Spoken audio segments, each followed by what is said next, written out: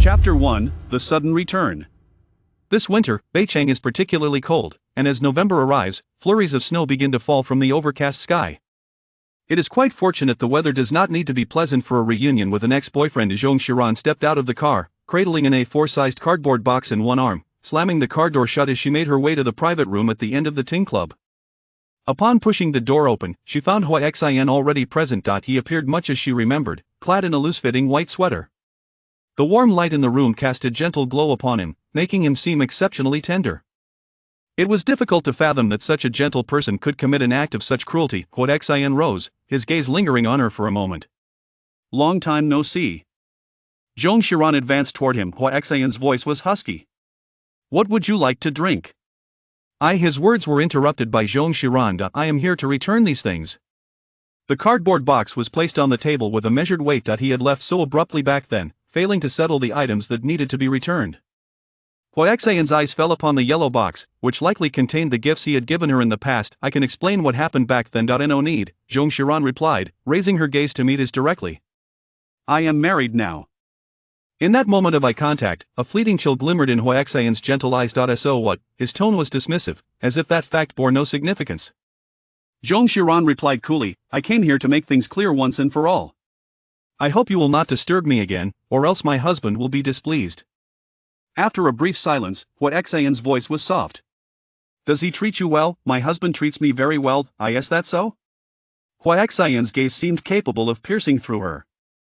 Zhong Xiran wished to avoid further entanglement and turned to leave. Suddenly, her wrist was caught by the man. "But you do not love him." Beicheng stepped in front of her, his voice low. "Cici, we were together for so long, you cannot deceive me." Zhong Xiran paused momentarily. Beicheng was Zhong Xiran's first love, and they had been together for 4 years during university. Unfortunately, after graduation, her family disapproved. At that time, Beicheng was merely a penniless student, while her family had already chosen a suitor for her, the heir of the Qi group, Qi Sinian. Zhong Xiran genuinely loved Beicheng, enough to defy her family and elope with him. On the day of their planned escape, Zhong Xiran waited at the airport from dawn until nightfall, but he never arrived. Not only did he fail to show up, but he also did not send a single message. Her calls went unanswered.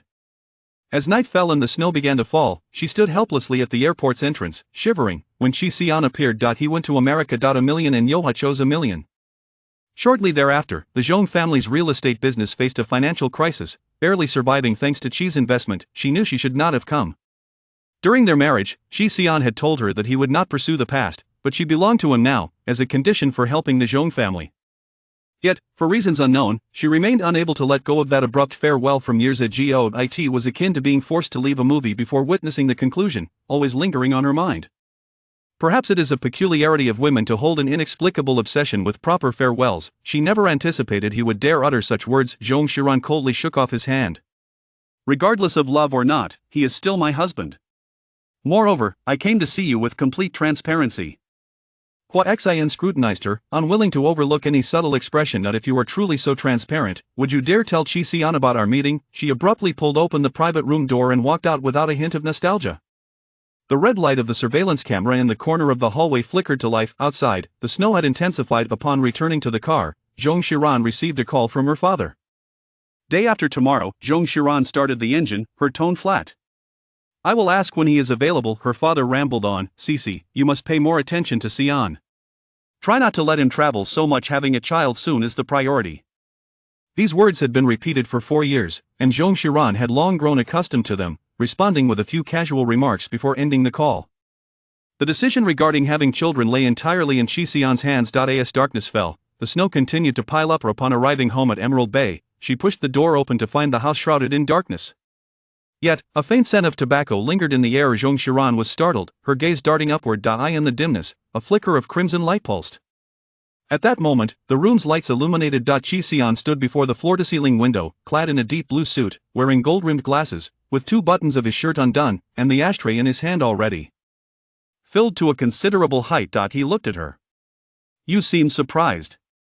Have you done something to wrong me?" His tone was chilling, and Zhong Xiran could not discern whether he was joking.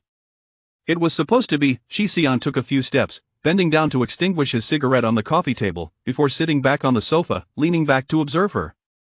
"Come here. In this marriage, her purpose was to please him, to feign compliance, allowing the Zhong family to maintain their dignity." She set down her car keys, preparing to change her shoes. when his cold voice interrupted her. "Stay dressed," she pressed her lips together, walking over to the sofa in her high heels. With a swift motion, he pulled her into his embrace, making her sit on his lap. The heavy scent of tobacco enveloped him, leaving her wondering how many cigarettes he had smoked. Instinctively, she glanced at the ashtray on the coffee table, where the butts lay haphazardly, numbering at least a dozen. "Are you feeling unwell?" She had never seen Qi Sinian smoke so much. Qi Sinian did not respond, and she immediately regretted her intrusion. He raised a hand, gently lifting her chin. His wife was indeed stunning, possessing a typically striking beauty, her skin pale and luminous, akin to exquisite jade, with enchanting eyes reminiscent of a sly fox. "Effortlessly captivating." He inquired, "Where have you been?" Beicheng.Zong Xiran's heart raced. "I met a former classmate." Qi Sinian asked, "Male or female?" Zong Xiran steadied her nerves. Of course, it was female.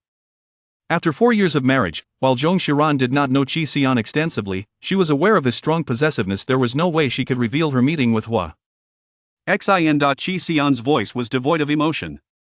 "Is that so?" He chuckled ambiguously, placing his hand on her waist, lifting her entirely to kneel on the sofa, brushing aside her long hair, his fingertips grazing her skin, cool to the touch.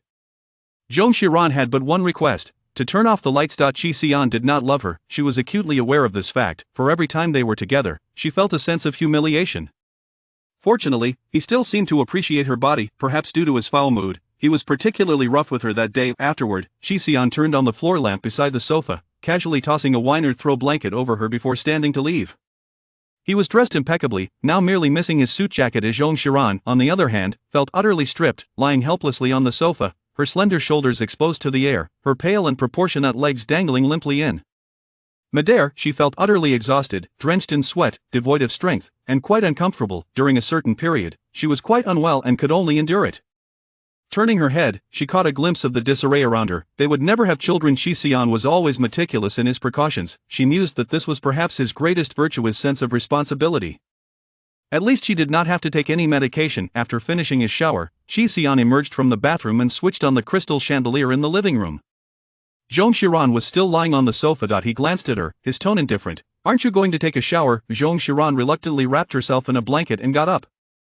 This heartless man, so cruel, couldn't even stand to see her lie there a moment longer. She made her way to the bathroom, her movements somewhat awkward. Suddenly, Qi Sinian realized something and, as she brushed past him, he reached out to embrace her soft waist. His narrow, elongated eyes gazed at her, his voice low. "Did I hurt you?" Zong Xiran bit her lip. Wasn't that an obvious question? Was he blind? Yet, she could only endure the humiliation. "I'm fine." Without warning, Qi Sinian swept her up in his arms. Zong Xiran paused momentarily. Qi Sinian's tone remained flat. "I'll carry you to the shower." Chapter 2: The Revelation of a Meeting. This was the first time Qi Sinian had shown such thoughtfulness. Previously, he would shower and sleep after their encounters, paying her no mind. He treated her more like a means to satisfy his needs, and she was a woman of her word. Having received his benefits, she felt obligated to reciprocate without unnecessary affectation. After soaking in a hot bath for 20 minutes, she emerged to find Qi Sinian absent from the bedroom, likely in his study. Qi Sinian was a workaholic, capable of abandoning her for work even on their wedding night, let alone now. Weary and drained, Zong Xiran lay on the bed and soon fell into a deep sleep. However, her night was restless. She dreamed once more of that snowy night 4 years ago. Abandoned by Hua Xin, she stood alone in the thick snow. The raging blizzard seemed intent on toppling her fragile framed eye. In the hazy distance, 2 dim yellow headlights appeared, and a man clad in a black coat approached against the wind and snow. Had he actually come? How could that be? She had never truly waited for anyone. After years of nightmares, she thought she would feel relief at the conclusion, but she did not. Missing the moment she had yearned for most, she realized that even if it came to her later, it would not be what she had initially desired. She merely felt a sense of confusion. Uncertain why she was dreaming such a dream, she held no lingering affection for Hua Xin, and her obsession with the conclusion had been wholly resolved just yesterday. In the next moment, she finally discerned the man's face. It was Qi Sinian. With a cold expression, he unceremoniously pulled her onto the back seat of the car, his fingers interlocking above her head. This heartless man was even more ruthless in her dreams. Fortunately, in dreams, she did not have to be so strong. Unable to contain her tears, she sobbed while cursing him. Heartless man. Qi Sinian lit a cigarette in the study. His assistant, Jiang Zhang, called President Qi. "We have obtained the surveillance footage." Madame entered at 6:37 p.m. and exited at 6:49 p.m., staying for a total of 12 minutes. The private room had no cameras, so we cannot ascertain what Madame discussed with Hua Xin in just 12 minutes. Not much could be accomplished, yet she had attended the meeting and lied. Qi Xian's voice was cold. Understood. Jiang Zheng cautiously continued. A paparazzo captured photos of Hua Xian and Madame entering one after the other. Shall we? Qi Xian interjected, buy them out. The bedside lamp cast a warm glow over her face. With her eyes closed, her long, slender black lashes were distinctly beautiful, reminiscent of a porcelain doll. A small strand of black hair clung to her cheek, and Qi Xian approached, gently brushing it aside with his fingertips. She seemed to fall asleep quickly, oblivious to everything. As Qi Xian climbed into bed and prepared to turn off the lamp, he suddenly noticed her shoulders trembling. Turning to look at her, he observed that although she appeared asleep, tears were inadvertently streaming from her eyes.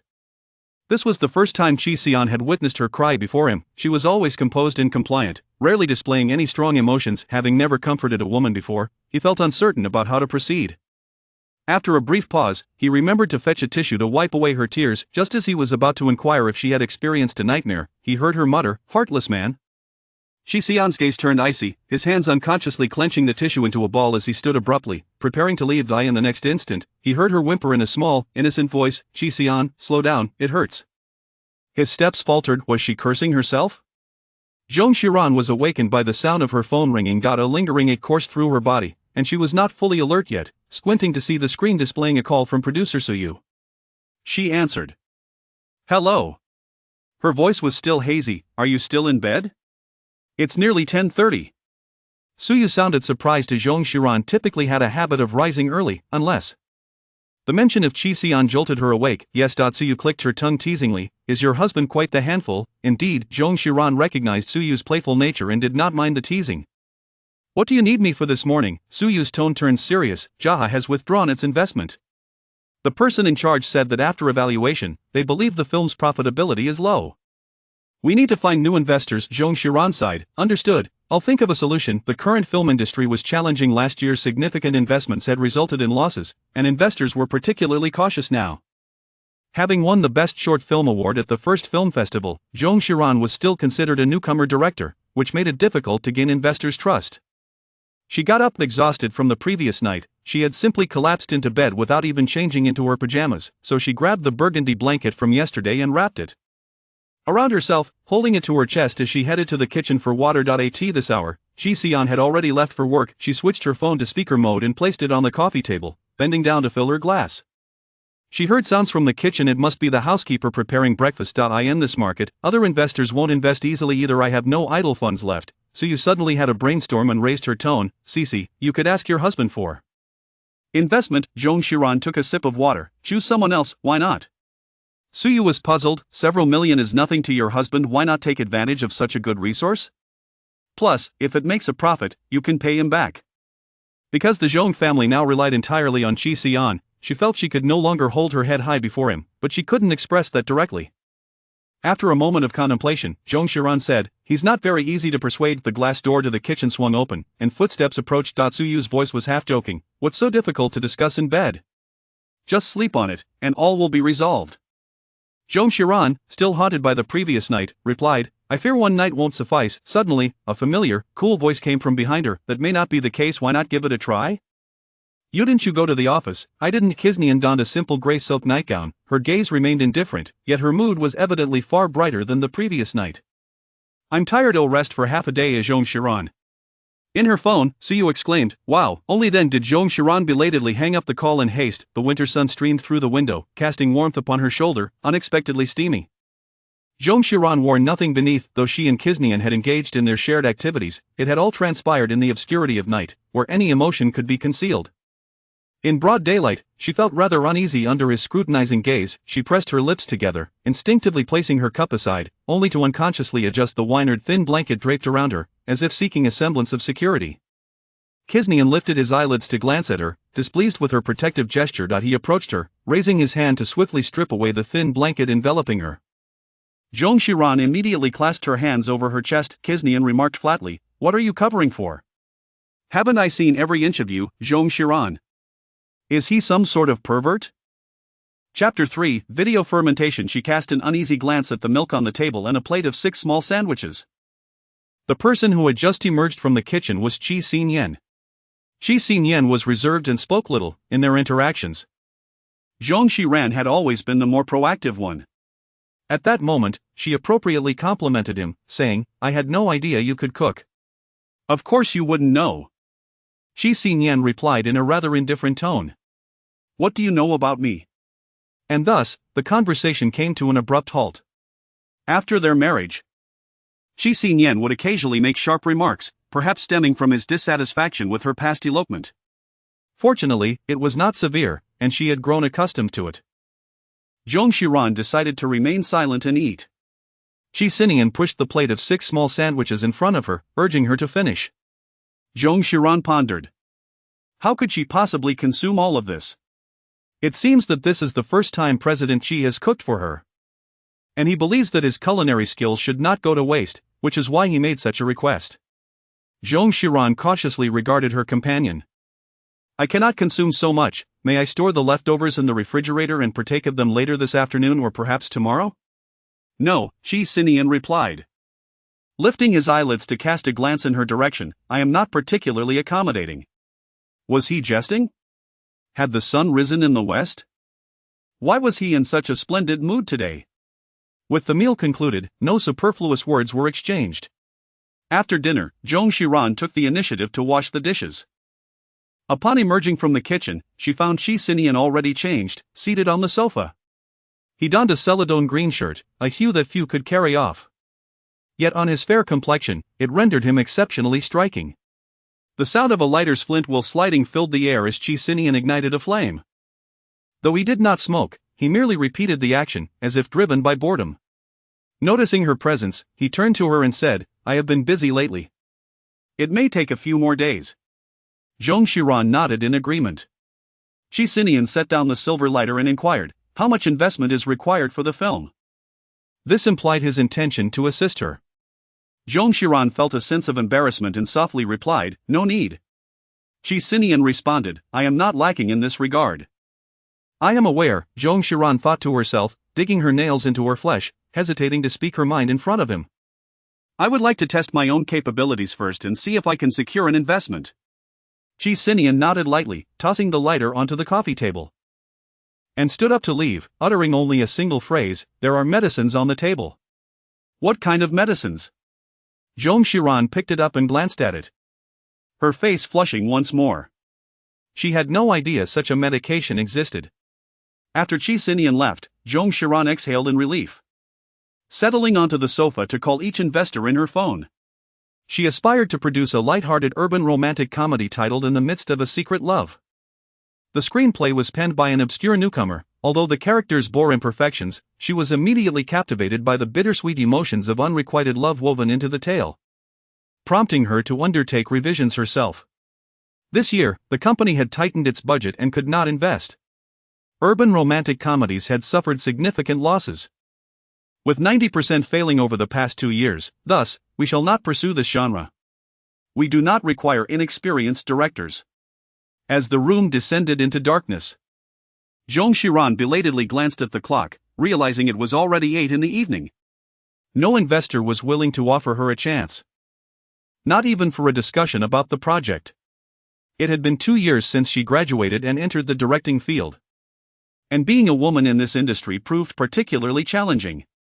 Although Zong Xiran had faced difficulties before, it was her first experience of encountering consecutive setbacks like this. She felt a twinge of disappointment, bending her knees and bowing her head, burying her face in her hands. Her phone rang.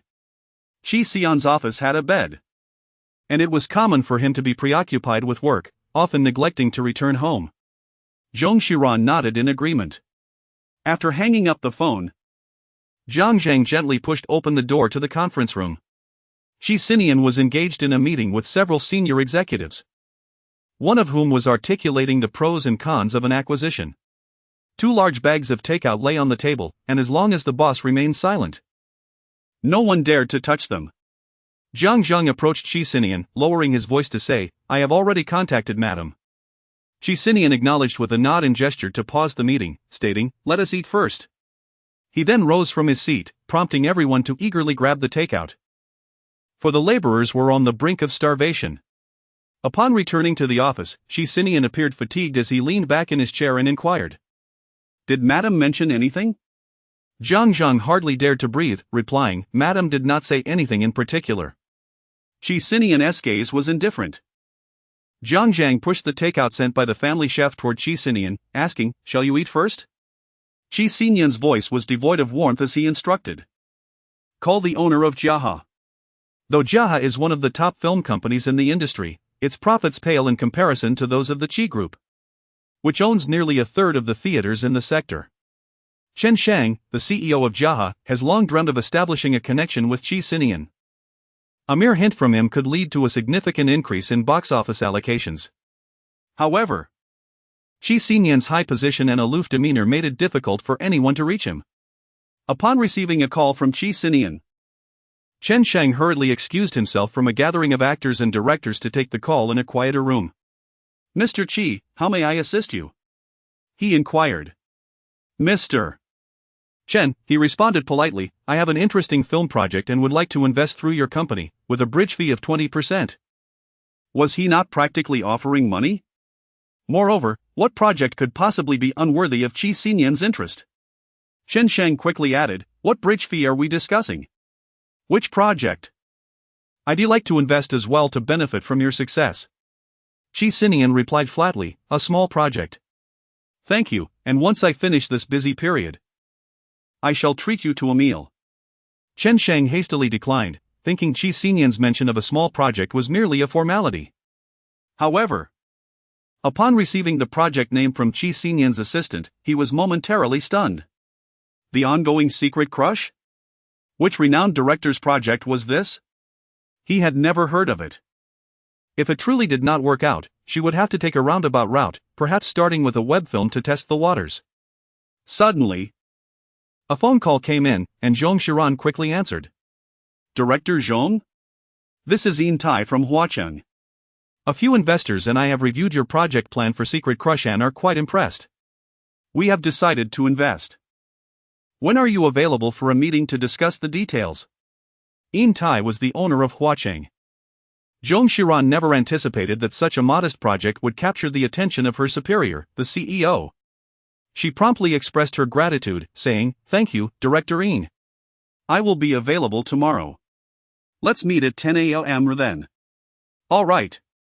After hanging up the phone, Beicheng raised his glass to clink with Yin Tai, saying, "Thank you, Director Yin." Yin Tai smiled and replied, "You're welcome. I share in the regret for both Director Hua and Miss Zhong." After sending the good news to Suyu, Zhong Xiran couldn't contain her joy and spun around on the sofa, finally feeling a glimmer of hope. She hurried to take a shower and apply a face mask, preparing to present herself in the best possible condition for her meeting with the investor the following day. The next morning at 9 a.m., just as Zhong Xiran was tidying herself up to leave, she received a call from her close friend, Xiaoyu. Zhong Xiran was somewhat taken aback. "How did you know?" The next moment, Xiaoyu sent a voice message on WeChat. Her tone laced with urgency, "It's not just me who knows, the entire world is aware. You have been caught by paparazzi and are now trending." Zhong Xiran felt a chill. Chapter 4, Is he seeking a divorce? Zhong Xiran hung up the phone and hastily opened Weibo. Following the entry was a bold red word, explosive. Upon delving into the topic, the most popular post had already garnered over 10,000 shares. The video showcased both Beicheng and Zhong Xiran entering and subsequently exiting a private room in succession, although their interactions remained devoid of any overt intimacy. The combination of Beicheng's name and the exceptionally poignant phrase "white moonlight" was sufficient to ignite boundless speculation among the public. Who is Beicheng? He is a name known to all in the digital realm. At a mere 26 years of age, he founded the T-Video short video application in the United States 3 years ago, swiftly securing a place among the top 10 apps in the country. With his company's valuation surging into the hundreds of billions of dollars, he himself has ascended to the upper echelons of the Forbes list of young billionaires, emerging as a new titan of the business world. Coupled with his gentle, boy-next-door appearance and his single status, he has amassed a considerable fanbase online, with numerous female admirers affectionately calling him hubby. In the past 2 years, there have been numerous speeches and interviews regarding him, yet he has never disclosed personal matters, maintaining an air of mystery around his romantic life. Until a month ago, when Beicheng participated in an interview with domestic media. announcing his venture into the domestic market and unexpectedly revealing that he had always harbored feelings for a white moonlight. Regrettably, they had parted ways after university due to certain circumstances, but his affection for her remained unchanged. This revelation sparked fervent discussions online, with speculation swirling around the identity of the elusive white moonlight. After all, who does not adore the trope of a domineering CEO's deep-seated love for his muse? However, for reasons unknown, the interview video was swiftly taken down, and upon its re-upload, all references to the white moonlight were meticulously excised. The internet possesses a memory, after all. Once the trending topic erupted, netizens promptly unveiled previously saved unedited versions of the interview. In conjunction with the current video, Zong Xiran's identity was swiftly unearthed by the omniscient netizens, revealing her to be none other than Qi Sinian's wife, the head of the Qi Group. This revelation sent gossip into a frenzy. Although Qi Sinian typically maintains a low profile and has few photos circulating online, the images that do exist portray him as a refined and composed individual, exuding an extraordinary aura. Furthermore, his credentials are even more impressive than Hua Xian's, an MBA from MIT, and under his stewardship, the Qi Group has firmly established itself as the industry leader in China for several years. Notably, he is only 2 years senior to Hua Xian. What an extraordinary tale of a rare and dramatic love triangle amidst the backdrop of elite society. Who exactly is Zong Xiran? A celestial being who must have saved the galaxy in a past life? It is astonishing that she has captured the attention of 2 prominent male deities. A netizen shared Zong Xiran's high school graduation photo online, and many were quick to exclaim that it was not a past life of galactic salvation that granted her such fortune, but rather her undeniable beauty. Amidst an ordinary graduation group photo, she stands out distinctly. Even at a tender age, her striking allure is evident. Her gaze radiating a blend of innocence and desire, precisely the combination that captivates men. Suddenly, a small Weibo account emerged with sensational revelations. Gossip Encyclopedia: Qi Sinian's marriage to Zong Xiran is a result of familial pressure, a mere business alliance. They are contractual spouses devoid of genuine affection. In an instant, hashtags like Zong Xiran Noxian Baiwuguang and Zong Xiran and Qi Sinian contract marriage surged to the forefront of trending topics. Zong Xiran gazed at the tumultuous waves of gossip, her fingertips trembling slightly. She took a deep breath to regain her composure and promptly dialed Qi Sinian, eager to clarify the situation. A mechanical female voice emanated from the receiver. "We apologize. The number you have dialed is currently turned off." Without delay, she attempted to reach Jiang Zhang, only to encounter the same disheartening message. Unsure whether they were preoccupied or deliberately ignoring her calls, she resolved to wait before trying again. Upon returning indoors, Zong Xiran first sent a message to Yin Tai, expressing her regret for being unable to meet today, and then opened Qi Sinian's WeChat interface. "Cici, I apologize, I can explain, the situation is not as you perceive it." Just as she sent the message, a call from Zhong Guang interrupted her. His voice was laced with barely concealed anger. "Did you really meet with Hua Xian? Did I not tell you never to see him again? Do you understand what you are doing? You are already married." Zong Xiran attempted to explain, "I merely wish to," but was interrupted by Zhong Guangxi, who insisted, "I do not care what you wish, you must apologize to Sinian immediately. Even if it requires kneeling, you must earn his forgiveness. This matter must not affect the interests of the Zhong family." Zong Xiran felt somewhat powerless. His phone was turned off. Then he would keep calling until it was powered on. Zhong Guangxi spoke coldly, "Can't you see that they are deliberately ignoring you?" After Zhong Guangxi finished speaking, it was time for her mother, Yushulan, to scold her. "What kind of nonsense are you up to? Are you tired of living a good life? Why are you always so rebellious?" Uncle, aunt, and various relatives from the Zhong family took turns calling to lecture her. The last time she felt such pressure was when she eloped with Hua Xian. She sat dazed on the sofa until evening, gazing out at the deepening night.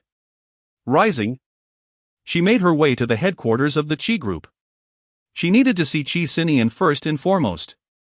The receptionist's gaze upon her was unmistakably filled with curiosity and speculation. "President Qi is occupied and won't be coming to the company for the next few days."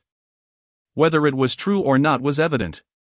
Back in her car, Zong Xiran suddenly found herself at a loss.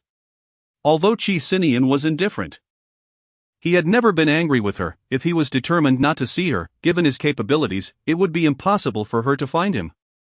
Messages in the family group chat came in one after another, with people constantly inquiring about her situation. She pondered that if Qi Sinian truly wished to divorce her, the Zhong family would likely devour her first. A self-deprecating smile crossed her lips as Xiaoyu called again. "CC, have you seen Qi Sinian?" "Not yet. He.s. not at the company." Xiaoyu paused for a moment before gritting her teeth and saying, "You'll find out sooner or later. Some media has obtained insider information stating that Qi Sinian intends to divorce you, and the news will break tonight at 10. Zhong Xiran gently closed her eyes and leaned back, her head resting against the chair's backrest. It was evident that Qi Sinian would divorce her. It was an utterly unsurprising development.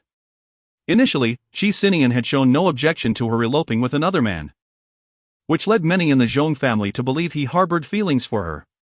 However, that was not the case. Before their marriage, Qi Sinian had remarked that they had been betrothed since childhood, and allowing someone else to steal her away would be an affront to his dignity.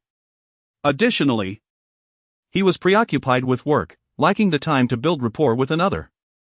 She understood quite well that he bore no affection for her. Yet, she found herself at a loss to articulate her current emotions.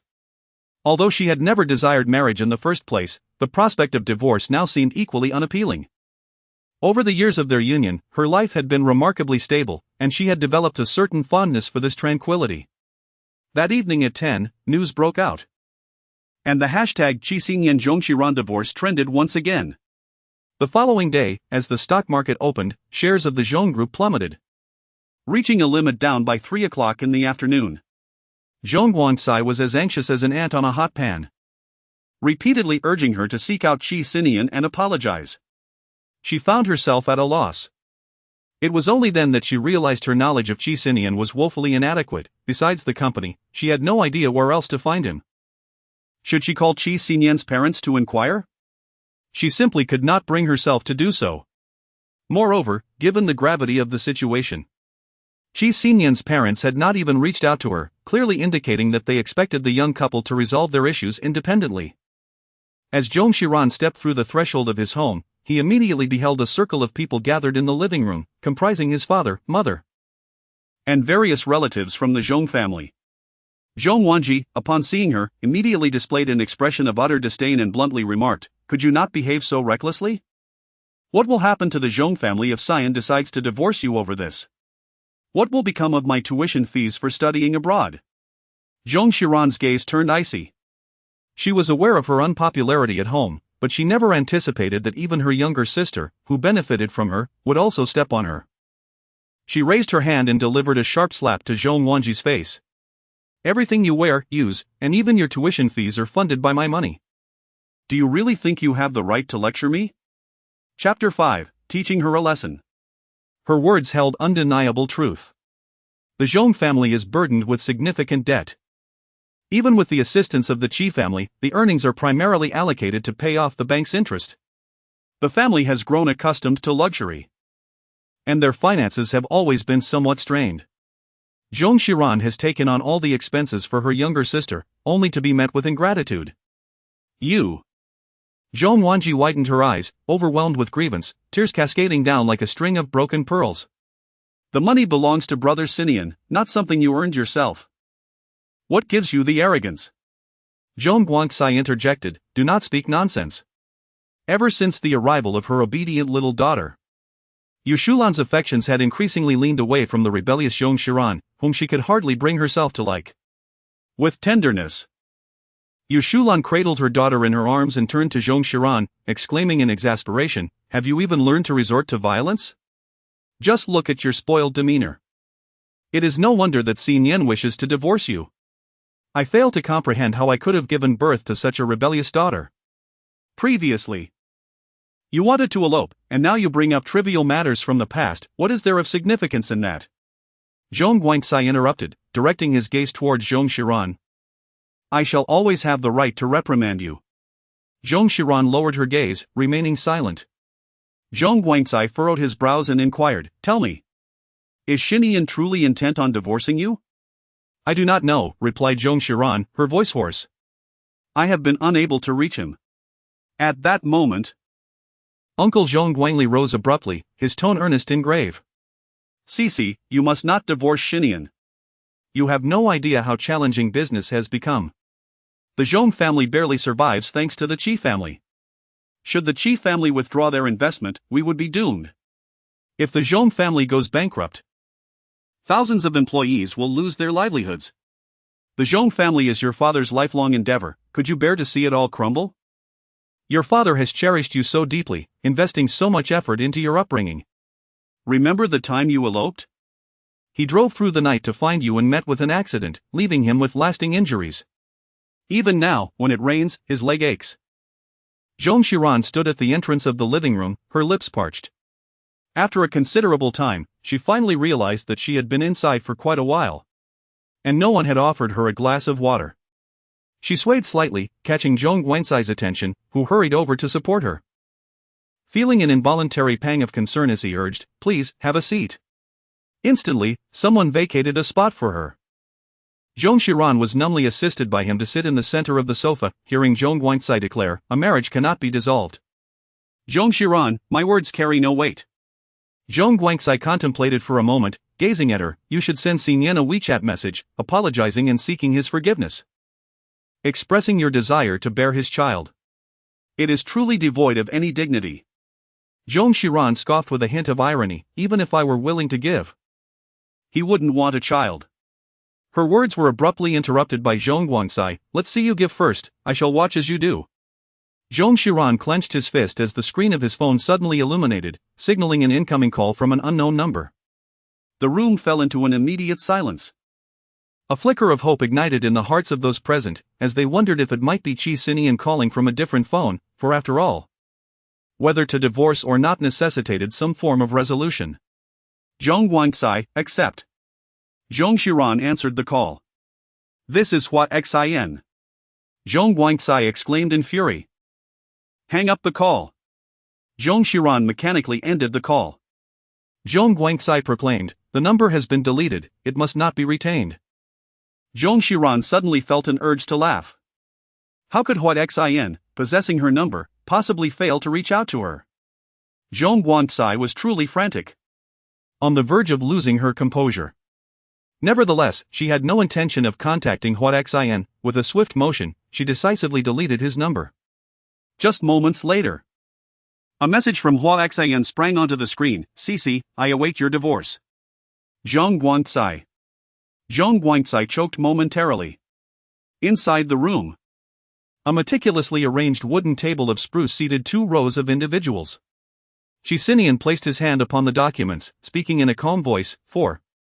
9 billion, 3 minutes time. You either agree to sign the contract immediately, or this negotiation concludes. After delivering his statement, he crossed his legs and leisurely took a sip of coffee. Glancing at his watch, it was precisely 6 o'clock in the evening. His patience was commendable. The merger had been under discussion for 3 days. And the opposing party was on the verge of capitulation. As anticipated, when the time elapsed, they extended their hand in agreement. "President Qi, I admire your resolve. Let us collaborate joyfully." After shaking hands with him, Qi Sinian instructed his team to follow up on subsequent matters and rose to exit. This acquisition by the Qi Group, due to its ties to the semiconductor industry, was shrouded in secrecy to prevent leaks and thwart potential rivals.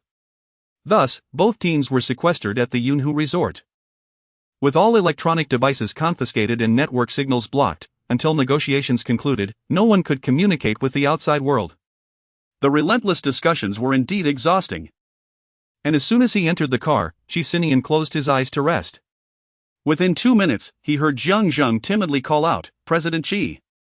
Qi Sinian remained still. "What is it?" Jiang Zhang responded, "It is my negligence. The video of Madame with Xin was leaked 3 days ago. And now it circulates online that Madame intends to divorce you." Qi Sinian abruptly opened his eyes. In the rearview mirror, his slender, dark eyes seemed to be veiled in a layer of cold frost. Zhong Xiran cast her gaze upon the WeChat dialog box, where the words "I want to bear your child" lingered for a moment, before abruptly retracting her phone. "I shall not send it." Zhong Guangxi, what do you mean? Zhong Xiran's throat felt parched. "I do not wish to be so devoid of dignity. In truth, she had never possessed any dignity in front of Qi Sinian. Where could one find dignity without independence? Qi Sinian was always decisive, if he truly intended to divorce. Her sending such a message would only lead him to regard her with even greater disdain. Zhong Guanxi's lips tightened into a straight line. Just as he was about to speak, he was preempted by Yu Shulan. Her voice was sharp as she exclaimed. What dignity is there in having children for you as a couple? When will you ever understand and listen for once? Zong Xiran lifted her gaze. Her eyes cold and indifferent. Have I not been sufficiently understanding and obedient these past few years? Yu Shulan was taken aback. This was the first time Zong Xiran had looked at her with such detachment. And what about you? Are you truly understanding? Zong Xiran scoffed. How much did you spend on that crocodile skin bag last month? What contributions have you made to our family? While you drain my vitality. You trample me into the mud. Is this how you embody motherhood? Yu Shulan was rendered speechless with anger. Zhong Xiran gazed at Zhong Guanxi. Her heart burdened with guilt over the injury he sustained during their elopement. While she could assert herself firmly with Shulan, her demeanor softened in the presence of her father. Observing the condition of Zhong Guanxi's leg, her voice trembled with emotion as she endeavored to speak gently. Father, if Qi Sinian wishes to divorce me. At that moment, her phone rang. The screen illuminated with the 3 prominent characters of Qi Sinian, appearing like a lifeline. Zhong Guanxi gestured for her to hurry and take it. Zhong Xiran took a deep breath, swiped her phone screen, and awaited the verdict. The call connected. And Zhong Guanxi activated the speakerphone. Through the device, Qi Sinian's voice sounded particularly frigid. I ask you this, do you wish to divorce me? Wasn't it he who intended to seek a divorce? Why would he pose such a question? Before Zhong Xiran could utter a word, she heard the warm voice of Zhong Guanxi. How could that be, Sinian? She is. Qi Sinian interrupted Zhong Guanxi. Calling her by her full name, I am asking you. His voice was crisp and clear, yet the final sound of her name carried a hint of roughness, exuding a kind of restrained sensuality. She had never realized how melodious her name sounded when spoken by him. Although only a few seconds passed, Qi Sinian felt as though an eternity had elapsed. He flicked the ash off his cigarette and inquired, At your home? Zhong Xiran, indeed. I shall arrive in 2 hours. After hanging up, Qi Sinian finally noticed the message sent by Zhong Xiran on WeChat. I apologize, I can explain. The situation is not as you perceive it. Overwhelmed by concern, he had completely forgotten to glance at his phone beforehand. Qi Sinian extinguished the cigarette in his hand and calmly instructed Zhang, uncover the source of the divorce rumors within 2 hours. Or you need not report to work tomorrow. Zhang, beads of sweat forming on his forehead, immediately replied, understood. As Qi Sinian was on his way, the members of the Zhong family grew increasingly anxious and began preparing for his arrival. Zhong Guanxi gazed at the weary-faced Zhong Xiran and spoke gently. I believe Sinian does not harbor any intention of divorcing you. Please take a moment to sincerely apologize. Zhong Xiran gazed at the screen of her phone, momentarily lost in thought. Qi Sinian remarked, no need. Whether it was magnanimity or indifference, she believed it to be the latter. Zhong Xiran let out a soft sound. Regardless of the circumstances, she ought to apologize. 2 hours later, the door swung open. Qi Sinian, clad in a black cashmere coat, stepped inside. Zhong Xiran lifted her gaze towards him, uncertain whether it was the weariness of work or the lengthy drive that had rendered him with a subtle air of fatigue. Nearby, someone nudged her, urging, what are you dawdling for? Hurry up and welcome Sinian. As Qi Sinian entered, his eyes immediately settled upon Zhong Xiran. She sat in the center of the sofa, her fingers slightly curled, resembling a child who had erred, her gaze towards him imbued with a hint of bewilderment. Surrounded by so many people, he could discern with a mere glance that Zhong Xiran was likely having a rather difficult day. Noticing her lack of movement, Yu Shulan promptly interjected, Sinian, Sisi is young and inexperienced, I have already reprimanded her. You, being the more mature one, should not hold this against her. She then turned to Zhong Xiran, insisting, aren't you going to apologize to Sinian? Zhong Xiran lowered her gaze as she rose to her feet, poised to speak. However, Qi Sinian's icy stare swept over Yushulan, his voice laden with cold disdain. As my wife, you have no right to lecture me. Chapter 6, Qi Sinian's retort. Zong Xiran's heart jolted as she raised her gaze towards him. The cold, white light from the ceiling fixtures cascaded down, illuminating his long, sharp eyes. She clutched her phone tightly, tears streaming down her cheeks. Fearful of being seen, she slightly lifted her head, striving to regain her composure. She had never anticipated that the one to protect her in this matter would be Qi Sinian. Yet, among the numerous members of the Zhong family, including her parents, not a single person spoke on her behalf. The room was so quiet that one could hear a pin drop. Yushulan, Zong Xiran's mother, had every right to admonish her. However, it was Qi Sinian who had spoken. Who would dare to refute him? Qi Sinian seldom visited the Zhong family. Though he was typically aloof, he was always courteous during his visits. This was the first time he had been so impolite to Yushulan. In front of so many witnesses, Yushulan's face fluctuated between red and pale. After a moment, Zhongguang finally pulled Yushulan back, reproaching her, "The child is grown. You need not constantly berate her." He then turned to Qi Sinian, saying, "Sinian, this matter is our fault, and I apologize on behalf of Cici." "Apologize for what?" Qi Sinian replied coolly. "It was I who asked her to meet what xin." Everyone was taken aback. Zong Xiran was once again taken aback, staring blankly at Qi Sinian, bewildered by his words. Qi Sinian spoke in a monotone, as if discussing something utterly mundane. "I instructed her to come and settle matters, to return what was owed." He continued, "My people are waiting outside. From the moment she entered the private room to when she exited, nearly 12 minutes elapsed. What could she possibly accomplish in such a brief span?" This was clearly unexpected for everyone present. Zhong Guangxi was momentarily taken aback, but he soon realized something was amiss. If that were the case, Zhong Xiran would have spoken up long ago. It was not Qi Sinian's place to voice such sentiments at this juncture. His deliberate visit and the utterance of these words in front of so many people. Zhong Guangxi immediately broke into a smile, letting out a sigh of relief. "So that is the case, it is all my fault. I have been in a flurry these past few days, completely forgetting to listen to Cici's explanation." He turned to Zhong Xiran with a kind demeanor. "Cici, you too. While it is one thing to keep your thoughts to yourself in everyday matters, how could you possibly conceal something so significant?" Everyone was aware that his words were merely formalities, yet none would dare to expose the pretense. Qi Sinian extended his hand toward Zhong Xiran, beckoning her with a simple "come here." His previous invitations had always been marked by indifference, casualness, and a commanding tone. He had never before made such an overt gesture. Zhong Xiran had never felt such fondness for these two words before as she slowly approached him. In front of the crowd, Qi Sinian took her hand with intention, speaking calmly, "I have been engaged in discussions regarding a chip acquisition deal these past few days. And my phone has been switched off for confidential negotiations. You have always been understanding, so I trust you will not hold this against me." Zhong Xiran felt utterly ashamed. She shook her head, "Of course not." The warmth of his palm radiated through her arm, reaching deep into her heart. As if her once restless spirit had finally found solace. Qi Sinian could hardly muster the energy to lift his eyelids, since it is a misunderstanding. "We shall take our leave." Zhong Guangxi hurriedly said, "Since you are here, why not stay for a meal before leaving?" Qi Sinian lifted his eyelids, his gaze coldly sweeping over the gathered crowd. His deliberate gesture immediately made Zhong Guangxi aware that he was expressing his dissatisfaction.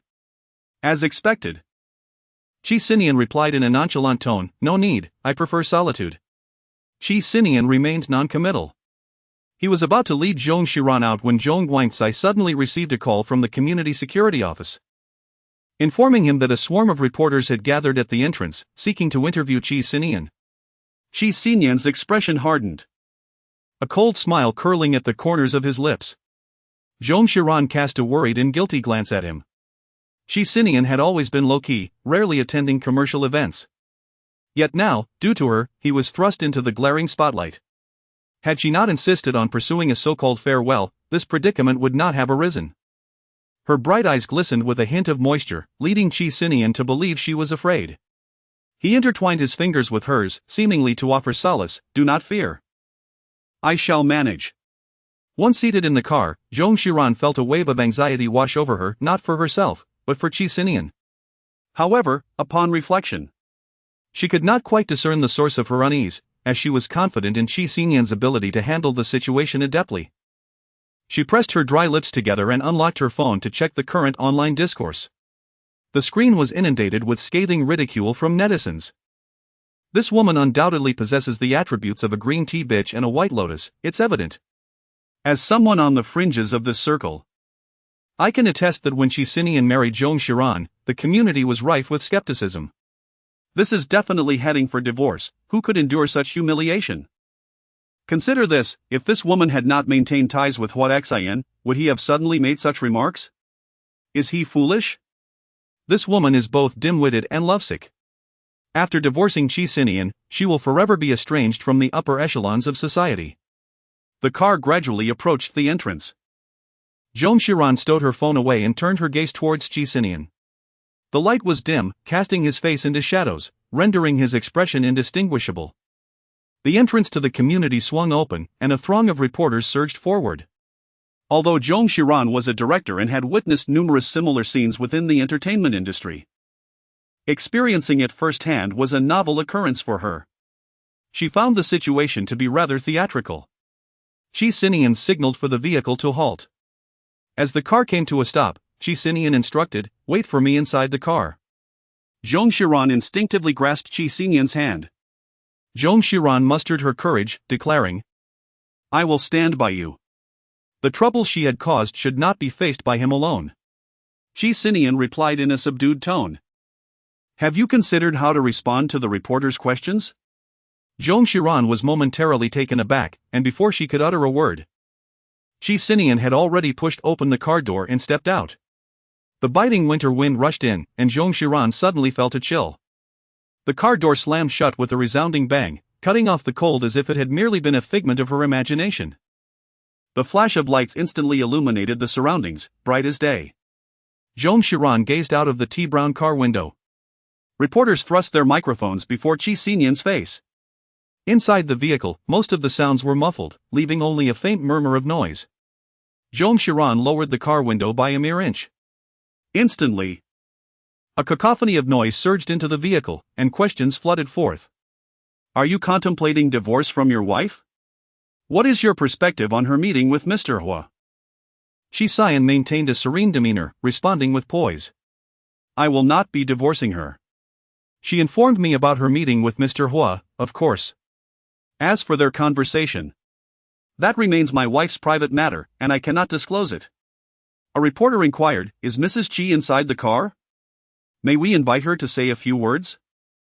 Qi Sinian replied, "My wife is unavailable." No sooner had he spoken than Zhong Xiran pushed open the car door and stepped out.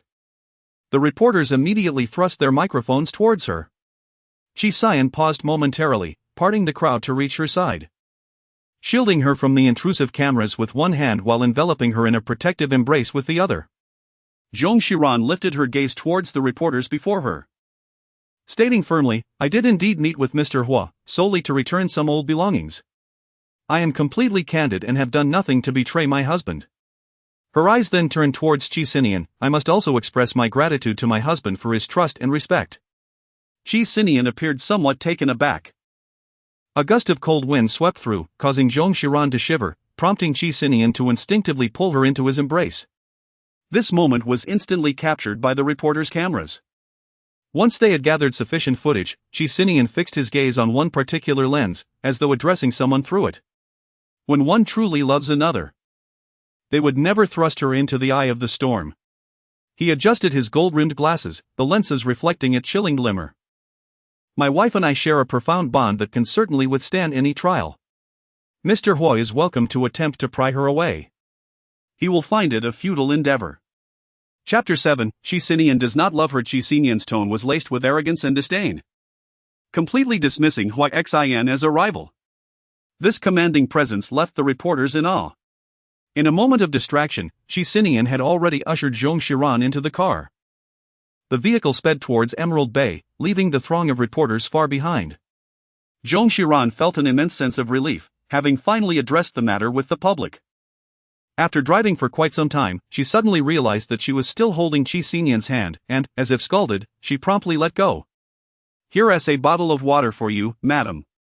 After uttering these words, he leaned back, closed his eyes, appearing utterly exhausted. In the front seat, Jiang Zhang immediately handed over a bottle of water, saying at the right moment, "Madam, Mr. Qi has only slept for 6 or 7 hours over the past 3 days."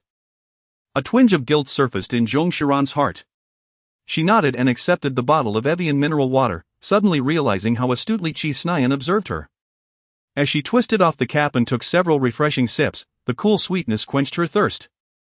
A WeChat message from Xiaoyu appeared on her phone. "Yumarin, Shizong is so handsome. His speech is absolutely phenomenal." Accompanied by a link.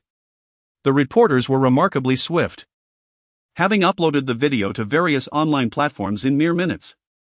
The domineering CEO, in front of the camera, boldly confronted another rival CEO, creating a scene that was truly a rare spectacle. The public, of course, was delighted by such drama. Within just 20 minutes, the shares exceeded 10,000. Zhong Xiran, wary of disturbing Qi Sinian's rest, silenced her phone and opened the video. In the footage, Qi Sinian's countenance, marked by an air of chilliness and a hint of aggression, emanated an impression of distant aloofness.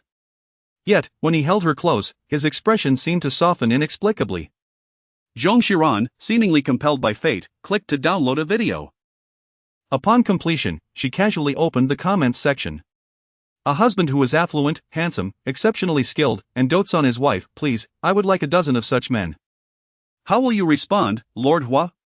Let the battle commence. This lady is a stunning beauty. Can one truly possess such looks with a bare face? How breathtaking must she be in reality? She then noticed a message from Xiaoyu. "Yumarin, that self-media outlet should swiftly close its account and flee. It serves no purpose, all is mere falsehood." Who claims that President Xi intends to divorce RCC?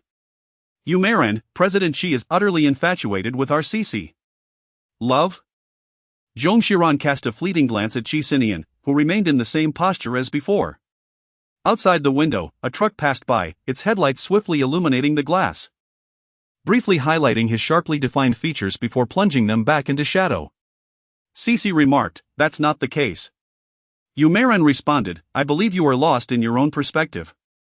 Zhong Xiran found herself quite perplexed as to why she was inclined to engage in a serious conversation about this matter with Xiaoyu. Cici inquired, "All right. Assuming Qi Sinian loves me, do you think he would be the type to lose himself in love?" To which Yumarin responded, "That does not seem likely." This was indeed the crux of the matter.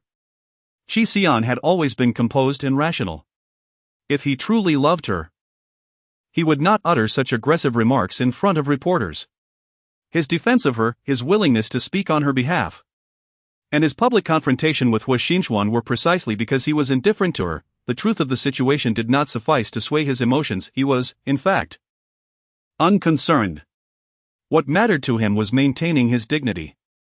After concluding this topic, Zhong Xiran suddenly recalled something and asked, "How did you come to know about Qi Sinian's intention to divorce me?" Yumarin replied, "Well, as a manager, I must be in touch with numerous marketing accounts. This particular account we frequently collaborate with had disclosed that information." Zhong Xiran inquired, "Could you assist me in investigating the source of his information?" Qi Sinian evidently had no intentions of contemplating divorce, thus, who disseminated such news? Yumarin responded, "No problem, I will inform you once I uncover the details." In the presidential suite of Hills Hotel, Qi Sinian's hand rested naturally on Zhong Xiran's waist as the mobile phone on the coffee table displayed the scene. President Hua might as well give it a try. "You won't be able to pry her away." Hua Xian let out a cold laugh, suddenly hurling the phone at the television. With a resounding crash, the screen shattered into a mosaic of fragments, while the phone itself was rendered misshapen. His assistant, Zhou Di, dared not even draw a breath. Many spoke of Hua Xian's gentleness, yet only he understood the depths of Hua Xian's ferocity. Otherwise, it would have been impossible for him to carve out a place in the business world in such a short span. Hua Xian's ire was not solely provoked by Qi Sinian's words but also by his actions. He was acutely aware of what such an intimate posture signified. Qi Sinian had encroached upon what was his Hishishi, whom he had refrained from touching for 4 years. To suggest giving it a try? Qi Sinian was indeed overstepping. If Zong Xiran harbored no feelings for him, she would not have kept the gifts he bestowed for 4 years. Nor would she have made a special effort to return them to him. He glanced at the cardboard box on the floor. At that time, he was merely a struggling student, unable to afford any extravagant gifts, yet Zong Xiran had never expressed disdain. A teddy bear, a music box, an unremarkable gold-plated rose-silver necklace. Viewed through the lens of the present, these items might seem like mere trinkets. Nevertheless, she had preserved these seemingly worthless items for so long. He lowered his gaze, regaining his composure, and retrieved a voice recorder from his briefcase, playing it repeatedly. I did indeed have feelings for you, but I am already married. Yet you do not love him. Regardless of love, he remains my husband. A hint of coldness flickered in Hua Xian's eyes as he handed the recorder to Jodi. Handle this appropriately. A black Bentley gradually entered Emerald Bay, coming to a halt before the villa. The confined space was enveloped in silence. Qi Sinian opened his eyes, not sparing Zong Xiran a glance as he exited the vehicle. She followed closely behind.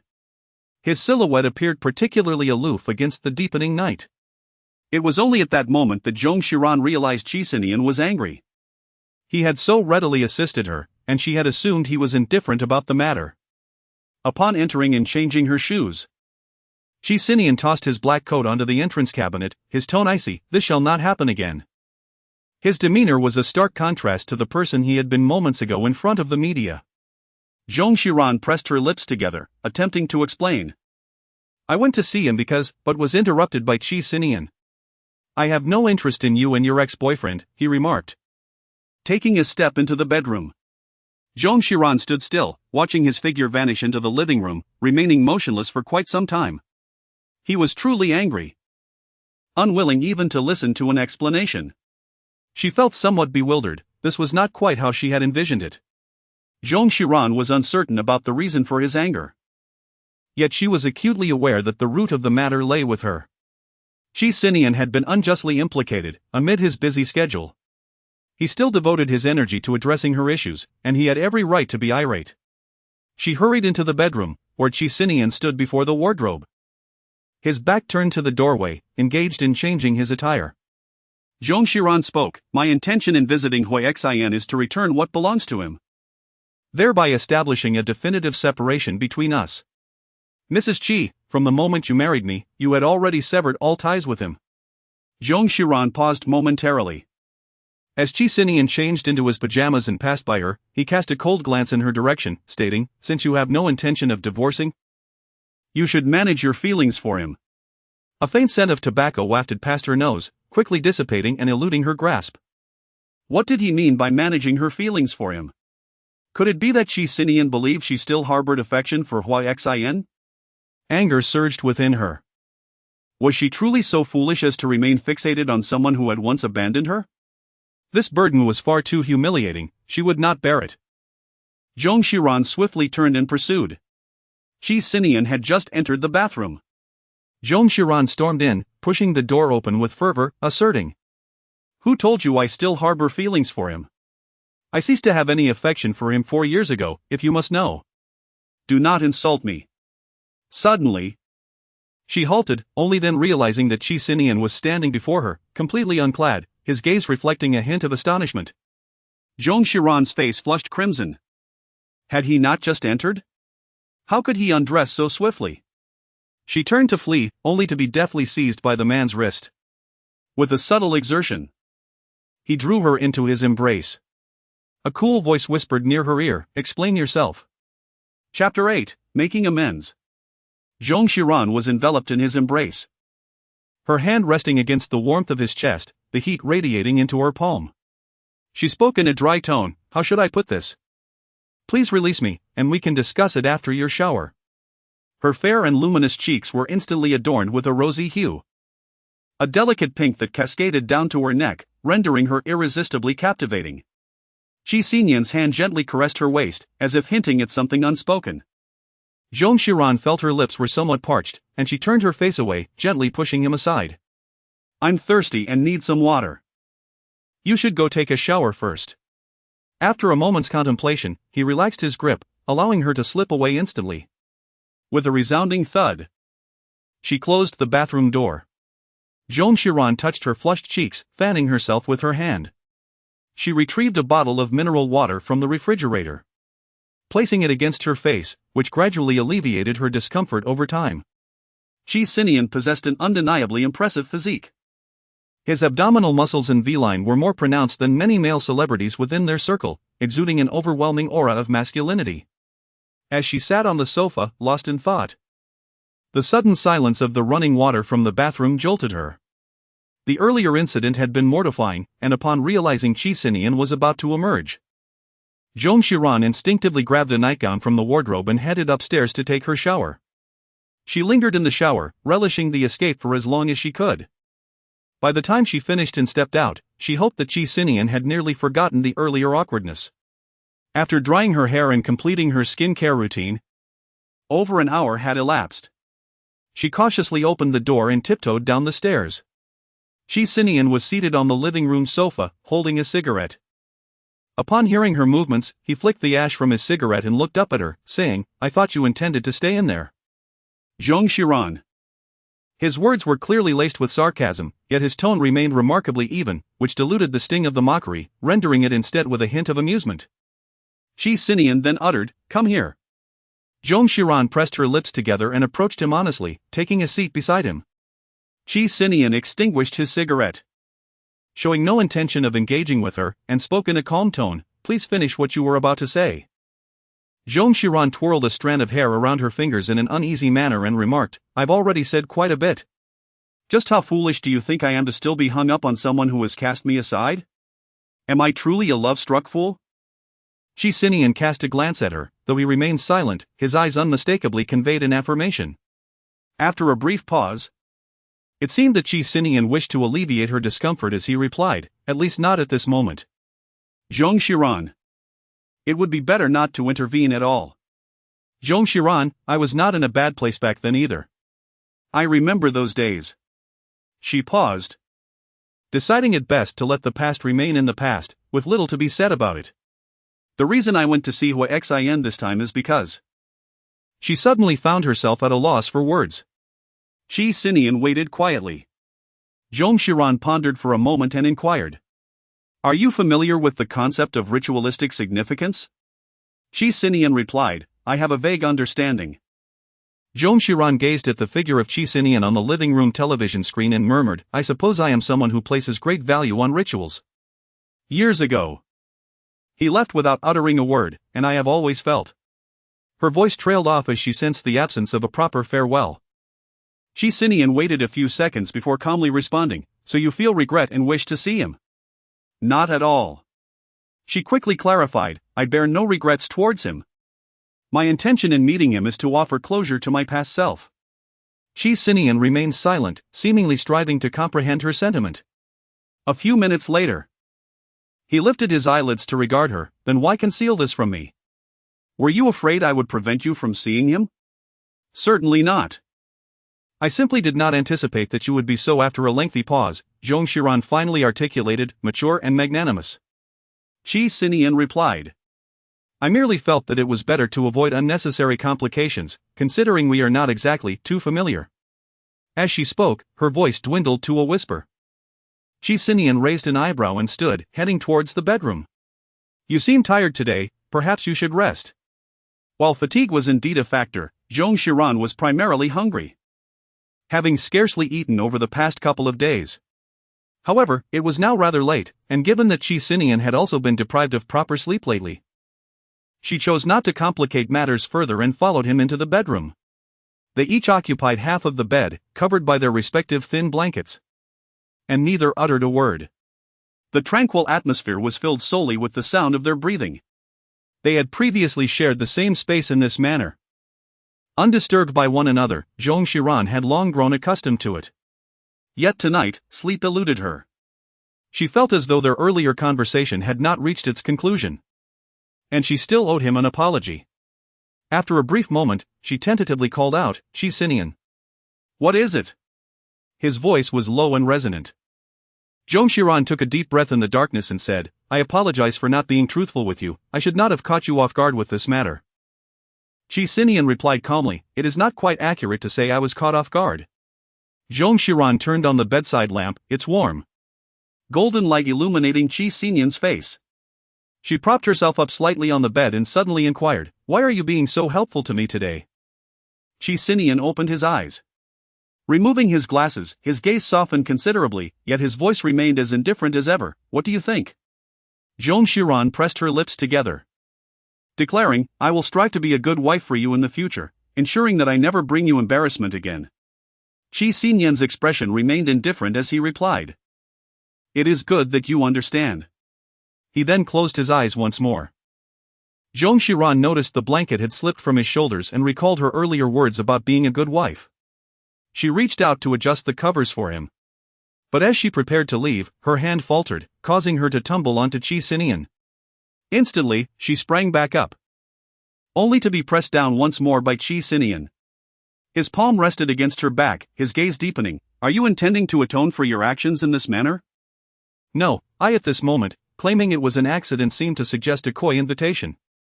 Instead, she opted to recline on Qi Sinian, her fingers gently caressing the collar of his shirt. "Just consider it an apology, if you will." After all, he was quite fond of her physique. Qi Sinian's voice turned gravelly. "That depends on whether you possess genuine sincerity." Zhong Xiran. She has begun to feel remorse. Chapter 9, Xian, accompanying. What Qi Sinian desires as a gesture of sincerity is the illumination of this bedside lamp. Zhong Xiran's apology, uttered from his own lips, could only be accepted with a reluctant acquiescence. Fortunately, it was nightfall in their bedroom, rendering the situation somewhat more palatable. Their conjugal moments had been infrequent, with him previously insisting she turn away. Yet today, Qi Sinian seemed different. Whether it was the illumination that compelled him to gaze upon her visage or a mere desire for novelty remained uncertain. His fingers wove through her soft, cascading hair, as his breath whispered into her ear, "Are we not acquainted enough? What would it take to truly know one another?" Zhong Xiran's cheeks burned with heat. She wished to clarify that her earlier comment about familiarity did not pertain to this situation, yet she merely turned her head away, unable to meet his gaze. At a certain moment, she suddenly felt a twinge of pain, prompting her to furrow her brow slightly, though she instinctively bore it in silence. Qi Sinian, noticing her expression, paused and inquired, "Does it hurt?"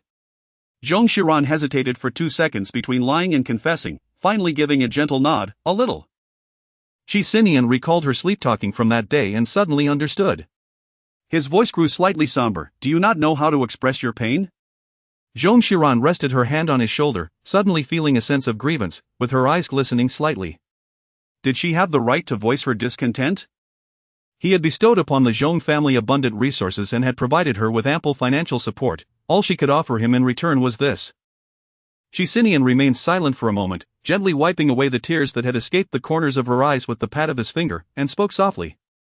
"Though this is a marriage of convenience, I would not allow you to bear such unfairness." He then rose, saying, "You should rest, I will step outside for a smoke."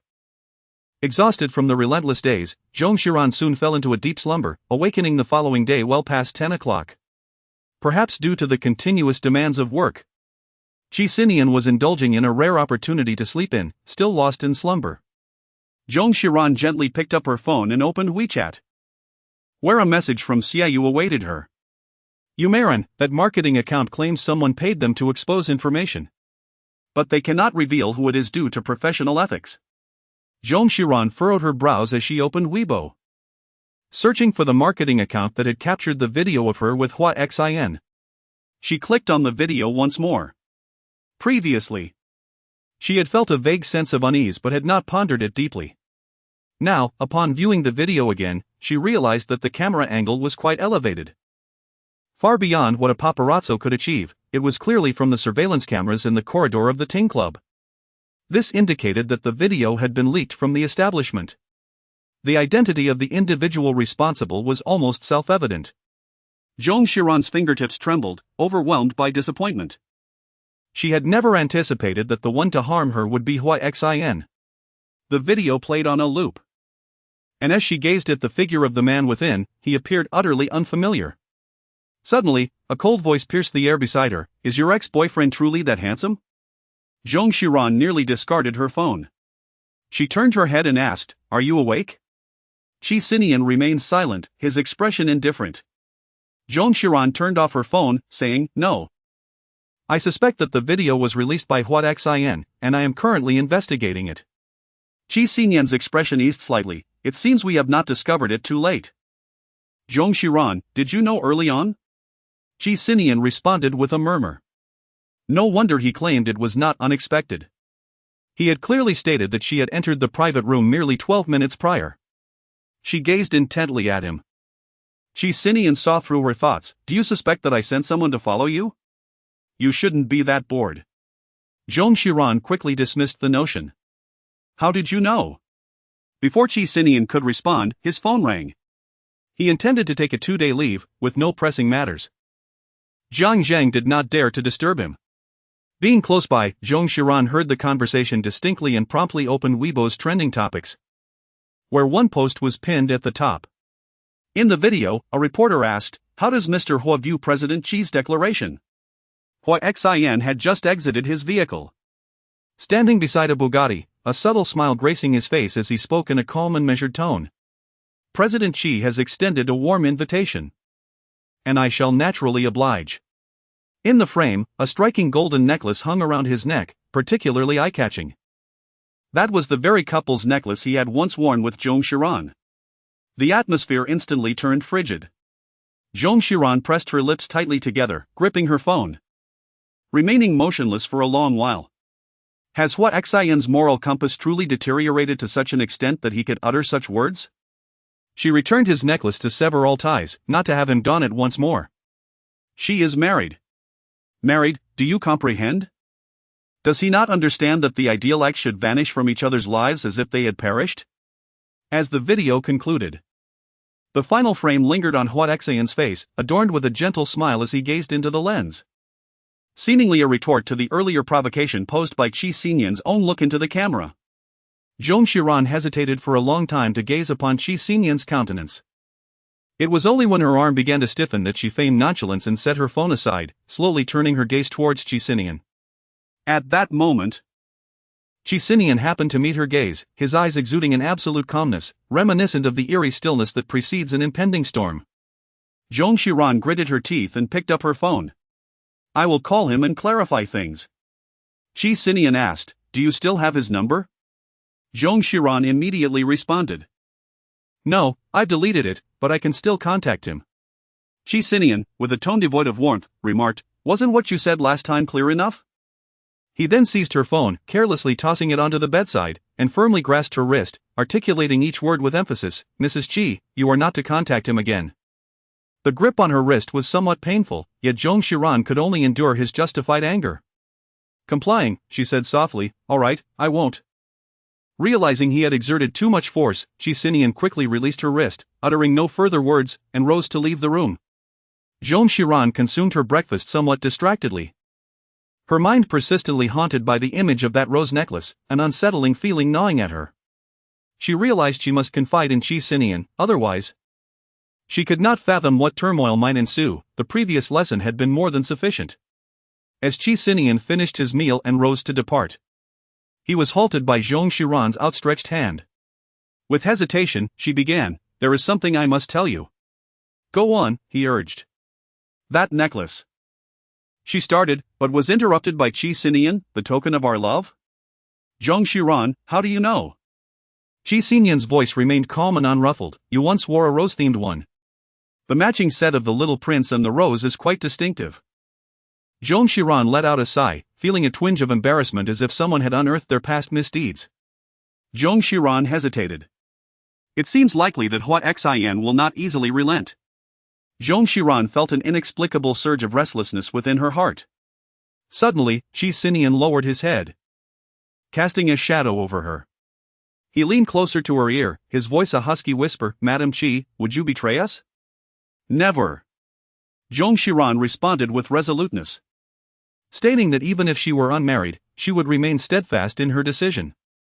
She is a perfectionist when it comes to love, allowing no room for imperfections.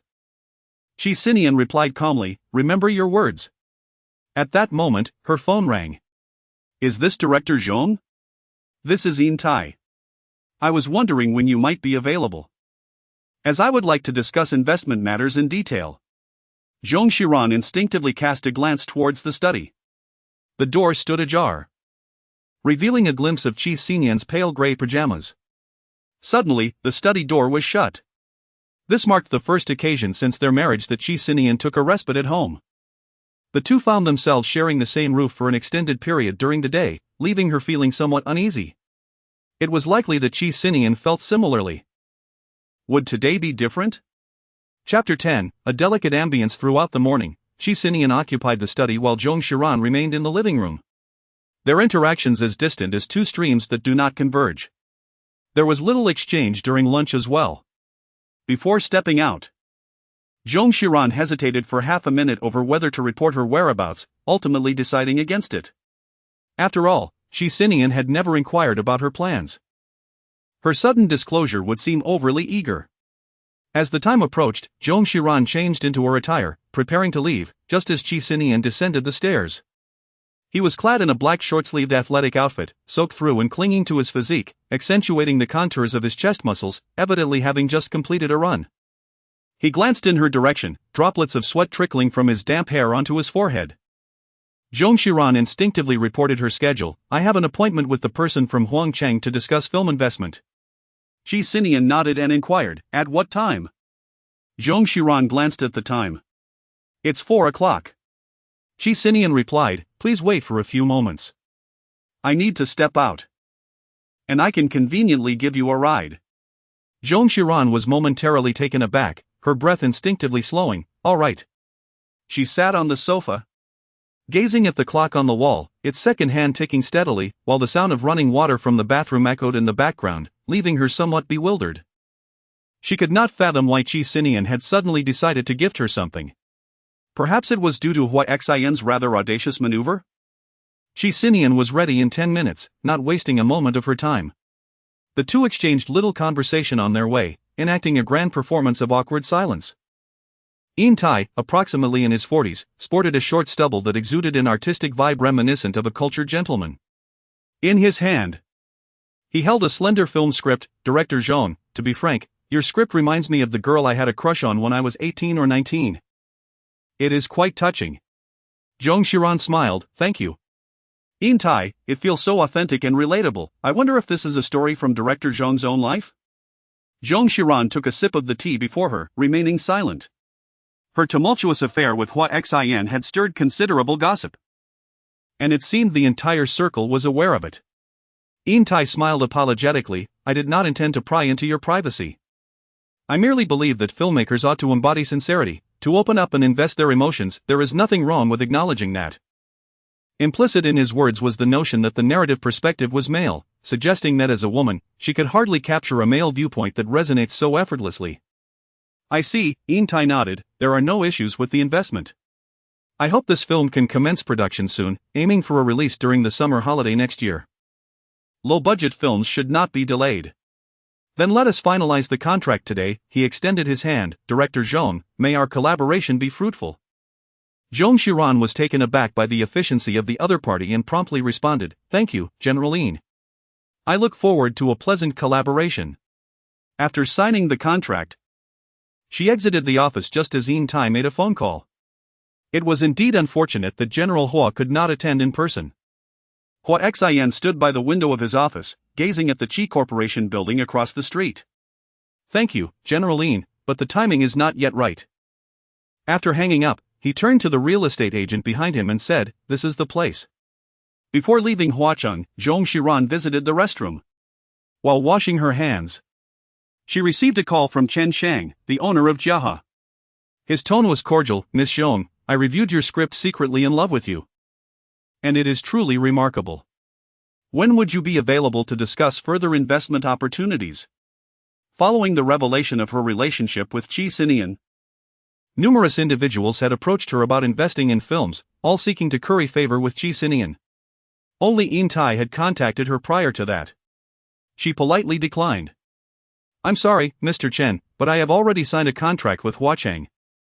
Chen Shang recalled that Zhong Xiran had been preoccupied with handling rumors a few days prior and had intentionally waited 2 days to reach out, only to discover that Tai was remarkably cunning. Unable to latch onto Qi Sinian's coattails, he felt a simmering resentment and replied, "What a pity. Do keep me in mind for your next project." After their conversation, he promptly reported the situation to Qi Sinian. "In that case, there is no need to trouble Mr. Chen," Qi Sinian replied calmly, "but I will remember this favor from him." At that moment, Qi Sinian was at a club playing billiards with friends Su Jin and Zhou Shuyao. After hanging up, he heard a teasing remark from his side, "Oh, our CC is quite popular, isn't she? People are vying for her, and projects too?" Qi Sinian, expressionless, tucked away his phone and struck the billiard ball with his cue. "You lost." Damn it, Zhou Shuyao couldn't help but curse, seriously. You finish a game in just a few shots. Don't you find it boring? Su Jin clicked his tongue. "You deserve it." Zhou Shuyao exclaimed. "What sin have I committed to be friends with you too?" Qi Sinian, leaning on his cue, responded evasively, "No one can take anything from me." Zhou Shuyao gave him a thumbs up. How domineering. After a while, feeling somewhat fatigued, the three of them sat down for a drink. Zhou Shuyao, with a playful tone, remarked, "The other day, I saw Zong Xiran meeting with Hua Xin at the Ting Club and reporting back to you. I thought you might take the opportunity to divorce. But it seems to have ignited your fighting spirit instead." He casually draped an arm over Qi Sinian's shoulder. "You claim not to like Zong Xiran. So why exert so much effort?" Qi Sinian remained silent. Zhou Shuyao turned to Su Jin and asked, "What do you think, Jin?" Su Jin raised a hand. "Don't involve me, only you would ask such a foolish question." Zhou Shuyao, misinterpreting the situation, continued, "What do you mean? Who are you cursing?" Qi Sinian, finding him bothersome, stood up and walked aside to call Zong Xiran. As Zong Xiran dried her hands and was about to exit the restroom, a figure appeared in the mirror. Yen Yike, a fellow student from the university's directing department. It struck Zhong as peculiar, for she could not recall having offended Yen. Yet the latter always seemed to harbor a disdain for her. Indeed, upon spotting Zhong, Yen could not restrain herself. "Isn't this the esteemed Miss Zhong? Haven't you relied on your husband to secure the investment from Jiaha? Why stoop to personally solicit investment for your project with Orange?" Zhong was baffled. She had never relied on Qi Sinian for Jiaha's investment. Yen continued her derision. "Chen Shang explicitly mentioned that he would transfer the investment for my film to you. Is that not enough?" Suddenly, her phone rang. It was a call from Chen Shang. She promptly answered, "Hello, Mr. Chen." Chen Shang replied, "Director Yen, Mrs. She has already secured the investment for her film. When might you be free for us to discuss your project?" Yen Yike responded. "Very well." Zhong Xiran smiled at her. "Is that a slap in the face?" Yen Yike. Zhong Xiran, indifferent to her, walked out. Yen Yike hesitated for a moment before following suit, conceding, "All right, I shall admit my fault this time." Zhong Xiran let out a sigh. Yen Yike felt a weight in her chest. As they stepped outside, Zhong Xiran's phone rang. To her surprise, it was Qi Sinian. Zhong Xiran rarely received calls from him, and she immediately answered. Qi Sinian's voice was rather indifferent. "Have you finished? I'll come to pick you up." Yen Yike observed Zhong Xiran's previously cold expression transform in an instant into a sweet, obedient smile reminiscent of a little rabbit. After a brief exchange on the other end, Zhong Xiran's voice turned syrupy. "All right, I'll wait for you." Yen Yike nearly thought she was hallucinating. Zhong Xiran seems to have transformed into an entirely different person. During her university years, she was always assertive, proud, and commanding, as though everyone was obliged to heed her. Yet now, this demeanor has completely shifted. The two stood on the steps at the entrance, each awaiting their respective vehicles, ignoring one another. After a considerable time had passed, Yen Yike could no longer restrain her sarcasm. "It appears the rumors circulating online are not unfounded. Being a wealthy wife is no easy task." "You wouldn't understand," Zhong Xiran replied, casting her an ambiguous glance.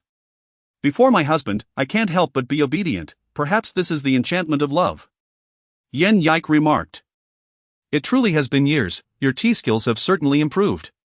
Zhong Xiran cast a fleeting smile at her, and as she turned her head, she happened to catch sight of Qi Sinian. She was unaware of when he had arrived. The car window was rolled down. And he gazed at her with an inscrutable expression, leaving her uncertain as to whether he had overheard her previous words. Zong Xiran immediately tightened her grip on her bag, feeling a twinge of guilt as she entered the car. Chapter 11, The Enchantment of Love.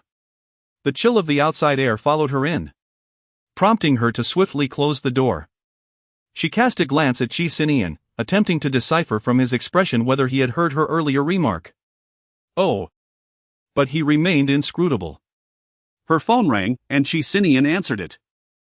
The confined space of the car made it impossible for Zong Xiran to avoid overhearing the stern reprimands from Qi's father, Qi Guanyuan, echoing with clarity. What did I tell you? The most crucial aspect of business is discretion, and yet you. What nonsense did you spout in front of the media? Are you afraid that others will find a weakness to exploit? Zong Xiran breathed cautiously, her fingers instinctively curling slightly. Qi Sinian, devoid of any visible expression, merely listened, occasionally responding with a soft After enduring a lengthy reprimand, he suddenly turned his gaze toward her, deliberately softening his tone. This time, it was my indiscretion. Perhaps this is the enchantment of love. Zong Xiran. Qi's father could not contain himself on the phone. What on earth is this? Qi Sinian, it's nothing. Qi Guanyuan scolded him a few more times before ending the call. Although Qi Sinian did not directly inquire why she had spoken that way moments ago, he occasionally cast her a glance, both intentionally and unintentionally. Zong Xiran felt a sense of embarrassment under their gaze and could only explain, what I just did was to uphold our relationship in front of outsiders. Qi Sinian responded with a slight acknowledgement. Outside the window, the sky had darkened. Various neon lights illuminated the scene, casting shadows of trees that appeared somewhat eerie. Zong Xiran rested her head against the car window, catching a glimpse of Qi Sinian's reflection within the vehicle. He held a phone in his hand, his eyes gently closed, exuding a sense of weariness. A considerable distance separated the two, enough to accommodate two more individuals. Overcome with guilt, Zong Xiran turned to speak. I apologize, this matter has burdened you. Qi Sinian lifted his eyelids to glance at her. I do not wish to hear you utter the word apology again. Zong Xiran comprehended instantly. He urged her not to engage in any actions that would necessitate an apology. She obediently acquiesced, responding with a simple all right. Perhaps due to the confined space. Zong Xiran suddenly observed Qi Sinian extending his right leg, crossing over the central space of the car seat, yet he did not encroach upon her at all. After exchanging apologies, Zong Xiran wholeheartedly dedicated herself to the film's preparations. To avoid disturbing Qi Sinian's rest, she refrained from making a call and opted to consult Suyu via WeChat regarding the casting. Cici, for the male lead, I am inclined to choose Li Chang. Li Chang possesses a gentle and reserved demeanor, aligning perfectly with the character's attributes described in the script, and his acting skills are commendable. Yuzi, I am aware that Li Chang is a good choice, but can we afford him within our budget? They had a mere 50 million. And the combined salaries of all actors could barely reach 20 million, otherwise, the production costs would be insufficient. Cici, it should be feasible. I have previously worked with Li Chang on an advertisement, and he holds a favorable impression of me. Additionally, I plan to reduce the budget for the female lead. As long as Li Chang agrees, we could select a capable actress from the third tier, or even a newcomer, such as Ming Yan. Ming Yan is also her friend. And Xiaoyu serves as her manager. Yuzi, Ming Yan won't do. If the female lead lacks recognition, there will be no chemistry between the leads, it's simply one T-work. Ming Yan would be better suited for a supporting role. Yuzi, alright then. Zong Xiran sent a message to Li Chang and awaited his response. During her wait, Suyu shared a series of images. Take a look at these actors born in the 90s, they are quite impressive. This was a story centered on the male lead's secret affection for the female lead, and it was crucial that he evoke sympathy. Some of the individuals Suyu recommended were overly aloof, while others were excessively sharp. None could compare to Li Chang, whose mere visage could elicit deep empathy. After speaking, she searched online for several photos of Li Chang and sent them to Suyu. Just tell me, do you feel for him? Suyu replied with a quote for Li Chang's film role. I heard even more. How fitting. He was undoubtedly the chosen one for Zhou Ping. Perhaps due to her excitement, she unconsciously shifted her legs, her knee brushing against Qi Sinian's calf. Qi Sinian turned to look, his gaze inadvertently landing on her phone screen. Although the light was dim, obscuring his expression, Zong Xiran could clearly sense his displeasure. Fearing he might think it was Hua Xian, Zong Xiran instinctively clarified, "It's someone else." To prove her innocence, she raised her phone before Qi Sinian's eyes. "I am selecting the male lead for my first film, and I have chosen him." Qi Sinian likely did not recognize anyone from the entertainment industry. Zong Xiran thoughtfully elucidated, "His name is Li Chang. Considered one of the most sought-after male actors of the post-90s generation. Rising to prominence through ancient costume dramas, he inherently possesses a considerable fanbase. Securing him as the male lead would alleviate some of the pressures associated with the film's promotion."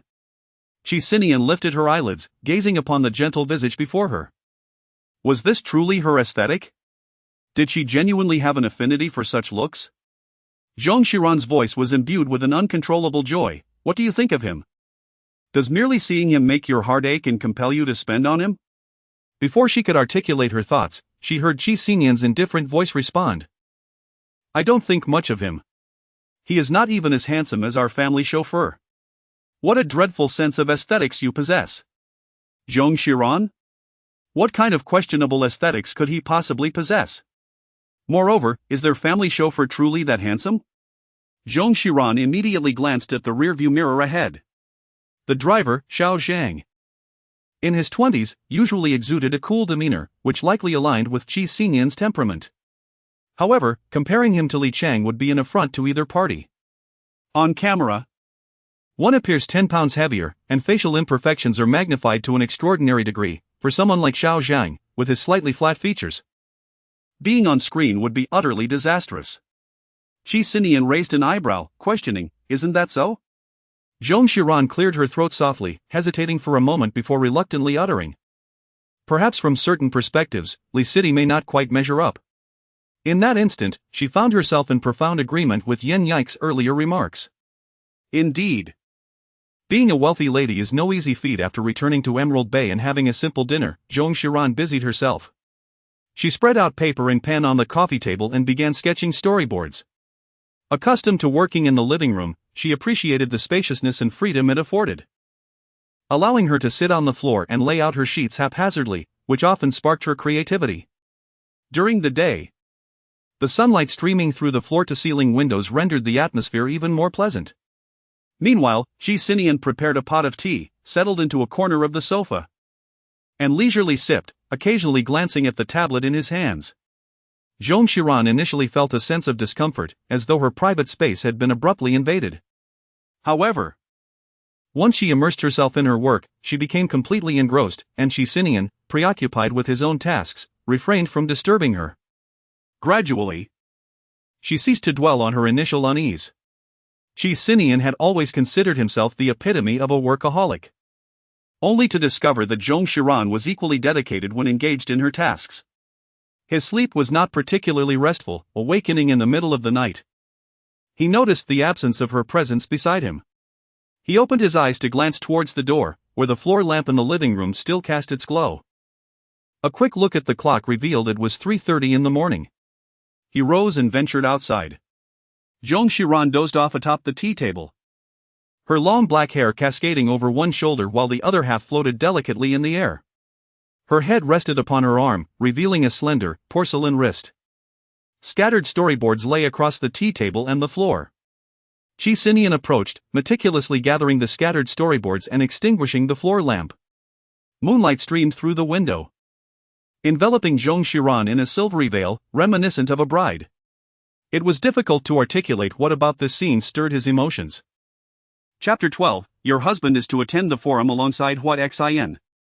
Zong Xiran awoke at 2 in the afternoon, momentarily questioning whether she had lost her memory, as she could not recall how she had ended up in bed. Presumably, Qi Sinian must have carried her there. However, she had little time to dwell on this matter. With Qi Sinian absent from home, the housekeeper had left some food, which Zong Xiran hastily consumed before returning to her storyboard illustrations. After 5 days of diligent effort, she had nearly completed the drawings. Li Chang also called to express his admiration for the script, and upon learning of their limited budget, he graciously agreed to accept half the usual remuneration for the project. With 2 major stars on board, the film was assured an audience, as long as the quality remained consistent. the subsequent box office revenue would be secure. Zong Xiran had no valid reason to oppose. Although Zhang Ruoyan's acting was somewhat formulaic, with adequate training during filming, it could still prove effective. After all, in this era, a modicum of compromise is required from everyone. The next step involved auditioning other actors and assembling the crew, aiming to commence filming within half a month. The last-minute cancellation before the shoot was rather unscrupulous. Zong Xiran's expression turned cold as she remarked, "This is not a matter of financial loss." The other party's agent promptly hung up the phone. Meng Nian, a contemporary of Zong Xiran in the directing department at Beijing Film Academy, had a history of discord with her due to differing filmmaking philosophies. However, after graduation, their paths diverged. Meng Nian's father, the renowned director Meng Jingdong, a recipient of the Berlin Golden Bear, facilitated her admission to New York University's directing program right after graduation. In contrast, Zong Xiran embarked on her directing journey through commercials and short films, diligently honing her craft. Su Yu, in a state of urgency, exclaimed, "I heard that Meng Nian has secured a 100 million investment from Huan Yu to produce a film centered on unrequited love, based on a popular online IP with her father, Meng Jingdong, as producer." This meant they were competing over the same subject matter. In the industry, the greatest fear is thematic overlap. The project that launches first typically possesses all the advantages. Following a wave of discussions, remaining films on the same theme are likely to fail. Moreover, competing against someone like Meng Nian, who possesses connections and accolades, undoubtedly placed Zong Xiran at a disadvantage. Su Yu's tone softened over the phone. "Cici, do you still want to proceed with filming?" "Yes," Zong Xiran replied. In the office, Hua Xian reviewed the resumes before him while making a phone call, asserting, "If I incur a loss, so be it." After hanging up, he pushed the shortlisted resumes towards Zhou Di, instructing, "Arrange interviews swiftly. The team must be assembled within a month." "Understood," Zhou Di responded, then inquired, "Mr. Hua, the East City Walls Commercial Forum at the year's end has confirmed that Qi Sinian will attend. Do you still wish to go?" Hua Xian smiled gently. "Such a splendid opportunity, why would I decline?" That evening, a list of notable attendees for the East City Walls Commercial Forum surfaced online, quickly causing a stir. Am I seeing things? This list must be fake. No way, it's real. The official agenda has been released, and both big shots are on it. How exhilarating! This is a once-in-a-century spectacle. She is the center of attention. Well, we'll have to take a step back. Shortly after, another post emerged, surprising. I think I discovered that the necklace Hua Xian wore is a couple's edition from several years ago. The theme, remember that video where Mr. Hua vowed to accompany us and wore that necklace? I thought the gold hue seemed off, not akin to genuine gold, as it appeared rather dull. I searched extensively but couldn't find the same piece in various jewelers, pondering whether it might be custom-made. Eventually, I found it on a certain platform. It belonged to a private silver jewelry studio that solely offered couples items. This Rose and Little Prince design is a gold-plated 925 sterling silver piece from 8 years ago and has sold out. Yet, the image remains. So, how could our billionaire Mr. Hua wear such an inexpensive necklace? The answer is that it matches the couple's edition with Zong Xiran from back in the day. I suspect you're advertising. I actually find it somewhat credible. The original poster has presented reasonable evidence. I believe it. Keep going, original poster. The original poster added, moreover, Qi Sinian and Zong Xiran have been married for quite some time. Aside from that one instance facing the cameras together, they have not publicly attended any events. You might call them low-key, but I unearthed their post-marriage photos, and they have never worn wedding rings. Image, additionally, Qi Sinian has spent over 10 months of the year on business trips since getting married. Can their relationship truly be thriving? Impressive, original poster. Is there more? I'm eagerly waiting. Indeed, I work at Qi's company, and I've never seen Mr. Qi wear a wedding ring during our private encounters. Having filmed an advertisement with Zong Xiran, we were completely unaware of her marriage to Qi Sinian, assuming she was still single. The original poster concluded, finally. Let us analyze frame by frame the moment Qi and Zhong faced the journalists. In slow motion, one can observe Zong Xiran subtly shudder when Qi Sinian embraces her. Pay attention to her shoulders, this signifies discomfort and distrust. In summary, the two were merely performing for the cameras. The original poster is undoubtedly someone significant. It seems their joint appearance before the press was merely a public relations strategy. I admire the ability of the wealthy to spin tales. If you don't believe it, would you feel so uncomfortable if your husband embraced you? Is it possible they haven't? The discussion took a sudden turn. Within the Qi Corporation building, Qi Sinian, after reviewing the forum discourse, expressed impassively, "Remove it." Zhang complied. 10 minutes later, the post vanished. Zong Xiran has always perceived Xinjiang as a shrewd businessman, one who never engages in ventures that might incur losses. To her surprise, he has now chosen to fully support her in continuing the filming of this movie, starting from the script. Consequently, her impression of him has significantly improved. Zong Xiran contacted Xia Yuran to invite Ming Yan for an audition, and indeed, she was perfectly suited for the role of the female lead, Subsequently, she reached out to Li Cheng to inform him of her intention to replace the second female lead, Ming Yan, with the lead role. Ming Yan possesses an innate ethereal charm, and her acting is effortlessly natural, truly remarkable, you must trust me. Zong Xiran promptly sent it over. With the male and female leads confirmed, Zong Xiran finally felt a sense of reassurance in her heart. Zong Xiran promptly called Xiaoyu, Li City has agreed. And the female lead is confirmed to be Ming Yan. Xiaoyu exclaimed with excitement, that's wonderful. Our Yan is finally experiencing a turn of fortune. She. Your discernment is truly remarkable. Zong Xiran was preoccupied with other matters. I will arrange for someone to handle the contract with you. I'll hang up now. Wait a moment. Xiaoyu interjected, have you seen the news? What news? She thought, overwhelmed with her tasks and hardly having the time to catch up on current events. Xiaoyu continued, it appears your husband is set to attend some year-end forum alongside Hua Xin. Who is attending with whom? Chapter 13, I am the legal husband. Did she mishear? Xiaoyu sent over a link, and upon reading it, Zong Xiran felt an immediate sense of suffocation. Xiaoyu then forwarded a screenshot of the forum's image. By the way, she remarked, it seems neither you nor your husband have ever worn wedding rings. Zong Xiran felt somewhat overwhelmed. Do you have any idea how heavy the wedding ring Qi Sinian gifted me is? Over 12 carats. It hurts my hand to wear it. Xiaoyu sent a meme expressing the troubles of the wealthy, which I found incomprehensible. Zong Xiran cast a glance at her empty fingers, realizing that there had never been any affection between them, neither had the thought of wearing a ring crossed their minds. At this moment, Zhang Guanxi called, his voice tinged with a hint of dread as he inquired, Cici. Is it true that Sinian is indeed attending the same forum as Hua Xin? Zong Xiran, it seems so. How can it merely seem so? Are you not paying enough attention to Sinian? He is your husband. Moreover, Meng Yanyan possesses both wealth and resources. She cannot compete with Meng Yanyan in terms of speed but can only vie for quality. Unlike before, she is not in such a rush to commence filming. After dinner, she indulged in a bath and meticulously reviewed the script from beginning to end before deciding to change her thoughts by picking up her phone. She clicked on the forum images sent by Xiaoyu, where Qi Sinian's name topped the list, while Hua Xian's name appeared in the third row.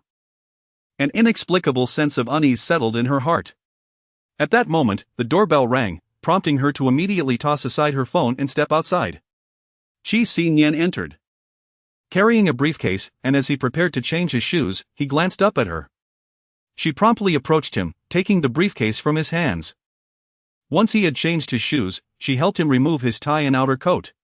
Qi Sinian allowed her to assist him, as she had always been a competent wife in this regard. With a soft acknowledgement, he moved further inside and inquired, have you washed up?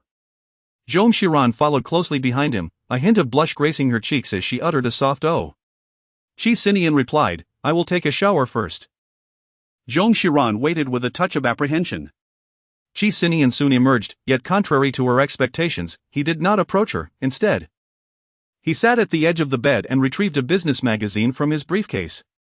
Zong Xiran cast a glance at the cover of the business magazine, where the prominent words Wells Forum opening at year-end stood out. She pressed her lips together and inquired, are you truly intending to attend this business forum? Qi Sinian paused for a moment, not lifting his gaze, and simply replied, yes. Zhong Xiran absent-mindedly twirled the ends of her hair and suggested, perhaps. You shouldn't go? Qi Sinian lifted his gaze to meet hers, his expression serene. Why not go? I am your lawful husband. But people are bound to gossip. An issue that had already settled might be brought up again. Qi Sinian tossed the book onto the bedside table and inquired calmly, are you worried about him? Or are you concerned for me? Of course, I worry about you. Zhong Xiran felt a twinge of anxiety. Will Dad scold you again? Qi Sinian's gaze softened slightly. Yet he remained unfazed. Even if he doesn't reprimand me for this, he will find something else to criticize, that's just his temperament. Having failed to persuade him, Zhong Xiran was not taken aback. Oh, then just be careful. Qi Sinian acknowledged her concern, rising from the bed to unlock the safe in the wardrobe, retrieving a ring. It was a vividly colored pink diamond he had personally chosen when they had just married, boasting remarkable clarity. At that time, she had shown little enthusiasm. And he had refrained from suggesting she wear a wedding ring, but now seemed the perfect opportunity. Put it on. He had also seen the online discussions regarding their lack of wedding bands, hadn't he? Zhong Xiran instinctively put it on, only realizing the inconvenience of wearing it when she felt its weight on her hand. Qi Sinian's gaze fell upon her delicate, fair fingers adorned with the meticulously cut oval pink diamond, a sight of exquisite beauty. Before he could fully appreciate it, he witnessed Zhong Xiran remove the ring. Zhong Xiran remarked, this is far too precious. Qi Sinian's expression remained indifferent, as if he intended to decline her offer. In the next moment, Zhong Xiran retrieved their wedding bands from the bedside table beside her. Let us wear these instead. During their wedding, Qi Sinian had purchased the diamond ring, while the wedding bands were chosen by Zhong Xiran. Qi Sinian's demeanor softened slightly, all right. Zhong Xiran retrieved a men's ring from the box, poised to hand it to Qi Sinian, when in the next moment, his hand extended before her. Zhong Xiran hesitated for a moment but ultimately placed the ring on his finger. Just as she was about to adorn herself with her own ring, Qi Sinian grasped her hand, asserting, I shall wear this one, you shall wear the diamond ring. His tone brooked no argument. For reasons unbeknownst to her, Zhong Xiran felt reluctant to admit that it would be inconvenient for her to wear it for work. Instead, she murmured, what if I accidentally lose it? To which Qi Sinian replied calmly, if it is lost, then so be it. It is merely a ring, my wife can afford to lose it. Zhong Xiran found herself devoid of any reasons to refuse. Before she realized she had nodded in agreement, she had already consented with a simple all right. The following morning, while Zhong Xiran was assisting Qi Sinian in organizing his shirts, she received a call from Su Yu, informing her that the film crew's cinematographer had abruptly resigned along with the entire team. What was the reason? Zhong Xiran inquired with a sharp tone. Noticing her preoccupation, Qi Sinian gestured for her to handle the situation herself. Zhong Xiran released her grip and retreated to the edge of the bed. Hearing Su Yu's indignant voice, they were poached by Meng Yinyan. I can understand wanting to follow Meng Jinggong to learn, but it is the first time I have encountered a photography team with such a lack of contractual integrity. Meng Yinyan did this on purpose. Otherwise, even if they happen to overlap in themes, it wouldn't result in them taking both her lead actress and her photographer. Su Yu continued, hurry up and choose a photographer. I'll inquire who is available. Over the past few days, Su Yu had sent several names of photographers, all of which Zhong Xiran had rejected. Su Yu remarked, I am aware that they are somewhat lacking, but the schedules of reputable photography teams are already fully booked, making it difficult to find one on short notice. Unless we consider postponing. Our budget cannot be extended any further. Zhong Xiran gritted her teeth and said, I have no choice but to shamelessly seek out my childhood photography teacher. Su Yu asked, your childhood photography teacher? Who is it? Can they be relied upon? Zhong Xiran, it is old Bao. Which old Bao? Su Yu pondered for a long time, and suddenly exclaimed, it can't be the old Bao I am thinking of. Can it? The one who won the Oscar for cinematography? Zhong Xiran, oh my goodness, he taught you photography? I had no idea. Su Yu's tone was filled with excitement. Meng Jinggong's best photographs have always been overshadowed by old Bao. With old Bao on our side, what do we have to fear? Although she spoke with bravado, Zhong Xiran harbored doubts about her ability to secure his assistance. After all, old Bao's rapport was not with her, but rather with the Qi family. In her youth, when she aspired to learn photography, the Qi family had invited old Bao to teach Qi Sinian, and she had the opportunity to attend those lessons. Now nearing 70, old Bao had largely retreated from public life, leaving her uncertain about her chances of enlisting his help. Nevertheless, she resolved to make an attempt. Fortunately, over the years, she had accompanied Qi Sinian during the New Year celebrations to visit old Bao, so her visit now would not seem out of place. She personally purchased a gift and drove over. Old Bao resided in a beautifully renovated Sihiyuan within the Second Ring Road, where the courtyard exuded a profound sense of traditional Chinese aesthetics. As Zhong Xiran stepped through the door, he beheld Mr.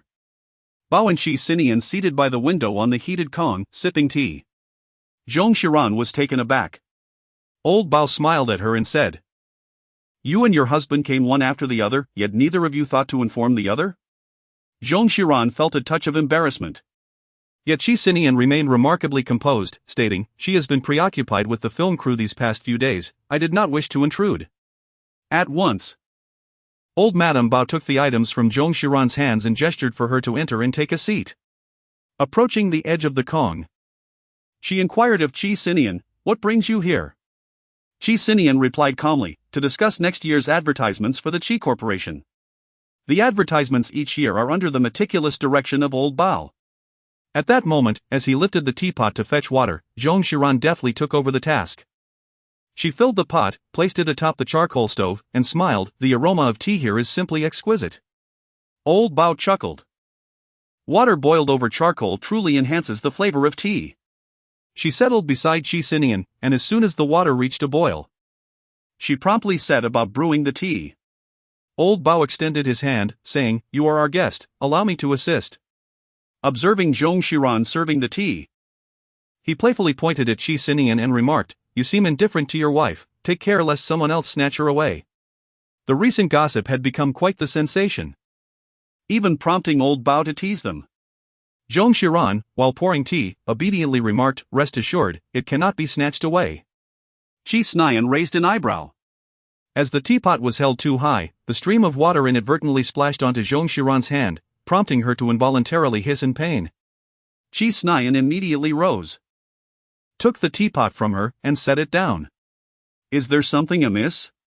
"It's nothing, just a little splash." Qi Sinian frowned, grasped her arm, and led her to the kitchen where he turned on the faucet. With her wrist firmly in his grip, the cold water rushed over her hand, causing Zhong Xiran to hiss again. "Does it hurt terribly?" "Not really," she replied, looking at him. "The water is quite cold." At that moment, old Lady Bao chuckled softly, remarking that Qi Sinian's concern seemed to create chaos. Qi Sinian, with an impassive expression, turned off the faucet. "As long as it doesn't hurt, you should assist the teacher's wife in the kitchen." It appeared he was somewhat dismissive of her capabilities, feeling she could do little but cause trouble. Zhong Xiran nodded affirmatively. Qi Sinian glanced down at the spot where he grasped her wrist and gradually released his hold. Chapter 14, The Revelation of the Couple's Necklace. Old Master Bao chuckled. "I knew that your union was extraordinary. What is it that you wish to discuss?" Qi Sinian replied, "Cici has launched a new film. But the photography team was poached by Meng Jinggong. We hope you could lend us a helping hand. Meng Jinggong remains as petty as ever." Old Master Bao sipped his tea and looked at Qi Sinian. "I must admit, I find this perplexing. It seems you are here for her. Yet you often treat her with indifference and frequently issue commands. Do you truly care for her or not?" Qi Sinian remained silent. Suddenly, old Madame Bao hurried out from the kitchen. "I need to find a garment for Cici, she accidentally soiled her clothes." Zhong Xiran followed closely behind her. Her hands crossed in front of her chest, emerging with a somewhat awkward expression as she glanced at Qi Sinian. "I apologize, I haven't much experience in the kitchen." Qi Sinian rose and approached her, noticing a damp patch on her chest, likely from water splashing while washing vegetables. Old Bao grasped the arm of old Mrs. Bao. saying, Cece is just a young girl, how can she wear your old clothes? Here's what we'll do, take Cece to the end of the alley to buy a new outfit. No need to trouble yourselves. Qi Sinian interjected with a clear tone, she can wear mine, I have something in the car. He made a quick phone call. And soon the driver arrived with a paper bag. Zong Xiran peeked inside to find a white shirt. With little choice at that moment, she went into the bedroom to change, rolled up her sleeves, tucked the hem into her pants, and donned an apron before returning to the kitchen.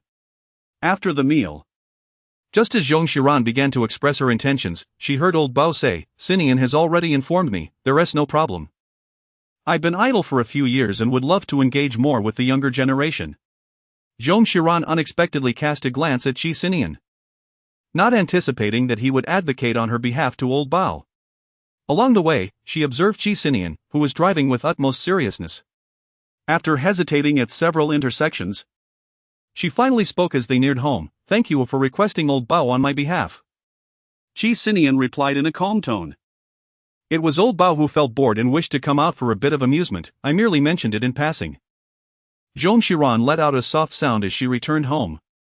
She first removed her white cashmere coat and hung it up, then turned to unfasten the buttons of Qi Sinian's coat. Qi Sinian lowered his gaze.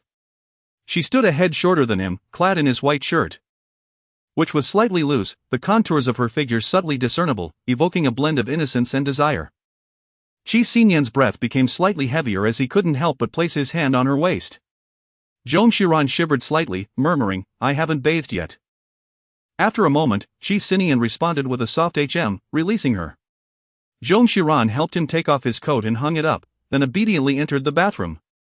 She had anticipated that they would share an intimate evening, however, upon finishing her bath, she discovered that Qi Sinian was in the study attending a meeting. Even sending her a message to suggest she go to bed first, clearly indicating he planned to work overtime. Zong Xiran, free of worries, gracefully drifted into slumber. The following day, she, accompanied by the assistant director Ding Fei, ventured to Chengde University, contemplating it as a potential filming location for the movie Secretly in Love with Her. Given the renowned beauty of its campus scenery, the duo specifically sought out the publicity department's faculty within the teaching building to discuss this matter. Just as they were about to enter, they unexpectedly encountered Hua Xian and Meng Niannian, who emerged side by side, followed by a group of individuals. Upon catching sight of Zong Xiran, Hua Xian halted abruptly, his gaze fixated upon her. Zong Xiran turned and walked away. Behind her, the voice of the accompanying teacher echoed, Cheng University rarely approves filming requests, if not for Director Meng's supervision, it would have been nearly impossible to obtain permission. It appears that Meng Niannian had secured City University as the filming location before her, prompting her to seek an alternative site. Ding Fei, suppressing his curiosity, followed suit and cautiously suggested, perhaps we could consider selecting Beijing Film Academy instead. Zong Xiran nodded. Hua Xian gazed at her gradually receding figure, taking a step forward to pursue her, only to be halted by Kong Ji's outstretched hand from behind. Kong Ji said, allow me to go. Hua Xian nodded slightly. Meng Niannian cast a glance at him, her tone neither warm nor cold, do not delude yourself, she is marrying well, does she require your rescue? Hua Xian replied softly. What does it have to do with you? Meng Niannian was momentarily taken aback. Zong Xiran walked quite a distance when she suddenly heard a familiar voice calling her from behind, Cece. During her romance with Hua Xian, she had inadvertently become acquainted with Kong Ji. After parting ways with Hua Xian, she naturally severed all ties to anything related to him. Kong Ji inquired, would you care for a drink? Zong Xiran politely replied, no, I have matters to attend to. Kong Ji appeared somewhat leaner than before, his cheekbones slightly more pronounced. He smiled at her and said, just a few minutes, you wouldn't disregard me entirely after breaking up with him, would you? With such words spoken, Zong Xiran found it difficult to refuse. Ding Fei promptly stated, I'll wait for you in the car. The two settled at a nearby restaurant, where Kong Ji purchased 2 cups of milk tea and handed her one, saying, reduced sugar. Zong Xiran received it but did not move. Hua Xian was not with Meng Niannian, today was merely a chance encounter. Kong Ji abruptly plunged the straw into the plastic cup and remarked, in these years, he has not been with anyone. Zhong Xiran sat with her arms crossed, her tone indifferent. It has nothing to do with me. Kang Ji continued, back in America.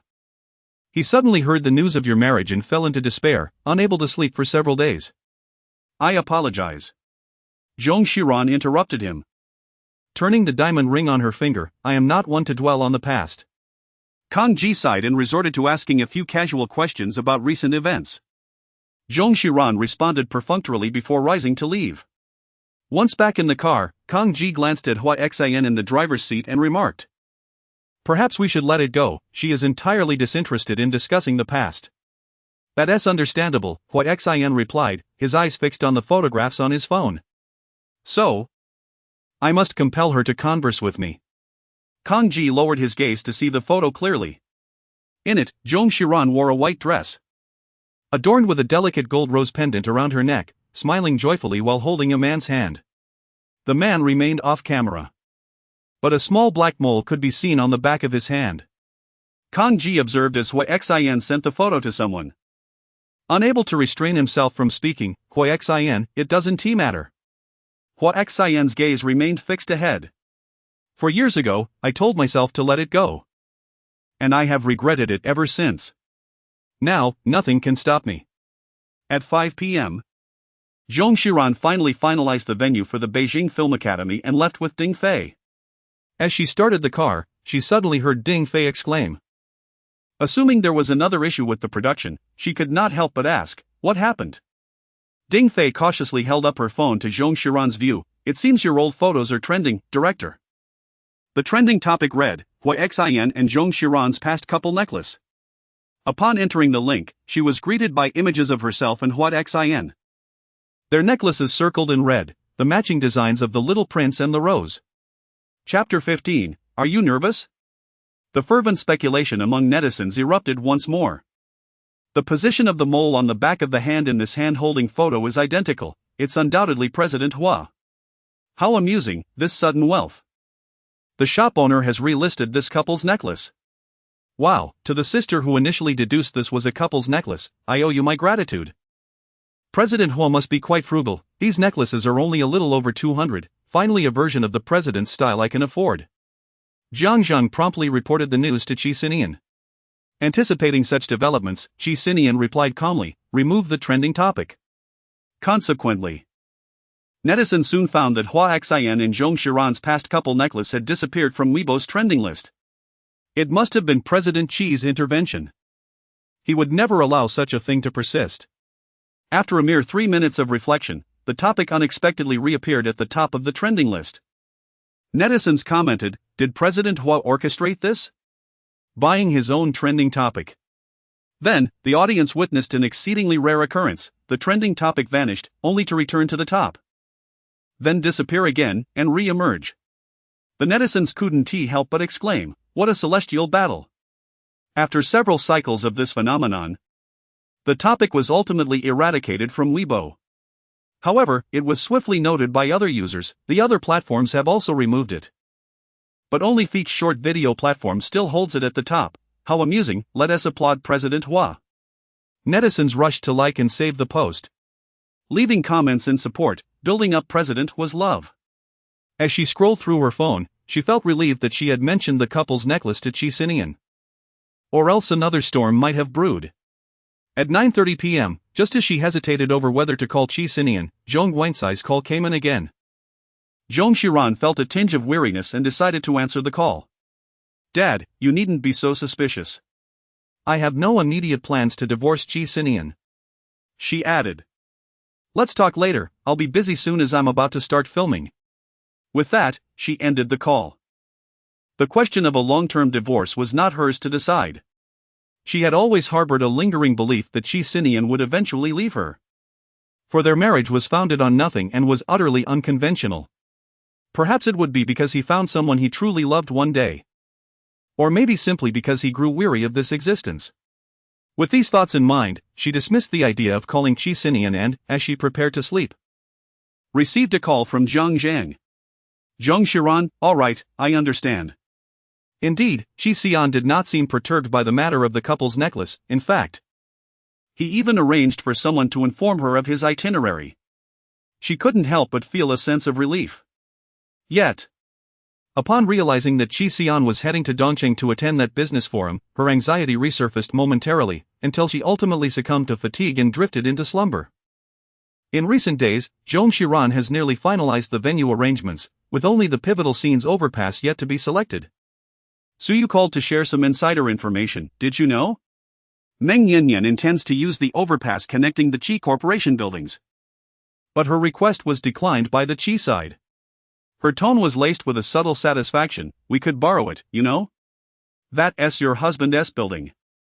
The Qi Corporation buildings stand on either side of Chang Street, interconnected by an overpass. Due to its elevated height, which reaches 10 stories, the overpass offers a breathtaking skyline. And its minimalist yet artistic design makes it an excellent location for capturing stunning visuals. Zong Xiran gazed at the location noted in his notebook. Shaking his head as he remarked, the Qi building is never loaned out, it is solely reserved for our own advertisements. Qi's father, Qi Guangyuan, has consistently adhered to a principle of modesty, a rule established during his stewardship of the Qi family. Su Yu urged, currently, we cannot find an appropriate venue. Do you not desire your film to be breathtaking? Besides, filming at Qi's would certainly spare you the embarrassment of having to pay Qi for the space, thus saving a considerable amount of funds. Zong Xiran felt somewhat hesitant, but my husband, I fear he may not agree. If he refuses to invest, so be it. Surely, borrowing a venue is not a matter of great significance? Su Yu suggested with a hint of ambiguity, why not plead with him once more? She had overheard their conversation over the phone and was aware that the couple's relationship was not as poor as rumored online. In fact, it seemed to have its own subtle charm. Zong Xiran pressed her lips together and said, let me select a few more places, if they do not suffice, we shall discuss it further. Zong Xiran and Ding Fei were cruising through the old district of North City, seeking not only a suitable overpass but also a charming CAF. The two of them scoured through rankings on a certain application, eventually arriving at an art district. Ding Fei pointed to a red house CAF ahead and remarked, this one seems rather appealing. Zong Xiran nodded, suggesting to get out of the car for a closer look. As the vehicle came to a halt, her phone buzzed with a trending topic. Qi Sinian and Hua Xian stayed at the same hotel in succession. She paused momentarily before clicking on it. A netizen had fortuitously captured photographs of Qi Sinian and Hua Xian entering the same hotel in East City. In the images, Qi Sinian was adorned with a wedding ring on his left hand's ring finger. The comments beneath the post were equally captivating. Did Qi Sinian notice the discussions among netizens? Because he is wearing a wedding ring. I'm in stitches. Hua Xian entered with a couple's necklace on, truly bold. The big shots are unfazed. I'm already feeling awkward for them. Anticipating a dramatic showdown on stage, I booked my live stream. This would likely be the most watched edition of the Wolves Business Forum. Zong Xiran turned off her phone and followed Ding Fei as they exited the vehicle. Upon entering the CAF, she unexpectedly encountered Meng Yanyan, who was just about to leave. With her long, slightly curled hair and wearing sunglasses, her crimson lips were striking. Upon spotting Zong Xiran, she removed her sunglasses and smiled. What a coincidence, it seems we've crossed paths again. Unfortunately, I've already reserved this place. It appears our tastes are quite similar. Her expression was a blatant invitation for trouble. Not at all, Zong Xiran replied nonchalantly. I had no intention of making a reservation here. From a distance, it may seem acceptable, but upon closer inspection, the DCOR is rather rough and unsuitable for us. You can only comfort yourself with such pretenses, Meng Yanyan retorted with a cold laugh. Honestly, I fail to comprehend why Hua Xian remains so infatuated with someone as insincere as you. Even going so far as to call me to dissuade me from pursuing similar themes. Zong Xiran raised an eyebrow, pondering, perhaps he has a penchant for married women? Given his affection for you, why not consider marrying? You, Meng Yanyan, gazed at her in disbelief and cautioned, I advise you to keep your distance from Hua Xinyuan. Zong Xiran let out a cold laugh, and before she could utter a word, Yin Yike suddenly appeared at her side. Meng Yanyan, are you out of your mind? Who should keep their distance from whom? Zong Xiran is utterly devoted to her husband, so perhaps you should suggest that Hua Xian maintain some distance from her. The two had a history of frequent quarrels during their university days. Meng Nian cast a glance at her and pushed up her sunglasses, saying, "Your current status does not warrant a conversation with me." With that, she exited the scene. Yen Yike spat in disdain. "Isn't it just because you have a father who was a director?" "I cannot stand those who rely on connections and refuse to acknowledge it." Zong Xiran did not anticipate her sudden appearance, nor her act of speaking on her behalf. At that moment, she simply said, "Thank you." Yen Yike, feeling somewhat uncomfortable, replied, "Consider it a favor for the last time I wronged you." Zong Xiran nodded. "She is quite commendable." Having not only acknowledged her mistakes but also bravely sought to rectify them. "Yen Yike, have you taken a liking to this place?" Zong Xiran, "No." "Yen Yike, neither do I, it's utterly mundane, only someone as unrefined as Meng Nian would take an interest." Zong Xiran couldn't help but chuckle. Yen Yike glanced at her again and asked, "Are you feeling anxious?" Zong Xiran was somewhat bewildered. "What are you so anxious about?" Yen Yike replied, "Your husband is about to perform on stage alongside your ex-boyfriend." Zong Xiran.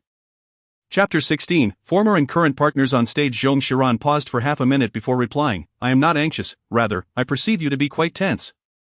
"This is merely excitement," Yen Yike asserted, "I only wish to enjoy the performance." As she lowered her gaze, she suddenly noticed the large diamond ring adorning Zong Xiran's hand. And was taken aback. "You wore that to the venue? Are you not afraid of being robbed?" Zong Xiran remarked half-jokingly, "This must be a counterfeit." With a scoff, he added, "You must be kidding, a fake could never shine like this." Yen Yike swallowed hard, expressing her astonishment, "I have never seen such a magnificent diamond ring." "May I take a photograph?" Zong Xiran graciously removed her ring and said, "Why not give it a try?" Yen Yike hesitated for a moment, then replied, "Never mind." "Never mind. This is your wedding ring, it would not be appropriate for someone else to wear it." "I will be content with just a photograph." Yen Yike took a picture of the diamond ring adorning Zong Xiran's finger. The two then ventured out separately in search of their next venue. During lunchtime, Suyu also arrived. Initially, she intended to accompany them in scouting the locations, but upon opening a certain forum, she found herself utterly captivated by the gossip. It was as if she was receiving real-time updates about Zong Xiran. A staff member from the conference revealed that the newcomer, Hua, was particularly amiable. Always greeting others with a smile and displaying thoughtfulness, when he noticed someone had not eaten, he invited them to join him for some crawfish. Below, a netizen inquired, "What about President Qi?" To which the respondent noted that President Qi does not partake in crawfish. Indeed, Qi Sinian did not eat shellfish. Presumably due to the lack of decorum in peeling them. A fleeting thought crossed Zong Xiran's mind to message Qi Sinian, but it vanished almost as quickly as it appeared. The two rarely communicated without reason, so sending a sudden message would indeed seem peculiar. Suyu's voice resonated once more, as the audience eagerly anticipated their collaborative performance. The number of viewers in the live stream soared to 2 million, nearly causing a system overload. It began, and the excitement was palpable. Hua Xian's delivery was commendable. Blending professionalism with humor, the caliber of the men she attracted, both past and present, was truly impressive. She was speaking of her experiences. While Zong Xiran busied herself, marking the venue with photographs, remaining entirely unresponsive. Until Suyu suddenly exclaimed, "Your husband has arrived." Zong Xiran glanced at the screen of her phone. Perhaps due to the public setting, Qi Sinian donned a navy blue suit paired with a white shirt. His cufflinks glinting subtly under the camera's gaze. He wore a pair of gold-rimmed glasses, although his tone was somewhat frosty, it was nonetheless clean and his speech concise. Capturing the audience's full attention. The topic he addressed was industry transformation, and Zong Xiran found herself unexpectedly drawn into the discussion. As he concluded, applause erupted from the audience. Fortunately, no particularly dramatic incidents occurred. Zong Xiran glanced at the sky and said to Suyu, "Let's call it a day." She was dissatisfied with these venues and realized she would have to consult Qi Sinian. The car, being somewhat cramped, amplified the sound of the live broadcast from Suyu's phone as soon as they entered. The voice of the female host instantly tightened Zong Xiran's heart. Without a doubt, someone would seize the opportunity to inquire about personal relationships. She peered at Suyu's phone screen, where 6 successful business figures were seated on stage. with Qi Sinian positioned in the center slightly to the right, and Hua Xian at the far left. Distracted from driving, she handed the car keys to Ding Fei and moved to the back seat with Su Yu. Sure enough, after 3 or 4 questions, an audience member asked Hua Xian, "May I inquire about something more personal?"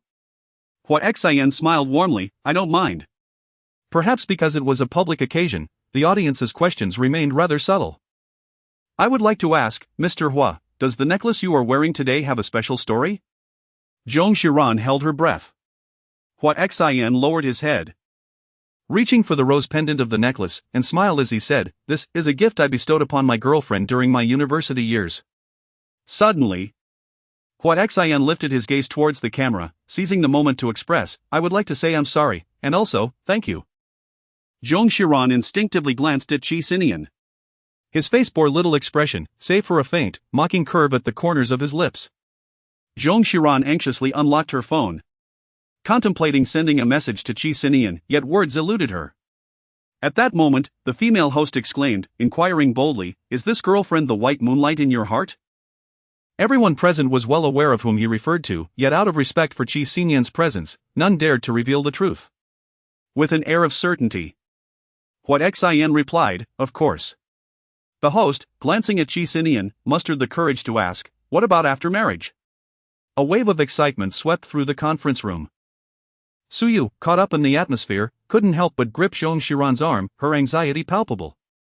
Hua Xian smiled, remarking, "In my heart, she remains unchanged from those years past, forever the innocent and delicate little girl." At that moment, all eyes in the venue turned toward Qi Sinian. Su Yu could no longer contain herself, exclaiming in astonishment. Zong Xiran also turned to look at Qi Sinian. Qi Sinian sat calmly in his chair, his expression betraying no hint of turmoil. The barrage of comments in the live stream surged with admiration. "This demeanor is simply extraordinary." It was rare for Hua Xian to share, and the host seized the opportunity to inquire, "So, if President Hua has feelings for someone, even if that person is married, it cannot deter you, can it? You would be willing to be the third party for love?" Hua Xian paused for a few seconds before responding. "Only those who are unloved are the third parties." As his words settled, silence enveloped the room. The comments, however, erupted in fervor. "Incredible, incredible, incredible. This face-to-face revelation is astonishing. Only the unloved are the third parties. My goodness, is this a line from a domineering CEO romance novel? Is this not a public declaration? It clearly states that Zong Xiran does not love Qi Sinian, but loves me. Pure love warriors are invincible." Su Yu's mouth fell agape, and she was momentarily stunned. "My goodness, he truly dares to say that, Cici." She faltered. Zong Xiran wore an anxious expression as she took out her phone and sent a WeChat message to Qi Sinian. "Are you all right? Please disregard what he said. My relationship with him is not based on true love." After a moment's thought, she felt that mentioning true love at this juncture might be too provocative. So she deleted the final sentence. The lady at the microphone was about to speak when Qi Sinian's slightly cold voice resonated through the speakers. "Excuse me, just a moment." He proceeded to finish typing leisurely before grasping his phone and picking up the microphone again. Hua Xian's hand suddenly clenched into a fist. Chapter 17, The Masterstroke of President Qi. In contrast to Hua Xian's unintentional tone of deep affection, Qi Sinian's intonation was ordinary and unpretentious, devoid of ostentation or deliberate antagonism. As if merely recounting an event of the most natural kind. Yet it was this sense of normalcy that rendered the atmosphere palpable. The venue fell into silence once more, and the barrage of comments went wild. "Wow, President Qi is incredible, a masterstroke.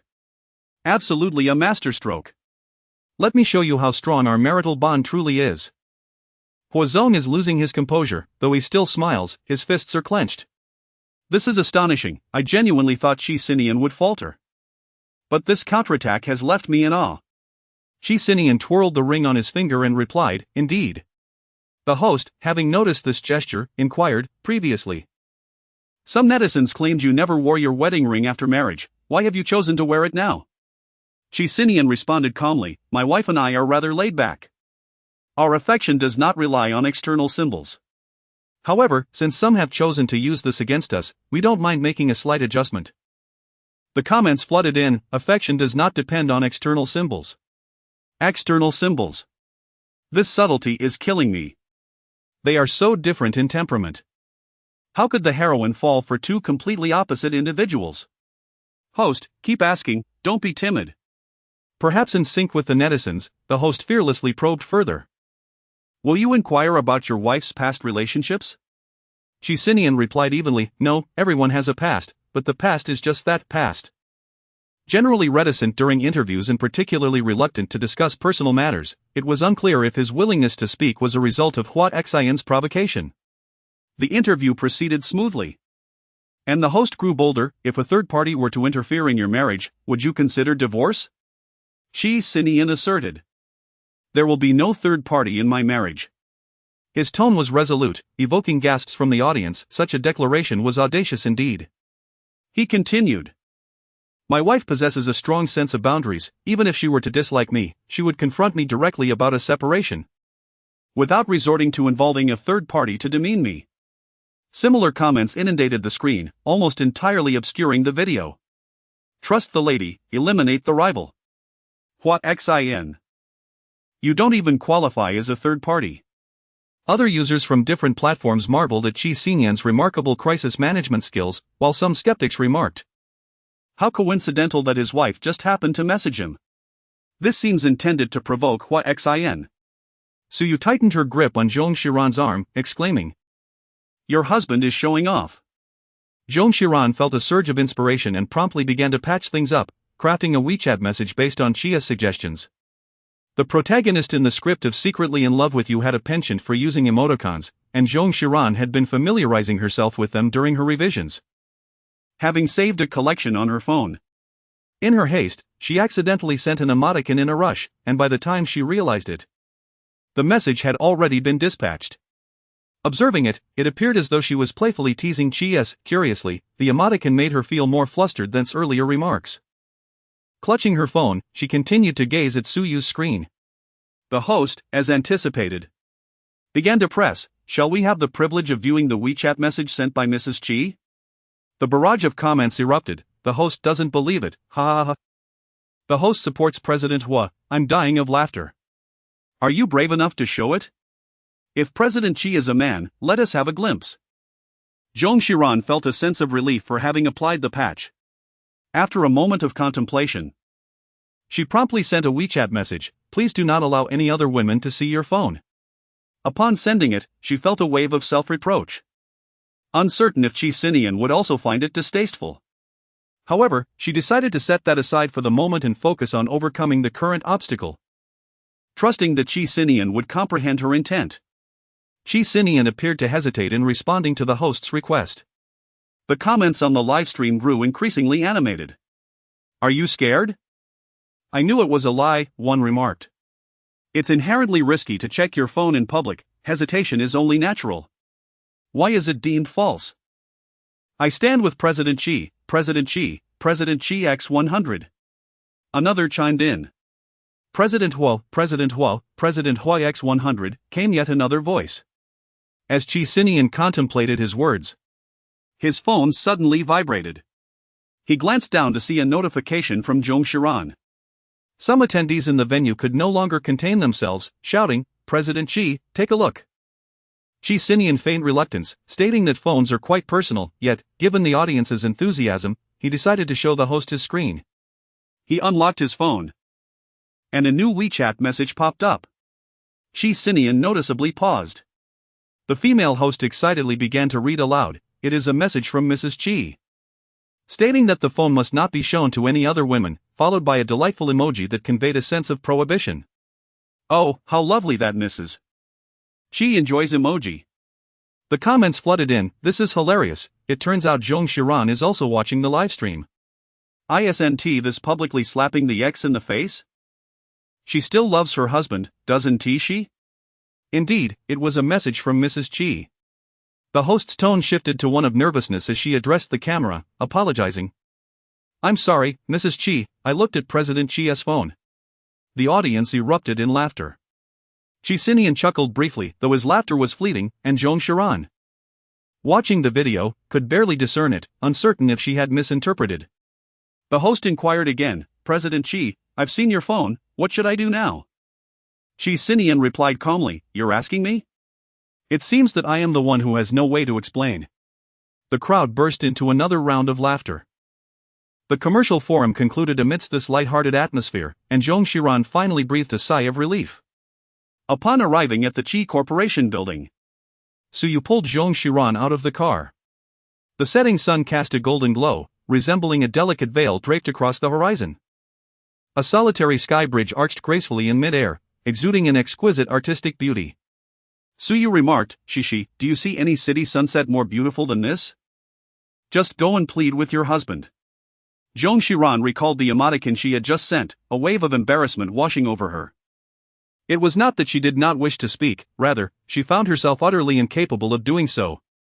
Throughout her life, she had never been one to seek assistance from others. Even her marriage to Qi Sinian had been initiated by him, prompted by her family's urging, to which she had simply acquiesced. Su Yu gently patted her shoulder and reassured her, it's all right, I can help you practice. Zong Xiran was momentarily taken aback, is this even something that can be practiced? Qi Sinian exited the venue and entered the VIP room, unable to resist glancing at the messages in WeChat once more. It felt as though a line of emoticons floated through his mind, almost as if he were being brainwashed. She had never been this way before. Although he did not vocalize it, his buoyant tone unmistakably conveyed a sense of joy. Zhang immediately responded, all right. Qi Sinian rose, saying, I'm going to the restroom. As Qi Sinian left, he walked down the corridor to the end and entered the men's restroom, causing the staff at the entrance to widen their eyes in surprise. Zhang happened to follow behind and, noticing the staff's expression, inquired, what happened? The staff member, visibly anxious, replied, Mr. Hua just went in, I hope they won T-cross paths. Zhang merely responded with a silent glance. When Qi Sinian emerged from the restroom, having finished washing his hands, he was drying them when he suddenly spotted someone behind him in the mirror. Clad in a black suit, a rose necklace adorning his neck, the person halted as the noise from the dryer ceased, leaving the cramped restroom in an eerie silence. Hua Xian wore an inscrutable smile, President Qi. Qi Sinian casually took a tissue from behind, leisurely drying his hands adorned with rings, and calmly regarded him, Mr. Hua. Chapter 18, Dare you listen to the recording of our meeting? For half a minute, neither spoke. Ultimately, it was Hua Xian who could no longer contain himself, saying, Since President Qi has finished, might you consider relinquishing a position that does not belong to you? His insinuation was evident. Surprisingly, Qi Sinian did not engage in an argument but took 2 steps outward, conceding space. Mr. Hua appears to be in a foul mood. I shall not hold a grudge over such trivial matters. Hua Xian scoffed derisively, do you think your little tricks can deceive me? She used to detest emoticons the most. He fixed his gaze on Qi Sinian, convinced she would never send WeChat messages adorned with such icons. Qi Sinian, seemingly indifferent, remarked, people do change, Mr. Hua's understanding of her remains rooted in 4 years ago. Yet, 4 years is ample time for many transformations. He turned away, Mr. Hua may linger here in nostalgia, I must take my leave. Hua Xian's tone rose slightly. You merely found a convenient moment to use money to bind her to you. Qi Sinian paused. Hua Xian continued, had we not parted back then? And had the Zhong family's financial chain not collapsed, would she have married you? Qi Sinian slowly turned his head, meeting Hua Xian's gaze, are you discussing hypotheticals with me? A sardonic smile graced his lips, what a pity, thanks to you, Mr. Hua, I married my wife. I owe you one. This struck a nerve. And Hua Xian felt the sting. He retrieved his phone from his suit pocket, opening it, I have the recording of our meeting, does President Qi dare to listen? In an instant, Qi Sinian's expression grew cold, dare you inform her that you recorded it? It was as if Pandora's box had been opened. Knowing he should not listen, should not care, yet Qi Sinian felt as though his feet were weighed down by lead, preventing him from moving. The restroom was silent, save for the faint sound of electricity, making the recording all the more pronounced. Hua Xian said, but you do not love him. She. We have been together for so long, you cannot deceive me. Zong Xiran's voice reverberated from afar, I do not love him, yet he is my husband. The words were almost inaudible, as if muffled by the cacophony of the wind. Once the recording concluded, Hua Xinru smiled triumphantly at Qi Sinian. Is President Qi still unwilling to let go? One might have expected Qi Sinian to be shaken by the revelation, however. He stood calmly for a moment, hands tucked into his pockets, and met Hua's gaze. Is this what President Hua wished for me to hear? Hua Xian was taken aback. Qi Sinian continued, with measured deliberation, I anticipated something of greater import. It seems my wife has exercised remarkable discretion, otherwise President Hua would not have restricted the recording to just this one line. Hua Xian's expression darkened. Qi Sinian stated flatly, it appears President Hua has not yet mastered the ways of the business world during his years away.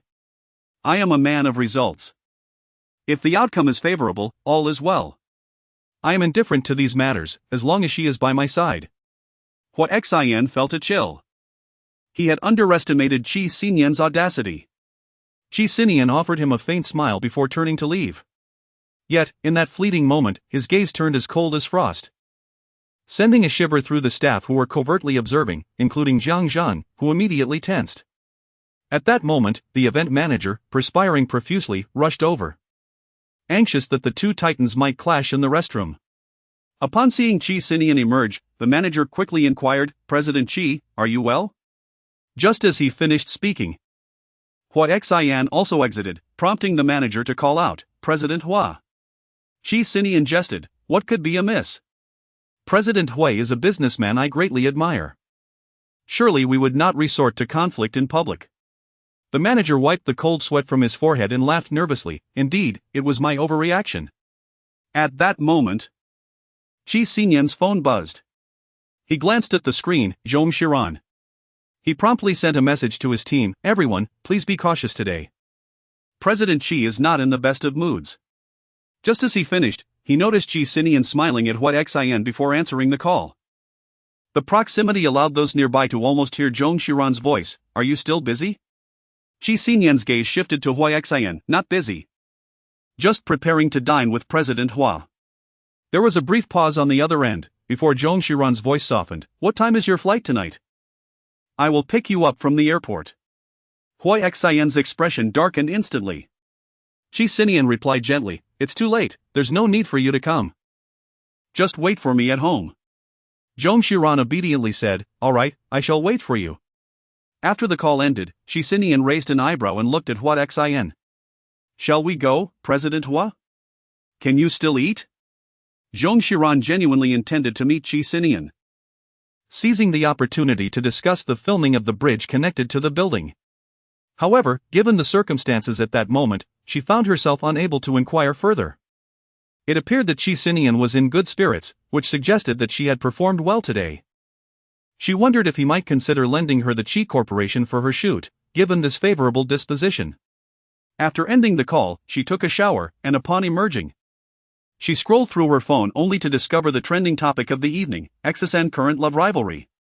Clearly, today's live broadcast had significantly ignited the public's enthusiasm for gossip, prompting them to search for clues to determine whom Zhong Xiran truly loved. The majority sided with Qi Sinian, yet a minority insisted on an alternative perspective, contending that Zhong Xiran's affections lay with Hua Xian. Hua Xian is so capable and not foolish. If Zhong Xiran did not love him, would he wear a rose necklace and claim that only those unloved are the third party? This presented a splendid opportunity for a definitive separation from Hua Xian. Zhong Xiran logged into Weibo and posted a message, I am not one to dwell on the past. As expected, her Weibo account was soon uncovered by netizens, and a flurry of comments ensued. Mrs. Qi's sense of boundaries is indeed formidable, she's back to support President Qi. Can this still not wake those who feign slumber? Mrs. She even liked the earlier photos of the dashing President Qi, such affection, haha. After posting, Zhong Xiran felt utterly at ease, just then receiving a call from Xiaoyu. With an excited tone, she exclaimed, I simply cannot wait to gossip with you in person about your romantic history, today's chaotic scene is simply exhilarating. Zhong Xiran abruptly ended the call with a soft click. Suyu's WeChat video call came through again, urging her, come on. Let's practice what I taught you today once more. Zhong Xiran found herself at a loss for words.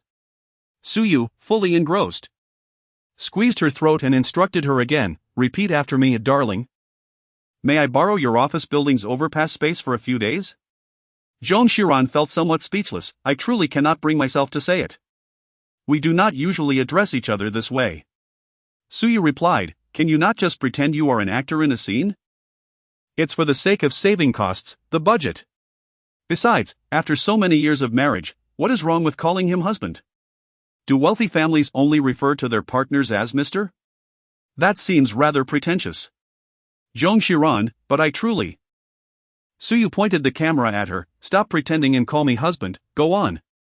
After repeated mental encouragement from Suyu, Zong Xiran finally overcame her psychological barrier and, in a voice as faint as a mosquito, uttered the words, husband.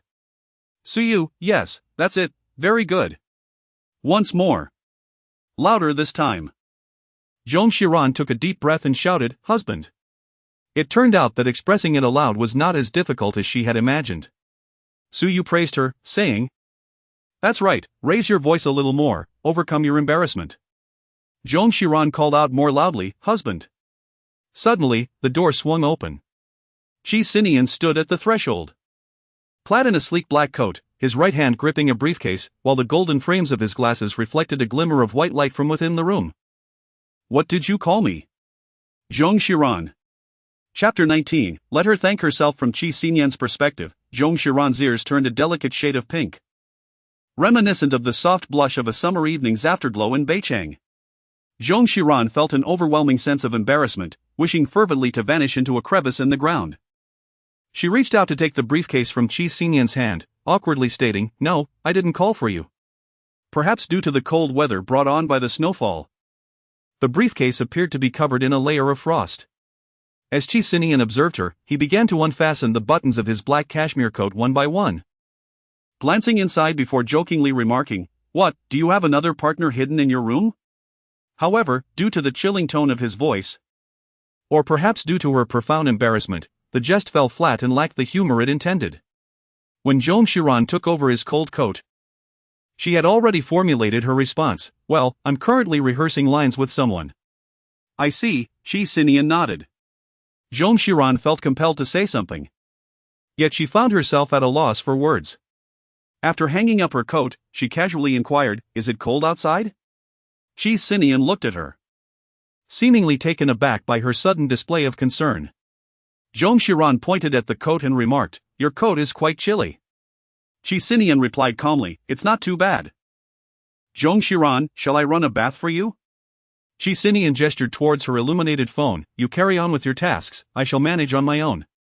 Zong Xiran, only then realizing that the video on her phone was still active, promptly ended the call.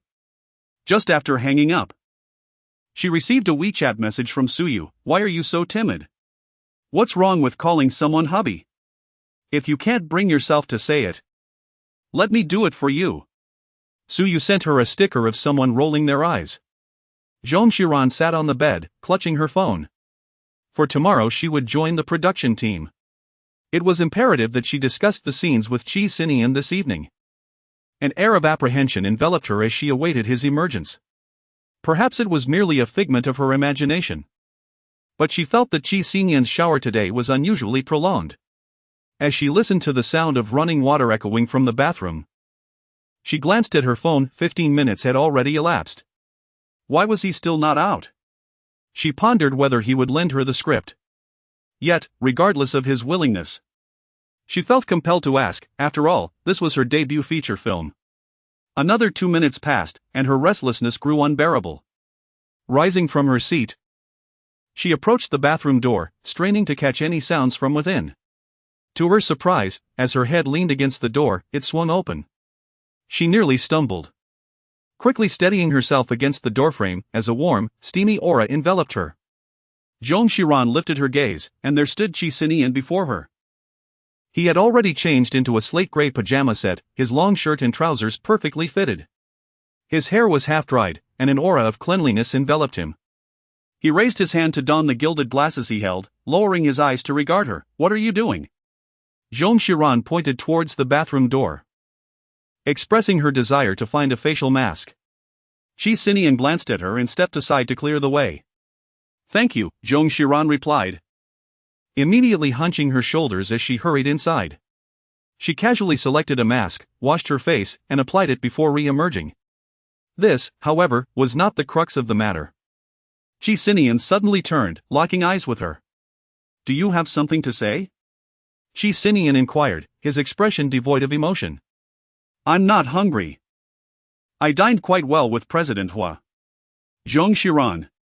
I almost forgot about the matter concerning Hua.Xin. Zong Xiran swiftly shifted the topic, stating, "I have ironed your shirt and placed it in the wardrobe." Qi Sinian set down the tablet in his hands and turned to her once more, his expression indicating a rising displeasure as he wondered what she truly wished to convey. With a damp face, having removed her facial mask, Zong Xiran was about to inquire. "You and Hua.Xin have not had a conflict, have you?" Yet, after uttering these words, she found herself overwhelmed with distress. "Indeed," Qi Sinian replied coldly. "Haven't you watched the live stream?" Zong Xiran let out a sound, her fingertips meeting as she drew circles until her skin nearly wore away, before finally stating, "I am going to wash off the face mask." She entered the bathroom and sent a WeChat message to Suyu. "I've hidden myself in the restroom. I truly cannot manage this. If you're capable, you should take over." Suyu responded with confusion. At that moment, Qi Sinian's phone rang. It was a call from Jiang Zheng. "Mr. Qi, the producer of your wife's film wishes to obtain your phone number. She may want to use the sky bridge of Qi's building for filming. Should I provide her with the number?" Qi Sinian glanced at the bathroom door and replied, "Yes." Suyu, mustering her courage, made this call to Qi Sinian. She had no choice. Zong Xiran was too timid, and for the sake of funding, she had to take the plunge. Suyu introduced herself. "Hello, Mr. Qi. I am Suyu, the producer of Crush on You, and I work alongside your wife, Cece." Qi Sinian responded, "Hello, Miss Su," his tone quite polite, allowing Suyu to finally relax her anxious heart. Zong Xiran concealed herself in the restroom for several minutes before emerging with a facade of calm. However, as soon as she opened the door, she was met with the sound of Suyu's voice emanating from the phone. She asked me to inquire whether your office building's sky bridge can be borrowed for our film crew for a few days?" Zong Xiran stood frozen in place, her expression one of disbelief. Then, she caught a glimpse of Qi Sinian, who cast her a fleeting glance, his eyes reflecting a subtle yet cutting mockery. "Zong Xiran. Damn." Suyu then said, "Cece mentioned that the Qi Group building is generally not available for external borrowing. She feels too shy to approach you directly. So I took the liberty of making this call on her behalf, hoping you might make an exception." "So, her earlier hesitation was merely to inquire about this?" Qi Sinian replied gently, "No problem. I will have the facilities department get in touch with you. Just ensure that it does not disrupt the employees' daily work." Suyu did not expect it to be so simple. She was momentarily taken aback before her excitement surged. "All right. Then I will convey my gratitude to President Qi on behalf of Cece." Qi Sinian's gaze remained fixed on Zong Xiran. "Let her express her thanks herself." Zong Xiran. "Suyu, is that what she meant?" "She has tainted herself." Suyu said obsequiously, "Rest assured, Mr. Qi, I will certainly convey your message." Just as Qi Sinian's call ended, Zong Xiran's phone rang. Undoubtedly, it was Suyu. Zong Xiran was reluctant to answer, yet Qi Sinian regarded her with a subtle gaze, as if inquiring, "Will you not pick up?" After several rings, the sound of the telephone finally ceased. As Zong Xiran was about to exhale in relief, the phone rang insistently once more, as if it would continue to ring indefinitely should she choose not to answer. Bracing herself, she reluctantly picked up the call. Suyu immediately inquired, "Shishi, are you still hiding in the restroom?" "I've taken care of it." With a decisive click, Zong Xiran hung up the phone. Silence enveloped her, deafening silence. In an attempt to mask her embarrassment, Zong Xiran hastily climbed into bed and pulled the covers over herself, muttering, "I'm tired. I'm going to sleep now." Yet, before she could fully nestle into the blankets, her phone screen illuminated once again. Suyu, undeterred, sent a message on WeChat. "Why did you hang up? Your husband insists that you personally express your gratitude to him." Suddenly, Qi Sinian's voice pierced through her thoughts. "Miss Su has quite the reputation. It's no wonder she can serve as a producer." Zong Xiran immediately silenced her phone and concealed it beneath her pillow. Qi Sinian glanced at her, removed his glasses, and said, "Rest now." Zhong Xiran let out a somewhat bewildered sound. Perhaps her dazed expression was quite amusing, after turning off the lights. Qi Sinian couldn't help but curve his lips into a smile in the darkness. Chapter 20, Unveiling of Past Photographs. That night, Zhong Xiran dreamed of calling out husband. Could I borrow your office building's skybridge for a few days? In her dream, Qi Sinian adjusted his cold golden-rimmed glasses and looked at her, asking, "What did you call me?" She was instantly startled awake, realizing that dawn had broken and Qi Sinian was not by her side. Having dreamt for half the night was particularly exhausting. Today she was to join the filming crew, so Zhong Xiran hurriedly got out of bed, grabbed the items she had prepared in advance, and drove over. Upon her arrival, Suyu was already there. Seeing her, Suyu smiled playfully. "Oh, you're late. It seems last night's gratitude was quite substantial." Zhong Xiran was momentarily taken aback, suddenly realizing that Qi Sinian had not approached her for quite some time. Last night? He had the perfect excuse with the gift of gratitude, yet he had not even mentioned it. To admit that her tardiness was due to a nightmare of calling out for her husband would only add to her embarrassment. The actors gradually assembled, and Xiaoyu accompanied Mingyan as well. At 3 o'clock in the afternoon, filming officially commenced. Although the exact start time of the film was meant to be confidential. In this digital age, secrets are hard to keep. A few fans of Li Chang managed to infiltrate the set, but they were swiftly discovered by the staff and reluctantly deleted their photographs. That evening, someone posted on the forum, praising the makeup and aesthetics of Li Chang in the film, stating, "Moreover, I must discreetly reveal that the director is genuinely attractive, fair-skinned, slender, tall, and possessing an enviable figure. One simply cannot avert their gaze, even more so than the leading lady. Additionally, I caught a glimpse of a few pages of the script, and it seems the narrative mirrors the director's own experiences.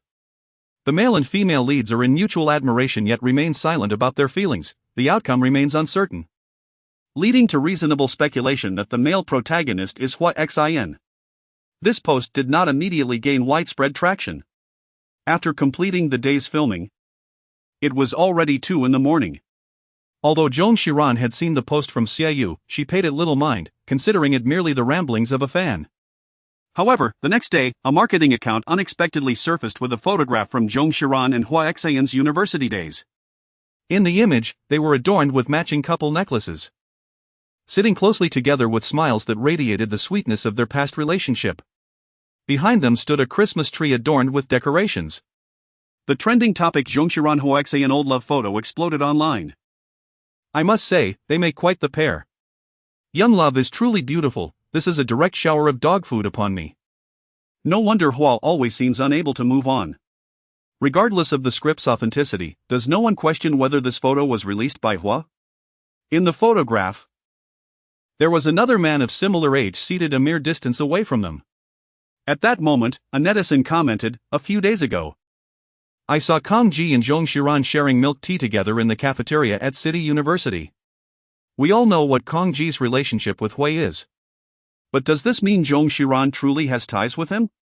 As the attention surrounding the photograph intensified, the earlier script leak post was quickly resurfaced. This woman is clearly an experienced green tea. On one hand, she gives her husband face, while on the other, she reminisces about her old flame while filming. Dear director, could you pen a guide on how to navigate romance and save the youth? In a love triangle, must I not be included? After finishing this set of shots, Zhong Xiran suddenly felt that the atmosphere on set was somewhat peculiar. Outside the frame, Xiaoyu watched her with a tense expression. She insisted on watching the footage until she was certain everything was in order, then called for a 10-minute break. Xiaoyu quickly approached her, handing over her phone. In a hushed tone, she said, "Shishi, the photos of you and Hua Xin from university have been leaked." Such intimate pictures. Zhong Xiran's complexion turned pale.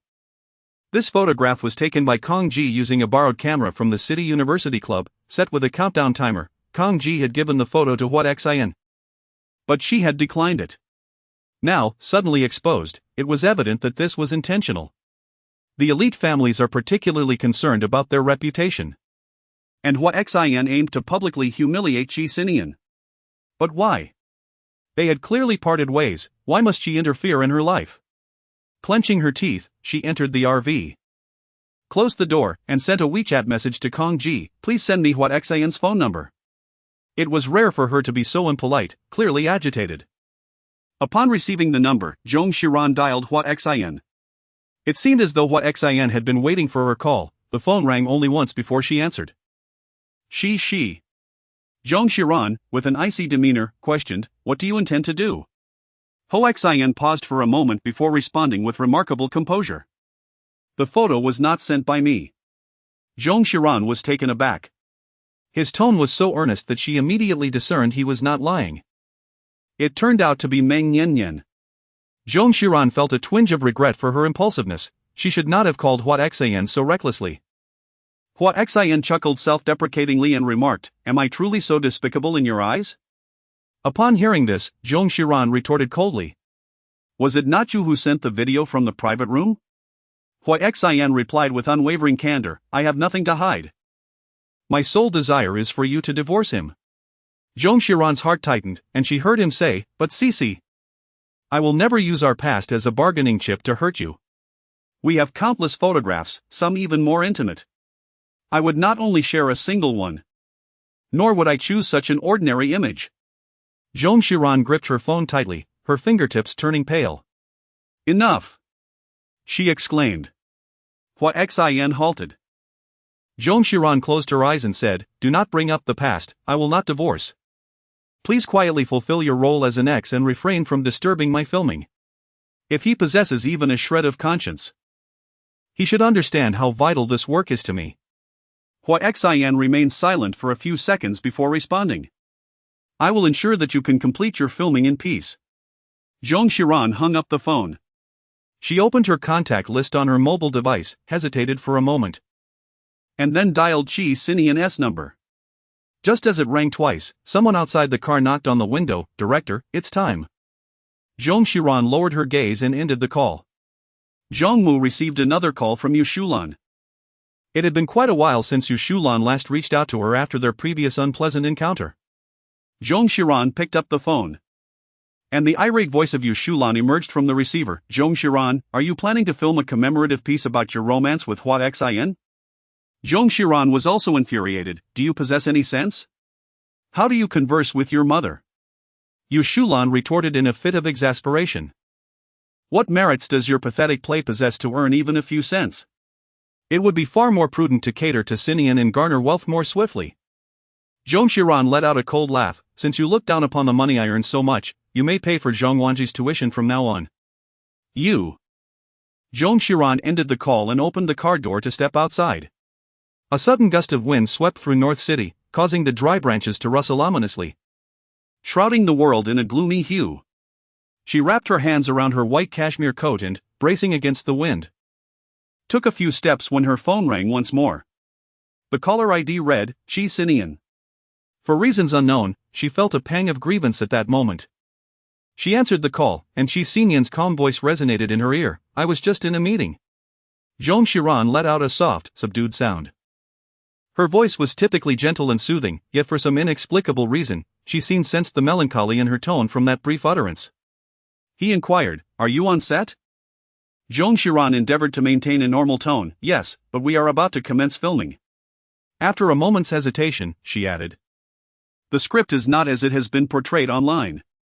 Let us discuss it in person." Qi Sinian interjected, "I'll come by the set tonight." "Visit the set?" Zong Xiran responded with a hint of surprise. Although the production was located in Beicheng, she had never anticipated that Qi Sinian would come to see her at work. Noticing the evident surprise in her tone, Qi Sinian further clarified, "I want the reporters to capture some footage." Zong Xiran replied with understanding, "All right." Qi Sinian inquired, "What would you like to eat?" "It's my treat." At his level, it is customary to treat the entire crew to a meal when visiting the set. Zong Xiran felt a warmth in her heart. "Is everything possible?" Qi Sinian replied, "You may ask, and I shall do my utmost to fulfill it." Zong Xiran was also unaware of the reason, but upon uttering those words, her spirits inexplicably lifted. Unable to suppress her urge for jest, she remarked, "Then let it be that delightful sandwich from last time." The implication was clear. She was playfully suggesting that he personally prepare such a feast for the entire cast and crew. However, as the words left her lips, A flicker of apprehension washed over her. What if Qi Sinian failed to grasp her humor or, worse still, took offense? Indeed. There was a brief pause on Qi Sinian's end. Zong Xiran felt a surge of anxiety. Just as she was about to explain that she was merely joking, she heard Qi Sinian's calm voice say, "All right, as long as you can finish it."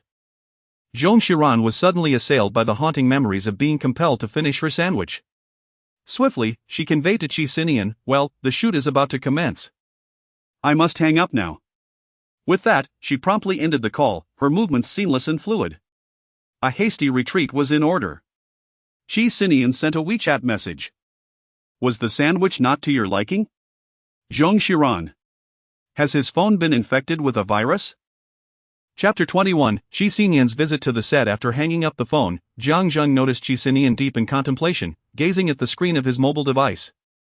Coincidentally, it was that time of year when various departments were compiling their summary reports, and Jiang Zheng presumed that Qi Sinian was dissatisfied with someone's report, instantly heightening his alertness.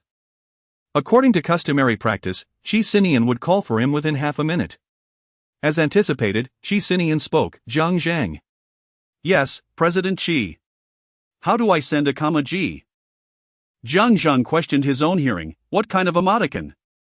The notion of comma G seemed utterly unrelated to someone as stern and composed as Qi Sinian. Evidently, Qi Sinian's patience was wearing thin, and there was a hint of annoyance in his tone. "Comma G." Jiang Zheng quickly responded, "I'll install a dedicated input method for you." He realized it must be connected to the comma Gs that a certain lady had sent to the boss on the forum. After installing the input method, Qi Sinian perused the array of comma Gs on the screen and swiftly selected one to send. Jiang Zheng, catching a glimpse of the screen, thought, "Truly, President Qi's taste in comma Gs is distinctly unique.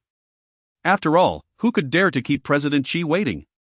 In a pleasant mood, Qi Sinian instructed Jiang Zheng, "Clear my schedule after 5 p.m. today. Additionally, I wish to treat the entire crew to barbecue. You arrange for that." Jiang Zheng felt a wave of astonishment rising within him. A workaholic finishing work at 5 p.m.? And also visiting the set? Nevertheless, he maintained his composure and promptly noted it down.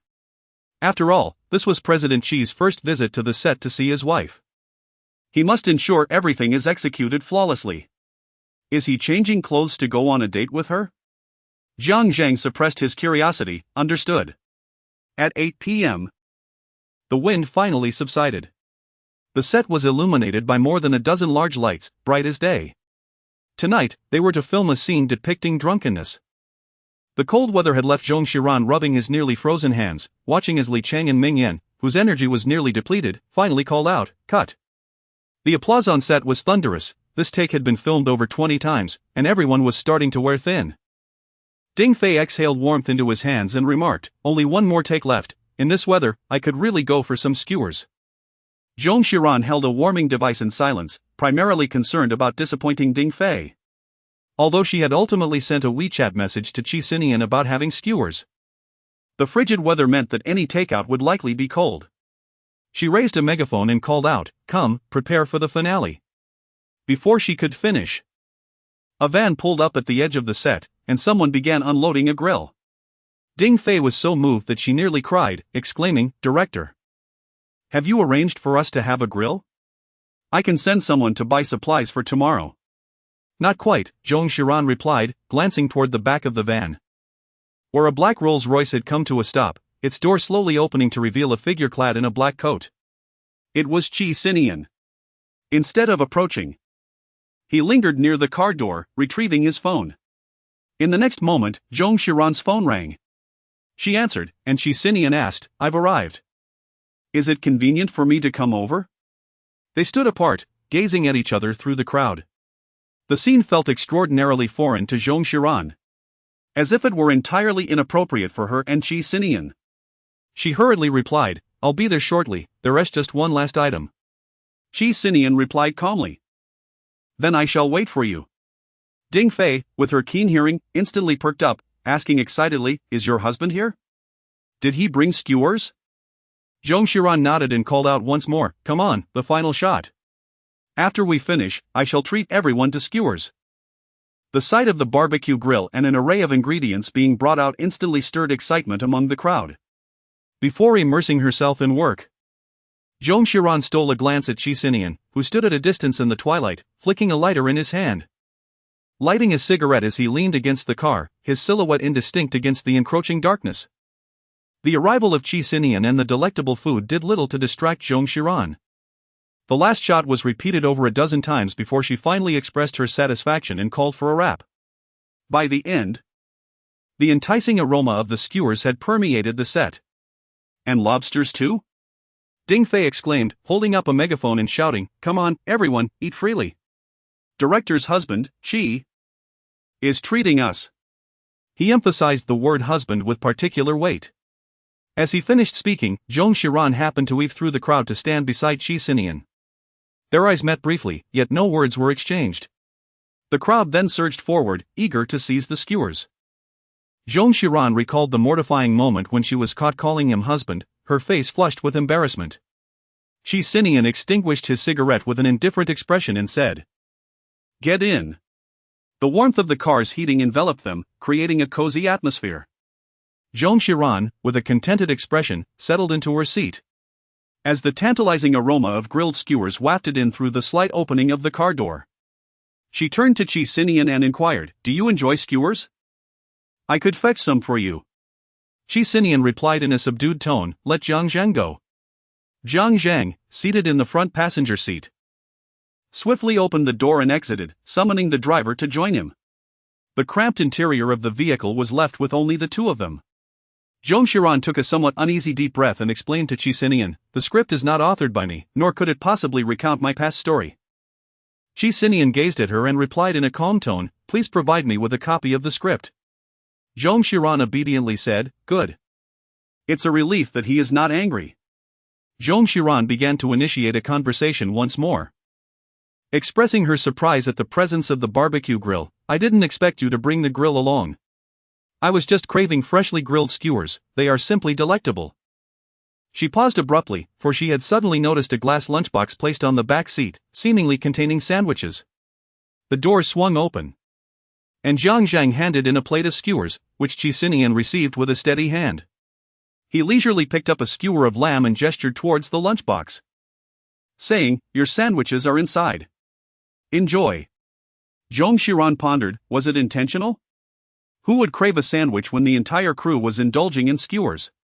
She pressed her lips together, gazing longingly at the skewers in Qi Sinian's hand.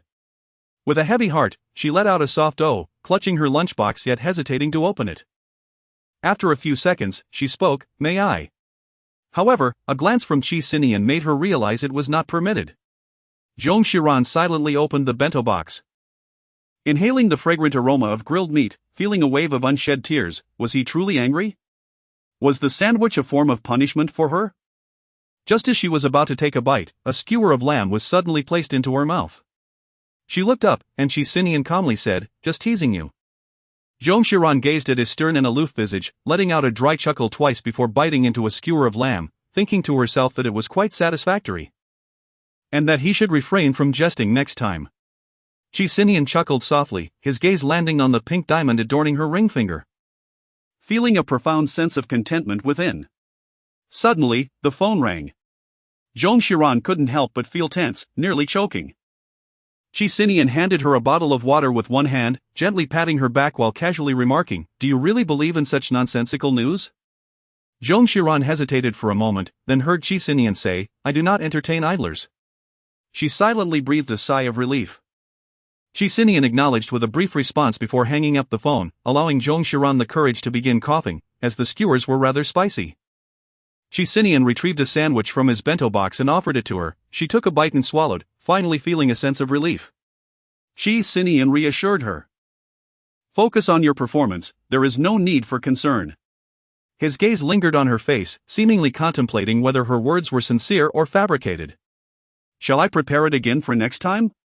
Zong Xiran paused for a few seconds, summoning her courage to speak. "Perhaps not, considering how busy you are." Qi Sinian accompanied her for dinner, and afterward, they ventured to the filming set, where he greeted everyone. As Zong Xiran bid him farewell, the car door swung open, And just as Qi Sinian was about to enter, a wave of guilt washed over her, reminiscent of her father's call. Had Qi Sinian been shielding the Qi family from the burdens of pressure all this time? She grasped his sleeve, and Qi Sinian, with a contemplative gaze, enveloped her in his embrace. Just a hug? Zong Xiran, she didn't mean it that way. Qi Sinian's voice was low. There are reporters taking pictures. The wind had suddenly picked up again, yet his embrace felt warm. Chapter 22, helping to buy sanitary napkins the following day, Qi Sinian visits the set trended briefly. This excitement gradually faded away within a few days. By the end of November, after finishing the day's shoot, Qi Sinian personally came to the set to escort Zong Xiran back to the Qi residence. Feeling somewhat anxious about dining at the Qi household, Zong Xiran was unsettled. Especially considering the resurfacing of numerous past events, she remained uncertain about the family's current attitude towards her. Upon exiting the vehicle, she instinctively linked her arm with Qi Sinian's, just as she had done in the past. Qi Sinian cast his gaze downward. Perhaps due to the growing familiarity between them, her gesture was no longer as stiff as before, exuding a sense of ease. He said nothing and led her inside. Qi Guanyuan was seated on the sofa, perusing a financial magazine, and looked up to greet them. "You're here." Zong Xiran called out, "Dad." Qi Guanyuan nodded in acknowledgement, uttering not a word. He treated her as he always did, neither with greater reproach nor increased affection, allowing her to relax instantly. Qi's mother, Zhu Yun, usually remained in her own room, but she emerged upon hearing the commotion. Qi Sinian placed the gift he held upon the coffee table and said, "Mom, happy birthday," without even glancing at the present. Zhu Yun responded coldly, "Let us eat." Zong Xiran previously perceived that Qi's parents were incompatible, believing their union to be a mere commercial arrangement devoid of genuine affection. However, today she suddenly realized that Qi's mother also maintained a certain distance from Qi Sinian. The four of them took their seats.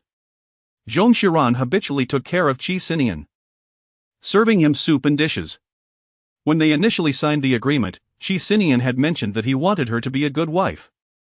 Unsure of how to fulfill that role, she could only start with these small gestures, and Qi Sinian did not object.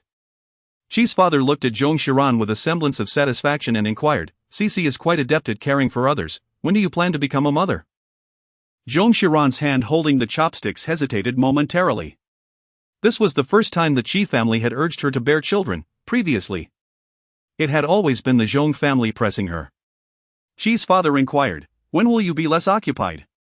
Besides, with the aunt around, there's no need for you to take care of the child."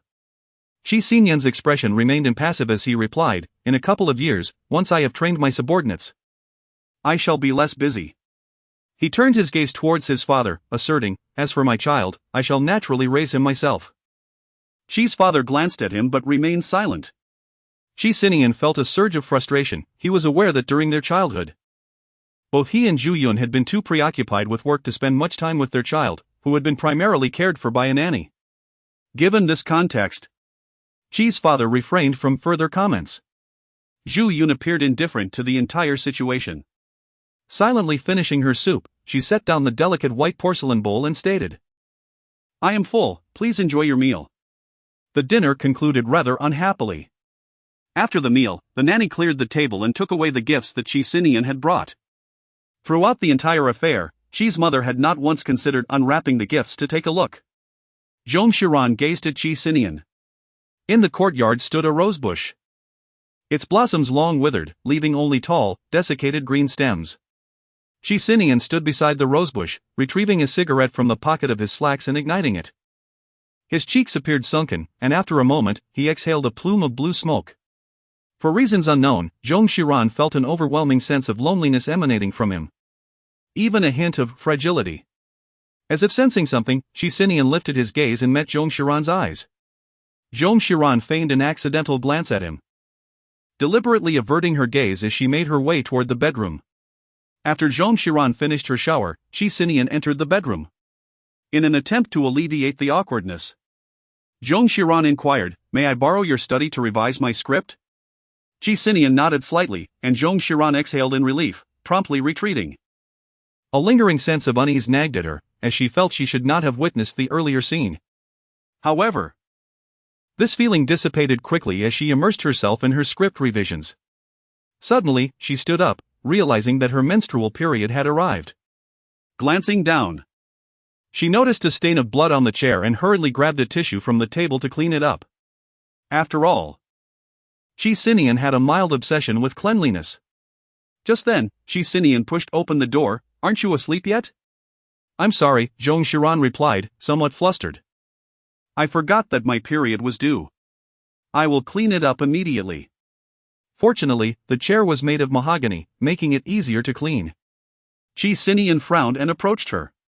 Zhong Xiran hurriedly discarded the paper in the restroom and turned on the faucet to dampen a soft cloth.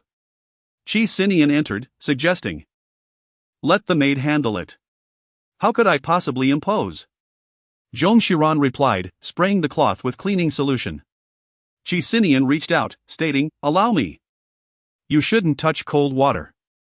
Zhong Xiran, no need, I can handle it. Qi Sinian lowered his head and gestured for you to tidy up. Zhong Xiran's face flushed crimson with embarrassment. All right. She seized her phone and retreated into the bathroom, feeling somewhat overwhelmed. Qi's mother, being advanced in age, did not possess such items in the Qi household. With the clock nearing midnight and no gallant knight to deliver assistance, she found herself in a predicament. She had never felt so flustered even when she first experienced her menstruation in middle school. Ultimately, she had no choice but to venture out and procure what she needed herself. Zhong Xiran gritted her teeth, quickly tidied herself up and changed into a clean outfit. Using tissue paper as a temporary substitute for sanitary napkins, she hurriedly donned her coat and stepped outside, only to run directly into Qi Sinian. A scent of disinfectant wafted from him. Qi Sinian grasped her arm firmly and inquired, "Where are you going?" Zhong Xiran whispered, "I want to make a purchase." In the stillness of the night, feeling embarrassed, she did not wish to disturb the others at home. Qi Sinian observed her and inquired, "How do you intend to do that?" Zhong Xiran's voice diminished further, "That's acceptable, just a bit quicker." Clad in a black satin nightgown, he donned a coat and, taking the car keys, slipped on his shoes before stepping outside. Approximately 10 minutes later, Qi Sinian called. "Hello? There are quite a few options." Qi Sinian's tone appeared unchanged from usual. "How long do you need? Would 250 millimeters suffice?" Zhong Xiran, steeling herself, replied, "All right, I would like another one measuring 420 millimeters. "Are you certain?" Qi Sinian inquired, his tone laced with skepticism. "I can't shake the feeling that you might not require one that lengthy." Zhong Xiran. Chapter 23, The Subtlety of Yin and Yang. What does he mean by he feels? How does he come to such a conclusion? Zhong Xiran cradled her head, unwilling to delve deeper into her thoughts. Qi Sinian was engrossed in examining the myriad of sanitary products displayed on the shelves when he heard Zhong Xiran hastily confirm over the phone that it was indeed for nighttime use before abruptly hanging up. A smile involuntarily spread across his face as he picked up a pack of sanitary pads marked 420 millimeters. Furrowing his brow, he summoned a convenience store attendant and inquired, "Which brand is most effective?" The attendant replied, "All are quite good." "What does your girlfriend typically prefer?" Qi Sinian clarified, "It's not for my girlfriend." The attendant, understanding, responded, "Ah, is it for your mother? If so, you might consider the longer version." Qi Sinian cast her a cool glance, stating plainly, "It's for my wife." The attendant replied, "Oh, understood." Qi Sinian perceived a lack of intelligence in the attendant, thus he decided, "Never mind, just bring me one pack of each of these brands." Nearby, a young girl, seemingly intrigued by his actions, mustered the courage to point out a particular brand. "This one works well." Qi Sinian nodded, carefully examining the brand she had recommended, and reached out to take a pack. "Thank you," he said. The young girl wore an expression akin to having tasted a mouthful of dog food. Yumeran remarked, "This is so awkward, let me laugh for a moment, ha ha ha." Yen chimed in, "Did President Qi really go buy you sanitary pads?" "How thoughtful of him, no man has ever bought me sanitary pads before." Ming Yan, eager to immerse herself in the scene, began to mimic the female lead's emoticons. Zhong Xiran, upon witnessing Ming Yan's expression, was reminded of the emoticons sent by Qi Sinian earlier, and, as if compelled by an unseen force, sent him a message. Zhong Xiran choked slightly. Qi's collection of expression packs is truly exquisite.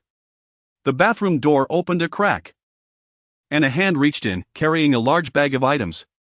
Zong Xiran swiftly closed the bathroom door, unable to muster the courage to meet Qi Sinian's gaze. After changing and finishing her laundry, she spent several minutes mentally preparing herself before finally stepping out of the bathroom. Stealing a glance at Qi Sinian, she felt a sense of relief. Thankfully, Mr. Qi, absorbed in his busy schedule, would likely not dwell on such a trivial matter. Perhaps it was due to her frequent glances in his direction that Qi Sinian lifted his eyes to meet hers. Zong Xiran instinctively clutched the comforter tighter. In an effort to alleviate the awkwardness of the moment, she inquired, how much is it? I will pay you back. Qi Sinian remained silent, the stillness lingering for over 10 seconds without a word from him. Zong Xiran had no choice but to extricate herself from the situation. Thank you. I've been quite occupied lately and completely forgot. I appreciate your help. Qi Sinian replied in a calm tone, You're welcome. I didn't anticipate having the opportunity to purchase sanitary pads, it's quite novel. After a brief pause, he added, Thanks to you, madam. When it comes to sarcasm, he truly excels. Zong Xiran's gratitude was suddenly diminished by half. Qi Sinian also turned off the lights and went to bed. The Qi residence was particularly quiet at night. Zong Xiran found herself unable to fall asleep, her lower abdomen aching increasingly with intensity. She wondered if it was due to having caught a chill while filming recently. Curled up like a delicate shrimp, she pressed her hands against her belly, yet the discomfort persisted, forcing her to shift restlessly in bed. Uncertain if Qi Sinian had heard her, she heard him inquire, What's wrong? Gritting her teeth, she replied softly, Did I disturb your sleep? Perhaps we should sleep in separate rooms tonight, my stomach hurts a bit. In an instant, the light flickered on as Qi Sinian donned his glasses and rose to leave. He unhesitatingly opted for separate accommodations, a decision that felt rather abrupt. Zong Xiran was uncertain as to why she felt a sense of melancholy, yet simultaneously relieved. For she could indulge in a carefree role. Curling up into a ball, she tightened the blanket around her shoulders when the door swung open once more. Qi Sinian circled the foot of the bed and settled beside her, speaking in a calm tone, Get up and have some brown sugar water. It turned out he had come to prepare her a warm drink. There was still a glimmer of humanity in him. Zong Xiran rose and took the cup of brown sugar water, gazing at him. Qi Sinian asked, What is it? Zong Xiran took a gentle sip and initially intended to say that she thought they would be sleeping in separate rooms. However, the words transformed into, Oh. You're aware that it's time to make brown sugar water? Qi Sinian lifted his eyelids to glance at her, responding with a nonchalant mum. This topic was not conducive to further discussion. For ordinary couples, it might lead to questions such as whether he had prepared it for other girls, followed by playful teasing. Yet such exchanges were not suited for their relationship. Zong Xiran's abdomen ached intensely once more, leaving her devoid of the inclination to engage in new conversations as she slowly finished her ginger sugar water. She handed the cup to Qi Sinian, who stood patiently nearby. Expressing her gratitude with a soft, Thank you, I feel much better. Qi Sinian accepted the cup, only to hear her add, I appreciate your help tonight. She seemed genuinely concerned about being a burden to him. In a calm tone, Qi Sinian replied, Between spouses, there is no need for such politeness. The phrase between spouses seemed to resonate deeply, causing Zong Xiran's heart to race unexpectedly for a fleeting moment. Thus, this awkward and inconvenient evening passed by. At dawn the following day, the couple embarked on their respective journeys to work, each boarding different vehicles. Zong Xiran drove a white Mercedes to the film set, while Qi Sinian watched her car vanish from view through the window. He instructed Jiang Zheng to ensure that someone prepared red date tea for his wife and delivered it to her over the next week. Jiang Zheng promptly acknowledged the request and made the necessary arrangements. So swiftly was he in his execution that as soon as Zong Xiran stepped onto the set, a person arrived with a thermos, bringing her the red date tea. Zong Xiran accepted the red date tea, feeling a warmth in her heart. Remembering that she had yet to deliver the script to Qi Sinian, she promptly requested a new copy to be sent to him. After the messenger departed, Zong Xiran took a sip of the tea and retrieved her phone to send a WeChat message to Qi Sinian. She edited the word thank you. But recalling his words from the previous night, she deleted it again. Cici, received it, it's delightful. After finishing the morning meeting, Qi Sinian emerged in good spirits. perusing emoticons when suddenly, Zhang approached with a smiling demeanor, presenting a document pouch. "What's this?" Qi Sinian inquired. Zhang replied, "It's from Madam for you." Qi Sinian paused for a moment, took the pouch, and opened it himself. Inside was the script, prominently titled in bold letters, "I like you." Wasn't it supposed to be called Crush on You? A wave of displeasure surged within him, prompting him to toss the script aside and command Zhang in a flat tone, "Let us commence the meeting." Zhang flinched, recalling the rumors surrounding the film Zong Xiran was shooting with Xin. He dared not breathe a word, hastily arranging for the meeting to begin. Due to Meng Yanyan's film being titled Crush on Him, they were forced to rename their project to I Like You. It was uncertain whether Meng Yanyan intended to undermine her. The overlap in themes was unfortunate, but the speed of production was particularly swift. Nearly a month later, Crush on Him had already announced its wrap. The workforce on her side numbered in the thousands, tenfold that of Zong Xiran's, making rapid filming a natural outcome. Zong Xiran had long been prepared for this and remained calm, continuing her filming with ease. The male lead of Crush on Him had initially sought to collaborate with Li Chang, but due to prior commitments, he regrettably could not participate. Li Chang's fans grew restless and, by noon, propelled the studio into trending discussions. Fans questioned the studio's decision-making in selecting scripts for their artists, lamenting that instead of pursuing director Meng's project, they had opted for Zong Xiran's film, which seemed to rely on her husband's influence for advancement. Even if it meant incurring a penalty for breach of contract, they should prioritize filming Meng Yanyan's work, given her father's esteemed reputation as Meng Jingdong.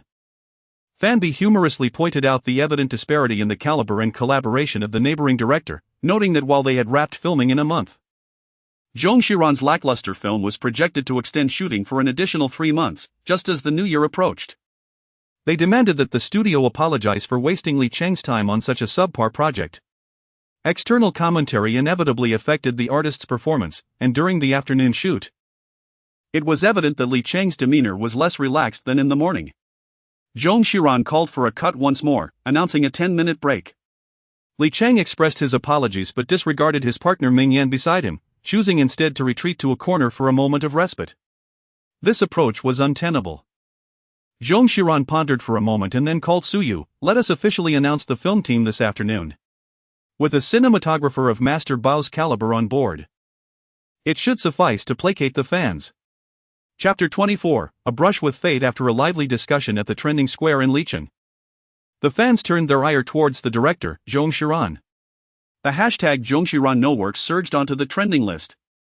Recently, the name Zong Xiran has frequently surfaced in trending searches, attracting the attention of many passers-by. With the influence of Licheng, it wasn't long before netizens began to unearth Zong Xiran's past works and share them in forums. The content revealed, to be frank, Zong Xiran boasts an impressive resume. Her first short film, Wish, won the Best Short Film Award at Beicheng University that year, and notably, she co-directed it with Meng Yanyan.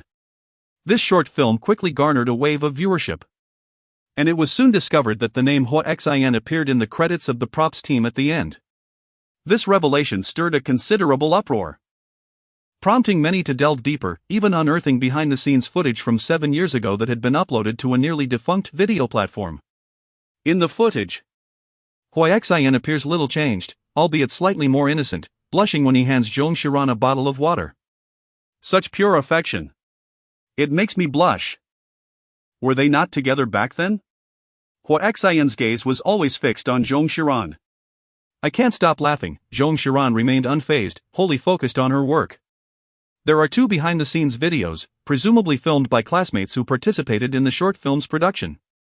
Once these clips were widely circulated, the individual responsible for posting them hurriedly logged in to delete the videos, yet they had already been saved by the ever-resourceful netizens. Soon, the second behind-the-scenes video became a hot topic of discussion. The content read, "This is so sweet, I won't allow you to say you haven't seen it."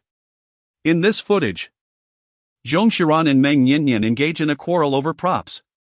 Meng Yanyan argues that it is too late and everyone is exhausted from a long day. They can reduce the number of candles, as long as it suffices for the shooting scene, without overburdening the props team. Zong Xiran insisted on arranging hundreds of candles, otherwise, the ambience would be lacking, leading the actors to feel disheartened, and the visuals would not be aesthetically pleasing. The debate concluded with Hua Xian's interjection. He gazed at Zong Xiran and said, "It's fine, let us heed her advice. I am not weary." Meng Nian's expression darkened as she stormed away. I remarked that Meng Nian's film crushing on him seems to be targeting Zong Xiran at every turn. It appears my suspicion was not unfounded, as the two evidently harbor animosity. Help!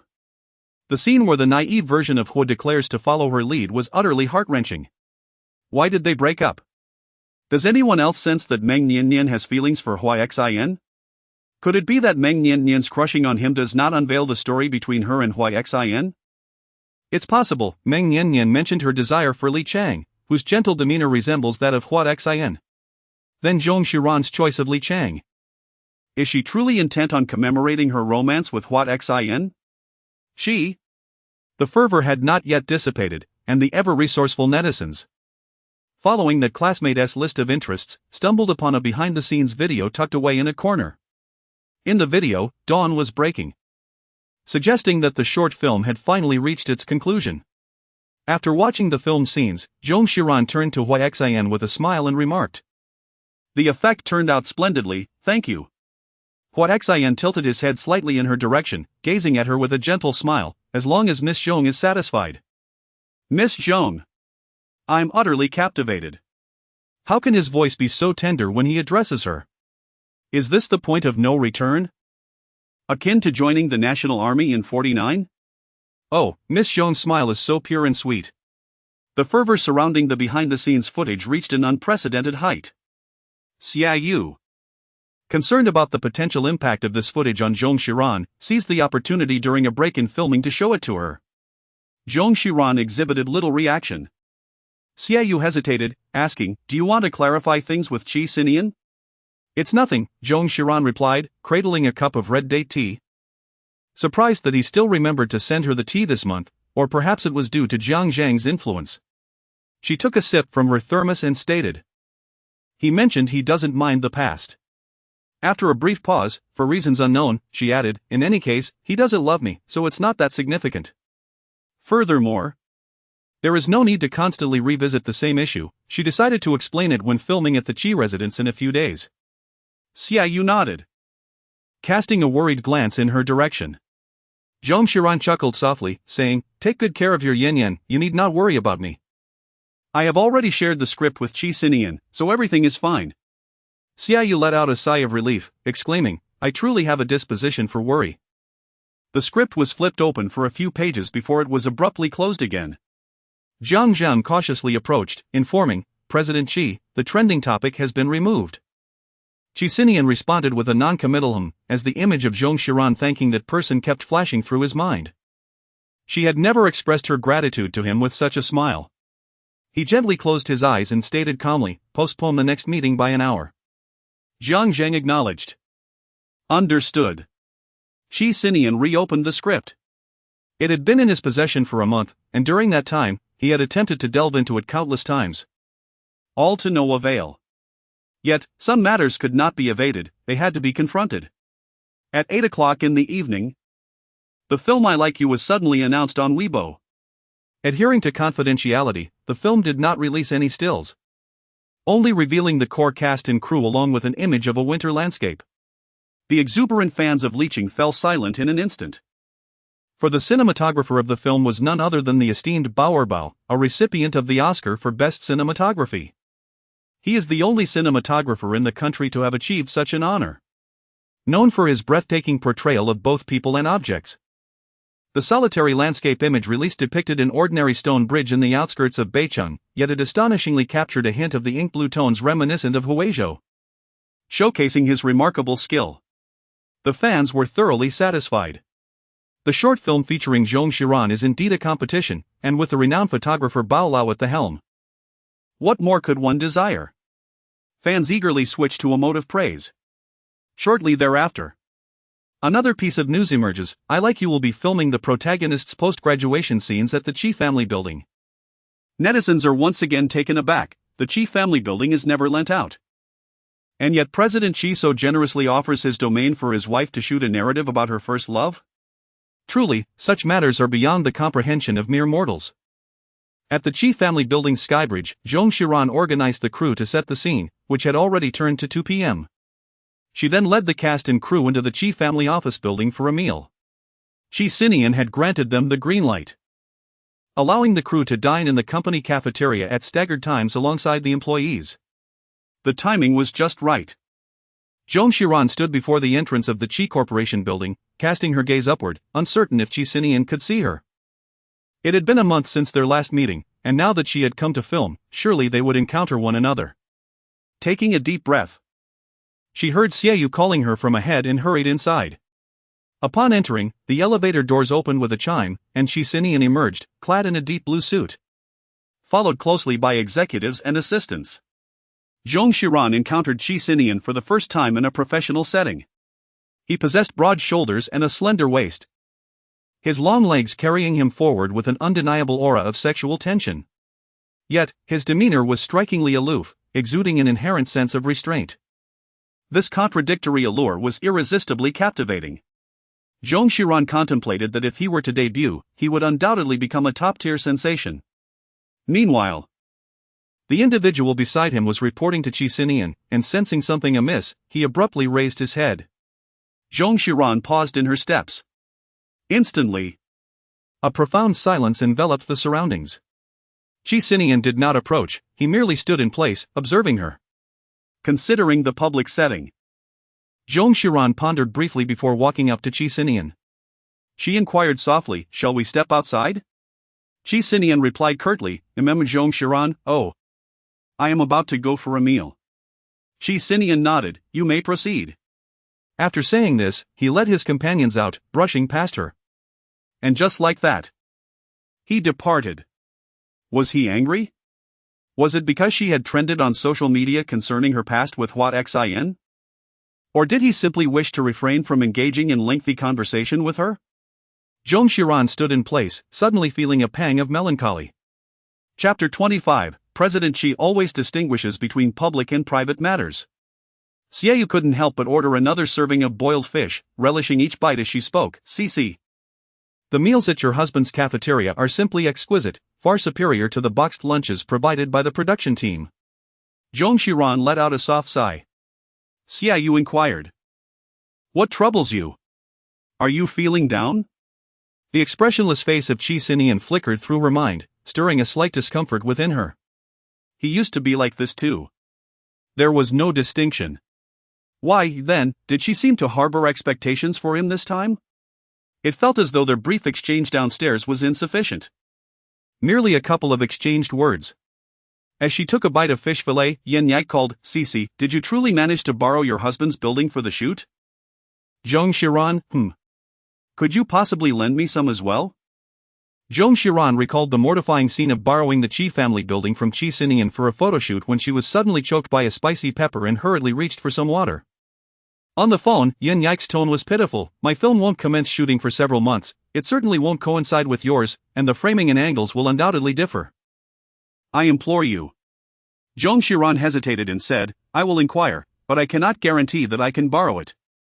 Yan Yike replied, "Your husband is quite infatuated. If you ask him, he will surely agree." Did she harbor some misunderstanding about Qi Sinian?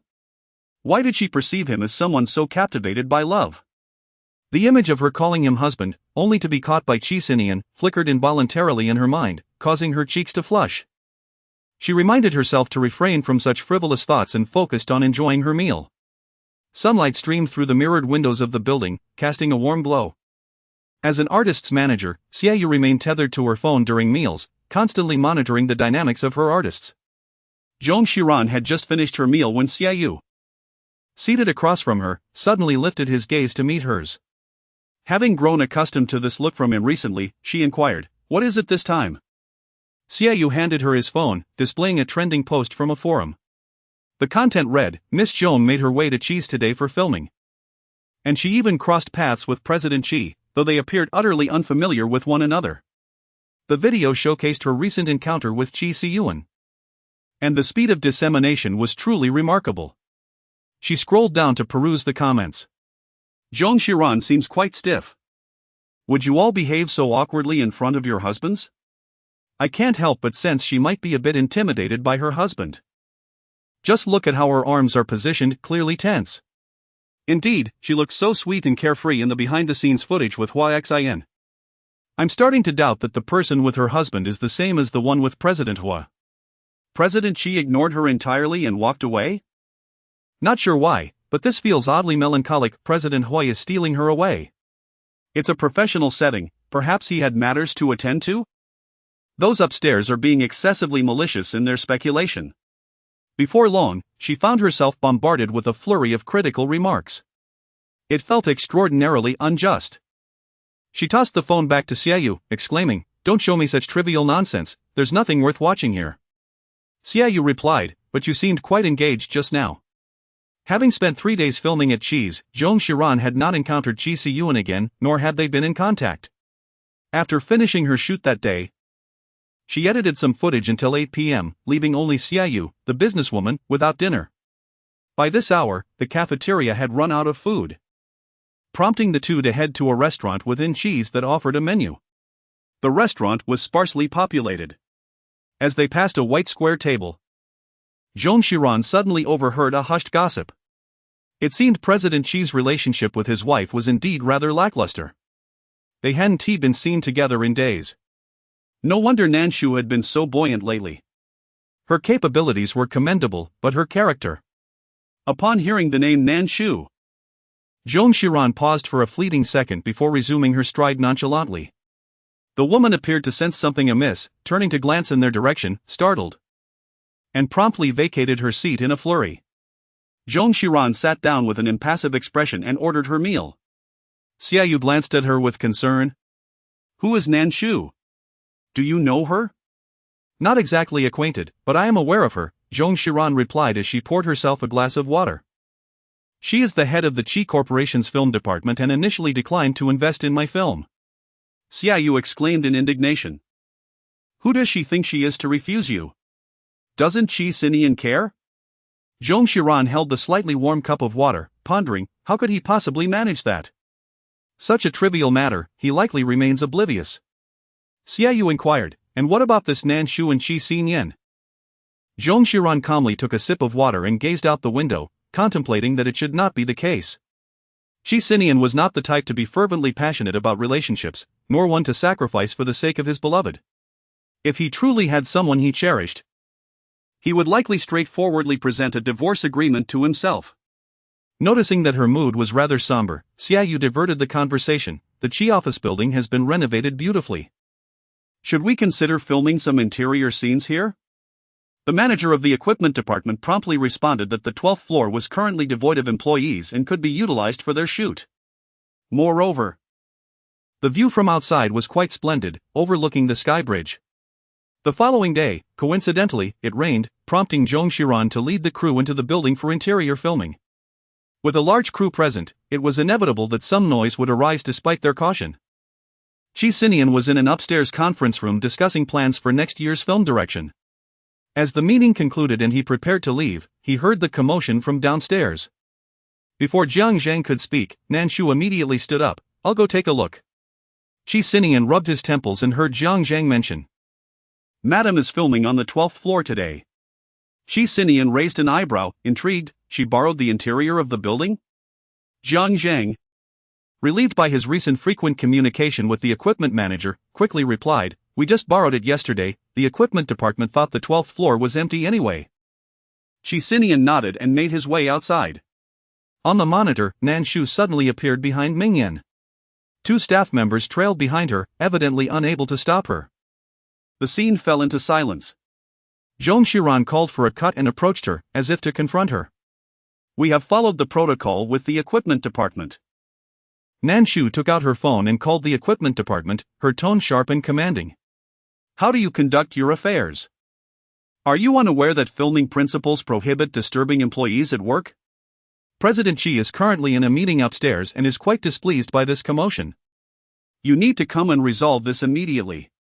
When she uttered the words "quite displeased," her gaze intentionally or unintentionally flickered towards Zong Xiran.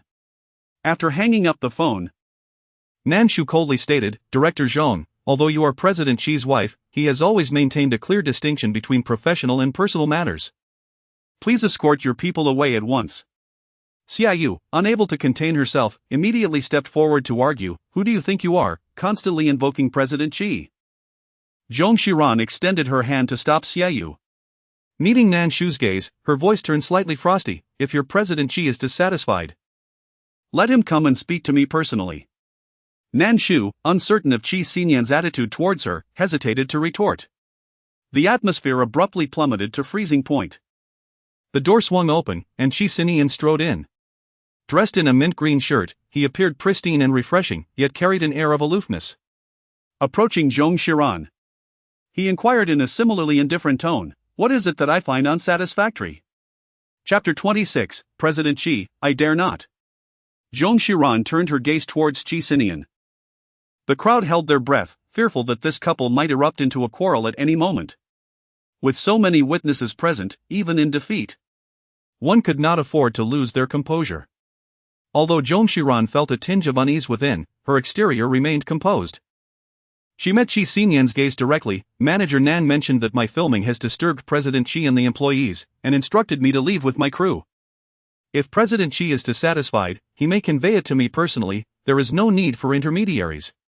Qi Sinian raised an eyebrow slightly, his expression reflecting mild surprise at Zong Xiran's unusual firmness before him. He offered a brief, almost fleeting smile. "I wouldn't dare." The way he uttered those words carried a hint of huskiness, imparting a sense of gentleness and indulgence.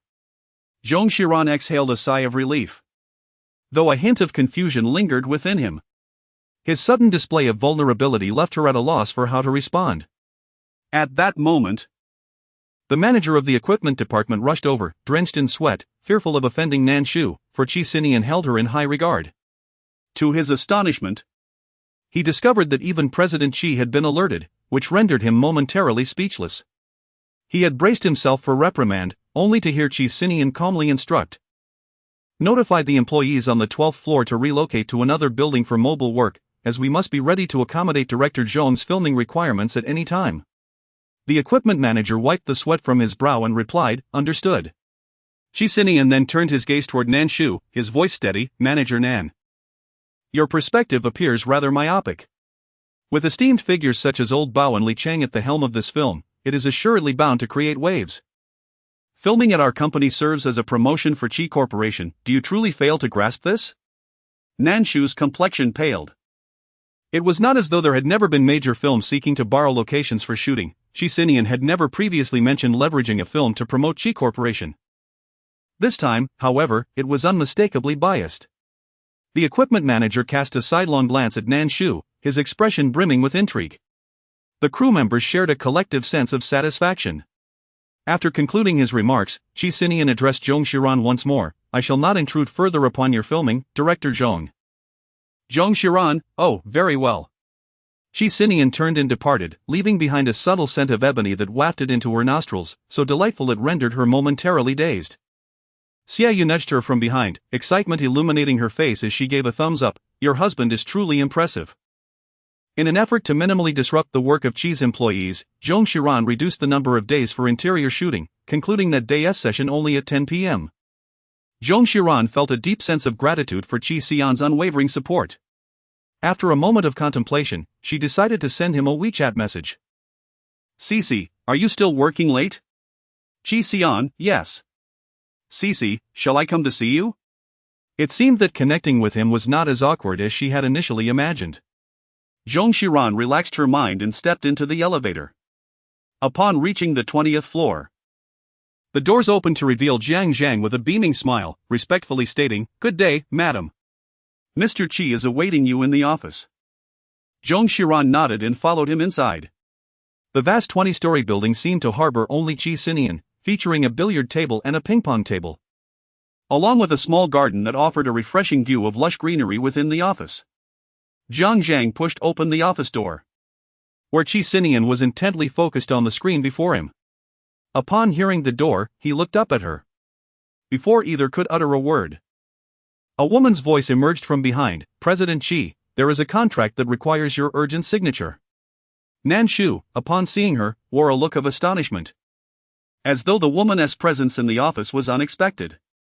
Qi Sinian frowned slightly and replied coolly, "I am off work today." "Understood, President Qi." Nanshu said awkwardly as she retreated. As he spoke, Qi Sinian did not cast a glance at Nanshu, his gaze remaining fixed on Zhong Xiran. The Qi company was relatively close to home, and she had been staying there for the past couple of days. Zhong Xiran nodded, noticing a black cashmere coat still hanging on the rack. She approached and picked it up, intending to drape it over him, when her peripheral vision caught sight of the script on the desk. The script appeared to have been thoroughly read, with several pages dog-eared. After she helped Qi Sinian into the coat, she uneasily inquired, "Have you finished the script?" Qi Sinian replied, "Yes." Zhong Xiran took a deep breath, wondering if he would indeed be asked to revise the script. Just then, he heard his crisp voice, "I have a few suggestions." Zhong Xiran immediately replied, "Since you have read the script, you must understand that it is not about me or my own affairs. I do not harbor any doubts." Qi Sinian lowered his gaze and said, "It is a suggestion, not a criticism. There is no need to be so anxious." Zhong Xiran let out a sigh of relief. "Then you speak," she urged. Qi Sinian, though unaccustomed to being attended to in such a manner, patiently awaited her to fasten the buttons of her coat. "Speak of it on the way," he remarked. The winter nights in Beicheng were frigid, however, the warmth within the car was ample. Qi Sinian inquired in a calm tone. "You and Meng Nian have encountered similar themes. What is your strategy for victory?" He nodded. "I have a suggestion." "What is it?" she asked. His voice remained steady. "You might consider writing about a dual-line unrequited love." Zhong Xiran tilted her head to look at him, inquiring, "What do you mean?" In the original script, the male protagonist harbored an unspoken affection for the female lead before she realized her own feelings for him. Initially, neither expressed their emotions directly.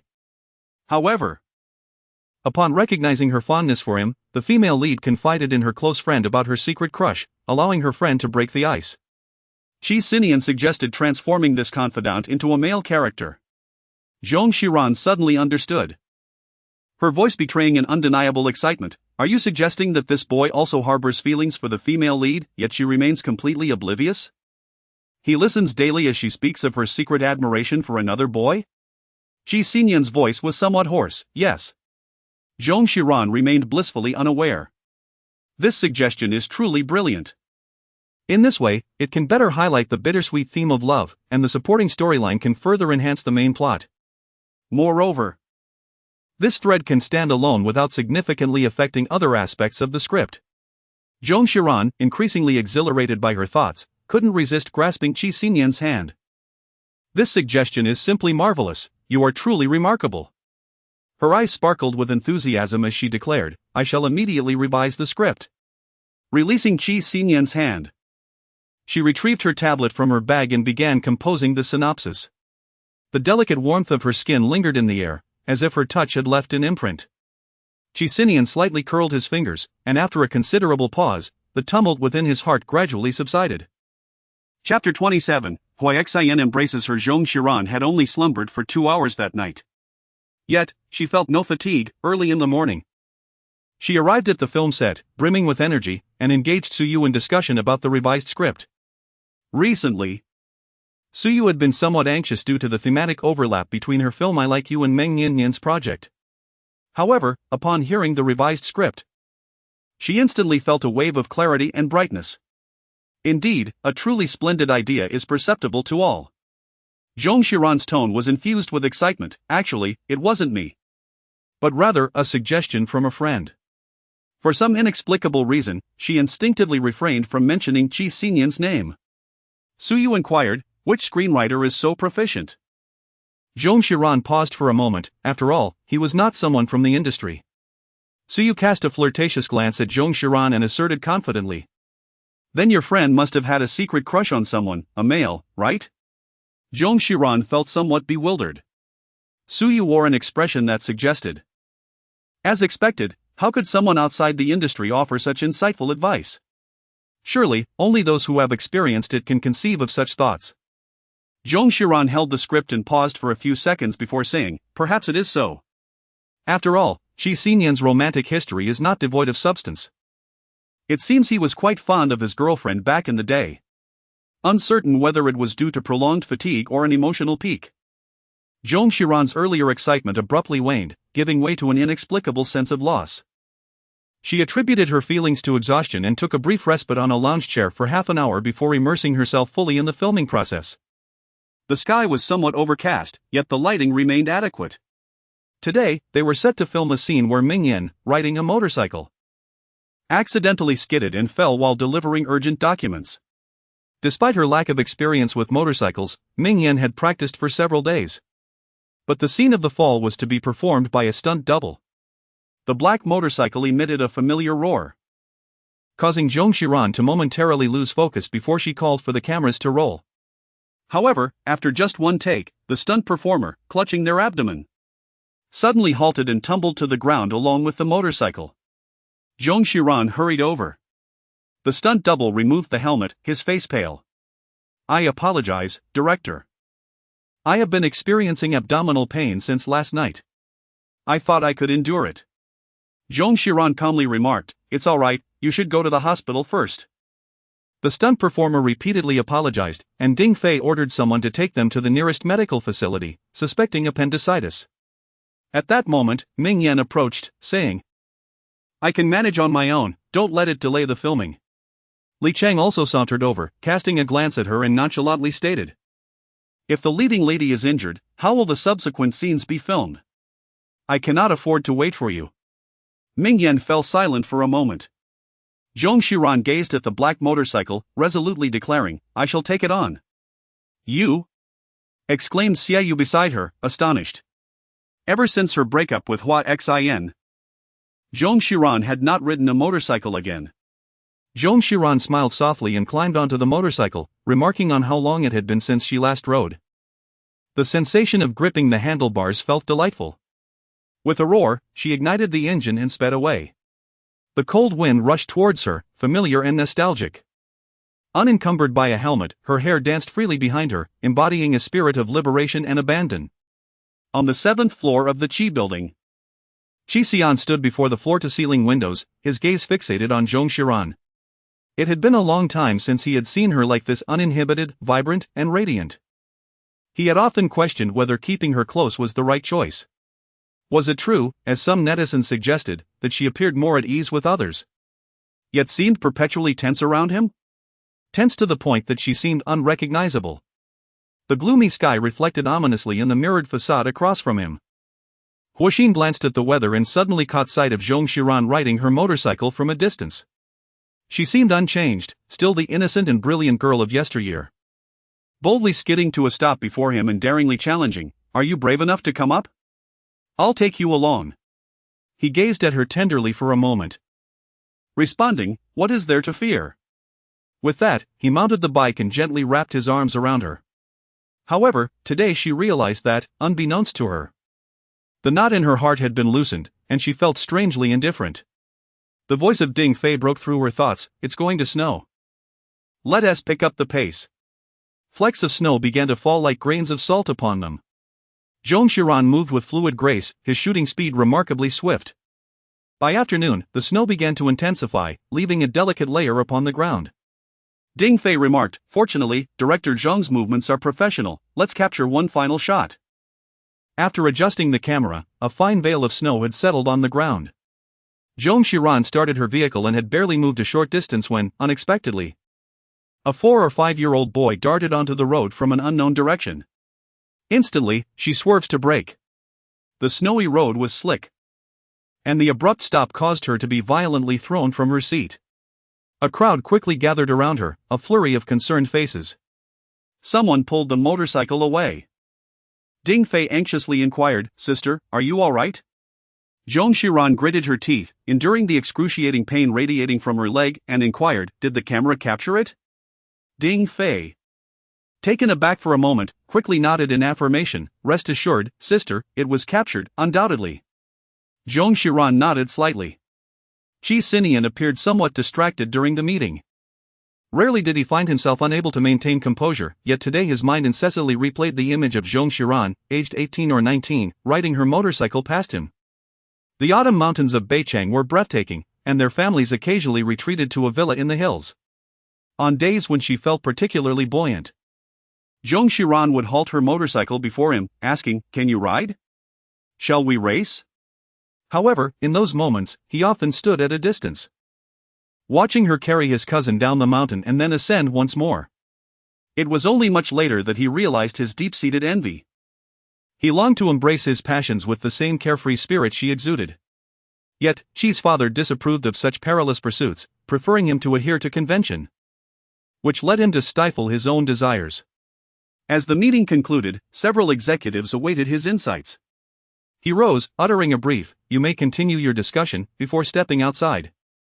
No sooner had he exited than Jiang Zheng anxiously exclaimed, "President Qi, your wife has been injured. The current situation is unclear."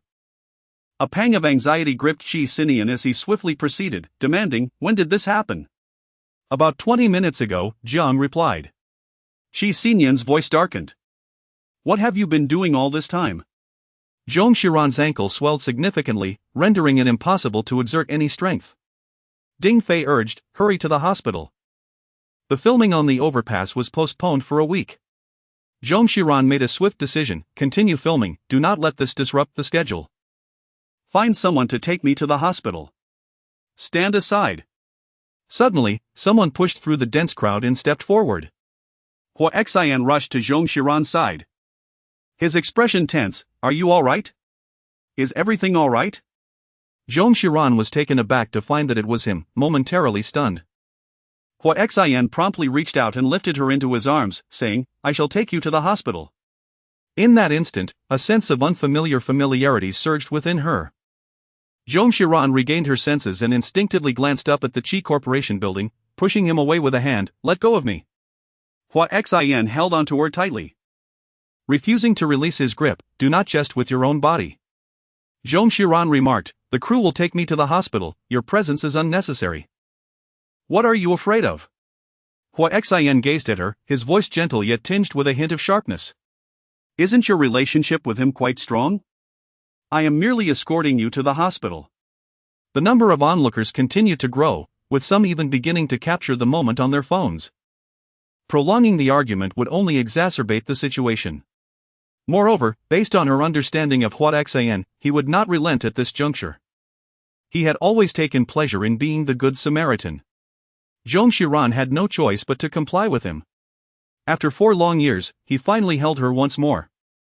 The familiar fragrance of roses wafted from her hair, enveloping his senses. Hua Xian felt a slight tightness in his throat as he gently placed her into the car nearby, instructing the driver to set off. Zhong Xiran leaned against the car door at an angle, deliberately keeping her distance from him. Hua Xian gazed at her swollen ankle and gently said, "First, let us remove your shoes." Zhong Xiran, wincing in pain, felt beads of sweat forming on the tip of her nose, lacking the strength to protest. Hua Xian reached out to grasp just above her ankle, gently removing her shoe, and inquired, "Is it hurting terribly?" Zhong Xiran remained silent, suppressing her words. Hua Xian's gaze fell upon the diamond ring adorning her finger, and he too succumbed to silence. Chapter 28, Hua Xian's provocation. The journey was wordless. Upon arriving at the hospital and after the X-ray, the doctor diagnosed her with a fracture in her left ankle and applied a plaster cast.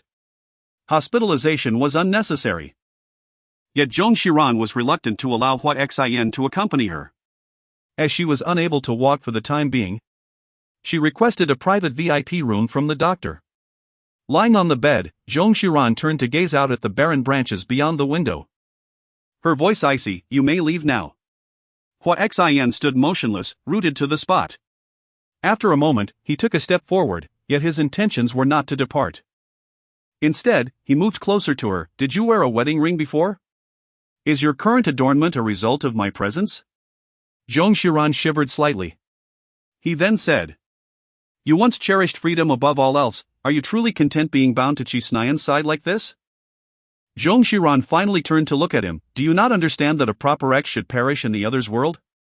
Hua Xian took a step forward, his thigh pressing against the edge of the hospital bed. Lowering his gaze, "I have stated before that as long as you utter the words 'I love Qi Sinian,' I will instantly let go." Zhong Xiran felt a tightening in her breath. At this juncture, telling a lie to deceive him seemed inconsequential. Yet, for reasons unknown, she found herself unable to utter the words. It was not that she was unwilling to deceive Hua Xian, rather, it was as if she could not easily acknowledge her love for Qi Sinian. Unable to express it? Hua Xian's voice was too close, prompting her to lean back abruptly, and he immediately followed suit, leaning over the side of the hospital bed. CC. You have never been adept at lying. Hua Xian's gentle gaze flickered with a hint of coldness. Having been with you for over 900 days, do you believe that the clumsy charade you and Qi Sinian put on at the business forum could fool me? His face was nearly hovering over hers, exuding an intimidating presence, so close that it felt suffocating. Zong Xiran found herself with no retreat. Her back pressed against the steel rail of the hospital bed. She was about to speak when the door was suddenly flung open with a resounding bang. Qi Sinian, clad in a black overcoat, stood at the threshold, his gaze icy, the lenses of his glasses reflecting the pale, cold light of the hospital ceiling. Zong Xiran, flustered, immediately said, "Please conduct yourself with dignity." Hua Xian turned to see Qi Sinian, and only then did he calmly step back, a faint, gentle smile gracing his lips. It was a subtle provocation. The two locked eyes, the tension palpable. Zong Xiran gazed at Qi Xin with concern, uncertain whether the earlier scene might lead to a misunderstanding, and whether he had overheard their conversation. Instinctively, she clutched the bedclothes, her anxiety deepening. Qi Xin approached leisurely, his gaze descending to her ankle. His voice unusually calm. "Does it hurt?" Zong Xiran gently shook her head. Qi Sinian raised his gaze towards Hua Xian and enveloped her in his embrace. Zong Xiran paused slightly. Though she felt somewhat uneasy, she did not push Qi Sinian away. Qi Sinian raised his hand to gently stroke her hair, meeting Hua Xian's gaze with an indifferent expression, and inquired, "Are you frightened?" Sensing the piercing gaze behind her, Zong Xiran obediently rested her head on his shoulder and whispered, "Not at all." Qi Sinian then looked challengingly at Hua Xian and said, "Thank you, Mr. Hua, for today. I kindly ask you to take your leave now." Hua Xian regarded their display of affection with a cold stare, a faint smile still gracing his lips. "What's this? Are you afraid that I might disrupt your little romance, Mr. Qi?" Qi Sinian replied, each word deliberate, "I fear that you might interfere with our marital life." The implication in his tone was unmistakably clear. Zong Xiran's face suddenly flushed. Hua Xian, incensed, gritted her teeth and exclaimed, "Qi Sinian, you despicable wretch." Qi Sinian let out a hollow laugh, resting his hand upon Zong Xiran's shoulder, as if to suggest that should he remain any longer, he might indeed take some action. Hua Xian abruptly turned and left. The hospital room was left with just the two of them, although Qi Sinian still held her, his arm was cold. Zong Xiran bit her lip as she heard Jiang Zhang knock on the door, announcing, "President Qi, Hua Xian has come downstairs, and the area is swarmed with reporters." Hua Xian emerged from the hospital's inpatient building, immediately besieged by dozens of journalists. He had entered the hospital alongside Zong Xiran, and Qi Xian arrived shortly thereafter, instantly becoming the subject of sensational gossip.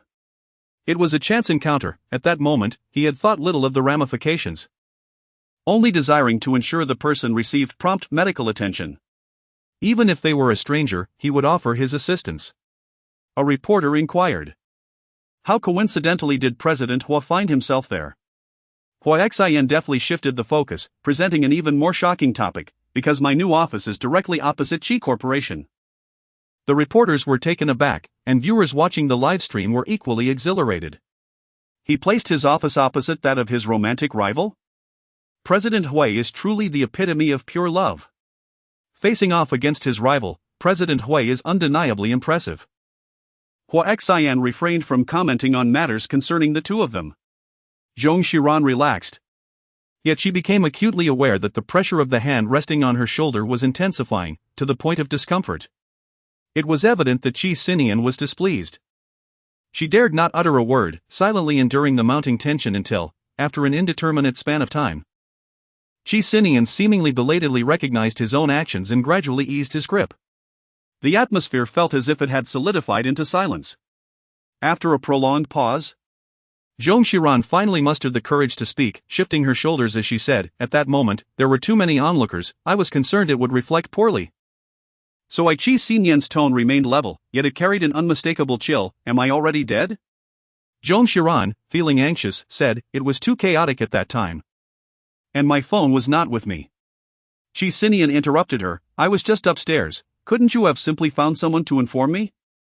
Zhong Xiran was momentarily taken aback. She had indeed not contemplated notifying Qi Sinian, nor had she considered asking him to escort her to the hospital. Qi Sinian grasped her chin, compelling her to meet his gaze, and with a sardonic smile, he inquired, "What do you intend to do? Are you planning to announce to the world your reconciliation after being embraced by another man and whisked away from my company's premises?" Chapter 29, Why is it acceptable for him to hold me, but not for you? His sharp voice reverberated painfully against Zhong Xiran's eardrums. This was the first time Qi Sinian had displayed such intense anger in her presence. No, she instinctively reached out to pull him closer, but he deftly recoiled, leaving her grasping firmly at his ring finger. Qi Sinian coldly commanded, "Release me." Zhong Xiran tightened her grip on the ring adorning her ring finger, inexplicably clutching it even more firmly. Noticing her gesture, the surge of anger within Qi Sinian abruptly dissipated. He allowed her to hold on for a moment before softly uttering, "Let it be." Zhong Xiran was somewhat surprised at how easily she had calmed her anger. A cautious knock resounded at the door, and Jiang Zhang entered, delivering Zhong Xiran's phone. Feeling a twinge of guilt, she knew that even if Qi Sinian were to disagree at that moment, she could certainly comprehend his feelings. Qi Sinian glanced at her, then rose and moved to the window, tacitly agreeing. As he got off the bed, he reached out and lifted her into his arms. "Zhong Xiran, there's no need to trouble yourself, I can take my time." However, Qi Sinian interrupted, "Why is it that he can embrace me, but you cannot?" Zhong Xiran paused for a moment. She promptly and sensibly wrapped her arm around Qi Sinian's neck, hesitating briefly before remarking, "I might be a bit heavy." Her implication was clear, she was concerned about tiring Qi Sinian, rather than refusing his embrace. Qi Sinian, with an expressionless demeanor, lifted her effortlessly, retorting, "Indeed. You are exceedingly heavy." Zhong Xiran. It is evident that Mr. Qi has not grasped her subtle insinuations. Qi Sinian carried Zhong Xiran out of the building. The sky had turned completely dark. The lights in the hospital entrance illuminated the corridor, casting a beam of white light that highlighted the falling snowflakes. Reporters surged forward once more, encircling the two of them. The flashes of cameras were blinding, causing Zhong Xiran to lean her head against Qi Sinian's chest. The cacophony of questions from the reporters flooded her ears, creating a sense of chaos. Yet, Qi Sinian's clear and calm voice provided a reassuring comfort, "Of course. I must express my gratitude to Mr. Hua for saving my wife. I shall certainly repay this kindness on her behalf." Jiang Zhang parted the crowd as Qi Sinian held Zhong Xiran and approached the car. Snow fell silently upon her lustrous black hair. Zhong Xiran lifted her gaze to meet Qi Sinian's eyes. He remained silent, merely raising his hand to brush away the snowflakes adorning her hair. Once Jiang Zhang opened the car door, he gently cradled her into the vehicle. The cramped interior was suffused with the rich, dark aroma of sandalwood emanating from Qi Sinian. Since entering the car, he had not uttered a single word. The scene before her began to merge with the fragments of her memory. Back then, she was in a daze, unable to recall the expression on Qi Sinian's face, let alone discern his feelings. In retrospect, he must have been quite upset at that time. After all, his fiancée had walked away with another, a situation that surely stripped him of his dignity. Suddenly, her phone rang. It was a call from Zhong Wang. Zhong Xiran felt somewhat helpless, yet she still answered the call. After a long day, she lacked even the strength to refute him, merely wishing to swiftly endure his lecture and hang up. Suddenly, an arm reached out in front of her. Qi Sinian gestured for her to hand him the phone. Zhong Xiran handed it over. Qi Sinian said, "Dad, it's quite late, and we are weary." Zhong Guanxi immediately replied, "Very well. I shall not intrude upon your little couple's time." "Sinian," he remarked, she is too naive, she must have been thrust into that situation this afternoon." Qi Sinian acknowledged, "I understand."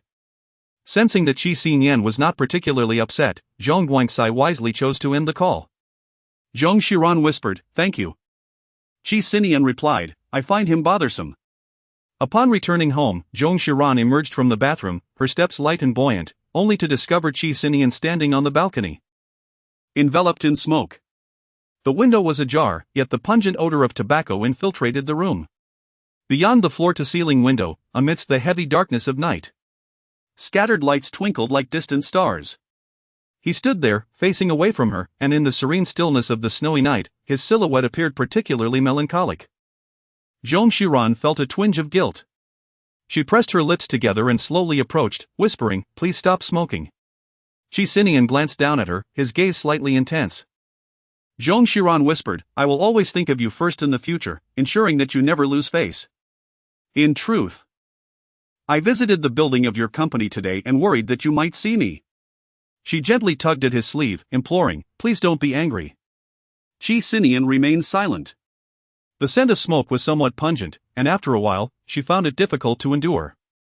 Yet it was not the moment to voice such grievances. Assuming she would need to soothe him for a considerable time, she was preparing her words in her mind when, unexpectedly, Qi Sinian extinguished his cigarette and said softly, "Hand me your phone."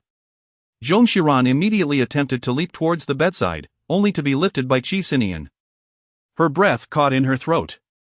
With no one else present, there was no need for pretense, yet he still held her close.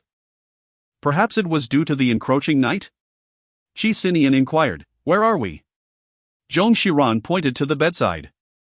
Qi Sinian lifted her and placed her gently onto the bed. He retrieved his phone, unlocked it, and navigated to his contacts. Upon locating his name, he added a capital A at the beginning, making him her first contact. Qi Sinian returned the phone to her and stated calmly, "If there is a next time, make sure to call me first, understood?" Zhong Xiran nodded vigorously. Qi Sinian then said, "Time to sleep," as he lay down. "What is it?" he inquired. Zhong Xiran cautiously inquired, "Are you truly not angry anymore?" Qi Sinian cast her a nonchalant glance, responding, "Do you suppose he would actually attempt to tear us apart?" He seemed to realize something, narrowing his eyes slightly, yet continued, "What do you wish to do?" "Nothing," Zhong Xiran quickly lay down, adding an immediate clarification. "I meant it's good that you're not angry. It's not that I don't want to do anything." Previously, during such moments, he would invariably seek to ruffle her feathers as a means of venting his irritation. However, this time, he refrained. This incident naturally dominated the trending topics throughout the night. And by the following morning, its fervor showed no signs of waning. Netizens meticulously scrutinized the videos that had been captured frame by frame. Doesn't it seem somewhat contrived? There are so many reporters at the back taking pictures. The big shots truly live up to their reputation, each one remains remarkably composed. Just when I think one has reached their limit, another manages to surpass it with an even greater surprise. Indeed. President Xi mentioned he would return this favor to his wife. His magnanimity is extraordinary. Let me tell you, even if Qi Sinian were to divorce, he would first deal with the mistress before proceeding, otherwise, where would his dignity reside? Do you all remember President Huai's famous saying that only those unloved are the mistresses? Block 1, and President Hua might just take action. Requesting a kick. Imtai not only indulged in the gossip online but could not resist calling Hua Xin. I am eagerly anticipating President Huai's next move. Hua Xin gazed at the pristine and imposing Qi Corporation building across from him, rolled up the left sleeve of his white cashmere sweater, and fixated on the tattoo above his left arm, murmuring, "There is no rush." Chapter 30, Why do I feel that Qi Sinian likes you? Upon arriving at the filming location the next day, Xiaoyu and Mingyan approached her with concern. "Are you alright? Is Qi Sinian angry?" Zhong Xiran chuckled. "He was a little upset for a moment, but he's fine now."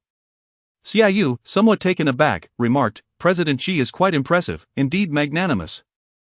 Zhong Xiran felt immense gratitude towards Qi Sinian, especially during this critical phase of filming. Had he remained perpetually angry, it would have undoubtedly distracted her. This, perhaps, is one of the advantages of a marriage that appears harmonious on the surface. When faced with someone one does not love, forgiveness tends to come more easily. Yen Yike also called, specifically stating, "Cici, I won't be using that overpass anymore, do not compromise your own comfort." Yen Yike continued, "That's good. Can your husband really tolerate such a glaring betrayal? Is he not simply lost in a romantic haze?" Zhong Xiran, with righteous indignation, questioned whom you were slandering. "I certainly did not betray him." At noon, in the Qi family building, Qi Sinian, after listening to Nanshu's plans for the upcoming year, nodded in agreement, saying, "Let us proceed with this for now." He raised a hand to press his temple, appearing particularly fatigued. Ever since Nanshu saw the video captured by reporters last night, she had been feeling restless within. Zhong Xiran had repeatedly placed a metaphorical green hat on Qi Xin. And it was likely that Qi Xin had grown weary of her antics. This moment presented an opportune chance. She had harbored feelings for Qi Xin for quite some time. It was not merely affection, but a deep admiration. She had invested considerable effort to ascend to her current position, allowing her the privilege of discussing matters with him face to face. Initially, she intended to keep these feelings buried within her heart. However, ever since that day she unexpectedly encountered Zhong Xiran, she found herself unable to suppress her emotions any longer. Given how well Qi Xin treated her, how could she inflict hurt upon him? A man of such commercial prowess as Qi Xin certainly did not deserve such indignities. Surely, he must harbor some discontent within himself. Nan Shu stepped closer to him. Her tone casual. Are you feeling unwell? Does your head ache? My uncle is a traditional Chinese medicine practitioner, and I have learned a bit of massage from him. Would you like me to give you a massage? It could alleviate your fatigue. Qi Xin glanced up at her, and that single gaze made her somewhat anxious, causing her smile to gradually stiffen. Qi Xin replied coolly, I did not summon Manager Nan for that purpose. Nan Shu felt an overwhelming sense of embarrassment, her expression faltering as she exited the office. After contemplating for a moment, Qi Xin called for Jiang Zhang. Has Madame had lunch? Jiang Zhang paused before responding, not yet. The crew usually has lunch at 1:30. Qi Xin nodded and decided to postpone the 1:30 meeting by half an hour. Jiang Zhang acknowledged, understood.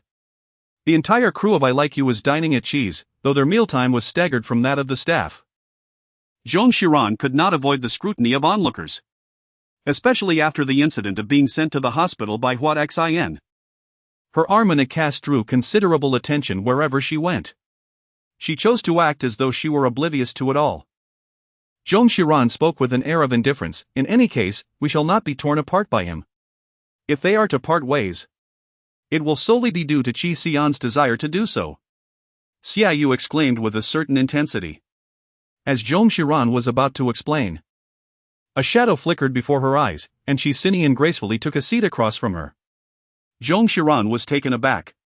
Qi Sinian, in a remarkably cheerful mood, picked up a pig trotter from his plate and offered it to her, saying, to nourish the form with the form. Xiaoyu couldn't help but burst into laughter. Zhong Xiran observed Qi Sinian, whose expression remained impassive as he regarded Xiaoyu, seemingly perplexed by what was amusing. Xiaoyu felt a twinge of unease under his gaze and hastily took a few bites of her meal, seeking an excuse to depart swiftly. An awkward silence unfurled between the two. Moments later, Zhong Xiran inquired, is this truly the hour for dining? Yes, I just concluded a meeting. Qi Sinian replied in a subdued tone. Their surroundings were filled with curious glances directed at them. It was her first experience dining in such a public setting with him, and Zhong Xiran felt somewhat out of place. She glanced at the pig trotter on her plate and remarked, thank you, but it appears a bit greasy, I may.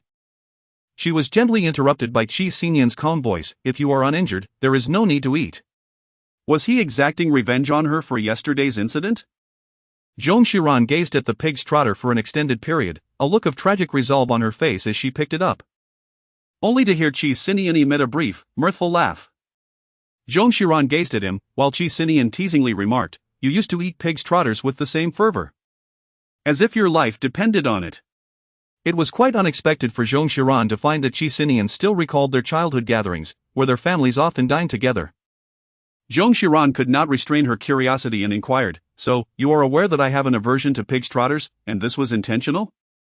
Qi Sinian replied in a calm tone, I had it marinated in yellow wine and simmered it gently throughout the night. Give it a try. If you still find it unpalatable, then so be it. Zhong Xiran exclaimed with delight, wonderful. She took a bite, and the pork skin melted in her mouth. Rich and glutinous, devoid of any gamey taste. It's quite delicious, thank you, she remarked. Qi Sinian nodded in agreement. Zhong Xiran savored the pig's trotters while, out of the corner of her eye, she noticed Qi Sinian delicately extracting the coriander from the fish soup with his chopsticks. She inquired, do you not eat coriander? In the past, whenever she ladled soup for him, she would always add a spoonful of coriander, and he had never voiced any objection.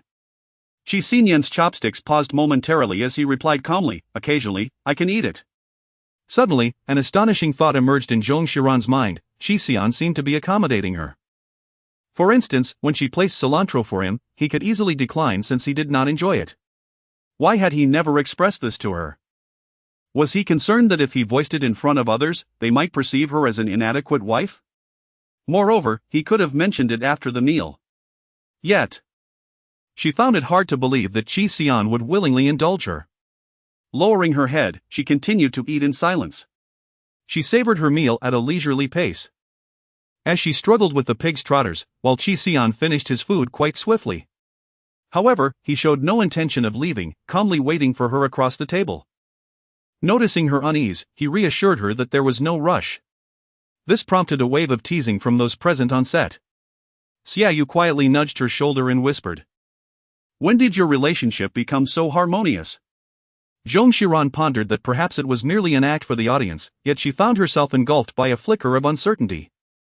If it were simply a performance, he ought to have informed her in advance, sparing her the shock and ensuring a seamless collaboration.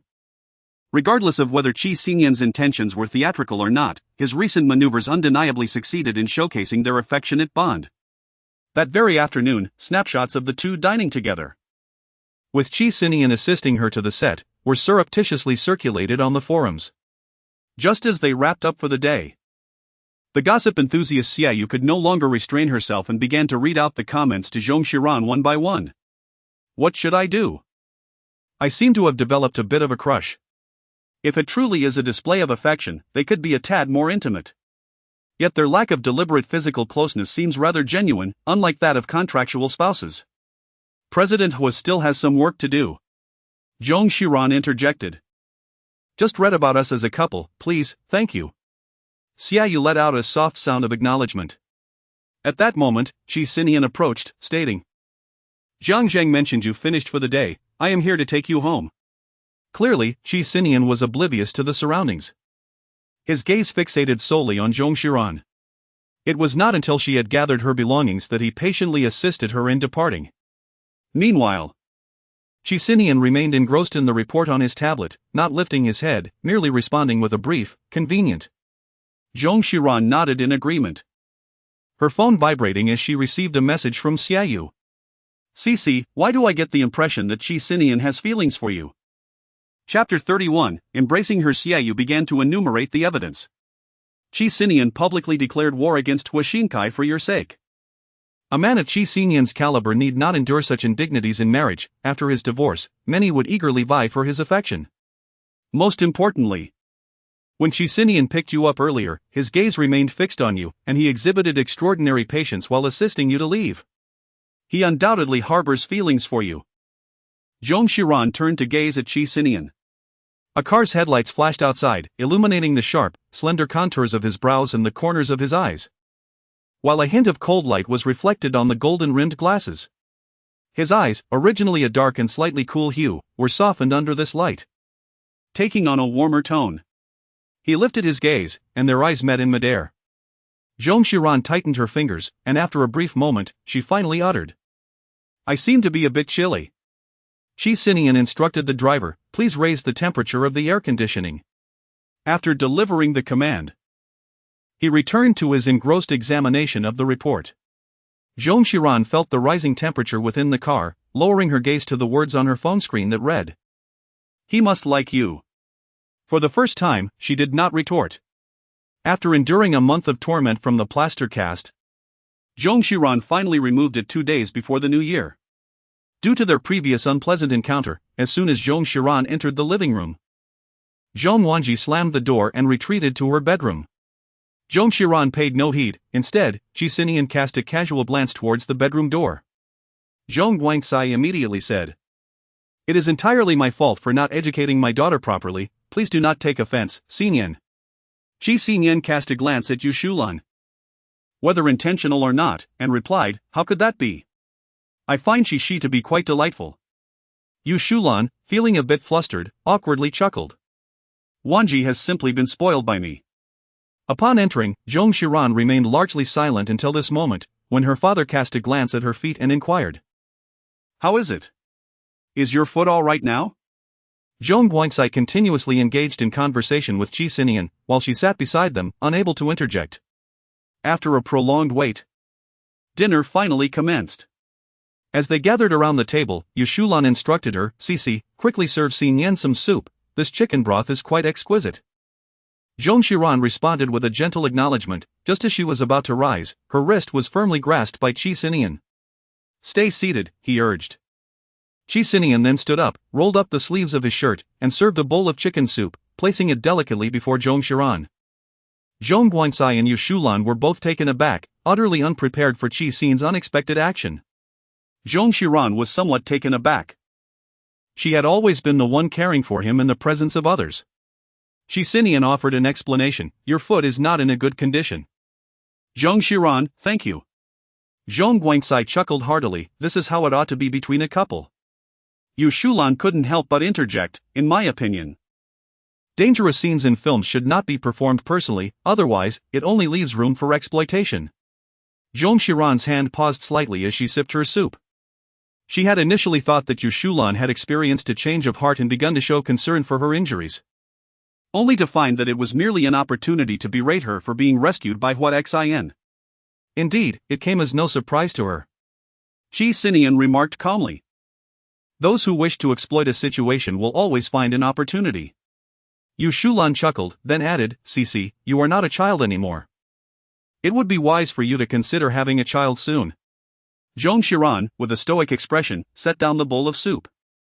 Yushulan remarked, "Just look at her attitude, it's as if I don't wish to have a child." Qi Sinian interrupted her in a calm voice. Yushulan was momentarily taken aback. The atmosphere at the dining table grew tense. Zhong Guanxi attempted to mediate. "The children have grown, and they have their own ideas. We should refrain from interfering in their matters." Once inside the bedroom, she closed the door and breathed heavily, feeling akin to a fish on the verge of drowning. In the living room, Qi Sinian, while smoking, conversed with Zhong Guanxi. Yet his gaze frequently drifted toward the direction of the bedroom. At that moment, Zhong Wanji approached and said, "Xinyan, I too wish to enter the entertainment industry. The wealth in this realm is so easily acquired. Once I make my entrance, I shall undoubtedly overshadow Zhong Xiran." Qi Sinian furrowed his brow. With a tone that mingled reproach and tenderness, Yushulan responded, "Do you truly believe the entertainment industry is so accessible? If it weren't for your sister's husband providing protection, would she have had the opportunity to star in films? If you wish to enter this world, you ought to inquire whether your brother-in-law possesses the spare energy to look after you." After speaking, she gazed at Qi Sinian with hopeful anticipation. He extinguished his cigarette. His voice devoid of warmth, "My company solely produces films, we do not sign individuals." Tears welled up in Zhang Wanji's eyes in an instant. Yushulan's face turned pale, taken aback by his utter lack of consideration. Furthermore, Cici's film was financed entirely by her own efforts, bearing no connection to me. Qi Sinian rose and said, "I am weary as well, I shall take my leave and rest inside." Zhong Guanxi immediately remarked, "All right, you must take good care of yourself amidst your busy schedule." He then lowered his voice to reprimand Yeshelin, reminding her not to mention that matter. Qi Sinian paused in front of the bedroom door, knocked gently, and after a brief moment, pushed the door open. Outside, the sounds of fireworks and firecrackers echoed, muffled yet resonant through the window. Her tone carried an air of feigned cheerfulness. "Very well." Qi Sinian stepped towards her, took the phone, glanced at it, and nodded in approval. Zhong Xiran looked up at him and said, "Would you like me to take a picture of you? It would be my way of thanking you for speaking up for me today." "It's not solely for you," Qi Sinian replied softly.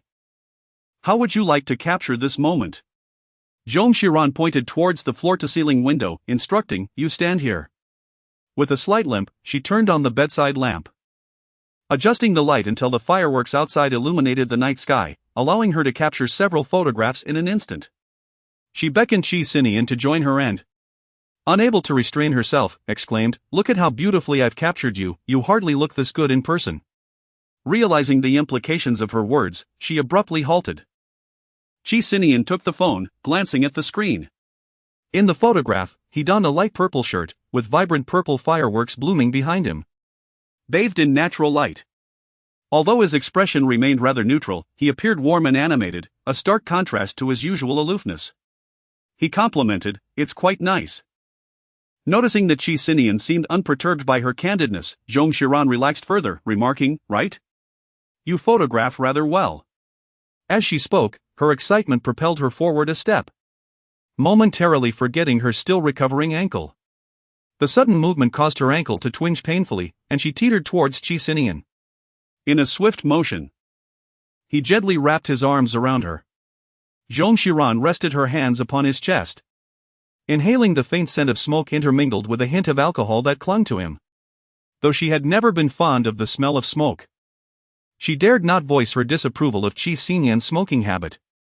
Perhaps it was due to her growing accustomed to it, but she now found it somewhat pleasant. The area her hands touched was separated by a delicate layer of fabric, through which she gradually sensed the warmth of his skin. Zhong Xiran seemed to be startled by the warmth, softly uttering a thank you before attempting to rise. However, Qi Sinian firmly ensnared her waist with an arm, signifying that she was not permitted to leave. He guided her back a step and seated her on the bed, leaning down to whisper near her ear, "Send me the photo." Chapter 32, The Emotions of Long-Standing Infatuation. His warm breath brushed against her ear, causing a tingling sensation that was either slightly irritating or ambiguously enticing. She found herself struggling to endure it. In contrast, she appeared to be more accustomed to Qi Sinian's forthrightness. Enveloped in his embrace, she nonchalantly retrieved her phone and sent him the photo via WeChat. Her phone chimed softly in response, yet Qi Sinian did not glance at it. After a brief pause, he inquired in a calm voice, "Does your sister aspire to enter the entertainment industry? Is the Zhong family in need of funds?" Zhong Xiran paused momentarily. Over the years, the issue of money had consistently stripped her of dignity. She attempted to maintain her composure as she replied, "It is they who have grown accustomed to extravagance." Qi Sinian's hand rested on her waist, and with a subtle pressure, he spoke in a tone devoid of warmth, "And what about you? You haven't touched a single cent from the card I provided. Is my money too hot to handle?" Zhong Xiran no longer feared him as she once did. She spoke softly, "I earn enough to spend." Qi Sinian's tone grew 3 degrees more somber. "Is it that you earn enough to spend? Or do you believe it would be easier to leave without spending my money?" He had noticed. She indeed harbored such thoughts. If she were to use his money, it might complicate matters in the event of a future divorce. His hand gripped a tender part of her waist, the pressure gradually intensifying. Zhong Xiran pondered for a moment and replied, "I have never contemplated divorce, rather, I worry that you might grow weary of me. Moreover, you have already assisted the Zhong family immensely, and I would feel guilty to burden you further with my expenses." Qi Sinian responded calmly, "Everyone in the Zhong family is reaping the benefits of my generosity, yet my wife remains excluded." Zhong Xiran raised her gaze, meeting his eyes. He stated, "I am quite concerned." The pressure around her waist gradually eased. Zhong Xiran chuckled softly and replied, "I have some too. I utilized President Xi's building and the Sky Bridge. He merely lent them to me, did he not?" Qi Sinian gazed at her for a moment, uttering a non-committal which indicated a reluctant satisfaction. It was rare for them to engage in such dialogue. After this exchange, an unexpected silence enveloped them, leaving both unsure of what to say next. Qi Sinian continued to hold her without releasing his grip, and she made no attempt to break free. After a while, Qi Sinian seemed to finally muster the words, "May I post the photos you sent me on Weibo?" Zhong Xiran, "Of course, I can." Zhong Xiran leaned closer and noticed that Qi Sinian had already uploaded the photos. She nodded in acknowledgement. Suddenly, an arm wrapped around her, pulling her into an embrace. Qi Sinian asked for her advice, as it was his first time posting. He clicked to publish, inquiring if this was satisfactory. Zhong Xiran appeared somewhat dazed. In the reflection of the floor-to-ceiling window behind Qi Sinian, her silhouette seemed to merge with his. His hand slowly descended, grazing her waist. Zhong Xiran slowly lowered her head, resting it upon his shoulder. It was here, in her former room, where they had first met. On the night of their wedding, Qi Sinian had spent the entire evening working in his study. This remark happened to be overheard by Qi Sinian as he passed by. She felt an overwhelming sense of embarrassment. It was unclear whether it was due to Yu Shulan's words or the fact that Qi Sinian had been intoxicated that night. But he had made the first move towards her. In that moment, she was so tense that she dared not open her eyes to look at him. Qi Sinian then removed his glasses and instructed her to turn her back. The pain was unbearable, and he too seemed to be discomforted. Their first encounter concluded swiftly. Yet soon thereafter, they found themselves entwined once more. What was she pondering? A voice, cold as ice, interrupted.Zong Xiran's reverie. Her cheeks flushed suddenly. Why had she recalled such disordered memories? Nothing, just the script. Qi Sinian raised his hand, fingers weaving through her hair. Pressing her beneath him, a suggestion far too overt. Zong Xiran gently looped her hand around his neck, softly closing her eyes in anticipation. Her eyelashes fluttered delicately, reminiscent of a butterfly's feet magnified in a lens. Qi Sinian let out a soft sigh, resting his head against her neck, murmuring calmly, "Sleep now." Zong Xiran opened her eyes in surprise, "But you clearly." Qi Sinian abruptly turned off the light and placed a hand over her mouth. "Shoo." Having assumed he was fatigued from the past few days, Zong Xiran nodded and fell silent. On the way back, Zong Xiran recalled the photos Qi Sinian had shared the previous night. Compelled by an inexplicable urge, she opened Weibo. Only to be greeted by two trending topics: was Xinxian fairy wand and photo taken by Qi Sinian's missus glancing at them. She discovered that Hua Xin had posted a video of herself igniting the fairy wand.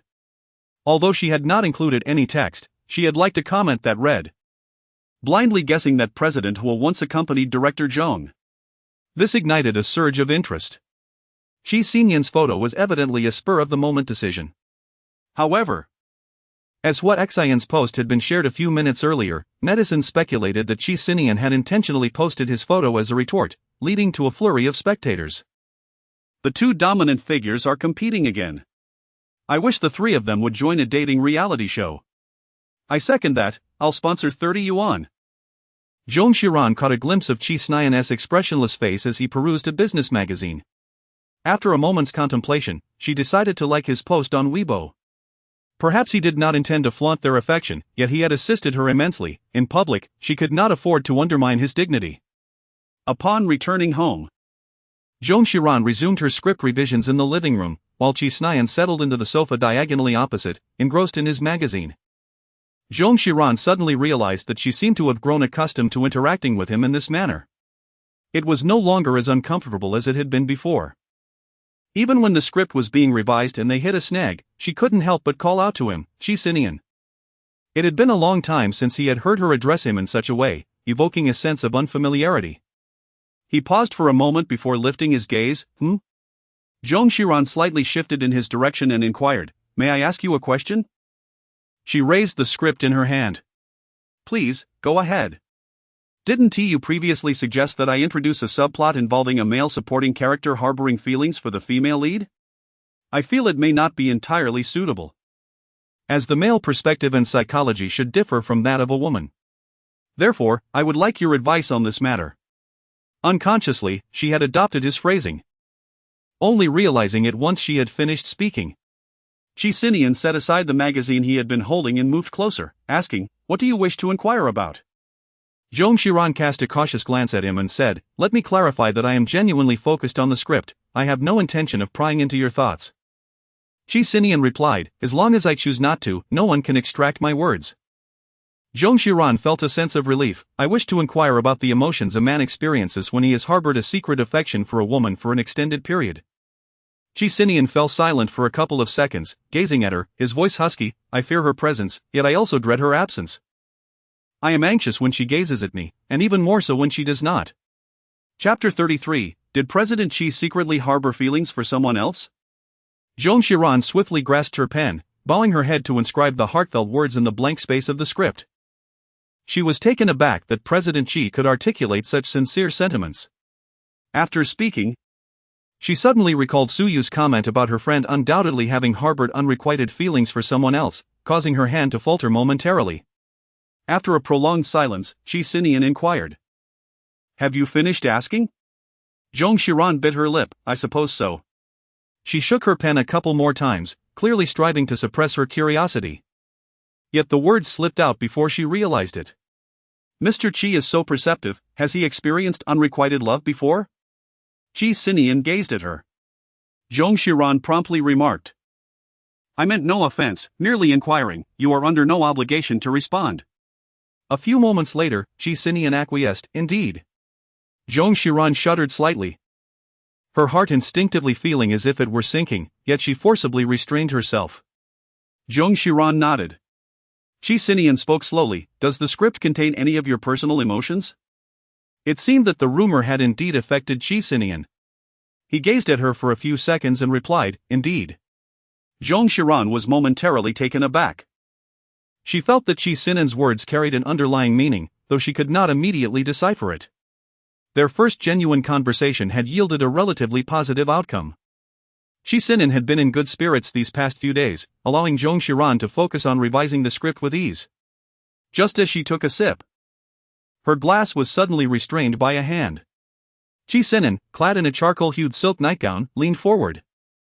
Having presumably just emerged from the bedroom, your leg injury is not yet healed, you shouldn't drink. Oh, Zhong Xiran replied, running her fingers through her hair. Feeling somewhat dazed from the script revisions, as if her mind were in a haze. This overtly candid demeanor was something Qi Sinian had seldom witnessed. He gazed intently at her. She lifted her chin, her eyes sparkling with a clarity reminiscent of a fawn, imbued with a hint of pleading. As she gestured with her index finger, just a small cup. Qi Sinian remained silent, but his gaze seemed to soften slightly. Zhong Xiran felt a flicker of hope ignite within him, but mere moments later, he heard the indifferent response, no. Zhong Xiran. If it's not possible, then it's simply impossible. Why not refuse immediately? Why offer her false hope?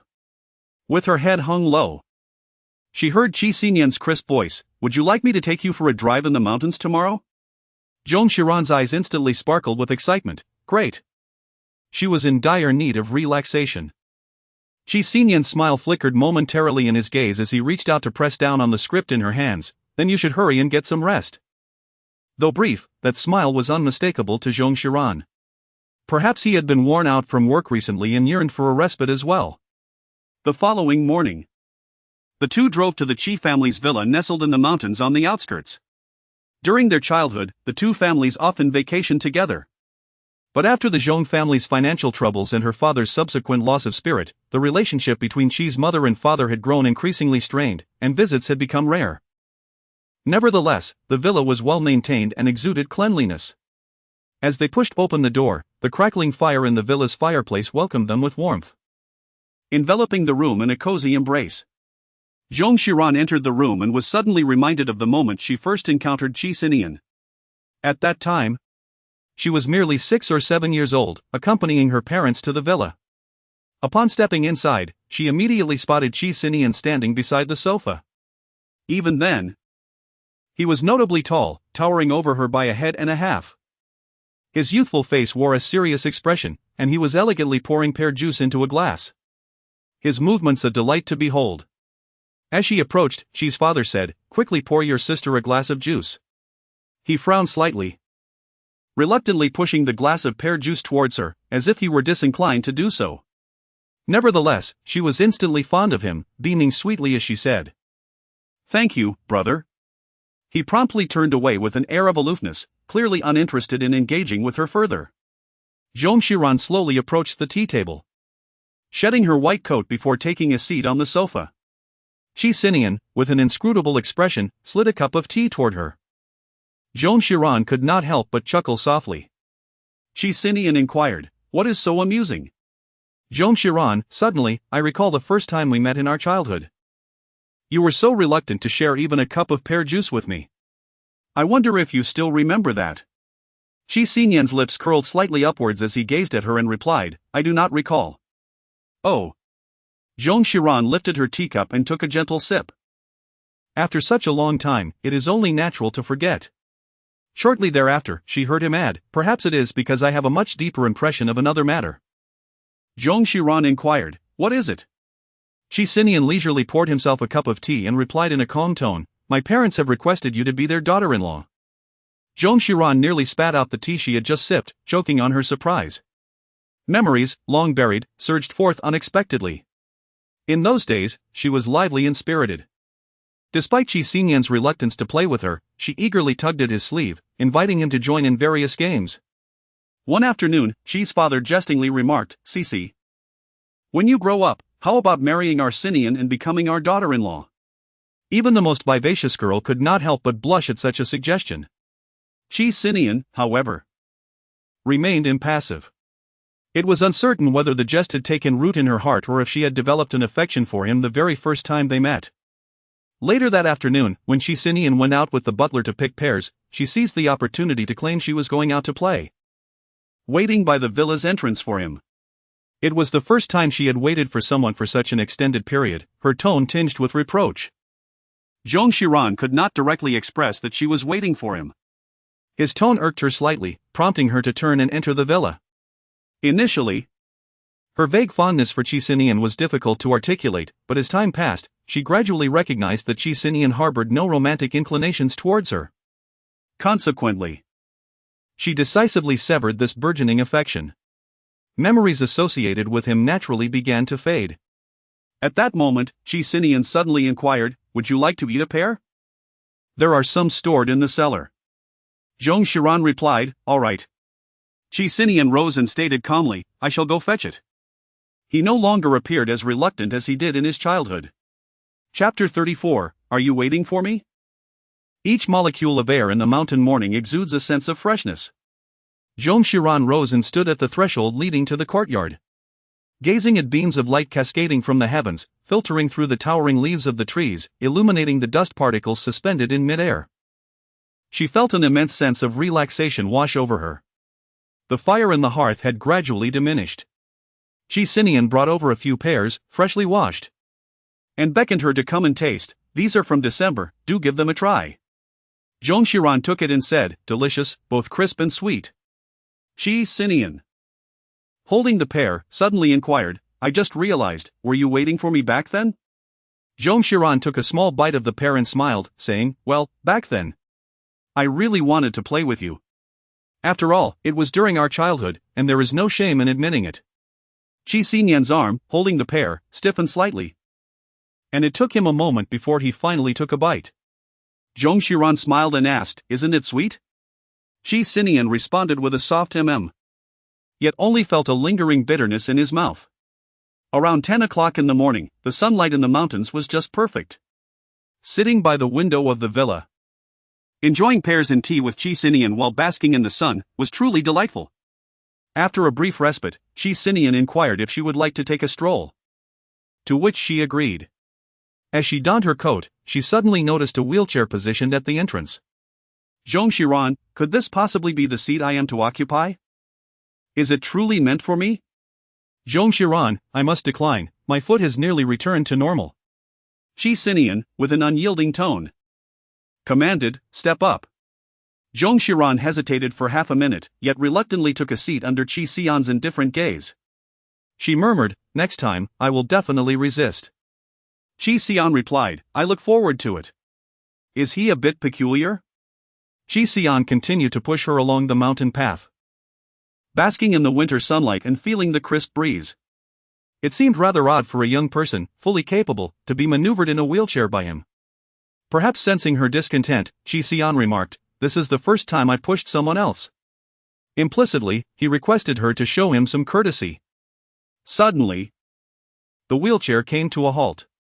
Qi Sinian inquired, "Have you thought about the future?" A gust of wind swept by, lending a somewhat ethereal quality to his voice. Zong Xiran realized that he had never contemplated the future, and awkwardly replied, "No, I was just speaking thoughtlessly."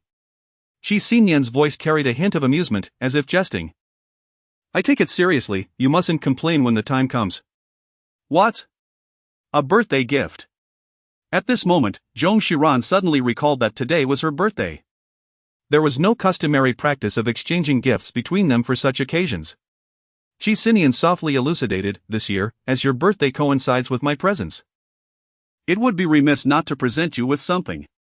Zong Xiran let out a soft exclamation, expressing her gratitude.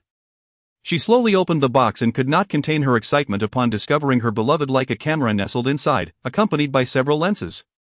Eagerly, she picked it up, ready to take a photograph, and then turned to Qi Sinian with a sincere "Thank you." Qi Sinian remarked, that expression of gratitude sounds quite genuine."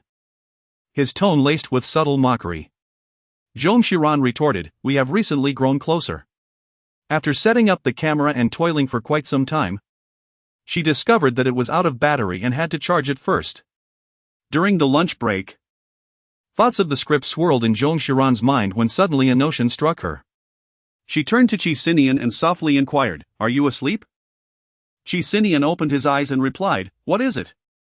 "I would like to incorporate the scene of our first meeting as children into the script. Specifically the boy you suggested. Would that be all right?" She gazed at him with palpable anticipation. Qi Sinian paused for a moment, then asked, "Is there a royalty fee involved?" Zong Xiran was aware that he had already consented, so she playfully teased him, unable to resist giving him a gentle push. "You are hardly lacking in this regard. Moreover, this is my experience, I am inherently qualified to film it. My inquiry was merely an act of courtesy towards you." Qi Sinian nodded in acknowledgement, indeed, quite respectful. Zong Xiran could not contain her laughter. Qi Sinian looked at her and said, "Then let it be a gift." "Zong Xiran, Qi Sinian replied softly, "You haven't given me a gift since we got married." Indeed, this was true. Noticing Zong Xiran's hesitation, Qi Sinian's voice grew even softer. "Are you unwilling?" Zong Xiran gazed at him, saying, "I have no reluctance, but you must not despise it." In her childhood, she had once given him a birthday gift, only to have it thrown away before her eyes. Since then, she had refrained from presenting him with anything else. Qi Sinian's voice was slightly hoarse as he replied, "I would never." The day swiftly passed, and as dusk fell, driving with the headlights on through the mountains created an enchanting atmosphere. Zong Xiran, feeling an unbidden desire for music, inquired, "May I listen to a song?" Qi Sinian replied, "You are free to do as you wish." Zong Xiran turned on the music in the car, and a song immediately erupted forth. "You mold a city from clay, declaring that in the future you shall take me across the threshold. How many turns and how many doors must one traverse, squandering youth?" Zong Xiran was taken aback. "You actually enjoy this kind of love song?" She could never have imagined that Qi, who had been immersed in classical music since childhood, had a penchant for this genre. Qi Sinian maintained a calm demeanor. "It's a sample track that came with the car purchase, I don't usually listen to it." No wonder, Zong Xiran thought, yet it still sounded quite pleasant. "What is it called?" she inquired. Qi Sinian replied, "It's called Little One." Zong Xiran inquired curiously, "You may not be listening, yet you are aware of the song title?" Qi Sinian reached out to adjust the radio, replying, "If you dislike it, you can listen to the radio." "No need." Zong Xiran interjected, "The lyrics are rather good, they might just provide a spark of inspiration for my script." In the elevator, an idea struck her. If she were to ride in Qi Sinian's car again in the future, listening to the same song would become rather monotonous. She turned to Qi Sinian and asked, "Would you like me to share my playlist with you?" Almost immediately regretting her offer, she added, "But then again, I seldom ride in your car." "It's fine," came Qi Sinian's soft voice from above. She looked up to find him gazing at her with a gentle yet earnest expression. The creases of his eyelids softened considerably. On the monitor, a pair of eyes slowly opened, exuding a tenderness laced with sorrow, the emotional transmission exquisitely nuanced. In a moment of reverie, Zong Xiran suddenly recalled the earnest gaze Qi Sinian had fixed upon her that day. Director Ding Fei nudged Zong Xiran, who had been silent in front of the monitor. During a brief intermission, having just taken a sip of water, she noticed Xiaoyu rushing towards her in a flurry. She responded with irritation, "What now? The pace of this filming is truly astonishing." Zong Xiran remarked, "Impressive." Xiaoyu responded with a silent pause. Zong Xiran smiled and said, "Let us focus on our own affairs, there are matters beyond our control." Xiaoyu sighed, "Indeed, may heaven bless our Yan Yan to achieve great success." Chapter 35, A visit from Hua Xian. The office is situated opposite the Qi Corporation, and now it has announced its foray into short films and the movie industry. Is this not a clear message directed at President Qi? Is it aimed at President Qi or Zong Xiran? After all, Zong Xiran is also involved in filmmaking. By the way, why doesn't Qi Sinian invest in Zong Xiran's films? Does he believe his wife cannot generate profit? Amidst the discussions among netizens, a marketing account suddenly leaked information. The online community buzzed with excitement for a few hours, only for this marketing account to receive a cease and desist letter from Qi Corporation. Having weathered this storm of gossip, Zong Xiran no longer paid heed to such rumors. Regardless of Hua Xian's antics, she and Qi Sinian would remain steadfast and unperturbed. As March rolled in, Zong Xiran completed filming in Beicheng and, along with her crew, journeyed to a quaint town in Jiangnan. As the end of April approached, the movie was on the verge of completion. One evening, after wrapping up for the day, Tai called. "I heard from Suyu that filming is nearing completion. An investor from Huacheng and I would like to visit the set to see some of the footage directed by you. Would that be convenient?" This was a reasonable request from an investor. Some investors and producers even visit the set weekly to monitor progress. "Of course, that would be convenient," Zong Xiran replied. Tai responded, "Great, my investor and I will arrive tomorrow at noon." She pondered the significance of this investor, as Tai seemed to emphasize it deliberately, almost hinting at something. Could it possibly be Qi Sinian? A sudden thought crossed her mind, leading her to open WeChat and voice call Jiang Zhang. "Good day, madam." Jiang Zhang answered. Zong Xiran subtly inquired, "Is Qi Sinian in Beicheng? Will he be traveling for business soon?" Jiang Zhang replied, "Madam, Mr. She has not traveled for the past 2 weeks. Oh, Zong Xiran responded, feeling a tinge of disappointment, realizing she may have overthought the situation. "Please do not inform him that I called." Jiang Zhang glanced at Qi Sinian and nodded, understood. After hanging up, Qi Sinian pondered for a moment before asking Jiang Zhang, "What do you think prompted Madam to make this call?" Qi Sinian speculated, "Could it be that she misses me?" Jiang Zhang replied with unwavering certainty, "Absolutely." Qi Sinian nodded. "Book the tickets for tomorrow. Director Zhong, Mr. Yin has arrived." Zong Xiran was intently observing the footage on the monitor when she heard a voice and looked up. "Hello? President Yin," she greeted, her entire body tensing up. Hua Xian stood beside Tai, clad in a white cashmere coat over a white sweater. Adorned with a delicate golden rose necklace around his neck, his gentle gaze fixed upon her. Zong Xiran's expression instantly turned frosty. Tai remarked, "This is Mr. Hua Xian, the investor in Huacheng, who has acquired 32% of the company's shares. The two are old acquaintances, so I need not elaborate further." Thus, the reason Tai chose to invest in her was due to Hua Xian.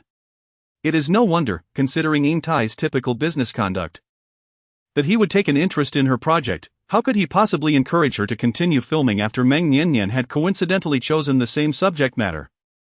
The set fell into silence, with everyone's gaze fixed upon her and Hua Xian, especially since there had been no shortage of gossip surrounding them lately. Zong Xiran could not possibly confront the investors in such a public setting. Ultimately, he could only nod slightly and softly say, "I will take the two of you to the screening room." Hua Xian replied gently, "All right." Upon entering the screening room, they shut off the lights. In the darkness, the opening credits gradually emerged, "I like you." After the viewing, Tai couldn't help but softly applaud, exclaiming, "Indeed, it is refined. Even if it is merely a music video, it is worth the audience's investment." Zong Xiran was quite displeased with his remark and replied, "Rest assured, General Yin, the plot will not falter." Tai quickly affirmed, "Of course." He then turned to inquire, "What does General Hua think?" Hua Xian responded softly, "I find it profoundly moving. Particularly the scene where the female lead rides her motorcycle at full speed. Her hair flows behind her, with the setting sun casting a warm glow in the background. It is wild and free, reminiscent of my own first experience riding a motorcycle." As he spoke, his gaze remained fixed on Zong Xiran, who deliberately avoided meeting his eyes. Only upon hearing his words did Zong Xiran slowly lift her head to look at him, her tone indifferent. "It is merely because I have a personal fondness for motorcycles. I hope General Hua does not misconstrue my sentiments." Hua Xian chuckled, choosing not to argue further, simply stating, "Since you have come all this way, tonight, General Yin and I would like to treat everyone to dinner." Before she could voice her refusal, Tai interjected with a smile, "Director Zhong must attend, after all. You are the cornerstone of this film, and it would be utterly remiss without you." Zong Xiran's words lingered on the tip of her tongue, yet she swallowed them back. The director's absence was indeed inappropriate. Moreover, Yin Tai had clearly obstructed her path, no matter how many reasons she conjured. There would always be another retort waiting in the wings. She nodded in acquiescence, deciding that she would simply leave early after the meal. Upon arriving at the filming location and overseeing the final set of shots, she sent a WeChat message to Qi Sinian to inform him. Apologies. After typing those 2 words, her fingers hesitated before promptly deleting them. I just learned that Xian acquired 32 of Huacheng's shares. Today, Yin Tai brought Xian to visit the set and mentioned treating the crew to dinner. I truly cannot decline. I will make an appearance and then depart. Do not worry, it will be a large gathering. After sending the message, Zong Xiran felt a twinge of anxiety. After all, dining with an ex is uncomfortable for anyone's current partner. She had initially completed her report but thought better of it and sent another message. Cici, is that all right? When Qi Sinian saw the WeChat message, he had just disembarked from a flight. He halted abruptly, turning to Jiang Zhang with a serious tone. Why were you unaware of Xian's investment in Huacheng? Jiang Zhang stiffened, quickly replying, it was my oversight. In truth, it was not entirely his fault. With the vastness of Qi's business, it was understandable that he would overlook a smaller company like Huacheng. Qi Sinian's gaze darkened as he read further. His expression growing increasingly grim, nearly erupting into laughter at the final emoji. Standing still, he methodically typed, what if I were to say no? His vexation dissipated, lightened by Zong Xiran's playful words. Qi Sinian tucked away his phone and adjusted his gold-rimmed glasses, intending to inquire with the crew about the location of Xian's dinner invitation. Chapter 36, the dinner gathering. The lead actors were preoccupied with their own commitments. An elder Bao, in poor health, was also absent. Yet, nearly 30 core creative personnel from behind the scenes filled the private room to capacity. The atmosphere brimmed with excitement. In such a bustling environment, even if Xian wished to engage Zong Xiran in conversation, the opportunity was scarce. Especially since she deliberately seated herself at a considerable distance from him. Once the dinner commenced, crew members began to toast the investors. Zong Xiran had been waiting for over 20 minutes, just as she was about to make an excuse to rise and leave. She heard Yin Tai calling her with a wave, Director Zhong, come, I toast to you. Xian was seated beside Yin Tai. He was clinking glasses with others but turned to look at her upon hearing the call. Zong Xiran gracefully approached and clinked glasses with Yin Tai, declaring, allow me to toast to you. Regardless of the circumstances, the investment had been irrevocably decided, and the customary pleasantries must be exchanged. She downed her glass of red wine in one breath, while Yin Tai motioned for the person on his left to shift aside, also moving one seat over himself. Director Zhong, please sit beside me, let us converse for a while. The vacant seat adjacent was occupied by Xian. A moment of silence enveloped the gathering. But they swiftly resumed their revelry as if nothing had transpired. Zong Xiran regarded Yin Tai with a frigid gaze and remarked, no, I still have footage to edit. So I must take my leave. As she turned to exit, her wrist was unexpectedly grasped by someone. A cultured voice, belonging to Xian, resonated, let us converse. Zong Xiran never anticipated that Xian would dare to confront her in front of so many people. Anxiously, she exclaimed, I have nothing to discuss with you. Let go of my hand. Xian's grip was remarkably strong, rendering her unable to free herself. With a forceful pull, he effortlessly drew her down into a chair. As if oblivious to the surrounding crowd, Xian fixed his gaze upon her and declared, while you were filming, I endured the absence of your presence. Now that the movie is complete, you owe me the courtesy of a conversation. Zong Xiran abruptly shook off his hand and stood up. Almost simultaneously, with a resounding thud, the door swung open, revealing Qi Sinian clad in a black overcoat at the entrance. His gaze leisurely swept across the room, ultimately settling on Xian, who stood beside Zong Xiran, his expression slightly frosty. The atmosphere seemed to freeze. No one present anticipated Qi Sinian's sudden arrival, and for a moment, silence enveloped the room as no one dared to speak. Zong Xiran felt a tightening in her chest, her fingers curling slightly as she pondered how to explain her presence beside Xian.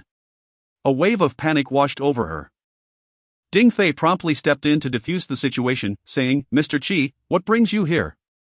Our film has wrapped, and the investors have invited the creative team for a meal. He chuckled nervously, wiping the cold sweat from his forehead. Qi Sinian replied in a calm tone, I see. I trust you don't mind an additional guest. Ding Fei quickly responded, not at all, of course not. Qi Sinian then composedly approached Zhong Xiran's side, casting a glance at the staff member seated to Hua Xian's right. The quick-witted staff member immediately stood up, exclaiming, Come, let us rearrange a bit. A seat next to Hua Xian was vacated, yet he remained unmoved. Qi Sinian lowered his gaze towards Hua Xian, saying, I would appreciate it if Mr.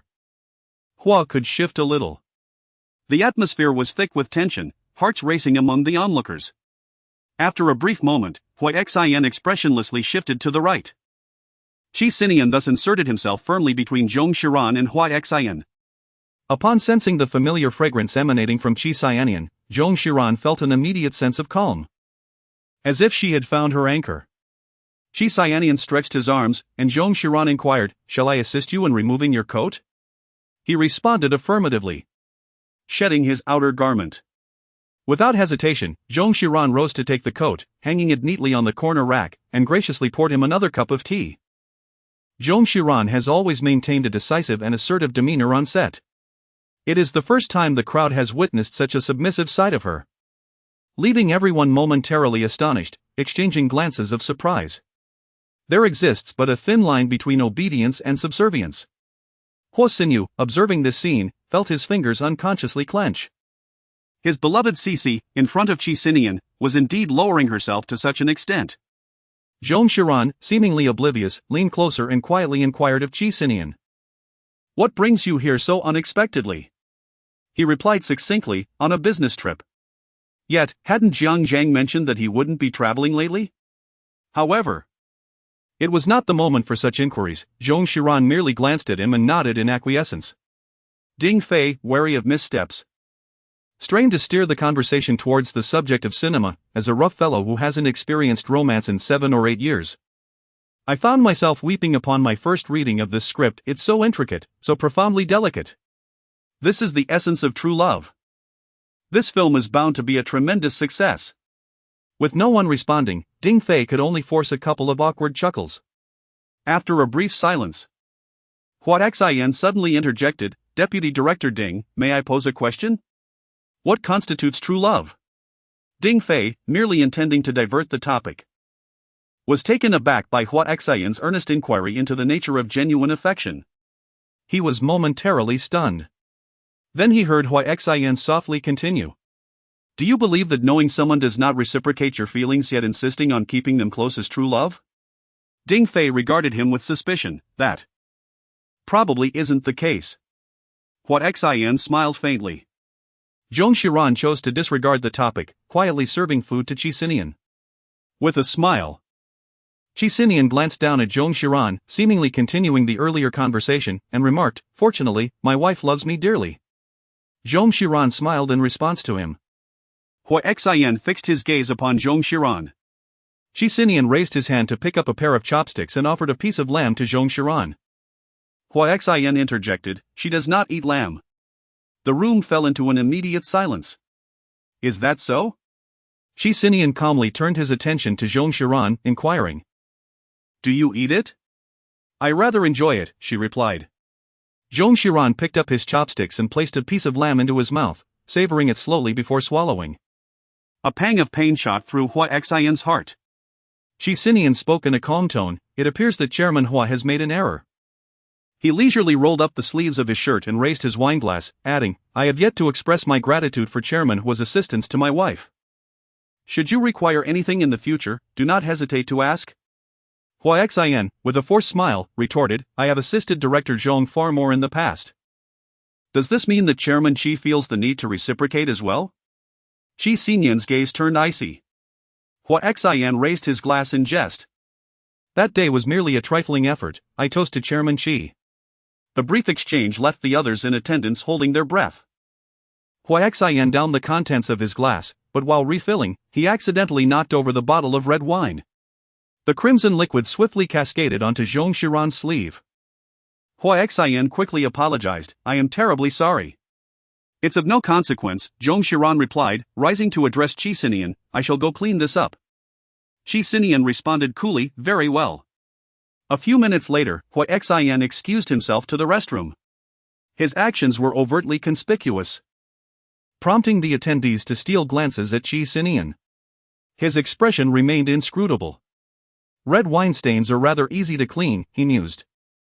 Zong Xiran seized the opportunity to step out and take a breath, for the atmosphere within the private room was exceedingly stifling. She adjusted her hair slightly in front of the mirror, paused for a moment to collect herself, and then rose to make her exit. Upon stepping outside, she found Beicheng waiting in the narrow gray corridor that lay along her path. Clad in a languid white sweater and gray leisure pants, he leaned against the wall, gazing up at her. Zong Xiran harbored a disdain for self-indulgent sentimentality, yet his audacity in this moment was unmistakable. Why did he possess such boldness?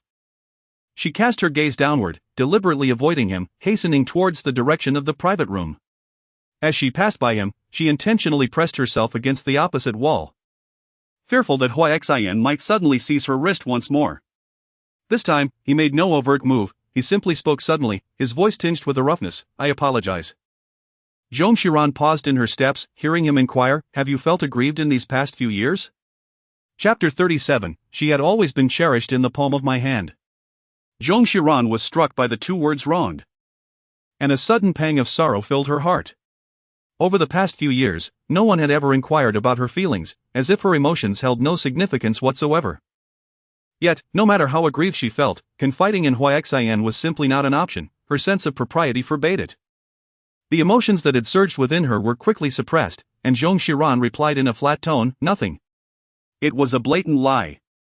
Beicheng abruptly lifted his gaze, his eyes reflecting a resolute determination. "Cici, divorce him. Everything you desire, I can provide." The distant sounds of laughter and merriment from the private room echoed down the corridor, seeming to drift through the walls like whispers from another realm. An invisible boundary separated her from Beicheng. Zong Xiran calmly stated, "Your belongings have nothing to do with me." She took a step away, her hurried pace causing the wooden floor of the corridor to emit a crisp sound with each footfall. Beicheng remained motionless, yet Zong Xiran cautiously kept her distance, wary that he might suddenly seize her if she drew too close. Upon lifting her gaze, she encountered the elongated eyes of Qi Sinian, who leaned against the wall, a nearly extinguished cigarette pinched between his fingers. His gaze, neither warm nor cold, met hers. Feeling somewhat guilty, she stammered, How did you come out?" Qi Sinian replied, "Just having a smoke." Ash had accumulated significantly, nearly obscuring the ember. After taking another drag, the red tip flared back to life. He exhaled slowly, the bluish smoke swirling in the air, partially obscuring his face. Strangely, it was only long after this day that Zong Xiran would retrospectively realize that it was the first time she had discerned Qi Sinian's deceit. He was aware that Beicheng would undoubtedly seek her out for a conversation, yet he refrained from intervening, deliberately granting her the space to navigate her situation with Beicheng. It was also the first moment she recognized the depth of Qi Sinian's trust in her.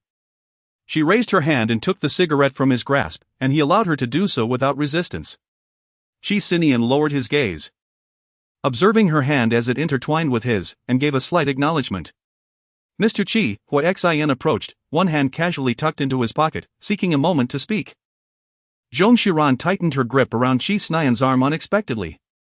Qi Sinian gently patted her hand, stating, "I happen to have something to discuss with President Huo as well." He released Zong Xiran, gesturing forward, "After you."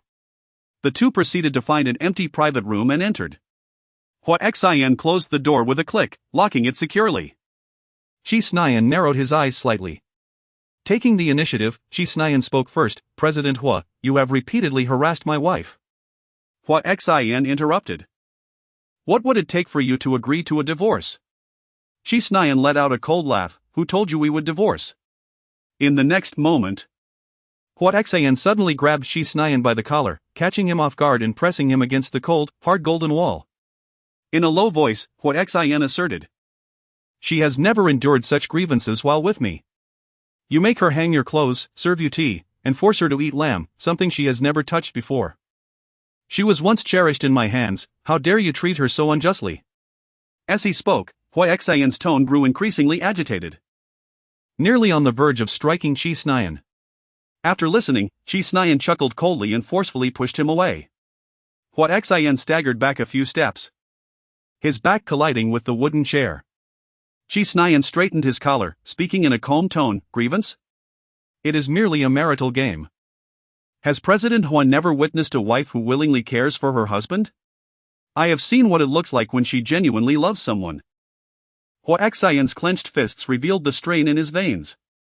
She can be playful, angry, and humorous, not this deliberately obedient and soulless version of herself. Qi Sinian paused momentarily. Hua Xian, believing Qi Sinian was experiencing a change of heart, implored, if you possess even a shred of conscience, please spare her. After a moment, a mocking smile surfaced at the corners of Qi Sinian's mouth. He slowly lifted his eyelids. Spare her for your sake? Let alone the fact that she currently does not wish to be with you, are you so confident that you know the truth about certain matters? Hua Xian inquired. What do you mean? Qi Sinian regarded him silently for a moment before slowly declaring, I have known her since we were 6 years old. She has always loved lamb since then. Hua Xian was taken aback. Qi Sinian continued, I noticed that President Hua showed no interest in the lamb on the table. So I venture to guess that the one who does not eat lamb is you, correct? Hua Xian was left speechless, stunned into silence. Qi Sinian's gaze turned cold and penetrating. Who truly was the one causing her distress? With that, he turned to leave, slamming the door behind him. Hua Xian suddenly collapsed onto the floor, realizing that it was his knowledge of her aversion to lamb that led Zong Xiran to lie about not eating it as well. All these years, she had continuously suppressed her own desires for him. How could he have abandoned her so carelessly back then? His expression darkened considerably. Zong Xiran gazed at him with concern. Qi Sinian placed his hand on her shoulder and addressed the crowd, saying, We have matters to attend to. So we shall take our leave. Zong Xiran, having made up her mind, bid farewell to the others and allowed Qi Sinian to lead her away. After exiting the restaurant, Qi Sinian ushered her into the car, slammed the door shut, and entered from the other side. As the vehicle gradually moved forward, Zong Xiran pressed her lips together and turned her gaze toward Qi Sinian, inquiring, You all surely did not come to blows, did you? Qi Sinian cast her a frosty glance and retorted, You certainly have a vivid imagination. Zong Xiran. It is good that there is none. What did Hua Xian say to provoke Qi Sinian to this extent? Qi Sinian raised his arm, leaning against the back seat of the car, and spoke in a calm voice, Come here. It had been a while since he had addressed her in such a manner, and she felt somewhat unaccustomed, yet obediently nestled into his embrace. He remained silent, but his grip around her arm tightened progressively. Her shoulder was even pinched to the point of discomfort. She bit her lip, contemplating whether to ask him to loosen his hold, but hesitated and missed the moment. Qi Sinian spoke, Does it hurt? His tone was so devoid of emotion that it made her feel as though this was a punishment directed at her. Her face paled, and she remained silent. Suddenly, Qi Sinian pressed her down onto the back seat, coldly stating, Why not speak if it hurts? His voice deepened, questioning why, if you do not love me. You can endure this much for me, what extent would you go to for Hua Xian while in a relationship with him? How much humiliation have you endured? By the end of his words, it was almost an interrogation. Zong Xiran gazed at him with a pair of innocent eyes, suddenly letting out a sharp gasp as she said, It hurts. Qi Sinian immediately released his grip, piecing together the sequence of events. It was not difficult to deduce the reason for his anger, it likely stemmed from the belief that she had compromised herself for the sake of Hua Xian. Zong Xiran rubbed her slightly sore shoulders and glanced at Qi Sinian for a moment, uncertainly inquiring, Are you concerned about me? Qi Sinian let out a cold laugh and replied, I merely find you foolish. Zong Xiran. Chapter 38, Doubts about Qi Sinian's affection for her. Upon returning to the hotel, Zong Xiran found her phone inundated with a myriad of messages. Xiaoyu alone had contributed over 100 texts. I heard that Hua Xian unexpectedly showed up on set today to treat you all to dinner. Did Qi Sinian also make a sudden appearance in the private room? Did they engage in a brawl on site? Indeed. But it did not escalate to a fight. Xiaoyu promptly initiated a video call. Zong Xiran stealthily glanced at the bathroom, estimating that Qi Sinian would be occupied for a while longer. She then proceeded to the bedroom, closing the door behind her as she picked up the phone. Xiaoyu and Ming Yan had just concluded their event and were still in the car, their attire yet to be changed. Zong Xiran succinctly highlighted the key points of the matter.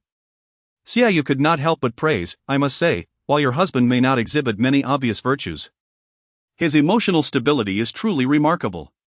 Even with rivals pursuing him, he remains remarkably composed. I am truly in awe. Zong Xiran nodded in agreement. Ming Yan suddenly remarked, Cici, is it possible that Qi Sinian truly has feelings for you? Xiaoyu added, indeed, I felt the same way last time. Zong Xiran recalled the incident in which Qi Sinian had expressed his anger towards her in the car earlier that day, and a flicker of doubt crossed her mind. Was his ire truly directed at her for sitting beside Huat Xian, or was it rooted in the grievances she had endured during her time with Huat Xian? Yet, she remained uncertain. He remarked that he thought her foolish. Xiaoyu and Ming Yan chimed in unison, stubborn. Zong Xiran felt a surge of anticipation, shall I test the waters later? Xiaoyu and Ming Yan responded eagerly, absolutely. Zong Xiran cast him a glance before retreating into the bathroom with her sleepwear. He raised his head to see her wrapped in a towel, her delicate head peeking out from the bathroom. Qi Sinian nodded, stating, I will have someone deliver it. After finishing his call, he resumed his work with focused diligence. The toothbrush arrived promptly, yet it wasn't long before Zong Xiran called out to him again, Qi Sinian, it seems the hairdryer in the bathroom is malfunctioning. She emerged clad in a white robe, her damp hair cascading around her, revealing her slender collarbone. Qi Sinian's gaze darkened slightly as he replied, I will contact the front desk. After completing her task twice, Zong Xiran felt a pang of anxiety and sought refuge in the bathroom, where she messaged her small group comprising herself, Xiaoyu, and Ming Yan. Cici, he truly isn't upset. Cici, he even called the front desk for me twice. When they had just married, Zong Xiran was apprehensive about inadvertently triggering Qi Sinian's sensitivities, so she had specifically inquired with Jiang Zhang about what to be mindful of. Initially, she intended to ask about domestic matters, but Jiang Zhang mentioned that Qi Sinian despised being disturbed during work, which is why she had seldom visited his study. Just now, when Xiaoyu brought up what Qi Sinian detested, she decided to use that very notion to test him. Zong Xiran suddenly thought that interrupting his work would be the simplest task, for he seemed perpetually immersed in his duties. However, he did not anticipate his willingness to cooperate. Regarding the earlier situation with Huat Xian, had it been anyone else, they might have succumbed to the pressures of divorce long ago, yet he continued to support her unwaveringly. He appeared to possess a remarkable tolerance for her. Yu Marin exclaimed, I told you. He likes you. Ming Yan lamented, oh, I've been fed a mouthful of dog food. Why am I devoid of love? Yu Marin inquired, are you planning to confront him directly? Ming Yan replied, then tonight may very well escalate into a grand affair. Zong Xiran sent a shut up emoji, switched off her phone, yet her heartbeat betrayed her, quickening uncontrollably. She dried her hair, mustered her courage in front of the mirror, and prepared to directly confront Qi Sinian once she stepped outside. Having fortified her resolve, Zong Xiran nonchalantly opened the door and stepped out. Qi Sinian was seated on the sofa, engaged in a phone call. As she closed the refrigerator door, an unexpected thought crossed her mind, prompting her to retrieve another bottle. With the backs of her hands clasped behind her, she held 2 bottles of mineral water and cautiously made her way towards Qi Sinian. Out of the corner of her eye, Zong Xiran moved with deliberate slowness, akin to a cat carefully exploring a new territory. Zong Xiran felt as if a bucket of cold water had been poured over her, instantly regaining her composure. The curve of her lips tightened. This was precisely why she had initially concluded that Qi Sinian's decision to marry her was devoid of affection. If he truly cared for her, how could he spend an entire year away on business trips? Although the Qi Corporation was vast, its operation relied on systems rather than any single individual. Qi Sinian could easily choose to remain in the country for an extended period if he wished. Perhaps her apparent daze, with her hands clasped behind her back, was too conspicuous. After hanging up the phone, Qi Sinian glanced at her with a teasing tone, inquiring, what is going on today? You keep hovering in front of me. He paused momentarily, realizing that his words bore a hint of flirtation. Clearly, Zong Xiran did not grasp this implication. She brought forth the bottle of mineral water she had concealed behind her back, offering it to him, would you like some? Thank you for calling the front desk on my behalf. Qi Sinian accepted the glass bottle, uncertain whether her demeanor was intentional. After taking a sip, he looked at her and remarked, "Next time, I wouldn't mind if you handled it yourself."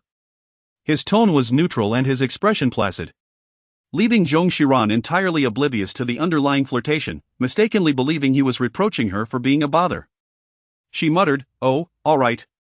The couple, each harboring their own thoughts, turned away from one another as they drifted off to sleep. Finally, after completing the filming, Zong Xiran indulged in a rare opportunity to sleep in, resting until 11 in the morning. Upon awakening, she discovered that Qi Sinian was indeed absent from the room. After freshening up, her phone rang again. This time it was Xiaoyu. Zong Xiran believed she was indulging in gossip, and she replied calmly, "No, he doesn't like me. It was merely a misunderstanding on my part." Xiaoyu interjected, "No, something has happened." Zong Xiran reflected on yesterday's events and calmly remarked, "Were the three of us captured on camera?" "It matters not, Qi Sinian will have the trending topic retracted, for he is indifferent to such matters." Xiaoyu added, "Meng Yanyan secretly in love with you has released its promotional clips." Zhong Xiran was no longer concerned, "Just go ahead and post it." Xiaoyu, feeling anxious, exclaimed, "I have been accompanying Yanyan during her filming lately, and I couldn't help but notice that there is a line from the female lead in the trailer that is identical to one spoken by Yanyan." Zhong Xiran took a deep breath and decided to take a look. After disconnecting from WeChat, she immediately opened Weibo. The trailer for Crush on You had unsurprisingly soared to the trending list. She watched it frame by frame, her entire body trembling uncontrollably. It was not merely in one instance, nor confined to a single character. Several lines from the male lead, the female lead, and the supporting characters echoed her script verbatim. Moreover, it is uncommon for movie trailers to reveal the main storyline, yet Crush on You deliberately showcased it. Meng Yanyan was clearly intentional, explicitly conveying that her efforts had been in vain. Someone had clandestinely leaked the script to Meng Yanyan. Zhong Xiran sat on the sofa, her body cold and shivering involuntarily. The phone rang. It was Suyu calling, her voice tinged with urgency and almost frantic. "Meng Yanyan is doing this on purpose. I reached out to some old friends for information, and they said that Meng Yanyan has significantly utilized the content from the script in your possession for the official version." "Shi, what are we going to do?" Zhong Xiran remained silent. The film was her labor of love, and she was more anxious than anyone else. Suyu let out a sigh, feeling a twinge of sympathy for her. The situation was dire, so grave that Zhong Xiran's hard work could go to waste, potentially jeopardizing her directorial career. If the central narrative bore any resemblance, there was a risk that upon release, she might face accusations of plagiarism. Zhong Xiran sat on the sofa, lost in thought as she activated the voice feature, hearing faint sounds from Suyu's end, as if she were typing on her phone. After a brief moment, Suyu spoke again, "The investors wish for us to convene a meeting to discuss strategies." Zhong Xiran mechanically indicated her agreement and was subsequently drawn into a WeChat voice group chat. Yin Tai's tone was unhurried, almost as if he were observing a performance. "I have no particular issue, it merely means a slight reduction in profits. This film is primarily financed by Mr. Hua." The line fell silent for a couple of seconds. Hua Xin spoke gently, "If there are losses, so be it, it's not a substantial amount." She. "You needn't feel pressured." Hearing this, Suyu was taken aback. How could the investment for this film, which was at least tens of millions, be dismissed so lightly by Hua Xin? Could it be that the two were indeed as intertwined as the rumors suggested? She steadied her thoughts and proposed, "Perhaps we can supplement with alternative footage." They deliberated for several minutes, during which Zhong Xiran remained silent. She had always been this way, preferring to internalize and process matters alone. Hua Xin, aware of her disposition, kindly remarked, "Let Shishi take some time, we can discuss it again in a few days." Suyu responded affirmatively. She and Yin Tai each exited the meeting. Only Hua Xin and Zhong Xiran remained in the group call. Hua Xin waited for a moment before speaking in a soothing tone, as if comforting her. "Shishi, truly, it is of no consequence. You should know that I am more than willing to share some of the burdens." Having arrived in Hangzhou, the workaholic Qi Sinian nonetheless attended a meeting that was not originally on his agenda. Just as he stepped out of the conference room after a busy morning, Zhang approached him to report that Zhong Xiran's script had allegedly been leaked and partially utilized by Meng Nian's film. The industry was small, news spread rapidly. In today's society, the cost of plagiarism was alarmingly low. Legal battles could take years and would not hinder the release of Meng Nian's film. Furthermore, even if one were to win a lawsuit, it would likely result in only a minor financial penalty, failing to create any significant impact. Thus, Meng Nian acted with impunity. Qi Sinian inquired, "Where is my wife?" "She should still be at the hotel." Zhong Xiran sat on the sofa, her arms wrapped around her legs, her head buried deeply within them.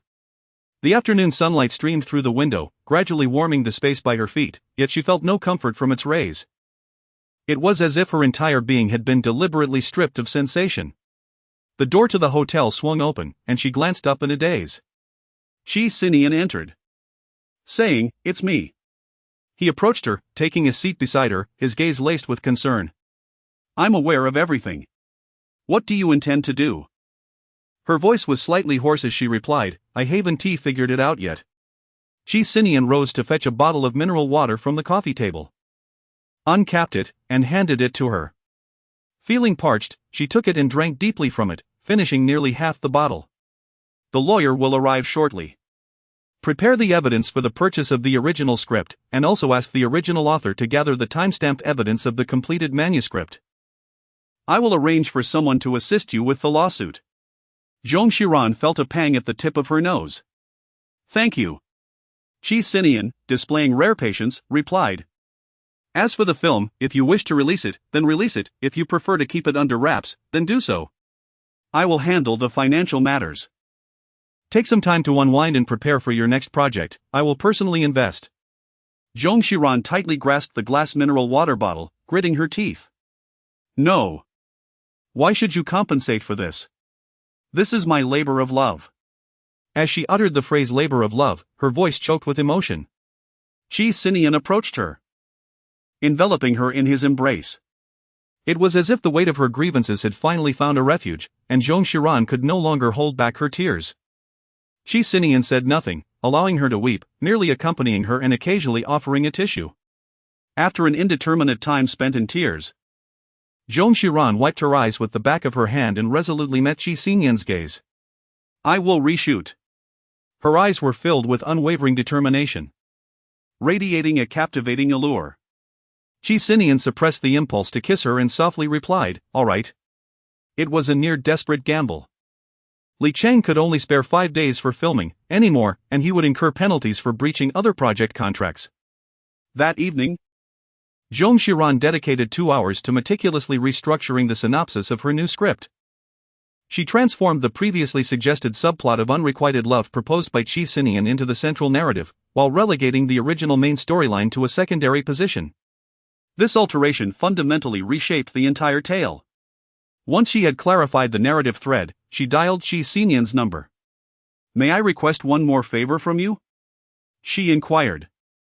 Qi Sinian replied, "Go ahead. It might be a bit of a tall order, but I seek to draw inspiration from you." Qi Sinian asked, "What kind of inspiration?" "Zhong Xiran, it is about your secret admiration for that girl."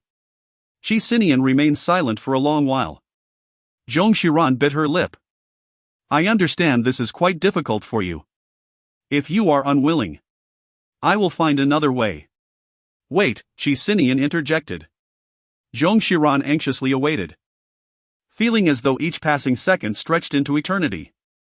Upon hearing the sound of Qi Sinian's footsteps on the other end of the line, followed by the rustling of drawers, it wasn't long before Qi Sinian spoke again. "All right. Do you remember what I said?" Zhong Xiran expressed her gratitude. "All right." Qi Sinian appeared to be reading aloud from past records, his pace languid and lacking in fluency. Zhong Xiran was recording audio while simultaneously jotting down key phrases. "The weather was splendid, and she swept past me like a gust of wind, her hair brushing against my forearm, imparting a refreshing sensation akin to mint. It was quite delightful. I held the birthday gift I had prepared for her when I overheard her exclaiming loudly to Siyuan, 'Yes, I have someone I like now.' We used to take leisurely strolls together. During the gathering that day, I noticed her beneath the floor-to-ceiling window, speaking on the phone with her boyfriend, her cheeks flushed crimson, as if painted with rouge. Perhaps sensing my gaze, she ended the call and asked me, "Shall we take a walk?" I declined. On that day, my birthday. She gestured towards a shirt, and I mistakenly thought it was her gift for me. After deliberating for a while, she remarked that the color did not suit my boyfriend. How unfortunate. Zong Xiran, moved by empathy, nearly shed tears. It turned out that even someone as exceptional as Qi Sinian experienced unrequited love much like anyone else. He was likely reciting his own diary, concealing certain pivotal details, evidenced by several deliberate pauses throughout. Having known Qi Sinian since childhood, she instantly recognized that the object of his affections was Shang Jia. Shang Jia, the granddaughter of the caretaker for Qi's grandmother, was the only person who would have had the opportunity for such frequent interactions with Qi Sinian. At that moment, Qi Sinian inquired, "Is the material sufficient?" "Just a bit more," she replied. During the conversation, Zong Xiran posed several questions, predominantly concerning Qi Sinian's genuine thoughts at the time, to which he candidly responded. The two continued their phone call until the first light of dawn. Having gathered ample material, Zong Xiran yawned and remarked, "It's finally nearly done, my phone is about to die. It's been ages since I've run out of battery." Qi Sinian remained silent. An eerie stillness enveloped the atmosphere between them. Zhong Shi, in a moment of belated realization, became aware that she had inadvertently revealed her past habit of engaging in lengthy phone conversations with Hua Xian until her phone ran out of battery. She hastily attempted to clarify, saying, "Well, during my university days, I often conversed with my classmates late into the night to discuss ideas for short films." Qi Sinian responded with a faint acknowledgement, leaving it uncertain whether he believed her or merely chose not to expose her. Chapter 40, You didn't come to celebrate your wife's belated birthday? The intricacies surrounding the reshooting were known only to a select few core creators and lead actors. Zong Xiran has excelled in maintaining confidentiality this time. Apart from her, no one possesses a complete script, only their respective scenes on loose pages. She refrained from publicly declaring a reshoot, merely referring to it as additional filming. Soon, the news was sensationalized online by marketing accounts. Zong Xiran's inadequacy led to the supplementary filming of I Like You. Consequently, fans of Li Chang and certain discontented bystanders could not help but ridicule Zong Xiran, resulting in a brief flurry of activity that even made its way onto a trending search list. Zong Xiran had no time to concern herself with these matters. Fortunately, after previous adjustments, the actors were able to immerse themselves in their roles swiftly. Particularly Li Chang, who felt a profound connection to the new storyline, making the entire filming process surprisingly smooth. Within 5 concentrated days, they completed all scenes featuring Li Chang, dedicating over a day to shoot the scenes of the other actors. Finally reaching the last scene, cinematographer Lin Fong busily moved about, testing angles with the stunt actors, before approaching Zong Xiran. "Director, everything has been tested." Lin Fong, having been in the industry for 3 years, diligently learned under the guidance of Master Bao, exhibiting unwavering commitment. His greatest aspiration was to become a director. Zong Xiran, observing his breathless demeanor, suddenly remarked, "Lin Fong, for the final shot, you shall take the helm." Lin Fong was momentarily taken aback. "Me? Zong Xiran, are you coming?" "Yes."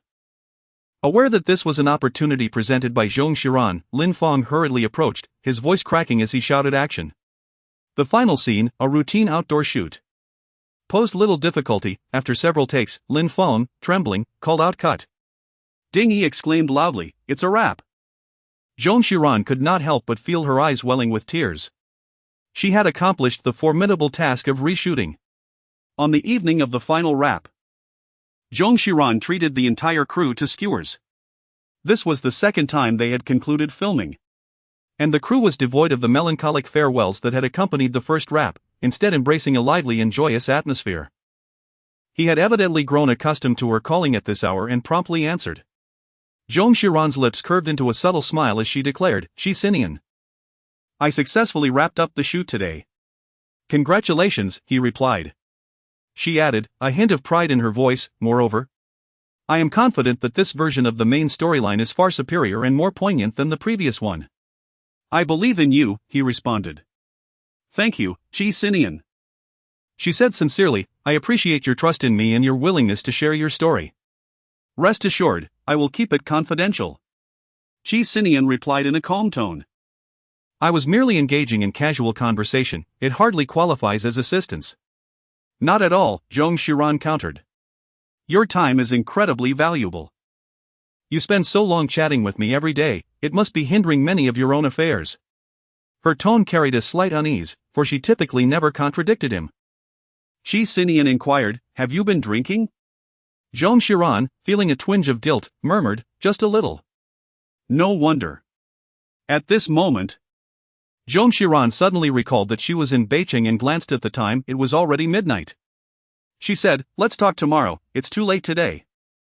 Qi Sinian paused for a moment before responding with a soft After broaching this subject, an unexpected silence enveloped them, as if they had suddenly lost the thread of conversation. Their recent discussions had revolved around Qi Sinian's unspoken affection, but now that the topic had reached its conclusion, she felt it inappropriate to pursue it further. Yet, perhaps due to their lengthy phone conversations over the past few days, she found herself reluctant to end the call. After a brief pause, Qi Sinian gently urged, get some rest. She hesitated, uncertain of what to say next. Qi Sinian waited quietly. Zhong Xiran, well then. Good night. Good night. His voice was clear and calm, exuding a sense of tranquility. Zhong Xiran had no choice but to hang up the phone. The hotel in the suburbs lacked adequate heating, leaving it somewhat chilly. Zhong Xiran lay on the bed, feeling the cold, hard mattress, and found himself yearning for the soft, warm big bed at home. Unsurprisingly, Qi Sinian was not at home, the workaholic had undoubtedly gone to the office. Zhong Xiran enjoyed a delightful lunch before indulging in a refreshing nap and a soothing hot bath. Then, a phone call from Xiaoyu interrupted her tranquility. Shi. I can't believe I was so preoccupied that I completely forgot your birthday.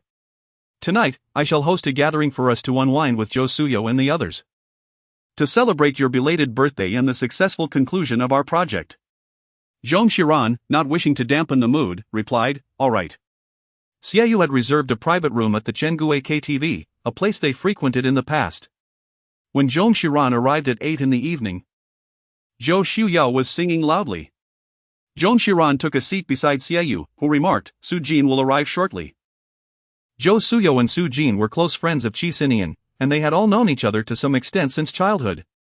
Zhong Xiran nodded in acknowledgement. After finishing his song, Zhou Suyo set down the microphone and approached, seeking camaraderie. Cici, happy birthday. I will leave your gift in your car shortly. Thank you, she replied. Xiaoyu nudged Zhou Suyo, teasing, I didn't see you bringing me a gift for my birthday. Zhou Suyo raised an eyebrow, did you invite me? Xiaoyu scoffed, dismissing him, and turned to Zhong Xiran, should we call Qi Sinian? After all, he did celebrate her belated birthday. Zhou Suyo immediately leaned closer. His ears perked up in curiosity. Zhong Xiran spoke softly, there's no need, he is rather busy with work. Zhou Suyo sighed, it seems that only Cici understands her husband. Qi Sinian has never been summoned at this hour. I wonder if there's something amiss with his obsession for work. As he spoke, he took out his phone, expressing his disbelief. He dialed Qi Sinian's number and, upon connection, exclaimed loudly, Qi Sinian, today is your wife's belated birthday celebration, and you are not coming? Zhong Xiran hurriedly replied, he has done it for me. Zhou Suyo looked at her with skepticism, is that true? Why do I find it so hard to believe? On the other end of the line, it was unclear what Qi Sinian had said, and Zhou Suyo, with a hint of resignation, remarked, fine, if he won't come. Then he won't. I've grown accustomed to it. He handed the phone to Zhong Xiran, saying, your husband is asking you to take the call. Zhong Xiran took over. The private room was somewhat noisy, prompting Zhou Shuyao to immediately mute the sound system, attentively listening to the gossip. Qi Sinian explained in a calm voice that he could not cancel the meeting scheduled for tonight. Zhong Xiran hurriedly replied, I understand, I had no intention of calling you. It was Zhou Suyo who insisted on causing a ruckus. Qi Sinian responded with a nonchalant remarking, your leg has healed well, you should drink less. It struck him as peculiar, for he had never before concerned himself with her drinking habits. Zhou Suyo, shouting from the side, exclaimed, beware. Or I shall get your wife intoxicated. Before he could finish his sentence, he found himself pinched by Xiaoyu, who dragged him to a corner of the sofa. Zhong Xiran agreed, alright, I won't drink too much. After hanging up the phone, Xiaoyu approached and gently nudged her elbow. What is the current situation between you and Qi Sinian? Chapter 41, Why are you so obedient? The music in the private room was deafening. Zhong Xiran popped a grape into her mouth and said, just like that. Ming-Yan tentatively remarked, it seems he still cares about you. Even going so far as to explain himself over the phone. What does it matter if he doesn't attend the birthday banquet? Does that signify concern? Xiaoyu gazed at Zhong Xiran and inquired, so, what are your intentions? You two surely cannot continue this way indefinitely. Can't we? Zhong Xiran replied. To remain in such a state for a lifetime does seem rather absurd. Zhong Xiran tossed the small fruit fork in her hand into the trash bin. What can be done? His plans are my plans. Since the moment she decided to marry Qi Sinian, she understood that the autonomy of her marriage would no longer rest in her hands. Perhaps the self-destructive tone in her voice was too palpable, causing Xiaoyu and Ming-Yan to hesitate in continuing the discussion on the topic. A few minutes later, Li Chang suddenly called. The private room was too noisy, so she stepped outside to take the call. Li Chang, Director Zhong, are you at the Qiangue? My assistant mentioned seeing you there. Yes. I'm currently in a meeting with someone, would it be convenient for me to drop by? I would like to discuss work with you. That would be convenient. Zhong Xiran entered the room to find Xiaoyu singing melodiously. She settled beside Ming-Yan and remarked, soon, Li Chang will arrive. Ming-Yan, with her fork suspended in midair, froze momentarily before casually responding with a soft mere minutes later, Li Chang made his entrance. Dressed in a hat and mask. His eyes, however, were instantly recognizable to Zhong Xiran. She raised her hand, prompting him to approach. He glanced down at Ming-Yan, saying, please make some space. Ming-Yan promptly vacated a spot for him. Li Chang took a seat beside her and opened his phone to introduce. I have an opportunity for collaboration on a refined short film over on Weibo. It's a brief 8-minute piece with a truly excellent script. I would like to work with you once more. The catch is that it involves a business trip to the deserts of Dunhuang. I am uncertain if your schedule permits. Zhong Xiran recalled that Qi Sinian would soon embark on an extended business trip abroad. She nodded and said, please send me the script. I will provide you with a response once I have reviewed it. No problem, she replied. During her discussions with Li Chang, Su Jin also arrived. Zhong Xiran caught a glimpse of Su Jin sitting beside Ming-Yan and playfully ruffled her hair. Long time no see, you look even more beautiful. Ming-Yan responded with a somewhat stiff smile, instinctively glancing towards Li Chang. Li Chang remarked, I shall not intrude any longer, I shall await your news. Zhong Xiran nodded. All right. He stepped past her, his calf intentionally brushing against Ming-Yan's leg, causing her face to flush instantly. At that moment, Su Jin offered a small piece of watermelon to Ming-Yan, adopting a feeding posture. Ming-Yan hurriedly reached out to take it, saying, I can manage this myself, Su Jin-gu. Su Jin chuckled, why are you feeling shy with me? Remember when we were kids? Ming-Yan interrupted, grasping the fruit fork, this is not childhood anymore. Su Jin paused momentarily, falling silent. Seizing the rare opportunity to witness the unfolding drama, Zhong Xiran couldn't resist sending a WeChat message to Qi Sinian. Does Su Jin like Ming-Yan? After a while, Xiaoyu pushed her to sing. Naturally, he was too preoccupied. She accepted, clinked her bottle with his, and took a sip. Zhong Xiran was momentarily bewildered. What? Zhou Shuyao replied, I am not afraid of offending you. It was I who informed Qi Sinian about your meeting with What Xin at the Ting Club. Zhong Xiran was quite aware, he was the proprietor of the Ting Club. And it was entirely reasonable for him to encounter her alongside Hua Xinya that day. Xiaoyu, seemingly appearing out of nowhere, confronted Zhou Suyo with fervor, what business is it of yours? Their marital affairs do not concern you. Zhou Suyo firmly guided her to the left, insisting she sit quietly, how can it be of no concern? Qi Sinian is my childhood friend. He then turned to Zhong Xiran and inquired. Have you severed ties with Hua Xinya completely? Xiaoyu interjected, of course. Zhou Suyo swiftly covered her mouth, retorting, I wasn't asking you. Zhong Xiran was not angered. In fact, she felt quite comforted to have a friend who cared for Qi Xian. She casually remarked, "Is that even a question? Do you think Qi Xian is foolish?" Zhou Suyo responded with a nonchalant tone, "Who can say? Love has a way of blinding one." Zong Xiran gazed at him, perplexed by Qi's absence from her birthday celebration. Zhou Shuyo was momentarily taken aback. At that moment, the waiter brought in the birthday cake. Xiaoyu promptly exclaimed, "Come, let us all wish Cici a joyous birthday." The lights dimmed, candles were lit, wishes were made, and then extinguished. In that fleeting moment of darkness within the private room, Zhong Xiran felt an inexplicable sense of regret for Qi Sinian's absence. Following this, the group engaged in lively conversation and drinking. As the merriment escalated, Zhou Shuyo suggested a game of truth or dare.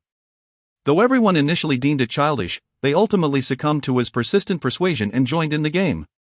The microphone was passed around, and whoever it landed on would take their turn. Zhong Xiran, unfortunately, received the first baton. She glanced at Zhou Suyo, questioning whether he had intentionally peeked at her position while drumming. Zhou Suyo, brimming with excitement, exclaimed, "Cici, will you choose truth or dare?" Zhong Xiran regarded him with caution, wary of the mischief this individual might unleash during the game of truth or dare. She took a sip of beer to embolden herself. It would be a truth. After all, no matter how daunting, it was merely a matter of articulating a single sentence. Zhou Suyo appeared somewhat disappointed by her choice of truth. Yet his excitement swiftly rekindled. She pondered, how long had it been since Qi Xian had last occurred? Zhong Xiran abruptly spewed out her drink. Feeling a rush of warmth flood her face, extending all the way to her neck, she dared not meet the gazes of those around her. Hastily seizing the bottle of liquor from earlier, declaring, "I accept my punishment." In one swift motion, she downed the entire bottle of beer. Zhou Suyo, amidst the ruckus, let out a whistle, only to be swiftly reprimanded by Xiaoyu. After enduring a couple of punches, he retrieved his phone, typing furiously to send a WeChat message to Qi Sinian. "We're playing truth or dare. Your wife just downed a bottle of beer to defend your honor. Are you incapable?" Sarcastic, just as he finished sending the message and resumed the game, Zhou Suyo's phone vibrated. It was a video call from Qi Sinian. Zhou Suyo raised a hand in a gesture of surrender, prompting an immediate hush among the onlookers. He answered the call. Qi Sinian's expression was notably frosty. "Zhou Suyo, rein it in." Zhou Suyo raised a hand in acquiescence. "All right, I admit my fault." Qi Sinian then commanded, "Hand the phone to Shi." Zhong Xiran found herself indulging a bit too fervently in the wine, her head beginning to spin in a languorous haze. It had been quite a while since she had heard Qi Sinian call her Cici. She paused momentarily before slowly accepting the phone. The surrounding individuals wore expressions of curiosity. "Just a moment, they're about to sing. I'll step outside to receive a call," Zhong Xiran announced as she rose. Zhou Shuyo exclaimed, "Who is singing?" "We don't." Only to be silenced by Xiaoyu's hand over his mouth. The melodies resonating from the corridor made the floor tremble beneath her. She sought out a private room, shut the door, and finally felt a reprieve from the cacophony.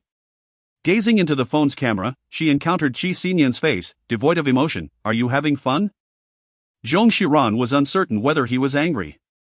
After a moment's hesitation, she decided to speak candidly. "It's all right, meeting friends is quite relaxing." Qi Sinian responded with a simple "Have you been drinking?" "Oh." Zhong Xiran instinctively touched her cheek. Qi Sinian, having grown up with Zhou Suyo, was well aware of his childish tendencies and occasional crudeness. Upon receiving the message, he quickly surmised what question Zhou Suyo had posed to her. In a calm tone, he remarked, "Don't mind Zhou Suyo. Why do you follow his suggestions to play games so obediently?" Zhong Xiran was unsure of where her newfound courage originated. She herself felt a hint of desire to indulge in play. Chapter 42, I wager that Qi Sinian will come. Perhaps her words were too audacious, rendering the experienced Qi silent. In the past, when Qi Sinian fell into silence, she would often feel a twinge of fear. However, today, she felt no trepidation at all. Instead, there was a subtle anticipation for Qi Sinian's reaction. After a brief pause, Qi Sinian inquired, "Do you enjoy playing?" "Indeed." Zhong Xiran replied, lifting her chin. Zhong Xiran suddenly jolted awake, the haze of intoxication dissipating. No, it was unnecessary. Qi Sinian seemed to discern her inebriation. Hand your phone to Zhou Suyo. Zhou Suyo was in the midst of a spirited performance. Zong Xiran, disregarding all else, thrust her phone into his hand and promptly fled.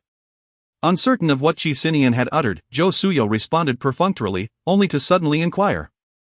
Are you bringing a beauty to the meeting? He raised the microphone, his voice resonating through the speakers, causing a vibration that rattled eardrums. Zhou Suyo deliberately advanced a couple of steps towards her, allowing her to clearly discern the images on the screen.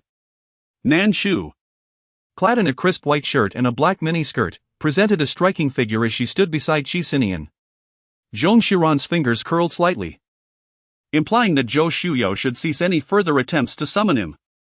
Zhou Suyo expressed his regret, saying, "All right, you should have mentioned it earlier." He ended the video call. She then turned to Xiaoyu, saying, "Come, little fish, let us make a toast." After downing her drink in one go, she clinked glasses with Mingyan. Wishing her a resounding success, may you shine brilliantly and dominate the stage.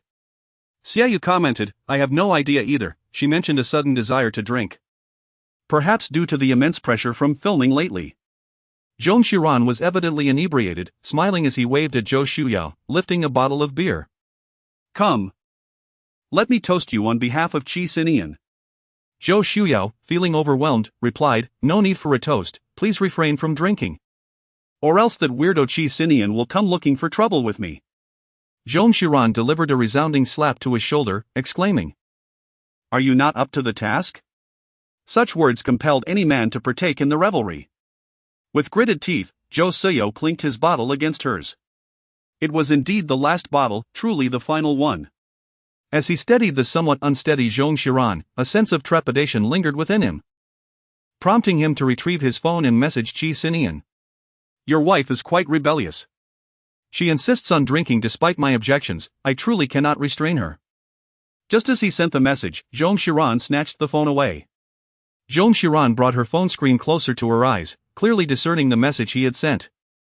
You lie, I am not drunk at all. Her upper body leaned at an awkward angle, nearly causing her to toss the phone aside. Zhou Suyo replied, yes. Yes, not drunk at all, it is I who am inebriated. Zong Xiran raised a finger, then let us have another bottle. Zhou Suyo, while feigning interest, continued to send messages. Suddenly, he heard Zong Xiran say, "Stop sending messages, he will not come." Her words were particularly clear, imparting a sense that she seemed utterly sober, tinged with a hint of melancholy. Just as Zhou Suyo was about to inquire if she truly wasn't inebriated, he witnessed her suddenly collapse onto the sofa with a thud. Zhou Suyo. She closed her eyes and waved her hand, saying, "Stop sending messages, please." Zhong Xiran lifted her eyelids slightly and inquired, How much shall we wager? Zhou Suyo replied, 10,000 yuan. Zhong Xiran shook his finger and remarked, "Too little, let it be 100,000. Zhou Suyo, throwing caution to the wind, replied, "Deal." Upon hearing this, Xiaoyu also became intrigued and joined in, saying, "I too wager that he will come." Zhong Xiran felt a bit lightheaded, wondering if the two of them had perhaps indulged in too much drink to be so reckless in sending her money. At that moment, Qi Sinian initiated a video call. Zhong Xiran's head buzzed as if she could hear Zhou Suyo speaking, though her comprehension was somewhat obscured. In the next moment, a phone was held before her face. Qi Sinian's cold visage appeared on the screen. Observing Zhong Xiran reclined on the sofa, he furrowed his brow and inquired, Are you truly inebriated? Zhong Xiran, of course not, it is Zhou Suyo and Xiaoyu who are intoxicated, just look at how they are sprawled out. Qi Sinian gazed at Zhong Xiran, who lay horizontally on the sofa. A woman's voice emerged from behind, President Qi. They insist that only you can make the final decision. Moments later, Qi Sinian turned to her and said, "I will call the driver to pick you up." Zhong Xiran nodded slowly, uttering a soft "oh." After ending the call, she extended her hand toward Zhou Suyo and Xiaoyu, proclaiming, "A wager is a wager." Xiaoyu replied, "I concede as well. How could someone like Qi Sinian possibly have a wife? Zhong Xiran, earning money is remarkably easy. Zhou Suyo Xiaoyu." Mingyan breathed a sigh of relief, patting her chest. "Fortunately, I did not participate." Zhong Xiran felt a delightful thrill as she received the transfers from the two individuals on WeChat. Yet, this elation lasted barely 3 seconds. A sudden emptiness enveloped her heart. She had not intended to consume so much alcohol, but ever since Qi Sinian advised her not to get drunk, she found herself longing for inebriation. The intricacies of her emotions eluded her comprehension. Everyone had indulged a bit too much today, the atmosphere increasingly exuberant, spiraling out of control. She downed 2 more bottles of beer before collapsing onto the sofa, surrendering to sleep unbeknownst to her. At 4 in the morning. Qi Sinian pushed open the door to the private room, surveying the chaotic scene of scattered bottles with a furrowed brow. As he stepped inside, his foot accidentally knocked over a bottle, shattering it on the floor with a sharp clang. His gaze swept across the room until it settled on Zhong Xiran, prompting him to stride towards her. Zhong Xiran was unaware of how long she had been asleep, her head felt heavy and disoriented. Upon opening her eyes, she was startled to see Qi Sinian gazing down at her from a height. She froze, almost believing she was caught in a dream. As she lifted her head, her nose inadvertently brushed against the edge of his coat, bringing a rush of cold air to her face. It was real, not a dream. Through the transparent plastic bag, Zhong Xiran noticed the large letters on the box that read Hangover Remedy. Her heart skipped a beat. Chapter 43, Intoxication. Zhong Xiran felt as though her dizziness had somewhat abated. She gradually rose and seated herself against the back of the sofa. Zhong Xiran shook her head, replying with a definitive no. No sooner had the words escaped her lips than she suddenly collapsed onto the sofa. Qi Sinian hurriedly bent down to assist her. After a few moments of lying there, she effortlessly sat up and, turning to Qi Sinian, proclaimed, "See, I am sitting very upright, a drunken person cannot maintain such poise." Qi Sinian remained speechless. She felt a cascade of pink bubbles rising in her mind, pondering whether he truly harbored feelings for her. Such a clever little act. Concealing it so well. Zhong Xiran pressed her lips together and tilted her head at a 90-degree angle to look at him. "Did you not say you couldn't come?" Qi Sinian replied, "So, you resorted to rebellion?"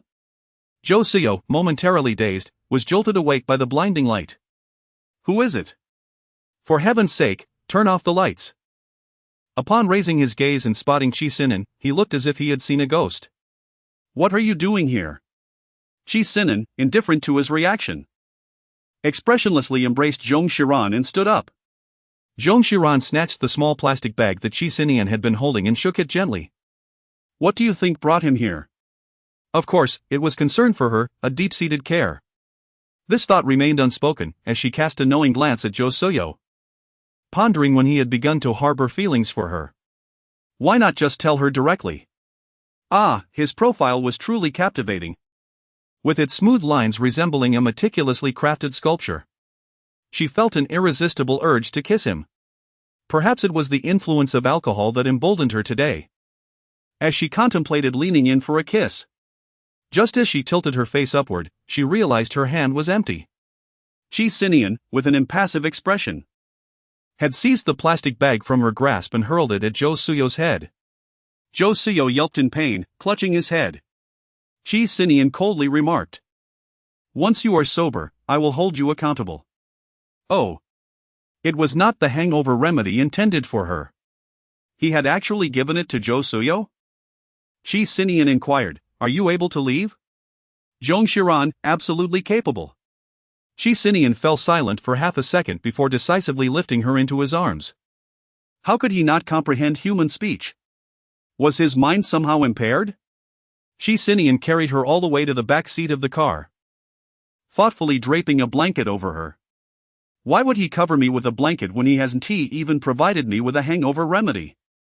Zhong Xiran tossed the blanket aside with a flick of her hand. Qi Sinian turned to glance at her. She provocatively met his gaze.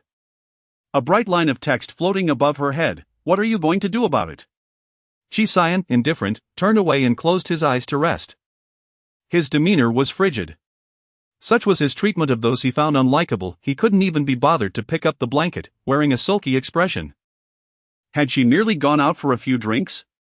Zhong Xiran silently contemplated. Throughout their journey, the couple exchanged not a single word. At long last, they arrived home. and the sky had begun to brighten slightly.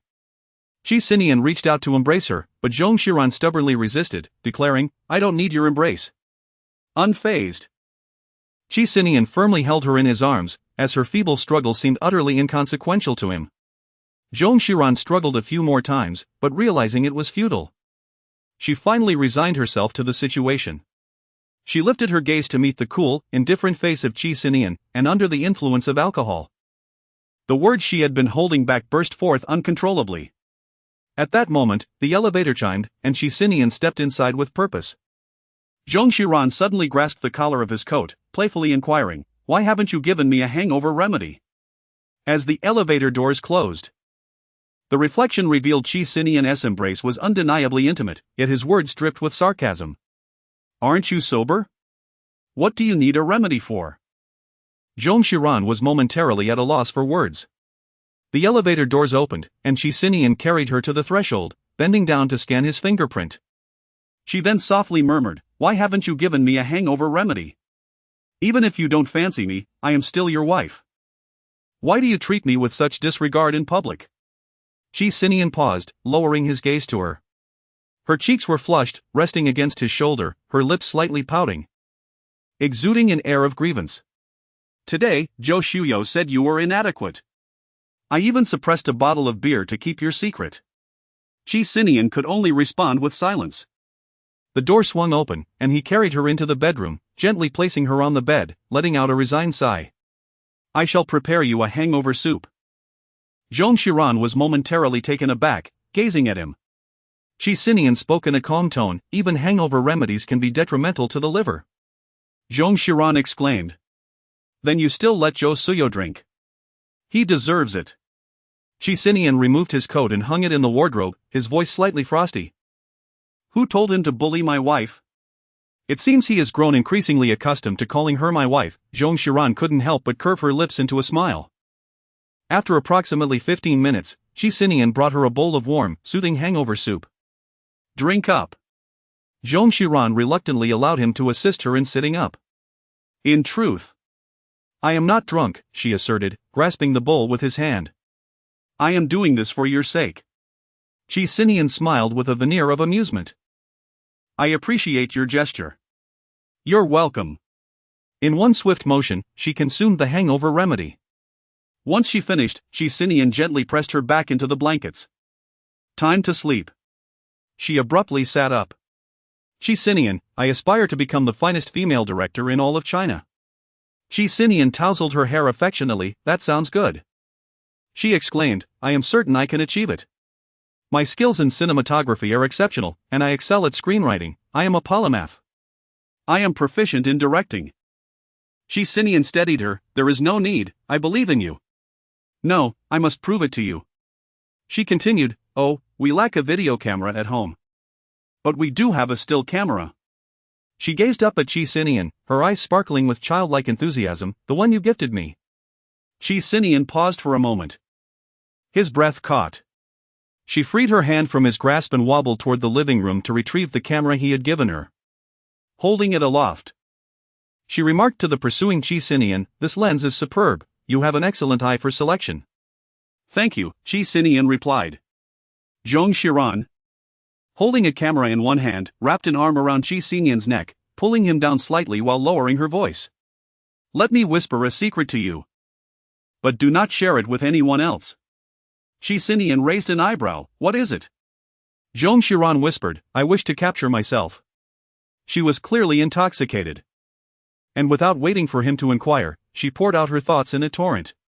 With an air of pride, she declared, "My figure is exquisite.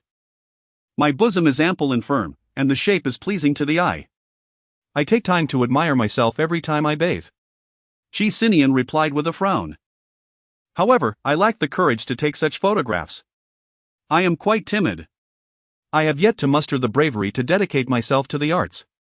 Qi Sinian's expression darkened as he retorted, "Indeed, it is not your place to sacrifice yourself for the sake of art." Zhong Xiran nodded and said, "You are the only one who has seen my chest. Is it beautiful?" Qi Sinian's voice was hoarse as he replied, "It is beautiful." Zhong Xiran smiled with satisfaction. suddenly tugging at his shirt and exclaiming, "Yours is quite appealing as well, the contours of your pectorals are smooth, and you possess a tantalizing V-line. Would you be so kind as to sacrifice for the sake of art and remove your shirt for a few photographs?" Qi Sinian replied with unwavering conviction, "Absolutely not." Zong Xiran pondered for a moment and suggested, "I shall remove my upper garment." Qi Sinian replied, "That is also not permissible." Zong Xiran shook him once more, inquiring, "Why? Your physique is so impressive." Perhaps her movements were too vigorous, as she suddenly lost control and inadvertently vomited on Qi Sinian. "I apologize," Zong Xiran said, feeling somewhat dazed.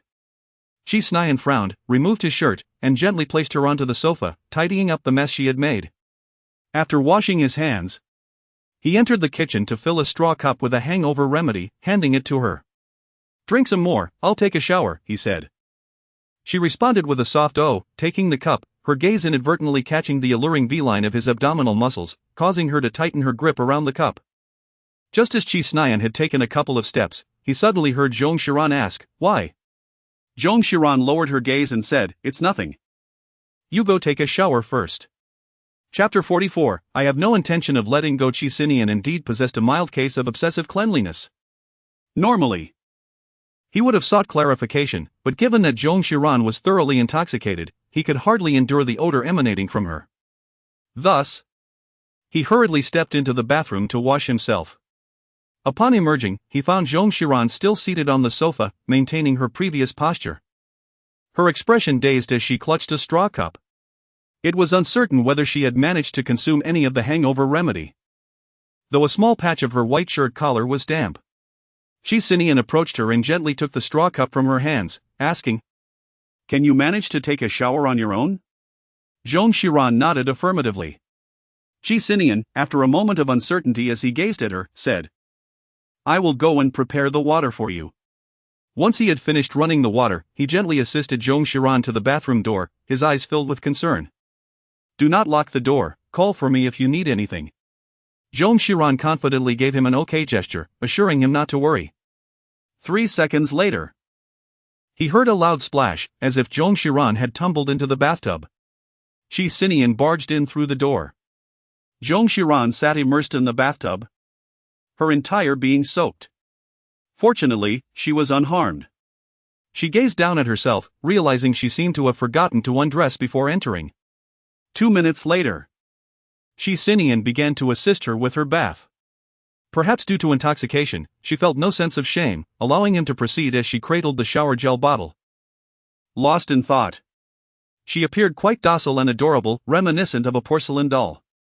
Qi Sinian's eyes darkened slightly as he bent down to splash water, washing her hair.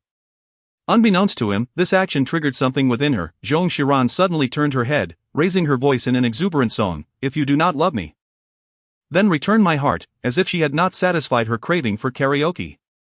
Qi Sinian paused, observing her. She held the shower gel bottle like a microphone, poking his chest with her index finger, questioning, "What have I retained while you exchanged love for youth?" Qi Sinian pondered for a moment before rising to dry his hands and retrieve his phone from the bedroom.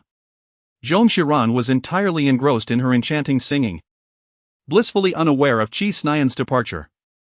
When Qi Sinian returned with her phone, Zong Xiran aimed the nozzle of the shower gel bottle at him and exclaimed, "Friends over here. Come join us." She then waved and turned to call out to the friends on the other side, "And you all over there, please join as well." Qi Sinian, with an impassive expression, proceeded to activate the voice recording on her phone. Zong Xiran sang with 4 out of 5 notes slightly off key. Yet her fervent passion rivaled that of rock stars performing on stage. As she reached the climax, her voice erupted in a heart-wrenching crescendo. "Devotion is not a sin, and forgetting is not liberation.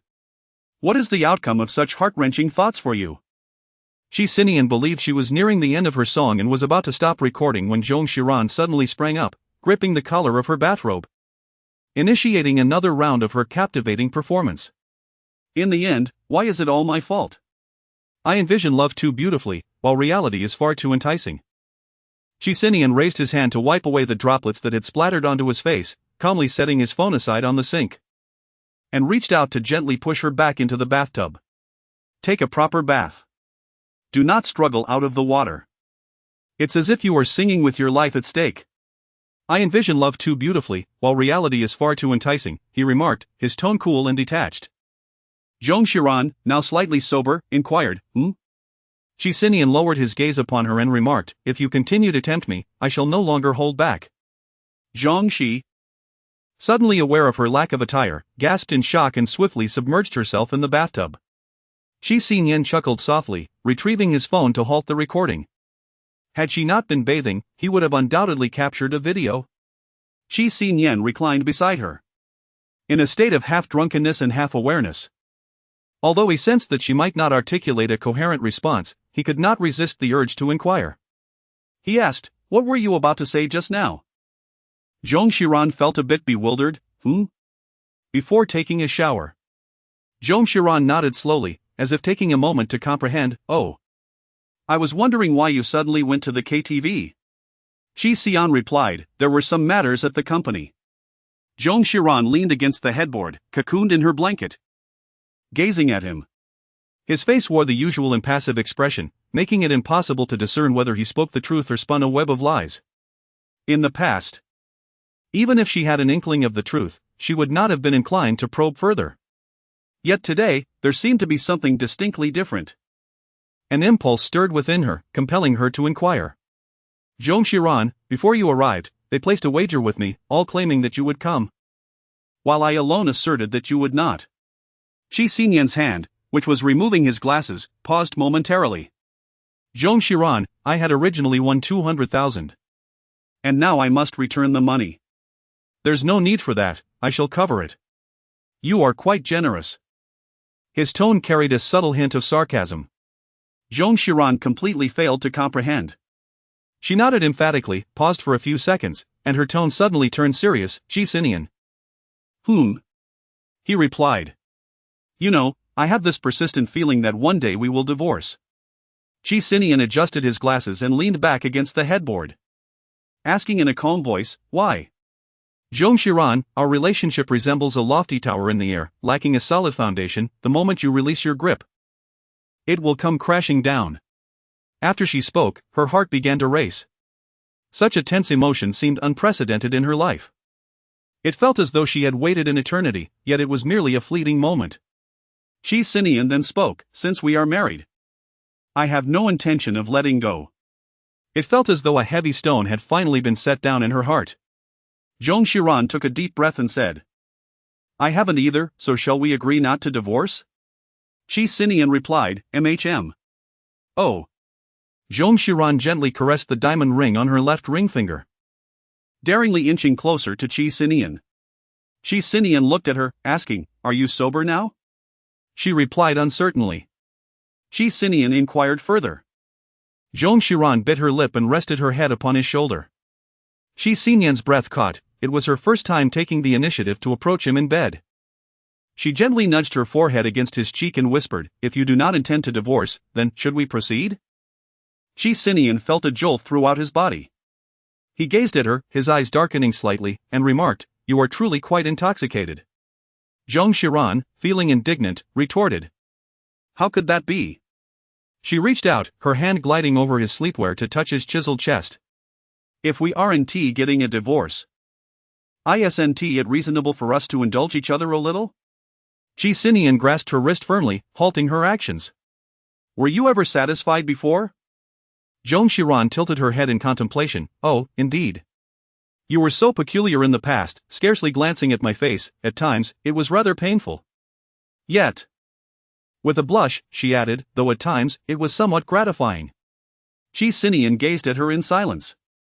Suddenly, she found herself pressed against the bed. Qi Sinian's face hovered above hers as he reached to untie her nightgown. In a fluster, she raised her hand to remove his glasses, but he restrained her. He whispered softly in her ear, today, I wish to watch you. Chapter 45. Do you remember what was said last night? That night, Qi Sinian exhibited utmost tenderness and patience, gradually testing her reactions. Perhaps due to the influence of alcohol, Zong Xiran felt less tense than before, seemingly entrusting herself to him with remarkable ease. The atmosphere was delightful, and for the first time, both were so relaxed and engaged. It wasn't long before Qi Sinian mastered her body. Zhong Xiran had never felt such comfort before, as if she were enveloped in a cloud of cotton candy. As the temperature rose, the cotton candy gradually melted, savoring every moment until it was entirely consumed. Once it was over, she quickly succumbed to slumber without realizing it. Upon awakening, it was already afternoon. Zhong Xiran jolted awake, realizing she was sprawled in Qi Sinian's spot, while he was absent from the master bedroom. She rubbed her aching head, which felt on the verge of splitting, as fragmented memories of her drunken escapades from the previous night flickered through her mind. She froze in place, overwhelmed by a sense of dread. The sky has fallen. What had she done last night? This was utterly mortifying. Zhong Xiran enveloped herself in a small blanket, attempting to isolate herself from the world. However, fate had other plans. Scarcely 3 minutes had passed before her phone rang. Suyu called, urging her to come and assist with the editing of the orange footage, to which she responded weakly. Suyu couldn't resist teasing, "Oh, has your husband been tormenting you again?" The mere mention of it made Zhong Xiran abruptly recall the scene from the previous night, where she had been at the mercy of Qi Sinian in bed, leaving her utterly mortified and furious. She promptly fabricated a lie. "No. I was celebrating the wrap-up with an all-night drinking session." Suddenly, the door swung open. Qi Sinian stood at the threshold, a cup of water in hand. Regarding her with an air of nonchalance, "Is that so?" Zhong Xiran trembled in fear, nearly dropping his phone. Why did he not go to work today? Suyu, wow. Zhong Xiran promptly hung up the phone, casting a glance at her exposed shoulder, and enveloped herself entirely in a small blanket. Qi Sinian let out a brief, fleeting laugh. Zhong Xiran wrapped herself more tightly, fearful that he might once again snatch away her blanket as he had done before. Yet, he made no such move. Instead, he simply extended the honey water in his hand towards her, saying, "Drink some water." Zhong Xiran cautiously extended half of her arm from beneath the covers and took the cup of water, sipping from it. "Are you awake now?" Qi Sinian inquired. Zhong Xiran choked on a sip of water, immediately succumbing to a fit of coughing. Qi Sinian stepped forward, leaning in to gently pat her back. "Take your time while drinking." Zhong Xiran was suddenly seized by a more intense fit of coughing. She handed the cup of water to Qi Sinian, took a moment to compose herself, and awkwardly remarked, "I need to head to the studio to edit some footage." After speaking, she dared not meet Qi Sinian's gaze, wrapping herself in a small blanket as she descended from the bed. Qi Sinian responded with a simple, "All right, I will accompany you." Zhong Xiran shuddered once more. It was utterly unprecedented for Qi Sinian to specifically escort her to work. She chuckled awkwardly, "There's no need to trouble yourself, it's not on your way." She rummaged through her wardrobe, clutching a few garments in her hands, preparing to retreat to the bathroom for a change. Just then, a calm voice from behind her pierced the air. "Do you recall what you said last night?" Truly, one fears what one might summon. Zhong Xiran hesitated for 3 seconds between lying and telling the truth before replying, "I forgot." A silence fell behind him. Qi Sinian then inquired, "Do you not remember a single word?" Having already told a lie, he felt compelled to maintain the facade. Zhong Xiran, mustering her courage, confessed, "I must have lost my memory." Qi Sinian remained silent for an extended period. Not hearing his footsteps, Zhong Xiran, feeling guilty, clutched her clothes and dared not move. Suddenly, the sound of Qi Sinian's footsteps echoed behind her as he decisively departed. After completing her morning routine and changing her attire, she emerged to find no sign of Qi Sinian. It seemed he had already left for work. The spacious home felt particularly silent. Zhong Xiran felt a sudden emptiness within her. She stood still for a moment before finally stepping out the door. Inside the study, Qi Sinian heard the sound of the door closing outside. With a stern expression, he retrieved a black-covered diary from the drawer and inscribed a single line, "Little deceiver." Lady Qi had watched Zhong Xiran grow up and had always cared for her deeply. Naturally, she agreed. After ending the call, a sense of guilt washed over her as she opened WeChat and clicked on Qi Sinian's profile. The two had not been in touch for several days. After a span of 6 days, she found herself in the car with Qi Sinian once more. He appeared unchanged, maintaining his usual aloof demeanor as he focused on the tablet in his hands, not sparing her a glance. The deliberate coldness of his behavior did not escape Zhong Xiran's notice. Was he angry? Zhong Xiran bit her lip and glanced out of the window, awkwardly remarking. The weather is quite nice today, isn't it? Qi Sinian remained silent, clearly irritated. Zhong Xiran's fingers absent-mindedly grazed, and she fell silent. Upon arriving at the old residence, she instinctively reached out to take Qi Sinian's arm. However, before she could extend her hand, he strode forward decisively, deliberately leaving her behind. Zhong Xiran suddenly realized that if Qi Sinian did not desire her, she would be unable to win him back. Upon entering, Grandma Qi warmly greeted Zhong Xiran, saying, She is here. Let me see, how have you lost weight again? Sinian, what kind of husband are you? Qi Sinian remained non-committal. Zhong Xiran came to Qi Sinian's rescue, saying, Grandma, he has been quite kind to me.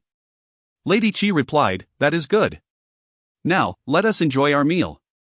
Throughout dinner, Qi Sinian maintained a stern expression. Unable to contain herself, Lady Qi scolded him, I wonder who has offended you. You've worn that sour face since childhood. Only she can tolerate you. Suddenly, Qi Sinian set down his chopsticks and remarked, a friend recently posed a question to me, and I find myself perplexed. Grandma, you are well versed in many matters, could you perhaps help me ponder it? Zhong Xiran curiously gazed at him, pondering the questions that eluded his understanding. Granny Qi responded. Very well. Qi Sinian continued, he spent a night intoxicated with a female friend, and the following day she claimed to have blacked out and remembered nothing. Moreover, she is now giving him the cold shoulder. What do you think is the reason behind this? Zhong Xiran. There is no need to resort to such methods for reporting grievances. She cast a guilty glance at old Madame Qi. Old Madame Qi pondered for 3 seconds, could it be that this man is lacking in prowess? Having spent her youth abroad, old Madame Qi has remained open-minded over the years and holds no taboos in her speech.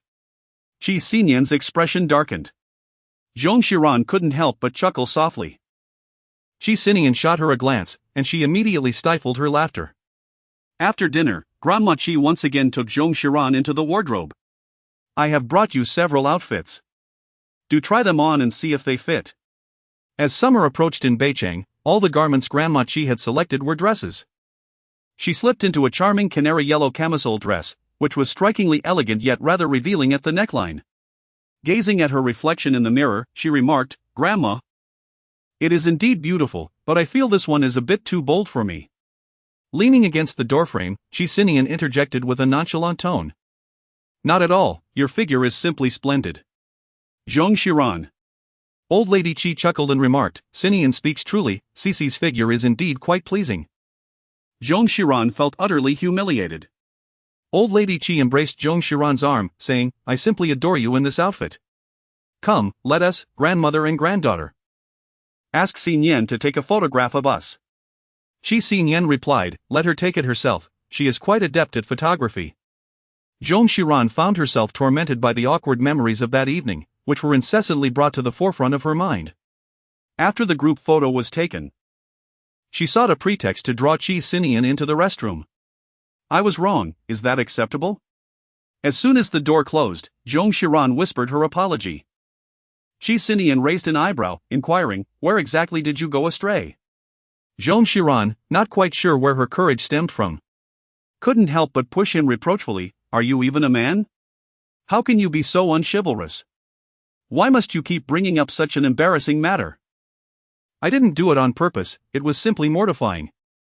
Her tone carried a hint of playful petulance, which softened Qi Sinian's irritation considerably.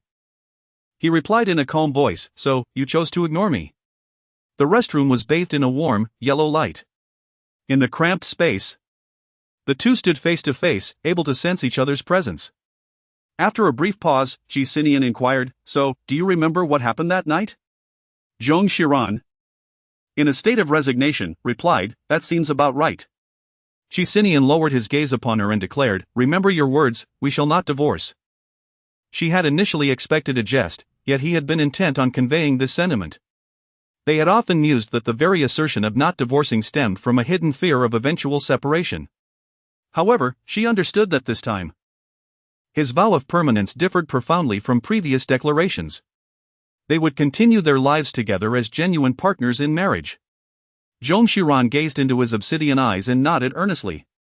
Qi Sinian's lips curled slightly as he remarked, "There's no need to feel mortified, that night." He paused, as if searching for a particular word in his mind. Zhong Xiran waited anxiously. Moments later, Qi Sinian's voice emerged, husky and enticing. Chapter 46, Checking in after several days apart. The couple finally experienced the truth of the saying that absence makes the heart grow fonder. Their previous drunken encounter seemed to have inadvertently dismantled a barrier that had long existed between them, resulting in a remarkable enhancement in the quality of their marital life. Not only Qi Sinian, but Zhong Xiran herself felt an insatiable longing, as if her entire being had been rendered pliable. The following morning, Qi Sinian was in front of the mirror, adjusting his tie. When his phone rang, he answered it with one hand, his other hand still grasping the tie, momentarily pausing his actions. As Zhong Xiran happened to be washing up, she paused in front of him. Qi Sinian, while engaged in a phone call, glanced at her. She stood before him, tiptoed slightly, and reached out to adjust his tie. Although she had assisted him with his tie before, her movements had once seemed somewhat rigid, tinged with a hint of reluctance. Now, however, her actions flowed with a natural grace, and a subtle smile graced her lips. "Mr. Qi, what is your opinion?" Suddenly, Zhang Zhang's voice echoed from the phone. Qi Sinian replied, Could you repeat that?" Zhang Zhang on the other end was taken aback. Qi Sinian was usually so focused and efficient that such instances of needing to report twice were unprecedented. Just as he was about to respond, a delicate female voice came through the line, "Could you lower it a bit?" Zhang Zhang felt his face flush with embarrassment, suddenly understanding, and promptly reiterated the relevant information. Little did he know, Qi Sinian had once again drifted off in thought. Zhong Xiran struggled for half a day to tie his tie but found it unsatisfactory. Frustrated by its height, he gently tugged at the tie around his neck. As he bent down, his cheek grazed hers, warm and inviting. His gaze inadvertently fell upon the neckline of her garment, causing his heart to flutter uncontrollably. With a subtle gesture, he pressed his lips together and reached out with one hand to fasten the top button of her nightgown, his fingertips brushing against her neck. Tinged with the coolness of the morning, Zhong Xiran's hand trembled slightly, almost causing her to fail once again in tying the tie. While reminding herself that such moments are commonplace among couples and that there is no need for excessive embarrassment, she could not help but feel her heart race as she tightened the bow tie to an impressive height. Qi Sinian coughed softly, feeling the constriction. Zhong Xiran hastily adjusted her tie, feeling an inner grievance at Zhang Zhang's voice on the phone, which proved to be quite distracting. How did Qi Sinian manage to flirt with her while simultaneously attending to his work? On the call, Zhang Zhang inquired, "President Qi, how do you propose we handle this matter?" Struggling to fasten a button with one hand, Qi Sinian ignored Zhang Zhang, taking his time to secure the button before responding. "It's a bit complicated, we shall discuss it in the car shortly." Zhang Zhang replied, "Complicated? Isn't this a routine situation? Has President Qi identified any issues that I may have overlooked?" Truly, he was deserving of his title. After ending the call, Qi Sinian glanced down at his neatly arranged tie and remarked, "Well, I'm off to work." "Of course, you do that every day. Why the sudden announcement?" Zhong Xiran blushed, feigning nonchalance as she pushed past him and hurried into the bathroom. Behind her, Qi Sinian let out a meaningful chuckle. Zhong Xiran turned on the tap, splashing the cool water onto her cheeks. It seemed that her relationship with Qi Sinian had truly begun to resemble that of a normal couple. During the past few days spent editing footage at the studio of Chuang Chang, she frequently recalled moments of unrequited love depicted by the main characters in the scenes. Several times, she contemplated sending him a WeChat message but ultimately abandoned the idea due to uncertainty about what to say. Fortunately, Grandma Qi soon summoned the young couple over for a meal. The title of husband and wife certainly had its advantages. Zhong Xiran immediately found ample reason to contact Qi Sinian. She dialed the number, and on the other end, it was answered promptly. "Zhong Xiran, are you busy? Grandma has invited us over for dinner tonight." Qi Sinian's voice on the phone remains as cold as ever, "I am busy." "What time?" Zhong Xiran, "Around 7, perhaps." Qi Sinian, "All right, I shall pick you up at the studio." Zhong Xiran bit her lip, tentatively suggesting, "Perhaps I should come to your office." Qi Sinian paused momentarily. seemingly taken aback. Now, is it inconvenient? Not at all, Qi Sinian replied evenly. Once you call, I will have Jiang Zheng come to fetch you. After hanging up, Zong Xiran couldn't help but smile slightly, a playful grin dancing on her lips. At 5:30 in the afternoon, Zong Xiran arrived at the Qi Corporation building and called Qi Sinian. Lacking a key card, she was unable to ascend. Jiang Zheng soon descended, escorting her up while stating, President Qi is still in a meeting, but he has instructed you to go straight in. Zong Xiran felt a twinge of surprise, yet she nodded in acknowledgement. Jiang Zheng opened the door to the conference room, and Zong Xiran quietly followed him inside. The projection screen displayed the words Qi's film annual plan, which bore some relevance to her industry. It was no wonder that Qi Sinian had permitted her entry. Zong Xiran settled into a corner. Qi Sinian immediately caught sight of her, his gaze instinctively softening as he nodded in her direction. The moment he signaled, the curiosity of the executives seated around the elongated table was piqued, their expressions visibly brimming with excitement.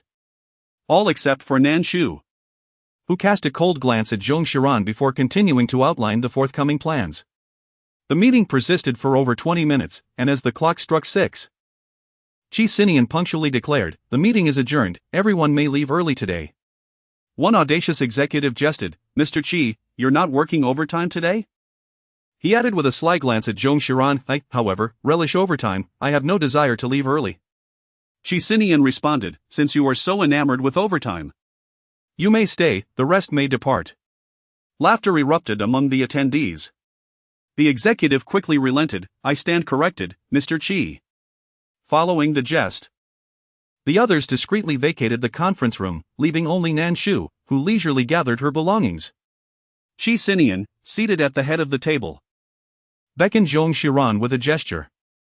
Zong Xiran initially intended to wait until everyone had left before approaching, considering it a semi-public setting. However, he did not anticipate Nan Shu deliberately lingering, taking her time to organize her computer.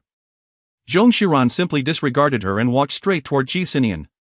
Qi Sinian inquired, what brings you here today? Zong Xiran glanced at Nan Shu beside him and half-jokingly uttered 2 words, check-in. Chapter 47, You don't have a pure white moonlight, do you? Upon hearing this, Qi Sinian lifted his eyelids and gazed at her. Zong Xiran hastily remarked, I was just joking. As the words slipped from her lips, a hint of regret washed over her. Qi Sinian turned his gaze towards Nan Shu, his tone laced with playful jest, Manager Nan. Did you not hear what my wife just said? If you do not leave soon, I shall be compelled to kneel on my keyboard. Zong Xiran's face suddenly flushed crimson. She hurried to glance at Nan Shu, whose complexion had turned pale. Nan Shu quickly clutched her laptop and water cup, retreating hastily. As she stepped back, she accidentally dropped her mouse, swiftly retrieving it before exiting the room.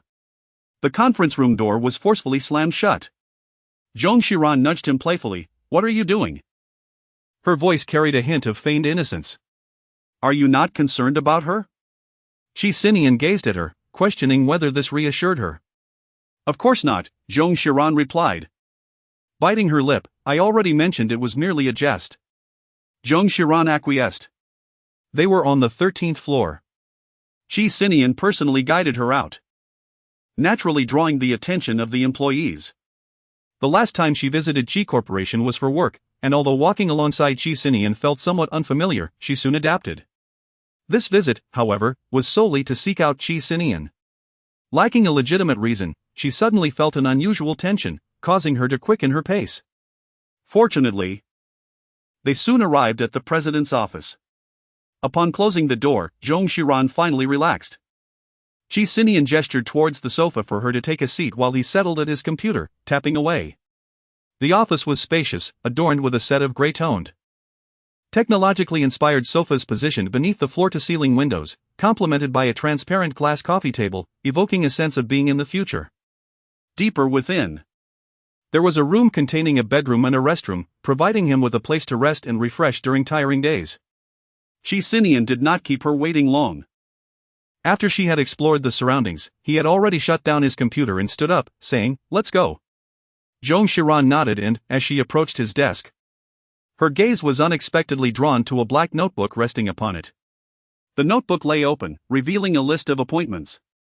Captivated by his handwriting, she noted its clarity and elegance, suggesting a practiced hand that had honed its craft since childhood. As she leafed through a few pages, she suddenly caught sight of a corner of a photograph peeking from within the cover. "Is this your photograph?"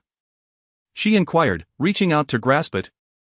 Only for a hand to abruptly press down on the inner cover of the notebook, a clear gesture of restraint. Zhong Xiran realized that the person in the photograph was not Qi Sinian himself. She lifted her gaze and asked, "Who is it?" "Can't I look?" "It's no one." Qi Sinian replied nonchalantly as he closed his notebook. "Let's go, we shouldn't keep Grandma waiting." Due to this incident, Zhong Xiran appeared disinterested once they got into the car. The blank corner of that photograph kept flashing through her mind. She deliberately maintained some distance from Qi Sinian, who seemed either oblivious or indifferent to her demeanor. In the past, such matters would not have required her to inquire. However, they had just resolved to be a devoted couple, even in the absence of love. They ought to uphold the most fundamental loyalty, both physically and emotionally. Zhong Xiran felt a sense of discomfort. While waiting at the red light, she suddenly inquired, "Qi Sinian, do you have a past?" Qi Sinian paused for a moment and replied, "What do you mean?" Zhong Xiran fidgeted with the blanket draped over her legs, feeling somewhat uneasy. "Since we have decided to truly embrace our roles as a couple, there are certain matters I must clarify." Qi Sinian replied, "Go ahead." "Your past relationships are entirely severed. Correct? There are no lingering feelings for anyone, no lingering attachments to a former love?" She gazed intently at him. "I must confess, I possess a certain emotional purity." "If you harbor feelings for someone else, Her voice trailed off. It seemed there was little she could actually do. These issues had never troubled her before. Yet now they suddenly weighed heavily on her mind. "Regardless, I cannot accept it," Zhong Xiran stated firmly. Qi Sinian observed her for a moment, contemplating, before responding. "The photograph is of Xiaobai." Zhong Xiran recalled, "Is it the cat you used to raise?" "Yes." "Then why can't I see it?" Zhong Xiran asked, puzzled. Qi Sinian paused for 2 seconds before replying, "I fear it would sadden you. Xiaobai has already departed, having succumbed to renal failure at the age of 10. Zhong Xiran was deeply moved and wept for a while. Zhong Xiran let out a soft sound of acknowledgement. "No need," she hastily replied, "I trust you, as long as you don't have any chaotic affairs or lingering attachments." A hint of awkwardness enveloped her, as if she were experiencing a tinge of jealousy.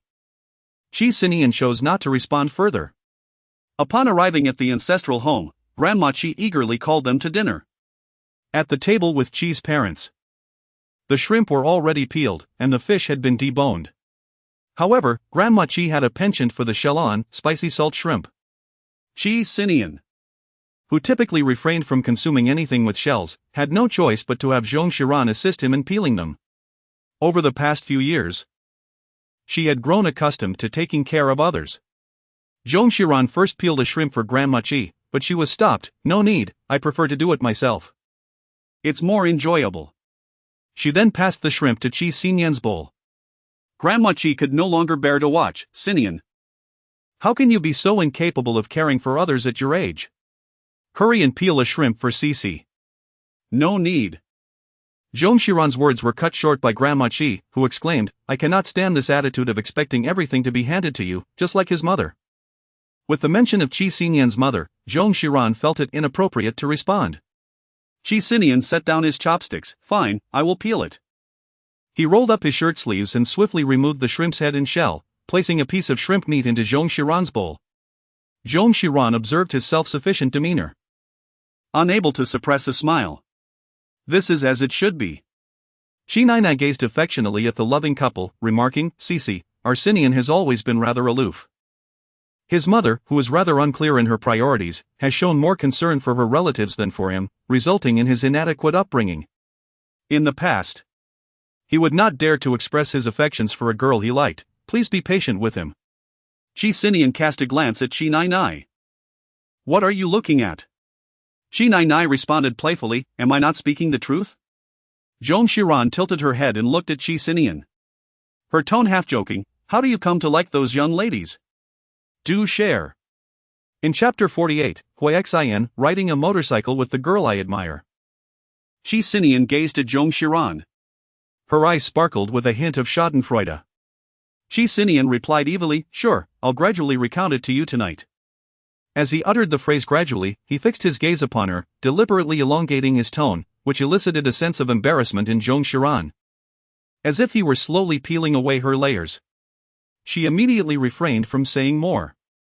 A smile unconsciously crept onto Qi Sinian's face as he leaned closer and whispered in her ear, haven't I already provided you with enough material? Why are you trying to extract more from me? His demeanor was overly suggestive, prompting Zong Xiran to push him away. Grandma Qi chuckled and remarked, there are just the three of us at the table, and you two still wish to whisper secrets. After finishing their meal, the couple engaged in conversation with Grandma Qi. As summer approached, the flowers in the house bloomed profusely. While watering the plants, Grandma Qi pointed to a pot of vibrant orange flowers and said, these are called balsam. And when I was a young girl, I often used them to dye my nails. The color is quite vivid. CC, would you like to give it a try? Zong Xiran nodded, all right, Grandma, let us dye together. Grandma Qi waved her hand dismissively, I'm too old for such frivolities. Even though I have spent years abroad, certain imprints from my childhood still linger within me.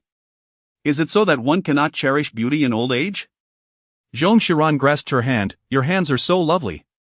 I wish to help you maintain their beauty until you are 100.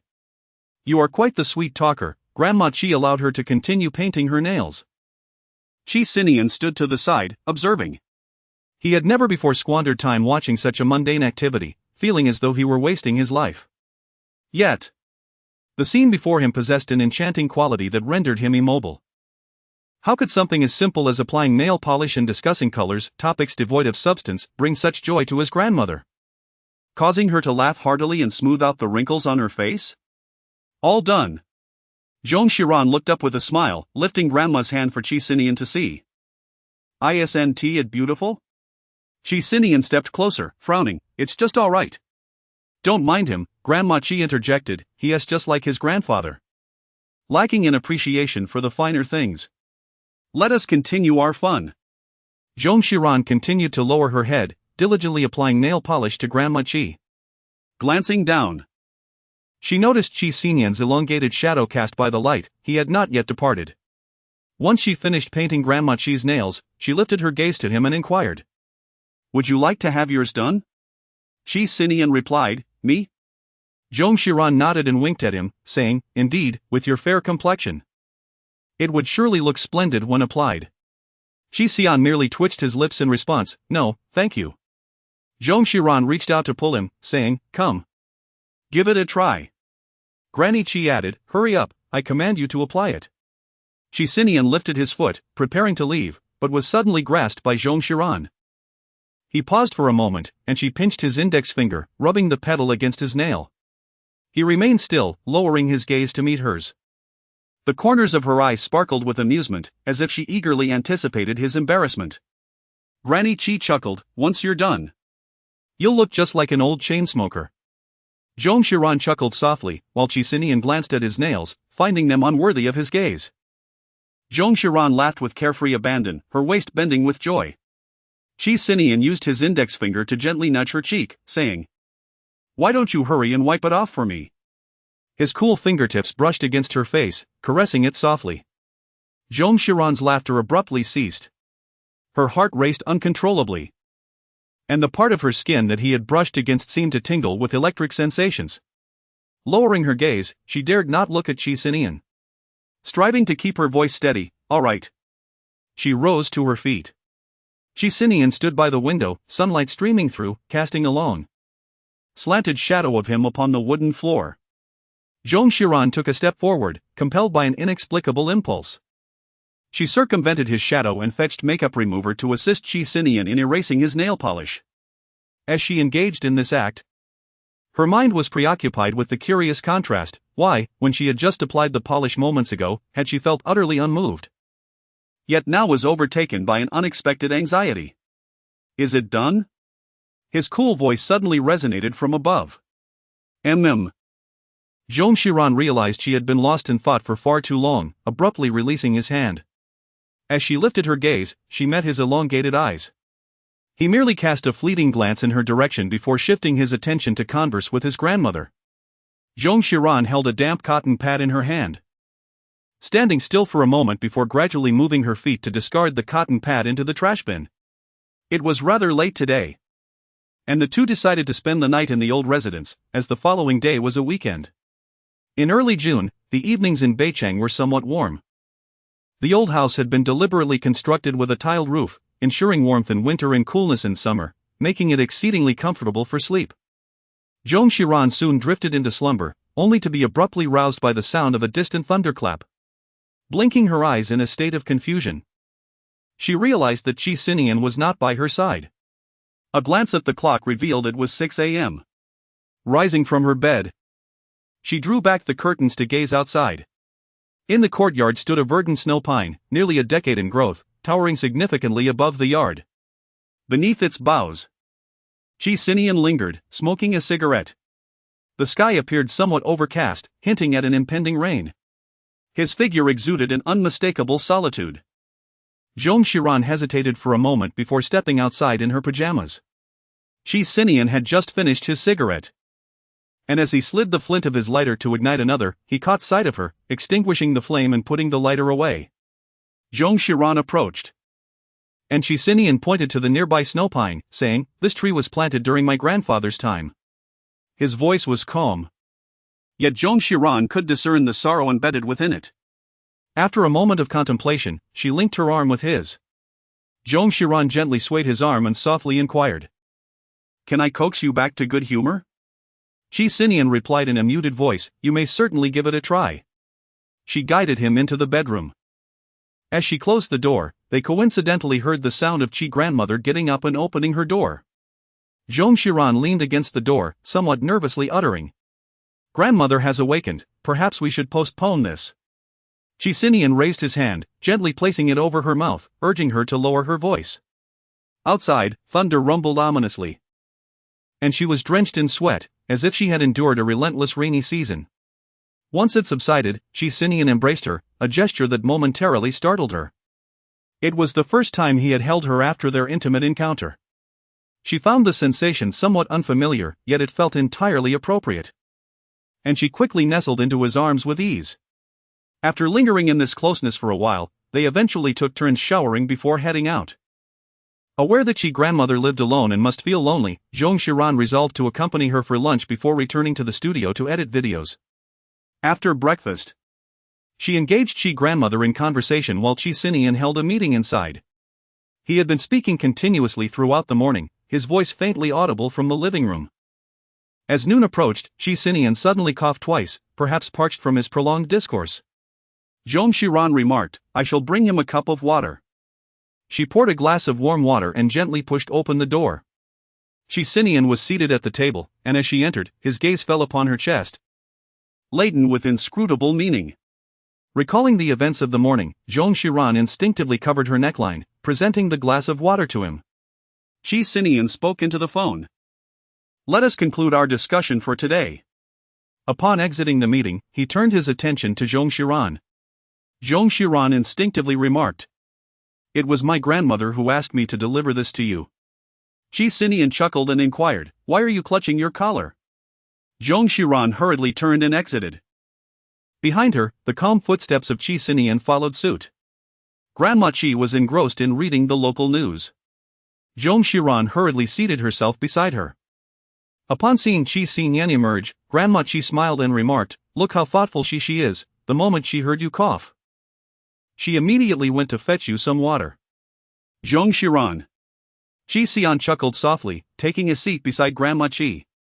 He slowly remarked, "It is truly considerate. This morning, when I was feeling a bit down, they even tried to cheer me up." Zhong Xiran's ears instantly flushed with crimson. Recently, Qi Sinian had been persistently flirting with her in front of her grandmother, and she found it somewhat unbearable. Thus, she resorted to feigning interest in the television. "I wonder if there are any significant news stories today." At that moment, the television presenter was announcing a piece of news. The renowned entrepreneur and founder of Fake Video, Xin, had donated $50 million to his alma mater, North City University. Now, let us turn to the detailed coverage from the scene. Zong Xiran instinctively reached for the remote to change the channel when she heard Grandma Qi remark, "This young man is quite commendable, he knows the importance of gratitude." Zong Xiran reluctantly relinquished his grip on the remote control, bracing himself to endure the unfolding news segment, fervently wishing for it to conclude swiftly. To his dismay, after a series of vacuous remarks from the leaders, a reporter posed a question to Xin, "Could you share a particularly unforgettable experience from your alma mater?" Xin gazed into the camera, recalling the exhilarating moment when a girl he admired took him on a nighttime motorcycle ride. The reporter, visibly thrilled, exclaimed, "Did I hear correctly? She took you on a ride, rather than you taking her?" Xin chuckled softly, his tone imbued with warmth. "Indeed, she was the one who rode, at that time. I had yet to learn how to ride a motorcycle." Zong Xiran's fingertips trembled slightly, and she instinctively glanced at Qi Sinian. He was gazing at the television screen, his expression devoid of emotion. Chapter 49, Am I the first man to ride a motorcycle with you? After the interview with Xin, the news finally subsided. The news anchor on the screen uttered something, but Zong Xiran failed to grasp the content. She straightened her back, gripping the remote control tightly, biting her lip. Just yesterday, she had inquired whether Qi Sinian had moved on, and now, with this revelation, she appeared tainted, as if she had failed to resolve her past. Undercurrents swirled, entirely unnoticed by Grandma Qi. Zong Xiran quietly glanced at Qi Sinian, pondering whether he had been so timid in his childhood. Qi Sinian replied coldly, "I don't remember." Grandma Qi, evidently reminiscing, chuckled with lingering amusement, "You cried so loudly back then that it seemed you might lift the roof off. Your grandfather remarked that with such a timid disposition, you would surely be the subject of your future wife's laughter." Qi Sinian cast a sidelong glance at Zong Xiran. Zong Xiran stifled a smile, adopting a serious expression, "I am not laughing." Qi Sinian replied with silence. After accompanying his grandmother for lunch, Qi Sinian escorted Zong Xiran to the Orange studio to edit videos. Throughout the journey, he hardly spoke, instead engrossed in scrolling through Weibo on his phone. Zong Xiran slightly turned her head towards him, peering at the screen of his phone, and the sight nearly caused her to topple into him. Qi Sinian extended his hand to steady her, teasing, "Are you so filled with guilt that you can't even sit in the car? Isn't this a solid piece of evidence that Zong Xiran's film is a tribute to President Hua? Why else would she choose a motorcycle? It's simply prophetic. The day she was injured, it was President Hua who came to her rescue. I heard that after the filming wrapped, Xin unexpectedly descended upon the set to treat the main crew to a meal, and then Qi Sinian showed up out of the blue. No one knows what transpired, but it was said that everyone at that table felt the need for oxygen afterward. Why should I feel guilty?" Zong Xiran gazed at Qi Sinian. "You don't actually believe it, do you?" Qi Sinian replied with a faint smile, "No." Yet, despite his denial, he seemed rather displeased. Zong Xiran contemplated inquiring about the reason several times, yet the words remained unspoken. It was not until the vehicle came to a halt beneath the orange painting building that she disembarked. Casting a glance back at Qi Sinian, she found him aloof, his gaze averted from her. That afternoon, as Zong Xiran edited footage, her mind occasionally wandered. She contemplated calling Qi Sinian, yet restrained herself, keeping him at bay. Zong Xiran lowered her gaze, for she could vaguely surmise the reason behind Qi Sinian's discontent. He was perturbed by the fact that she had once ridden a motorcycle with Xin. Although it was a matter of the past, the intimacy of sharing a motorcycle inevitably sparked certain associations, and it was only natural for him to feel uncomfortable about it. Zong Xiran suddenly recalled something and hurriedly grabbed her bag and donned her coat before heading out again. Qi Sinian, having just emerged from his shower, noticed the absence of anyone in the bedroom and presumed that Zong Xiran was in the living room. After searching the premises without success, he couldn't help but frown as he dialed her number. "Where are you?" he inquired. On the other end, Zong Xiran's voice was hurried. "I left a movie prop at the studio and I'm going to retrieve it now." Qi Sinian glanced at the clock. It was already past 10 in the evening. What on earth necessitates such a late retrieval? He pondered. "Understood," he replied. He felt somewhat foolish for being so easily appeased. Her mere suggestion of wait for me seemed to dissipate the pent-up emotions he had harbored throughout the day. After approximately 40 minutes, he received a call from Zong Xiran. Her tone was strained, as if she were being crushed by something heavy. Qi Sinian, the prop is a bit heavy. And I can't carry it into the basement by myself. Could you come down and assist me? He wondered how she had managed to load it onto the vehicle alone. Furrowing his brow, he casually threw on a jacket and descended the stairs, entering the basement. The door to the basement was wide open, and the white ceiling lights cast a bright glow onto a dark red cloth draped over something substantial in the middle of the floor. Beneath the cloth lay a large rectangular object. Zong Xiran stood to the side, and upon catching sight of him, her eyes sparkled with delight. She rushed to him, exclaiming, "Qi Sinian, this is a gift for you." Qi Sinian felt a stir within his heart. As if sensing something, he raised his hand and lifted the cloth, revealing a sleek black motorcycle before him. Its design boasted fluid lines, slightly larger than the one Zong Xiran had previously ridden, resembling a matching pair for the couple. Zong Xiran gazed at him with a hint of concern. "I recall that you later obtained your motorcycle license." "If you don't like it, there's no need to pretend otherwise." Qi Sinian replied, "How could I possibly dislike it when you are so sweetly coaxing me?" Zong Xiran instantly relaxed, saying, "That's wonderful." She winked at him and asked, "Shall we explore the northern city at night?" Though there was a meeting scheduled for the following morning, Qi Sinian could not bear to dampen her enthusiasm, especially since he too felt a surge of excitement. The two ascended the stairs to don their cycling attire, then descended once more, helmets in hand. Zong Xiran grasped the handlebars, her eyes sparkling with mirth as she gazed at him. "When I start the engine, will you weep?" Qi Sinian cast a fleeting glance her way. She mounted the motorcycle, urging, "Come on, I shall take you." A masterful rider, she had also undergone rigorous strength training. A large motorcycle posed no challenge for her. However, to her surprise, Qi Sinian replied coolly, "Get down." Zong Xiran paused momentarily, uncertain of his intentions, yet ultimately chose to remain composed. Qi Sinian, with a graceful stride, ascended into the vehicle. Resting his hands upon the steering wheel while his feet firmly planted on the ground, he gestured with a subtle nod of his chin towards her, "Get in." It became evident that he desired to take the wheel. "Very well then." Zong Xiran smiled as she rode up behind him, inquiring, "I wonder how proficient Mr. Qi is at riding?" Qi Sinian replied, "We'll find out by giving it a try." With a thunderous roar, the motorcycle was ignited. Almost simultaneously, she heard Qi Sinian pose a question to her, "Am I the first man to take you for a ride on a motorcycle?" The tail end of his question was drowned out by the overwhelming noise, rendering it nearly inaudible. Zong Xiran, amidst the written words, pieced together the underlying question. A smile crept onto her lips as she realized that he was not as magnanimous as he seemed. Had he resolved to genuinely embrace their partnership as husband and wife, thus becoming sensitive to such matters? The jealousy in his words was unmistakable. Under normal circumstances, he would never have voiced such sentiments. The motorcycle glided slowly into the outskirts of the North City's second ring. Being within the city limits, the speed was moderate. Once the ride had stabilized, Qi Sinian suddenly felt Zong Xiran's hand lift the fabric of his riding jacket, her palm gently pressing against his back through a thin layer of t-shirt. He involuntarily shivered slightly. She was tracing letters on his back, spelling out "You are." A smile graced Qi Sinian's lips as he eased off the throttle, freeing one hand to grasp her wrist. "Be honest, we're about to accelerate," he remarked, his tone noticeably lighter.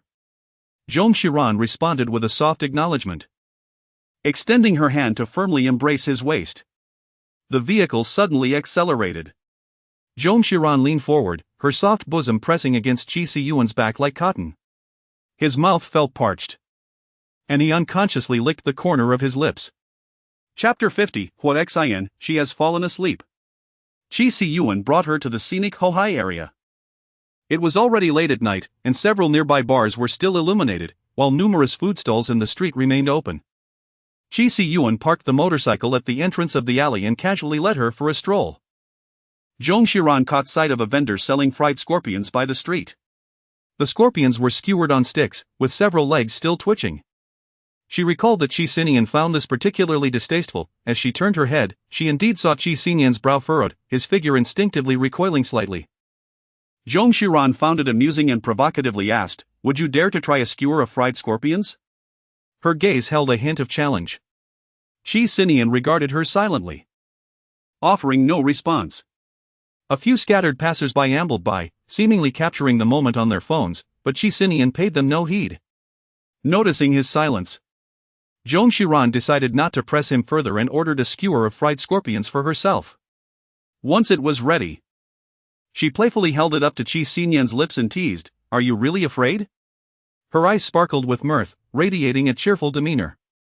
Qi Sinian studied her for a moment, prompting Zong Xiran to instinctively touch her face. "Is there something on my face?" she inquired. "No," Qi Sinian replied flatly. "Are you certain you want me to eat this?" Zong Xiran was perplexed. Why not? It seemed she had completely forgotten that person. Delicacies such as fried scorpions were certainly beneath the notice of families like theirs. Zong Xiran had stumbled upon this culinary curiosity during her university romance with Hua Xian and had even brought it to family gatherings, only to be met with disdain and labeled as dark cuisine. At that time, she had not touched a single bite. Yet now, there was no need for excessive pretension. After all, if she herself could not recall, it was evident that she had indeed relegated that individual to the recesses of her mind. Qi Sinian, in a remarkably good mood, savored a fried scorpion from her hand. The flavor surpassed his expectations by a considerable margin. He casually scooped up an entire skewer, finding it insufficient, and urged, "Please, do get a few more." Zong Xiran. The summer night breeze caresses pleasantly. Removing her helmet, Zong Xiran rested one hand on the back of the motorcycle, tilting her head to gaze at Qi Sinian, teasingly remarking, "I expected you to be in tears." Her figure was exquisite, especially accentuated by the snug riding attire that elegantly outlined her graceful curves, with her long hair cascading down her back, reminiscent of a siren. Qi Sinian placed his helmet on the handlebars, leaning forward with one hand propped against the motorcycle, enveloping her in his presence. His aura was palpable, causing Zong Xiran to instinctively lean back in slight trepidation. Qi Sinian placed a hand on her back, his lips brushing against her ear as he murmured, "I could indeed make you weep." The garage door slowly descended, shrouding the space in dimness and dampness, akin to a forbidden realm. Time seemed to stretch indefinitely until Qi Sinian gently exhaled by her ear, illuminating the surroundings. She turned her head away, avoiding his gaze. Qi Sinian, however, offered a soft smile, raising his thumb to tenderly wipe away the tears from the corner of her eye, assisting her in donning her clothing. Once dressed, Zong Xiran did not wait for Qi Sinian and stepped outside, though her gait appeared somewhat awkward.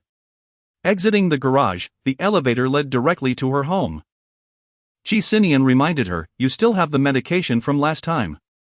Zong Xiran cast him an annoyed glance. After a series of disruptions, it was already around 3 a.m. by the time they finished their showers.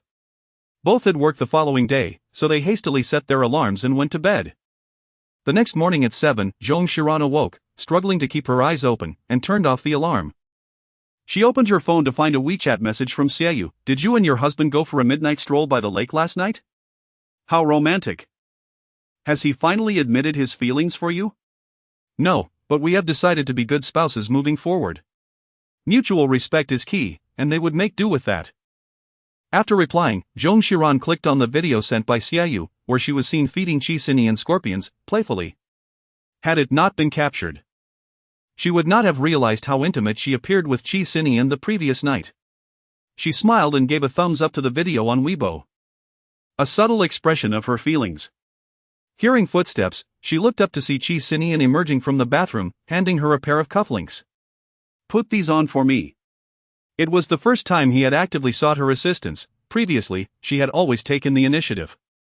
Realizing this, Zong Xiran paused for a moment before accepting them. "Oh."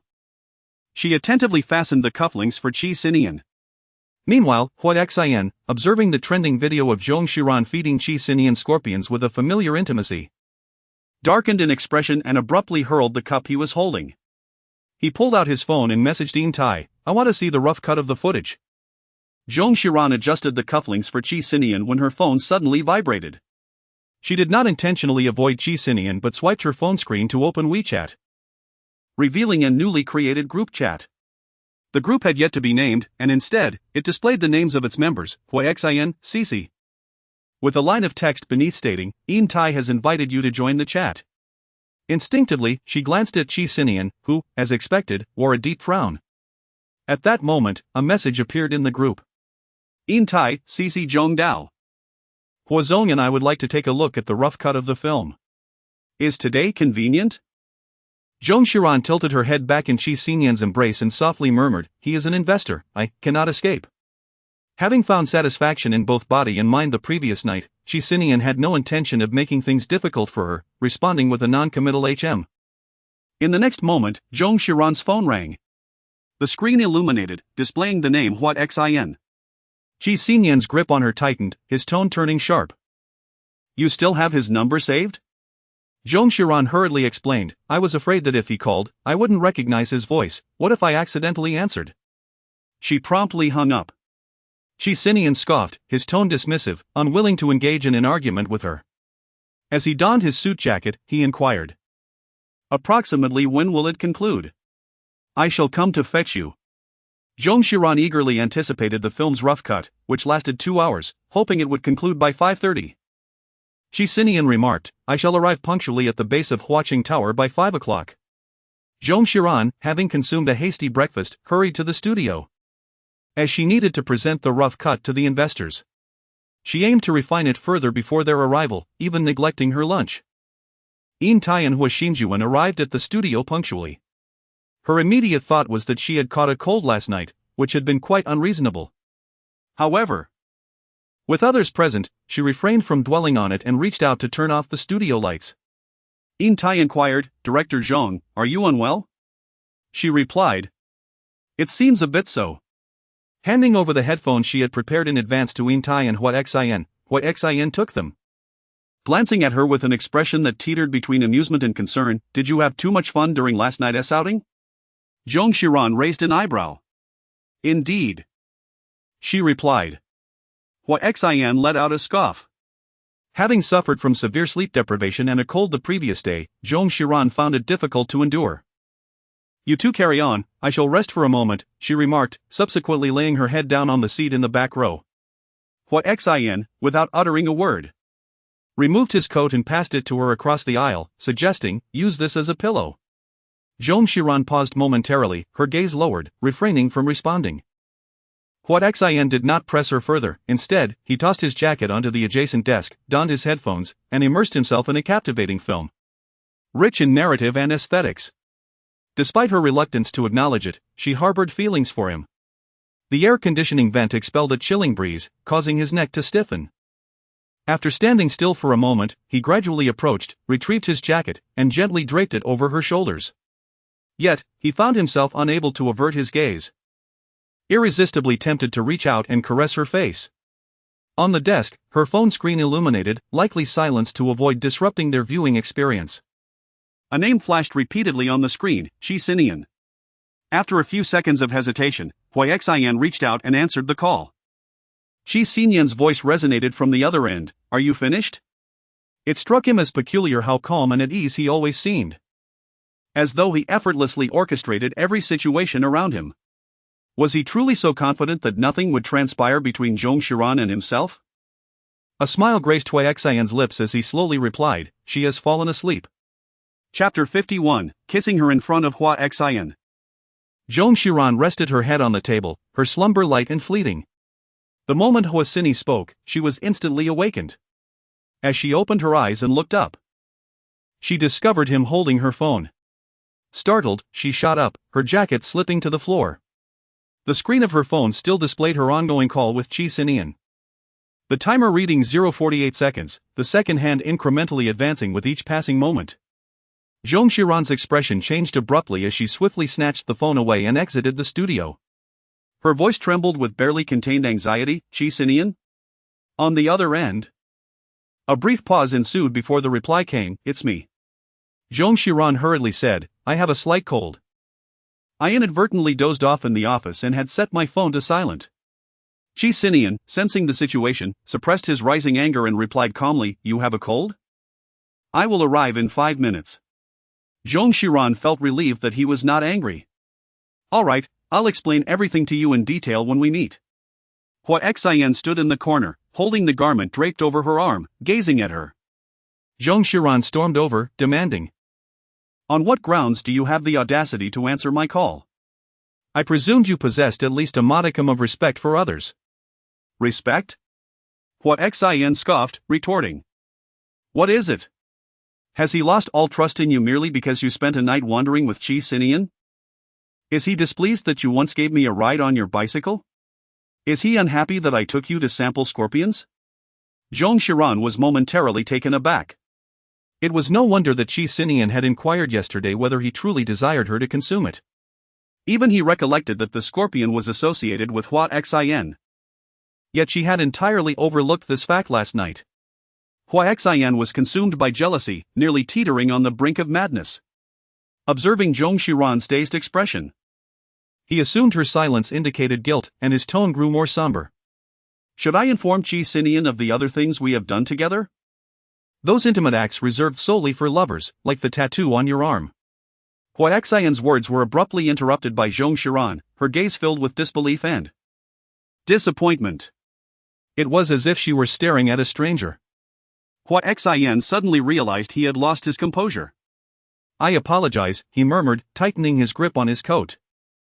The film's immersive quality was overwhelming, it stirred memories from the past. Zong Xiran felt utterly powerless. At that moment, her phone illuminated, it was a call from Qi Sinian. She answered, and his voice was cold and detached, "I have arrived."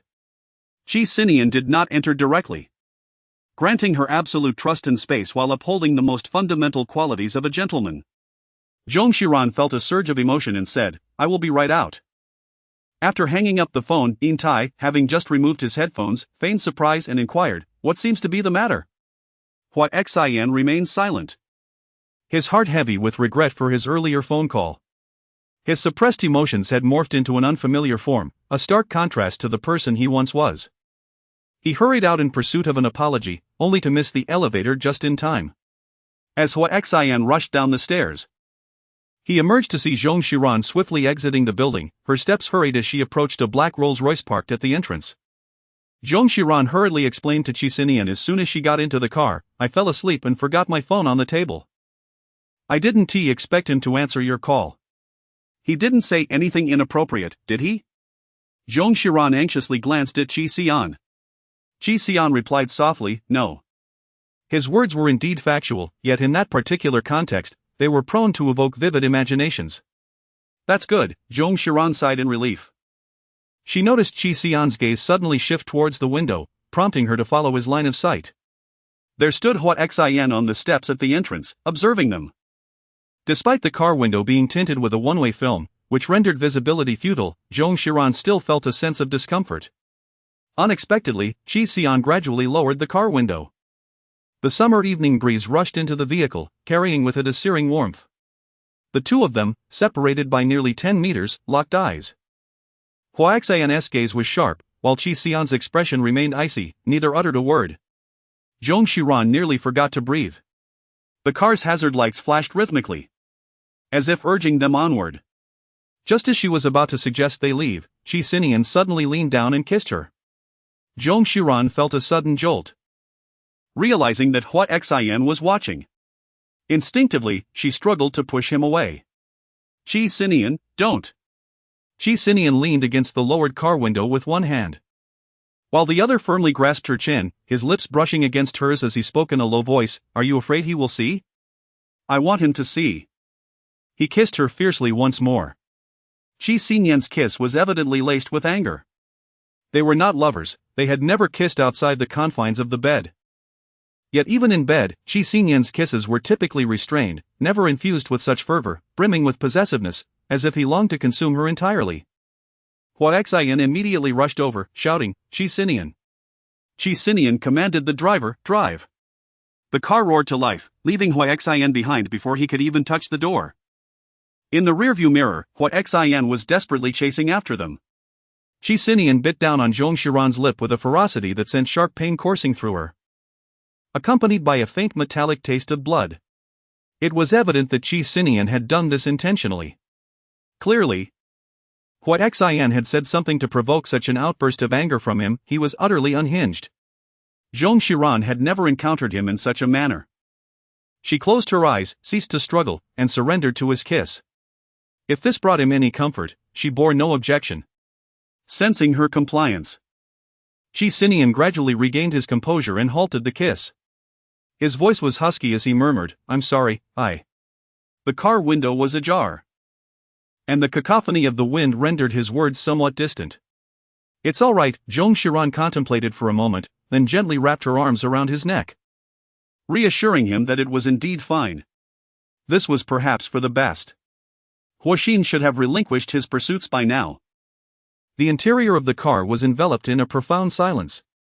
Qi Sinian's fingers curled slightly, and with a hint of discomfort, he offered Zong Xiran a damp tissue. Zong Xiran took it, wiped the blood from the corner of her lips, glanced at Qi Sinian, and feigned nonchalance as she inquired, "What on earth did he say to provoke our usually magnanimous President Qi to such a state?"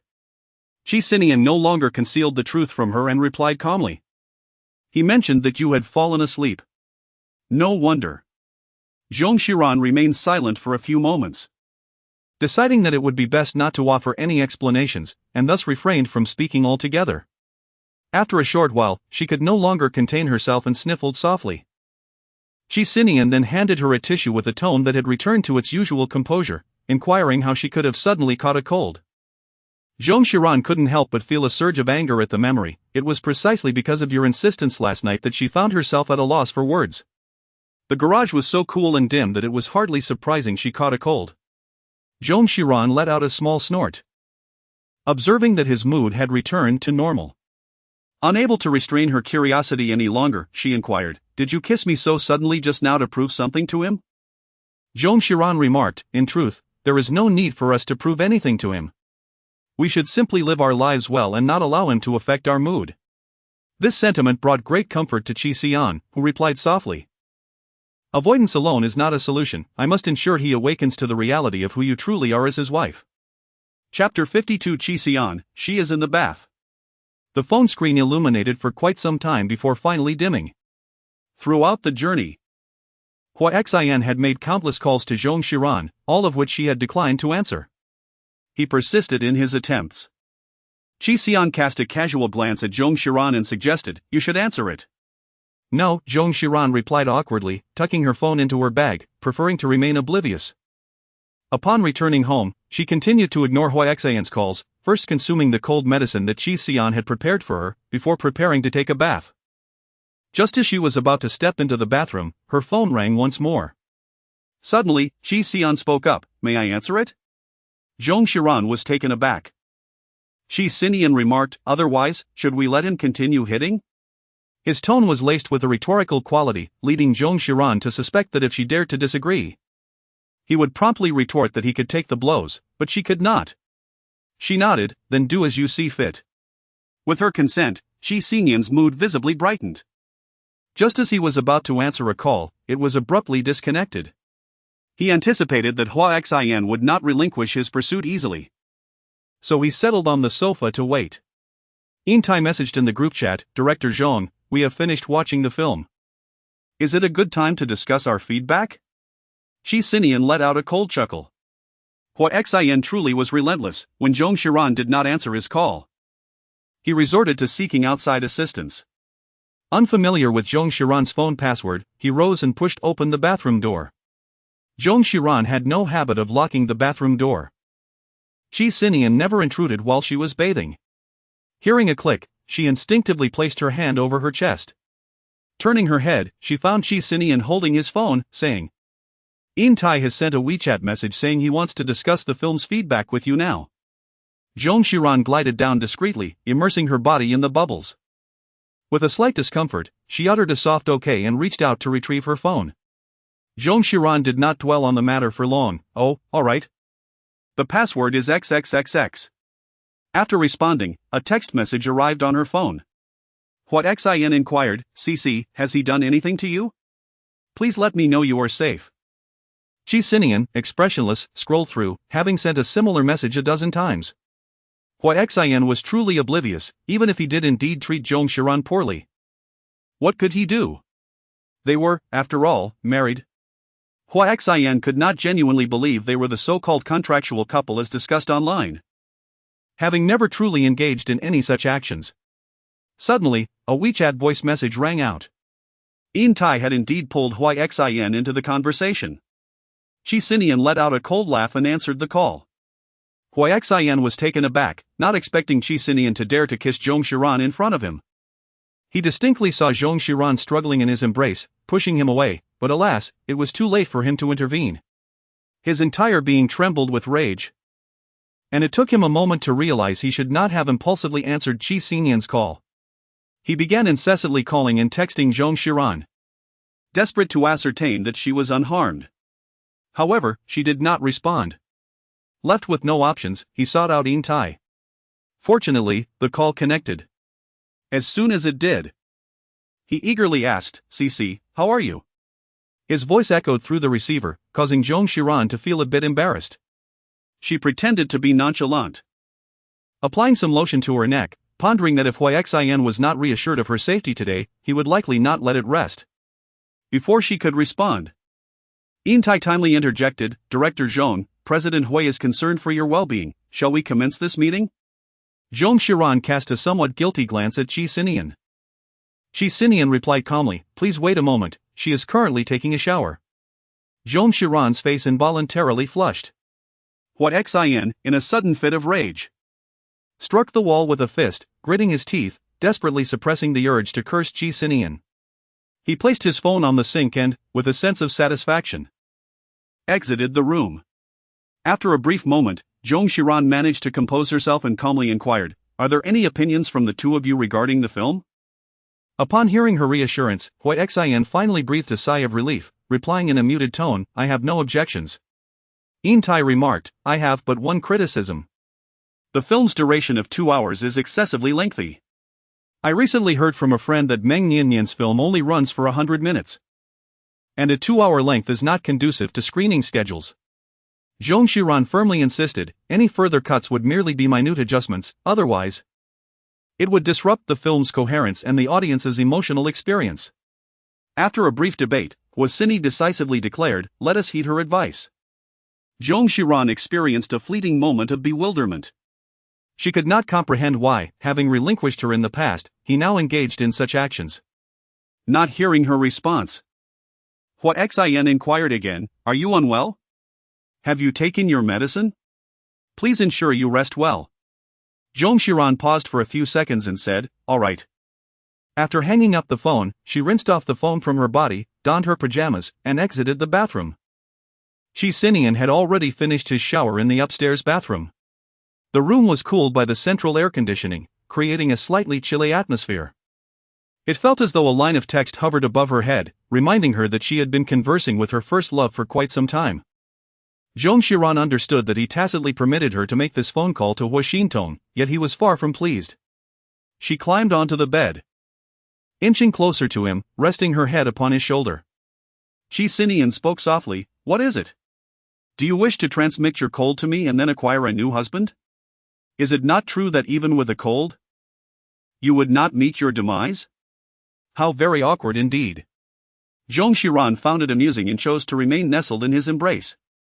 Qi Sinian, while perusing a magazine, inquired, "What are your upcoming plans for work?" "Not yet decided," she replied. Suddenly, Qi Sinian asked, "Do you have any thoughts on the sci-fi IP Cyberpunk?" Zong Xiran was taken aback, "The one that won the Hugo Award, Cyberpunk?"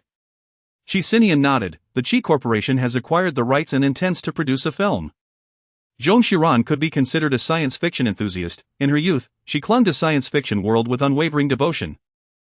And she held a particular fondness for the domestic science fiction novel Cyberpunk. Is Qi Sinian planning to offer her some resources? It evokes a rather peculiar sensation. While filming I Like You, she was quite averse to seeking investment from Qi Sinian, but now it seems she has come to terms with it. Observing her silence for an extended period, Qi Sinian finally spoke, "The director position is based on competitive selection, you may not even secure it." So it is indeed a matter of competitive selection. Zong Xiran let out a sigh of relief, yet a hint of hesitation lingered in her heart. The demands for scenes and special effects in Cyberpunk are undoubtedly immense. The investment must start at least from 5 to 600 million, right? I have never directed a film with an investment exceeding 100 million.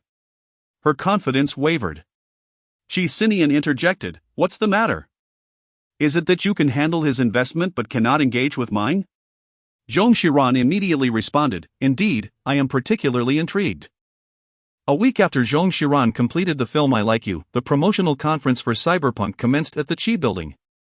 Alongside her, the invited guests included Meng Yanyan, Yan Yike, as well as emerging directors Zhuang Ling and Wang Wei. Nanshu stood nearby, welcoming everyone to take their seats, evidently preparing to host the meeting. Upon noticing Zong Xiran's arrival, Meng Yanyan remarked, "Had I known you would be here, I would have stayed away. It's clear your husband intends to use me as a stepping stone." At that moment, the original author Zheng Huaimin entered and declared, "I will decide who directs this script." Meng Yanyan dramatically patted her chest, saying, "Now I can rest easy, considering the magnitude of this project. I hope it won't be ruined." Yan Yike shot her a disdainful glance, retorting, "If your husband truly intended to launch a project, would he bother inviting you to the meeting?" Meng Yanyan dismissed her with indifference. Yan Yike gestured to the seat beside her, inviting Zong Xiran to join them. As Zong Xiran settled into her seat, the conference room door swung open, revealing Qi Sinian standing at the threshold. Nanshu appeared visibly anxious. "President Qi." Zheng Huaimin rose to his feet. "Is President Qi joining the meeting as well?"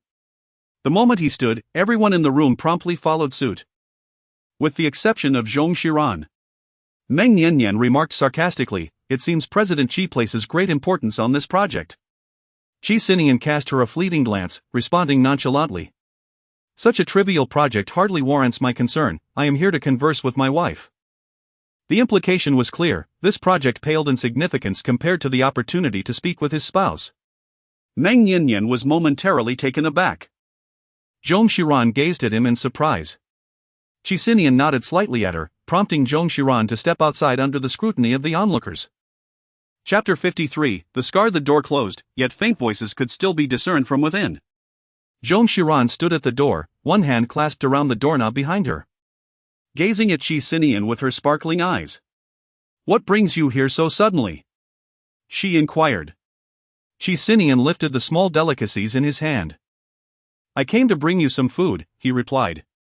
He raised his hand to gently touch her forehead. "Have you recovered from your cold?" His fingertips were cool, lightly resting against her skin, reminiscent of a bottle of mineral water just taken from the refrigerator. In the public setting, Zong Xiran instinctively glanced around and took a step back. Zong Xiran took the bag from his hands and glanced at it, saying, "Thank you, may I go in now?" Qi Sinian, noticing her shyness, nodded and allowed her to enter. She understood that Qi Sinian's visit carried an unspoken intention to support her. However, it was the first time he had brought her such delightful treats, and despite the underlying reason, her heart fluttered with excitement. She placed the confections in the center of the table, inviting everyone to partake.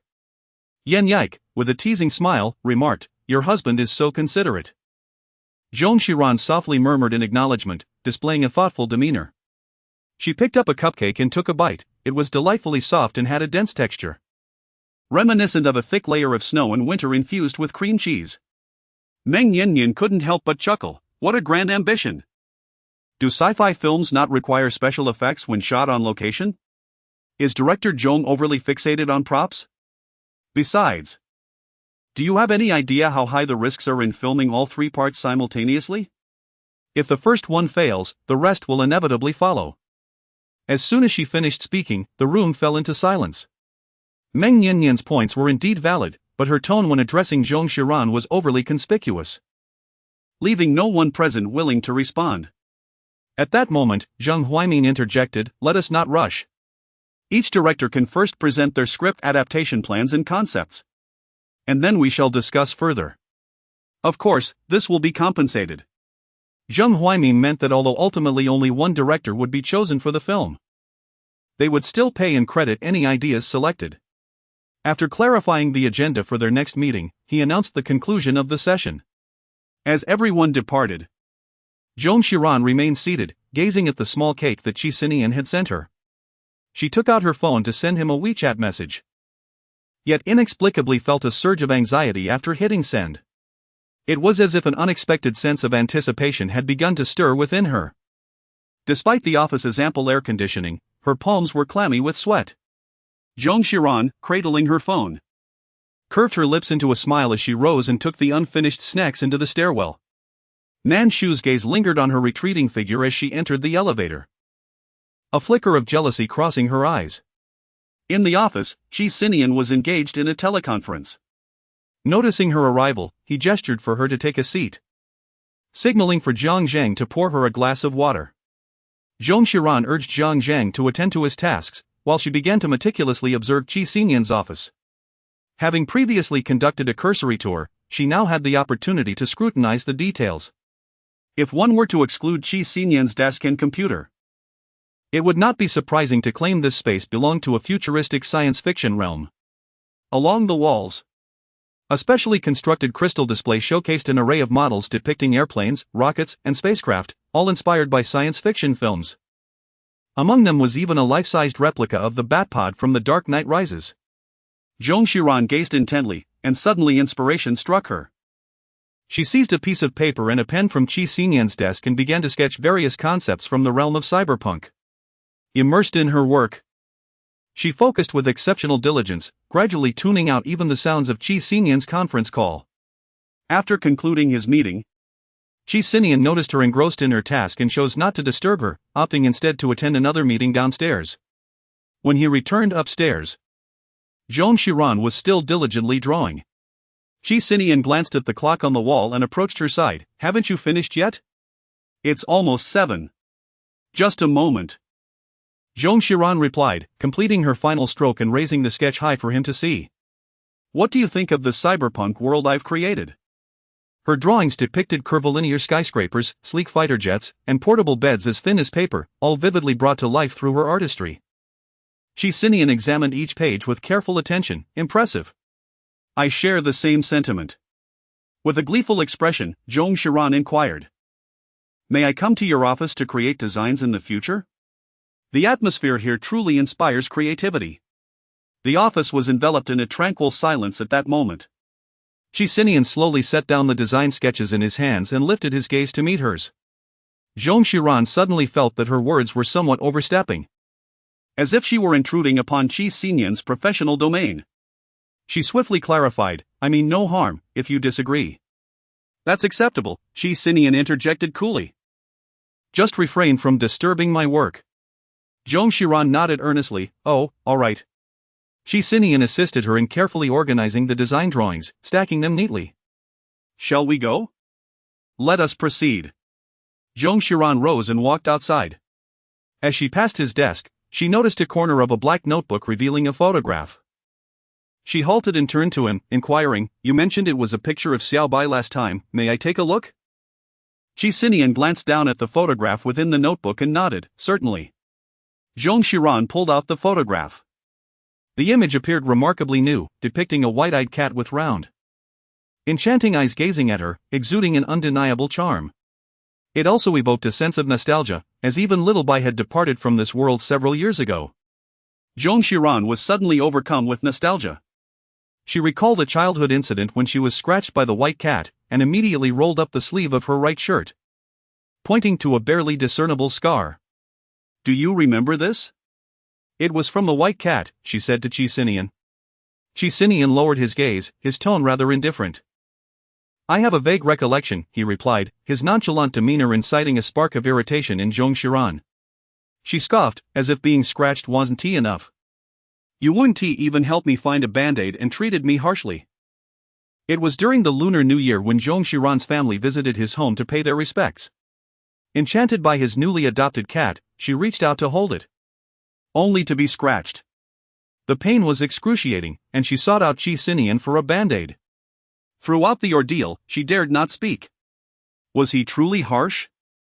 At that time, her mother, Zhu Yun, had a nephew, Zhu Jun, visiting.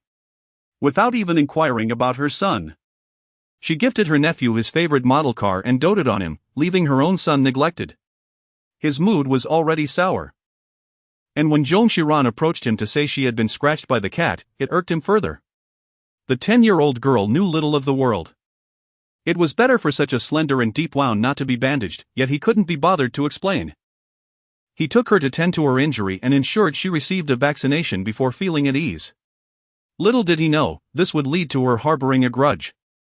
However, discussing it now seemed pointless. Qi Sinian stepped closer, grasping her wrist and lifting it. "Let me see, after all this time, that little scar is still there?" He raised his eyes, but as he pulled at her arm, his expression abruptly shifted. The scratch from the white cat was nearly invisible upon closer inspection.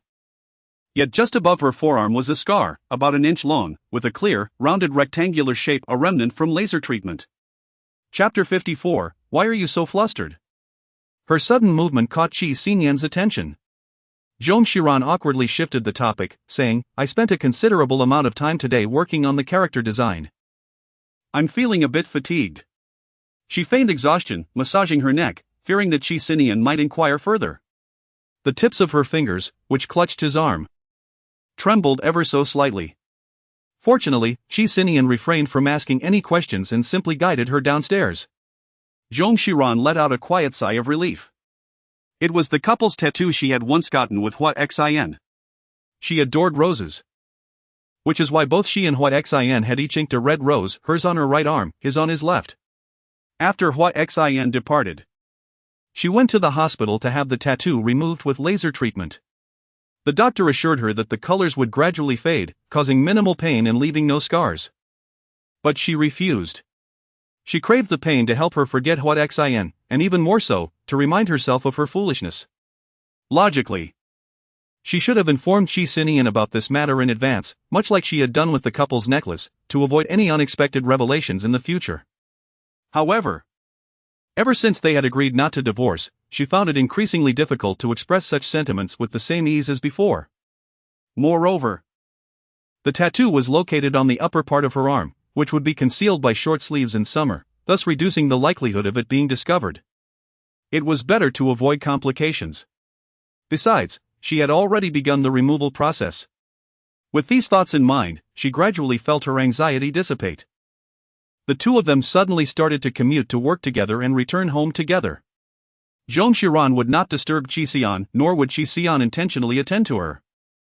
As if they were merely colleagues sharing an office. On this particular day, Zong Xiran was engaged in creating designs when the chandelier above her suddenly began to flicker. She lifted her gaze, and after flickering for 7 or 8 seconds, the light extinguished completely. Turning her head, she met Qi Sinian's eyes. Clearly, Qi Sinian had also been observing the chandelier, and upon noticing her gaze upon him, he remarked, "I will call someone to replace it." Zong Xiran nodded. In the absence of light, the area around her had plunged into a considerable darkness, compelling her to take a moment's rest. The maintenance technician swiftly entered with a lamp and a ladder to replace the bulb. To avoid any potential mishaps, Zong Xiran took refuge to the side. As she leaned against the wall, she realized she was standing right beside Qi Sinian's desk. The subtle sounds of the technician at work drifted into her ears, akin to a form of white noise.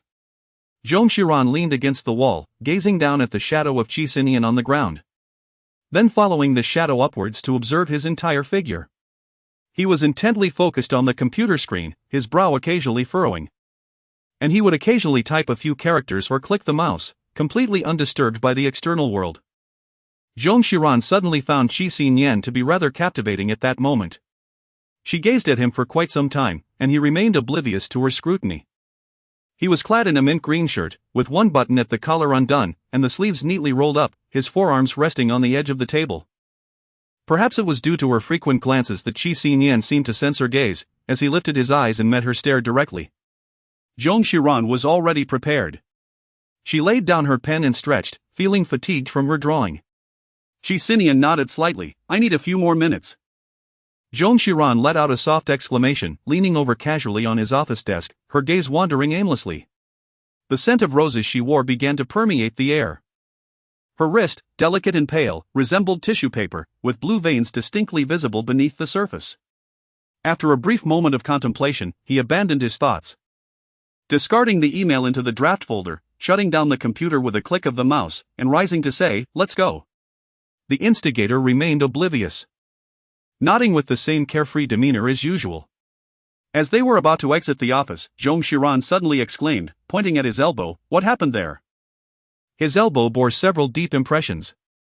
Qi Sinian glanced at it and replied, "It's nothing, just bumped against the edge of the desk." Zhong Xiran nodded in comprehension. Qi Sinian frowned involuntarily and inquired of Zhang Zhang, "Who did this?" He had a mild obsession with order, and this table, which he had personally selected years ago, was chosen for its aesthetic appeal. How could he possibly tolerate such a disarray? Just as he was about to erupt in anger, he noticed Zhang Zhang discreetly pointing towards Zhong Xiran, who was engrossed in drawing in the lounge area. Qi Sinian. Zhong Xiran lifted her gaze upon hearing his words, "I just applied it because I noticed you." She gestured with the pen in her hand towards his elbow, indicating discomfort. Qi Sinian paused for 2 seconds, "Thank you." Zhong Xiran had seldom heard Qi Sinian express gratitude, leaving her momentarily unaccustomed to it. She merely acknowledged with a sound and resumed her focus on her artistic designs. Qi Sinian rested his elbow on the edge of the table, relaxed and no longer uncomfortable. The corners of his lips subtly curved upward as he opened his computer and began his work. Zhong Xiran suddenly noticed that the number of people visiting Qi Sinian's office for document approvals had significantly increased over the past few days. Initially, she attributed it to the busy end-of-quarter period and thought little of it. Little did she know that a rumor had been subtly circulating within the office. The lady in Shizong's office had made him unusually cheerful lately, prompting everyone to hasten their project proposals. The rumor held a kernel of truth. Indeed, Qi Sinian had been in remarkably good spirits over the past few days. He not only praised satisfactory proposals but also offered constructive criticism on those that fell short. While his demeanor could not be described as overly warm, it was a stark contrast to his usual self. Consequently, the executives had been diligently working on plans for the upcoming quarter, eager to seize this fortuitous moment. After spending over half a month in Qi Sinian's office, returning home late and rising early, Zhong Xiran found it increasingly difficult to get out of bed. Yet, she was enamored with the ambience of Qi Sinian's office and persevered. One morning, upon arriving at the office, she received a WeChat message from Suyu, "The premiere of Secret Love will be held tonight." Focusing on her own tasks, she deemed others' affairs irrelevant to her. After sketching 2 concept illustrations in the morning, she received another WeChat message from Li Chang, inquiring about her progress on the short film shooting. Zhong Xiran gazed at the design draft in her hands, contemplating her decision, and ultimately declined Li Chang's offer. Firstly, she held a profound admiration for the science fiction masterpiece Cyberpunk and wished to exert every effort to secure her involvement. Secondly, her relationship with Qi Sinian had recently softened, leaving her somewhat reluctant to embark on a business trip. After responding to Li Chang, Zhang Zhang happened to arrive with her lunch. Qi Sinian occasionally joined her for lunch, though most often he dined with colleagues, engaging in discussions about work as they ate. As the weather grew increasingly warm, Zhong Xiran felt a wave of drowsiness wash over her after finishing her meal. She yawned and leaned back against the sofa. At that moment, Qi Sinian happened to push the door open and enter. Zhong Xiran heard a voice and promptly sat up straight. Qi Sinian approached her side and inquired, "Are you feeling tired?" "A little," she replied. Yet, upon his arrival, she seemed to regain some of her vitality, presenting him with the design she had created earlier that day. "What do you think?" Qi Sinian settled down beside her, examining the work while offering suggestions.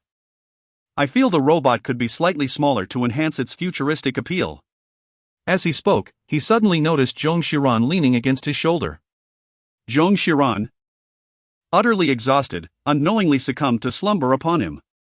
He held his breath for a fleeting moment, slowly placing the sheet of paper he had been drawing on the coffee table, remaining motionless as she leaned against him.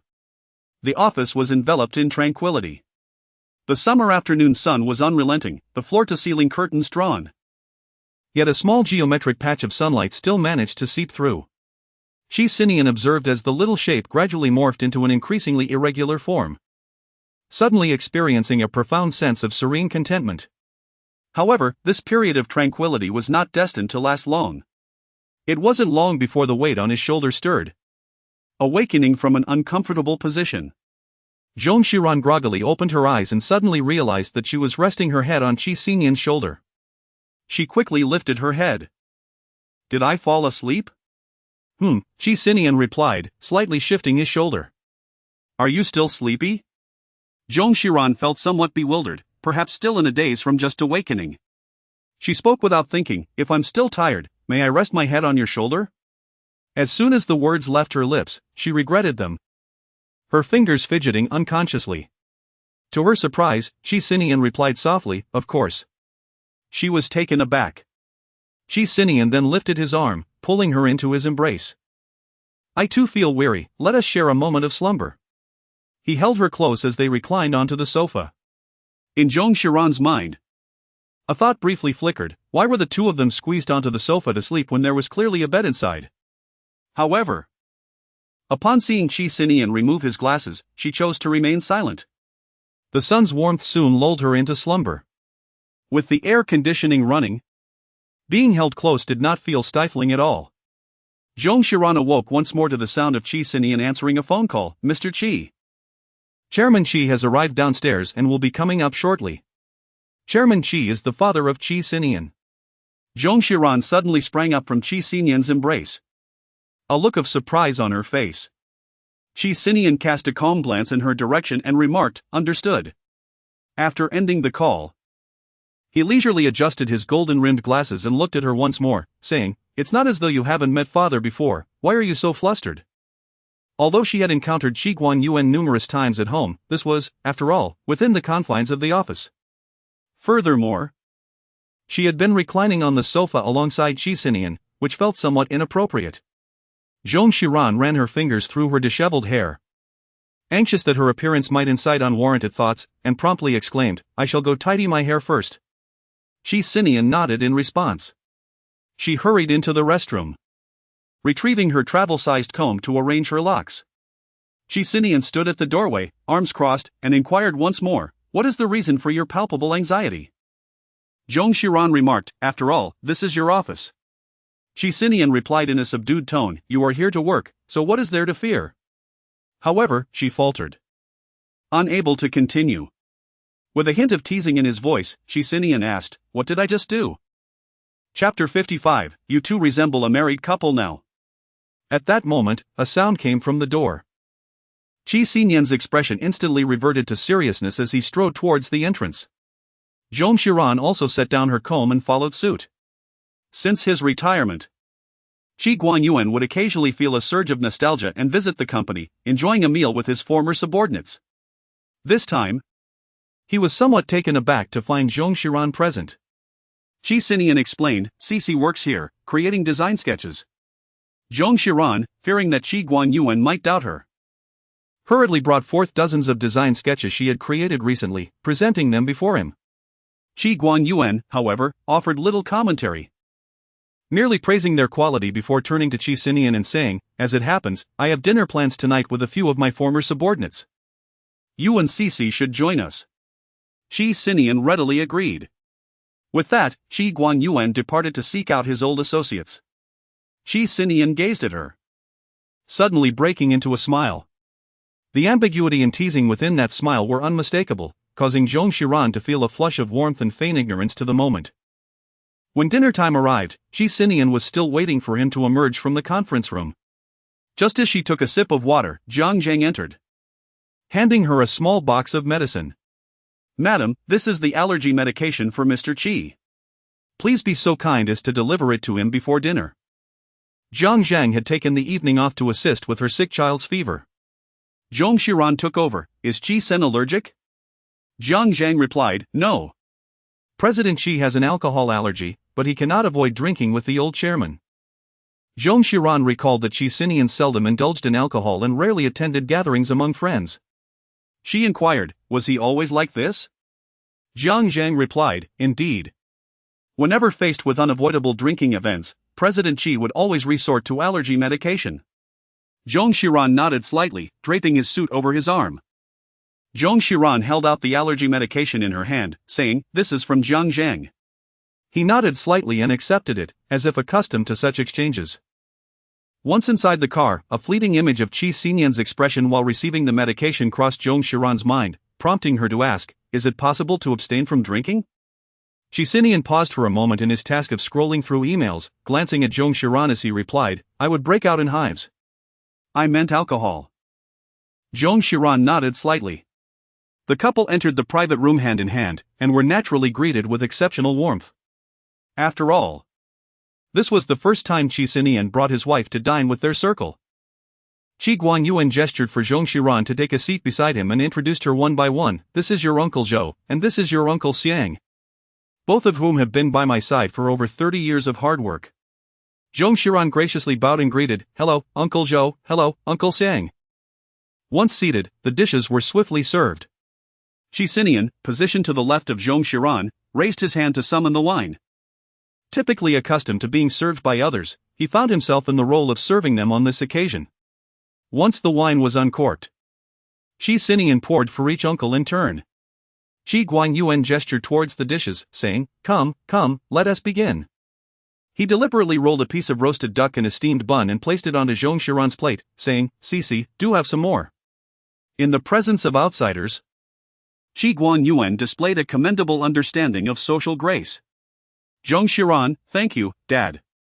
She parted her lips slightly, about to reach for the steamed bun, when she noticed Qi Sinian placing a piece of roasted lamb chop on her plate.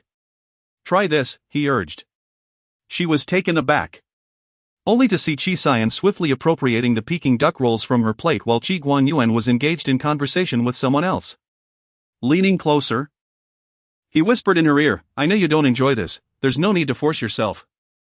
Zong Xiran was momentarily taken aback. When had he come to know? She nodded, yet felt a twinge of surprise within her. At that moment, Qi Guanyuan spoke up, Xinyan, raise a glass to your uncles and elders. He would never urge a woman to drink, but Qi Sinian was unable to escape that expectation. Qi Sinian nodded and, as he rose to grasp his wineglass, he noticed Zong Xiran abruptly standing up. He paused, and before he could utter a word, Zong Xiran took the glass from before him and, with great poise, declared, It is truly a pleasure to meet all of you uncles and elders. I shall drink to honor you first. With that, she downed the contents in one go. Qi Sinian observed her in silence. Zong Xiran gracefully traversed the room, pouring wine for the esteemed elders. Uncle Zhou chuckled, remarking, Xinyan has truly married a remarkable wife. Initially, Qi Guanyuan felt a twinge of discomfort. After all, it was uncommon for a woman to shield a man from alcohol. However, Zong Xiran's elegance and charm, coupled with her spirited demeanor, allowed her to take on the task, especially upon noticing Qi Sinian's pallor. That evening, Zong Xiran ensured that Qi Sinian did not consume a single drop of alcohol. By the end of the night, she was slightly unsteady, leaning against Qi Sinian's embrace. He bid farewell to each elder as they departed, escorting Qi's father away as well.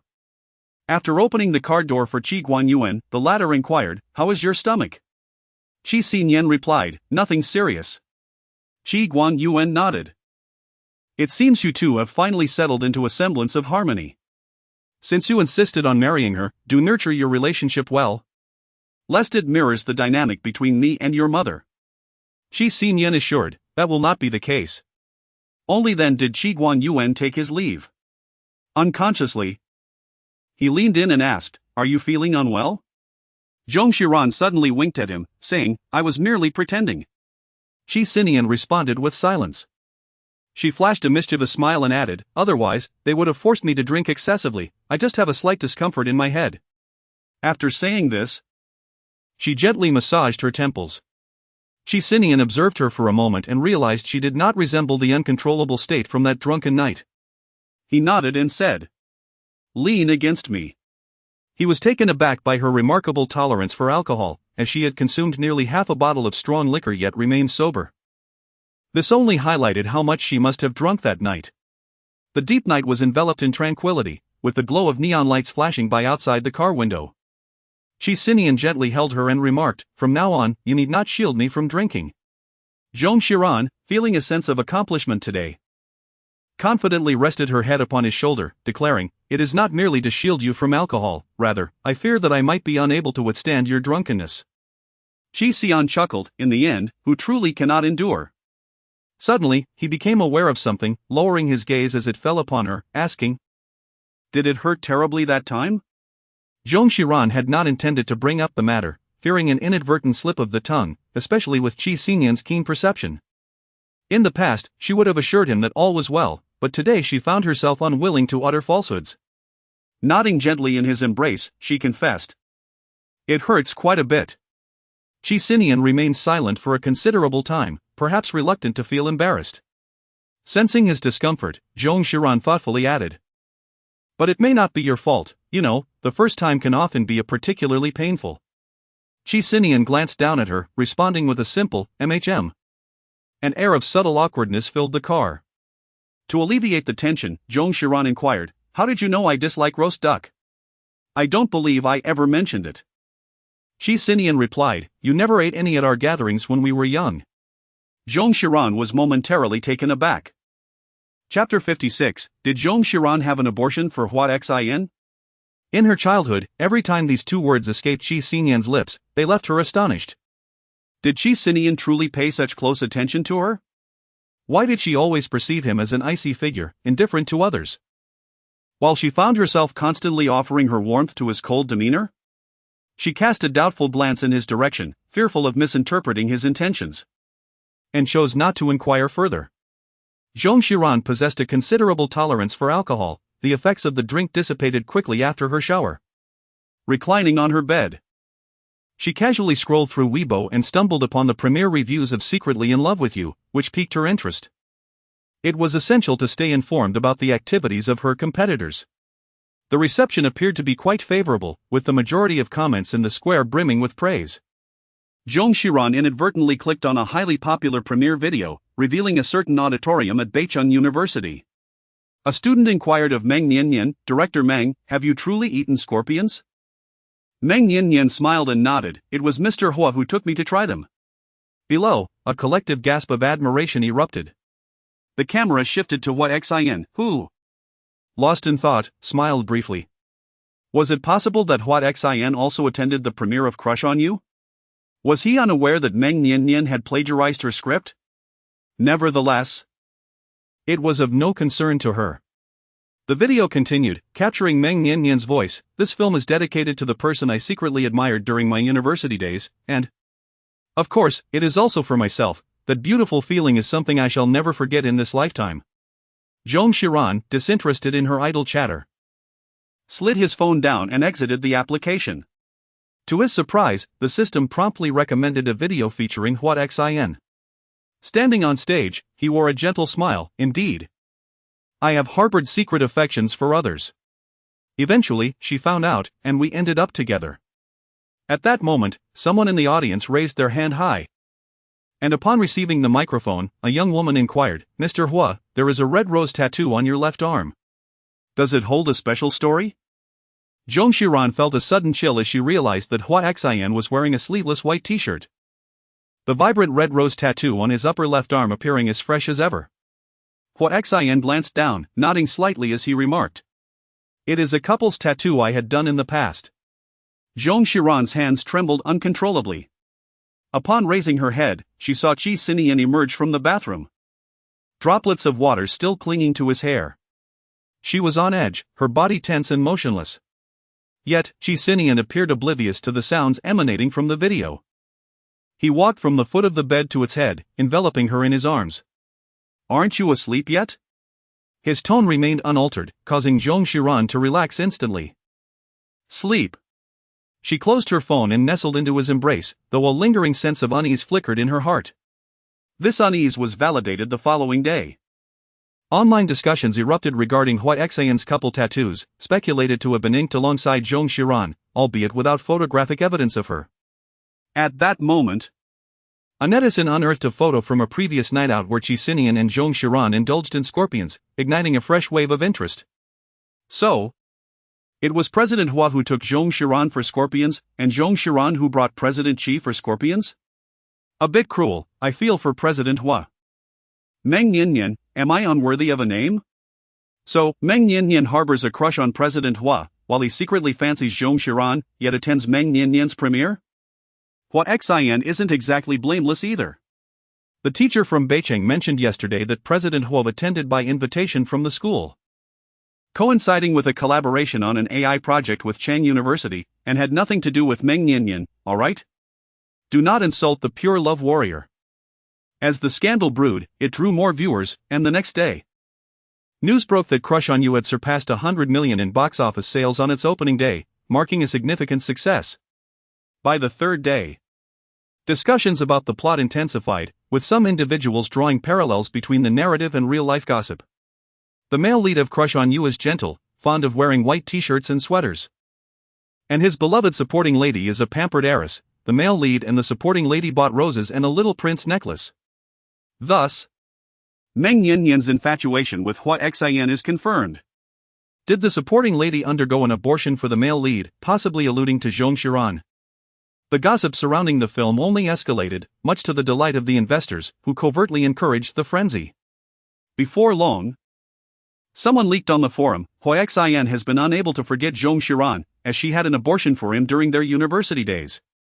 Hundreds of marketing accounts sprang into action, and the hashtag ZhongXiran abortion swiftly soared to the trending list.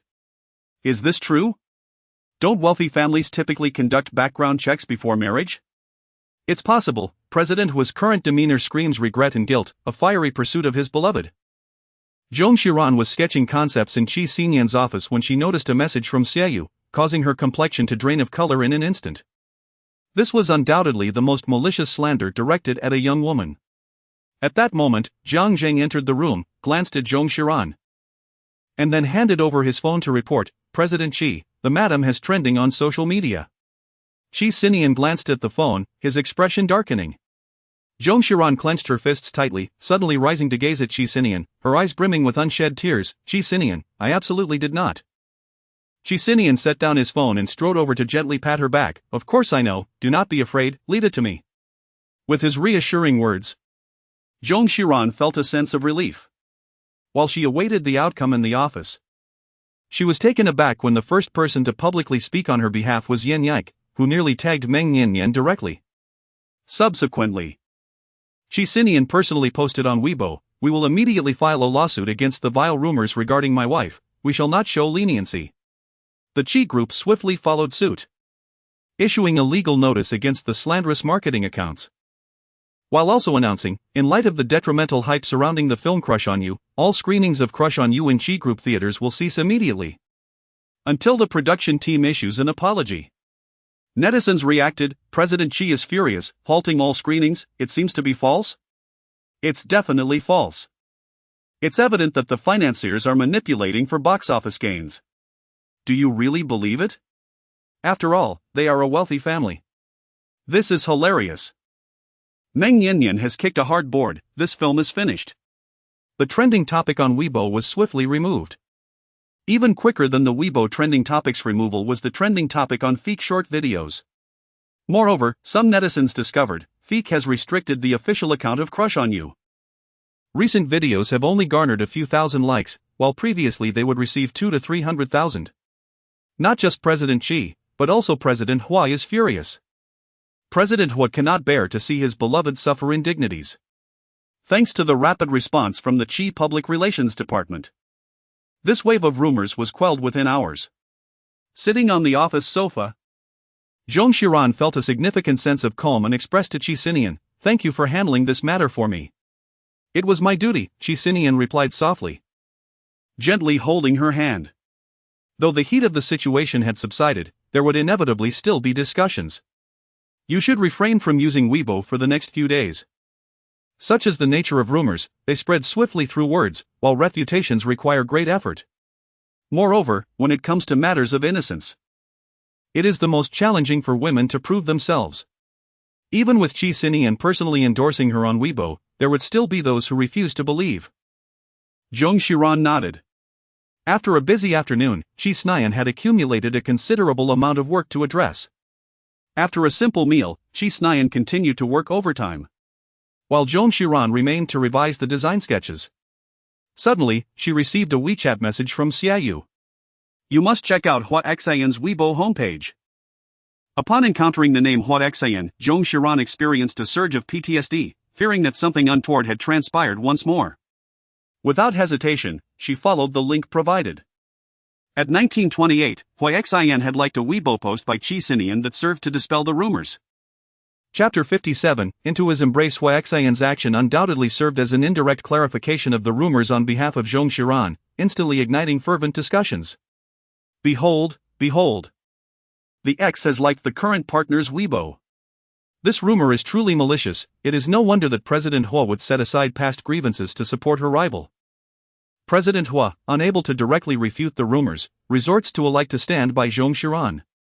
I am utterly moved. Why is Zhong Xiran so adept at choosing men? Both her ex and current partner dote on her. I am envious.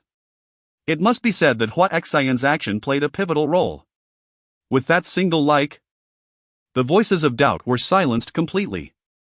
Zhong Xiran found herself somewhat surprised. She had nearly expected him to seize the opportunity to stir up trouble once more. However, after this unexpected turn of events, she quickly came to a realization. Xian was not a malevolent person, otherwise she would not have harbored feelings for him in the past. At the very least, he had not disappointed her when it came to defending her reputation. In fact, Xian not only supported her publicly but also took it upon himself to warn Meng Yanyan against further provocations, threatening that any future promotions for her films would be out of the question if she continued her antics. Enraged, Meng Yanyan hung up the phone immediately. When Qi Sinian learned that Xian had liked her post, he merely cast a glance at Zhong Xiran, saying nothing. The following day, the box office for Crush on You plummeted by half, leaving it with barely 50 million. The investors grew anxious, demanding an apology from Meng Yanyan, who obstinately refused. Consequently, the investors resorted to seeking connections on Qi Sinian's behalf, yet no one was willing to assist, as the affront to someone's wife was deemed too egregious. Moreover, after several days of brewing controversy, the fabricated online support dwindled, revealing the film's true reception. This film, which masquerades as a pure love story, is utterly deceptive. The script is nonsensical. Why would the female lead harbor feelings for a man who caused others to abort? Furthermore, the male lead has a girlfriend throughout the film. Just because he lent the female lead a few books, does that not make her a mistress? What kind of adaptation is this? The original supporting female character was never pregnant and did not undergo an abortion. Is the director deliberately inserting personal agendas? Consequently, many classmates, donning pseudonyms, emerged to voice their opinions, referencing past rumors. It was well known that Meng Yanyan had a crush on Xian and pursued him for a time. Yet he never acknowledged her. I can attest that Xian's heart belongs solely to Miss Zhong. Moreover, Meng Yanyan is undoubtedly attempting to vilify Zhong Xiran. Although Zhong Xiran's family was affluent, she was genuinely kind-hearted and not the spoiled, unreasonable character depicted in the film. She was quite gentle. She even saved me a seat in class. When my mother fell ill and required money for surgery, she selflessly lent me some without hesitation. As more classmates rallied to Zhong Xiran's defense, netizens couldn't help but express their astonishment. The reputation of Crush on Him continued to suffer, compounded by Qi's decision to cease screenings, resulting in dwindling box office numbers. Given Qi's substantial influence, they bore the responsibility of maintaining market integrity. Thus, after accepting an apology, they resumed screenings for Crush on Him. However, the film's reputation had already taken a significant hit, ultimately grossing just over 500 million after more than a month in theaters. Even so, within the realm of youthful romance films, it was still considered a notable achievement. And Meng Yanyan temporarily basked in the limelight. On this particular day, Qi Sinian was on a business trip to Shanghai, leaving Zhong Xiran to work alone in the office on design sketches, a situation to which she was unaccustomed. Zhong Xiran was taken aback. Although the film had already been edited, she had assumed it would not be released until the end of the year. Such suddenness? There were only 3 months left until the Mid-Autumn Festival. Zhong Xiran nodded and replied, "All right, you take care of it." After ending the call, she settled down to begin her designs, yet she found herself habitually glancing at Qi Sinian's empty desk. His absence left her feeling somewhat disoriented. Her thoughts seemed to stagnate. And throughout the morning, she failed to produce even a single satisfactory design. Discontented with her lack of productivity, She decided to take her pen and sketches to an empty conference room on a lower floor. Just as she finished relocating her materials, a WeChat message from Qi Sinian arrived. Where are you? I've asked the second secretary to order lunch for you. In the past, whenever Qi Sinian was unable to join her for lunch, he would still arrange for someone to ensure she had a meal. She hadn't anticipated that he would remember such a small detail even while on a business trip. A warmth spread through her heart. Naturally, she could not confess that her discomfort stemmed from his absence, prompting her change of venue.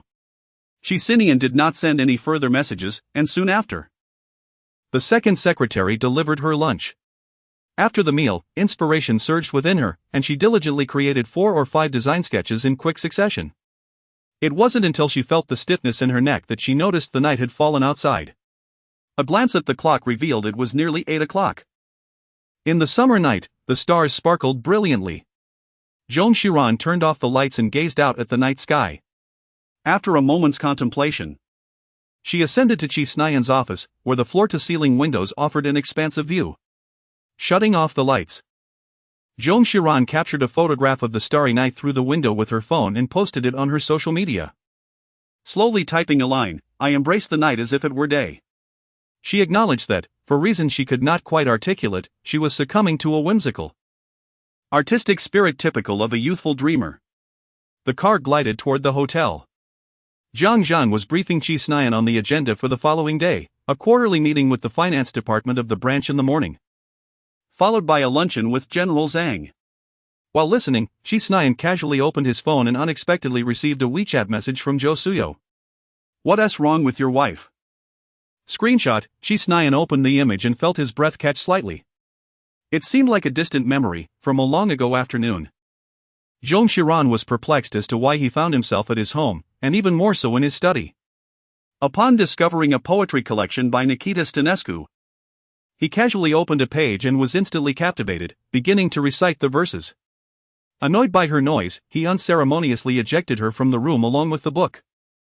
In the countless nights that followed, he immersed himself in the poetry collection, committing each poem to memory, including the one she had recited. "No star shall twinkle in the night, only I, in my longing for you, transform the night into day." She captured this moment in his office and shared it on social media. Could it possibly signify that the night indeed has the power to inspire? Zong Xiran, after admiring the nocturnal scenery in Qi Sinian's office, was suddenly inundated with a plethora of new ideas.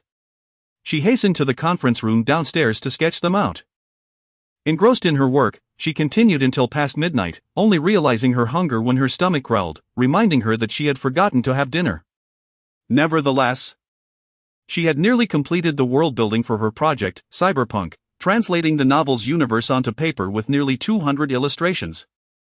While these images were far from adequate for a film, they were more than sufficient for project meetings. Content with her achievements over the past few days, she meticulously organized the drawings into a neat stack, preparing to carry them upstairs when suddenly, her phone rang. Her heart skipped a beat. After a brief pause to steady her emotions, she answered. Qi Sinian's cool voice resonated from the receiver. "What are you busy with?" His tone remained characteristically indifferent. Yet for some inexplicable reason, Zong Xiran sensed a hint of concern in his words. "I'm still in the office, just finished the designs. And I even forgot to eat dinner," she replied, unconsciously infusing her voice with a playful tone. "Qi Sinian, you're not doing your job well. How can you only care about lunch and neglect dinner?" She absent-mindedly pressed her hand against the stack of sketches, slightly curling the edges. "I do care, come downstairs." She turned her gaze toward the window, her reflection mirrored in the smooth glass. Quickly, she switched off the light, plunging the room into darkness, devoid of any silhouette. "Qi Sinian, I'm waiting for you downstairs." Zhong Xiran was enveloped in immense surprise. By the time she regained her composure, she found herself dashing out with the package in hand. She ran so swiftly that she nearly collided with someone, failing to discern their identity. She merely uttered an apology before hurriedly entering the open elevator. Nanshu stepped aside, her expression impassive as she observed Zhong Xiran's departing figure. In the stillness of the night, with few employees around, the elevator descended directly to the first floor. Zhong Xiran dashed out of the Qi family building, with Qi Sinian standing not far from the entrance. Dressed in a shirt and tailored trousers, his sleeves rolled up high, he leaned against the front of the car. The taillights of the vehicle flashed intermittently, illuminating his narrow, elongated eyes and revealing a hint of amusement within them. Zong Xiran leapt into his embrace.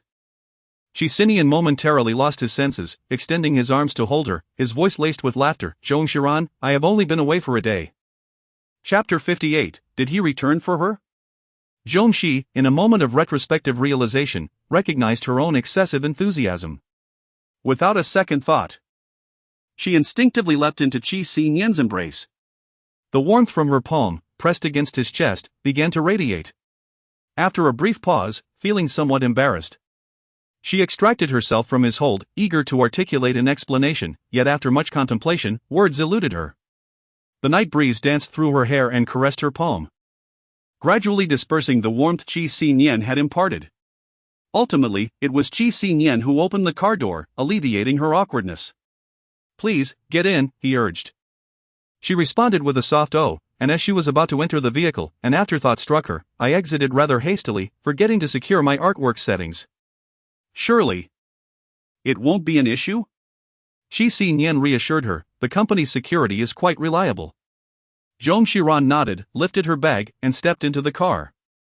Qi Sinian followed her into the vehicle, slammed the door shut, and inquired, "Why were you in such a hurry to come downstairs?" Zhong Xiran pressed her lips together, expressing her hunger. The confined space of the car allowed the sound of Qi Sinian's breathing to be distinctly heard.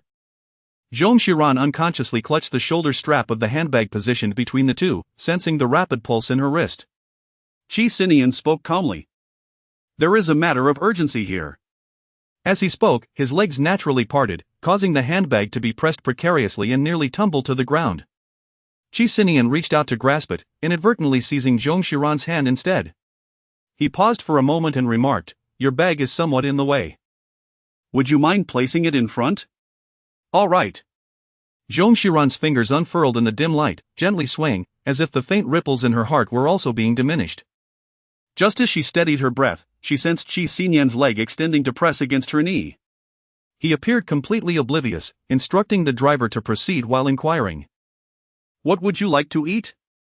"Zhong Xiran, anything will do." "Qi Sinian, just give me a direction, surely you don't wish to indulge in scorpions again?" Zhong Xiran paused momentarily and turned his head to glance at him. When he spoke these words, his tone was casual and his demeanor unremarkable, as if he were merely uttering something trivial. Zhong Xiran pressed her slightly dry lips together, feeling compelled to clarify, "When I took you to eat scorpions before, I truly did not think of that person, it was not intentional. Generally speaking, when one is with a current partner, one tends to avoid anything associated with an ex." "I understand." Qi Sinian replied in a somewhat indifferent tone, "I'm not that sentimental. Just because he has eaten it, does that mean I can no longer enjoy it? If that were the case, I fear there would be very few things left for me to savor in this world." Zhong Xiran nodded slightly. "That's good." Qi Sinian retrieved a bottle of mineral water from the front of the car and handed it to her, then inquired, "How about hot pot?" "At this hour, there are not many restaurants that operate around the clock." Zhong Xiran pondered, accepting the bottle of mineral water, why he always seemed to sense her thirst. After taking a few sips, she suddenly inquired, "How did you know I would still be at the office at this hour?" It felt as though he was aware of her presence at the company, intentionally seeking her out. A fleeting thought occurred to her regarding the moment she had just shared on social media. At that time, she had indeed been inspired by her feelings. She admitted that there was a vague sense of longing for Qi Sinian, or perhaps it was merely a habit, she could not be certain. Casting a doubtful glance at Qi Sinian, she felt a flicker of anticipation within her. Chapter 59. I am indeed on a date with you. Outside the car window lay a serene night. Qi Sinian's expression remained obscured in the shadows. An unspoken atmosphere began to permeate the confined space of the vehicle. Upon closer examination, his words revealed inconsistencies. For instance, if he had already ascended the building, why wait for her downstairs? Furthermore, how could the security guard be aware of her lingering presence upstairs? Yet, Zhong Xiran was not sufficiently acquainted with his routine and assumed that after the assistant retrieved the contract, Qi Sinian had instructed the security team to monitor her whereabouts. Zhong Xiran nodded slowly, and upon realizing that Qi Sinian could not see her, she uttered a soft "oh." At that moment, the vehicle came to a halt. The driver illuminated the interior lights and respectfully announced, "Mr. Qi, madam, we have arrived." The car door opened gently, and Qi Sinian stepped out, with Zong Xiran following suit. Noticing him standing still and wait, she said, "Let us go," gesturing towards the storefront with her chin, and proceeded inside without hesitation. Qi Sinian glanced down at his arm before entering behind her. The establishment was sparsely populated at this hour, with most areas dimmed, leaving only a corner illuminated. They were ushered to the service area to take a seat. After placing their orders, Zong Xiran gazed at Qi Sinian, who sat opposite her, and remarked, "This seems to be our first outing for a meal since our marriage." Qi Sinian replied, casting a glance her way, "Do you enjoy dining out?" "It's not bad." Zong Xiran smiled, adding that she had merely recalled it spontaneously. The red, spicy hot pot bubbled enticingly as the dishes were served. Zong Xiran rose to prepare to place the meat into the pot, but Qi Sinian raised his hand and said, "I'll do it." With a swift and decisive motion, he added the meat into the pot.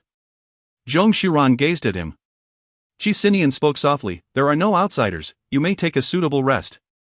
Zong Xiran was taken aback. She had realized that her previous care for him was merely a deliberate performance in front of others, a truth he was well aware of. He scooped the cooked meat onto her plate, saying, "Madam Qi, please enjoy your meal."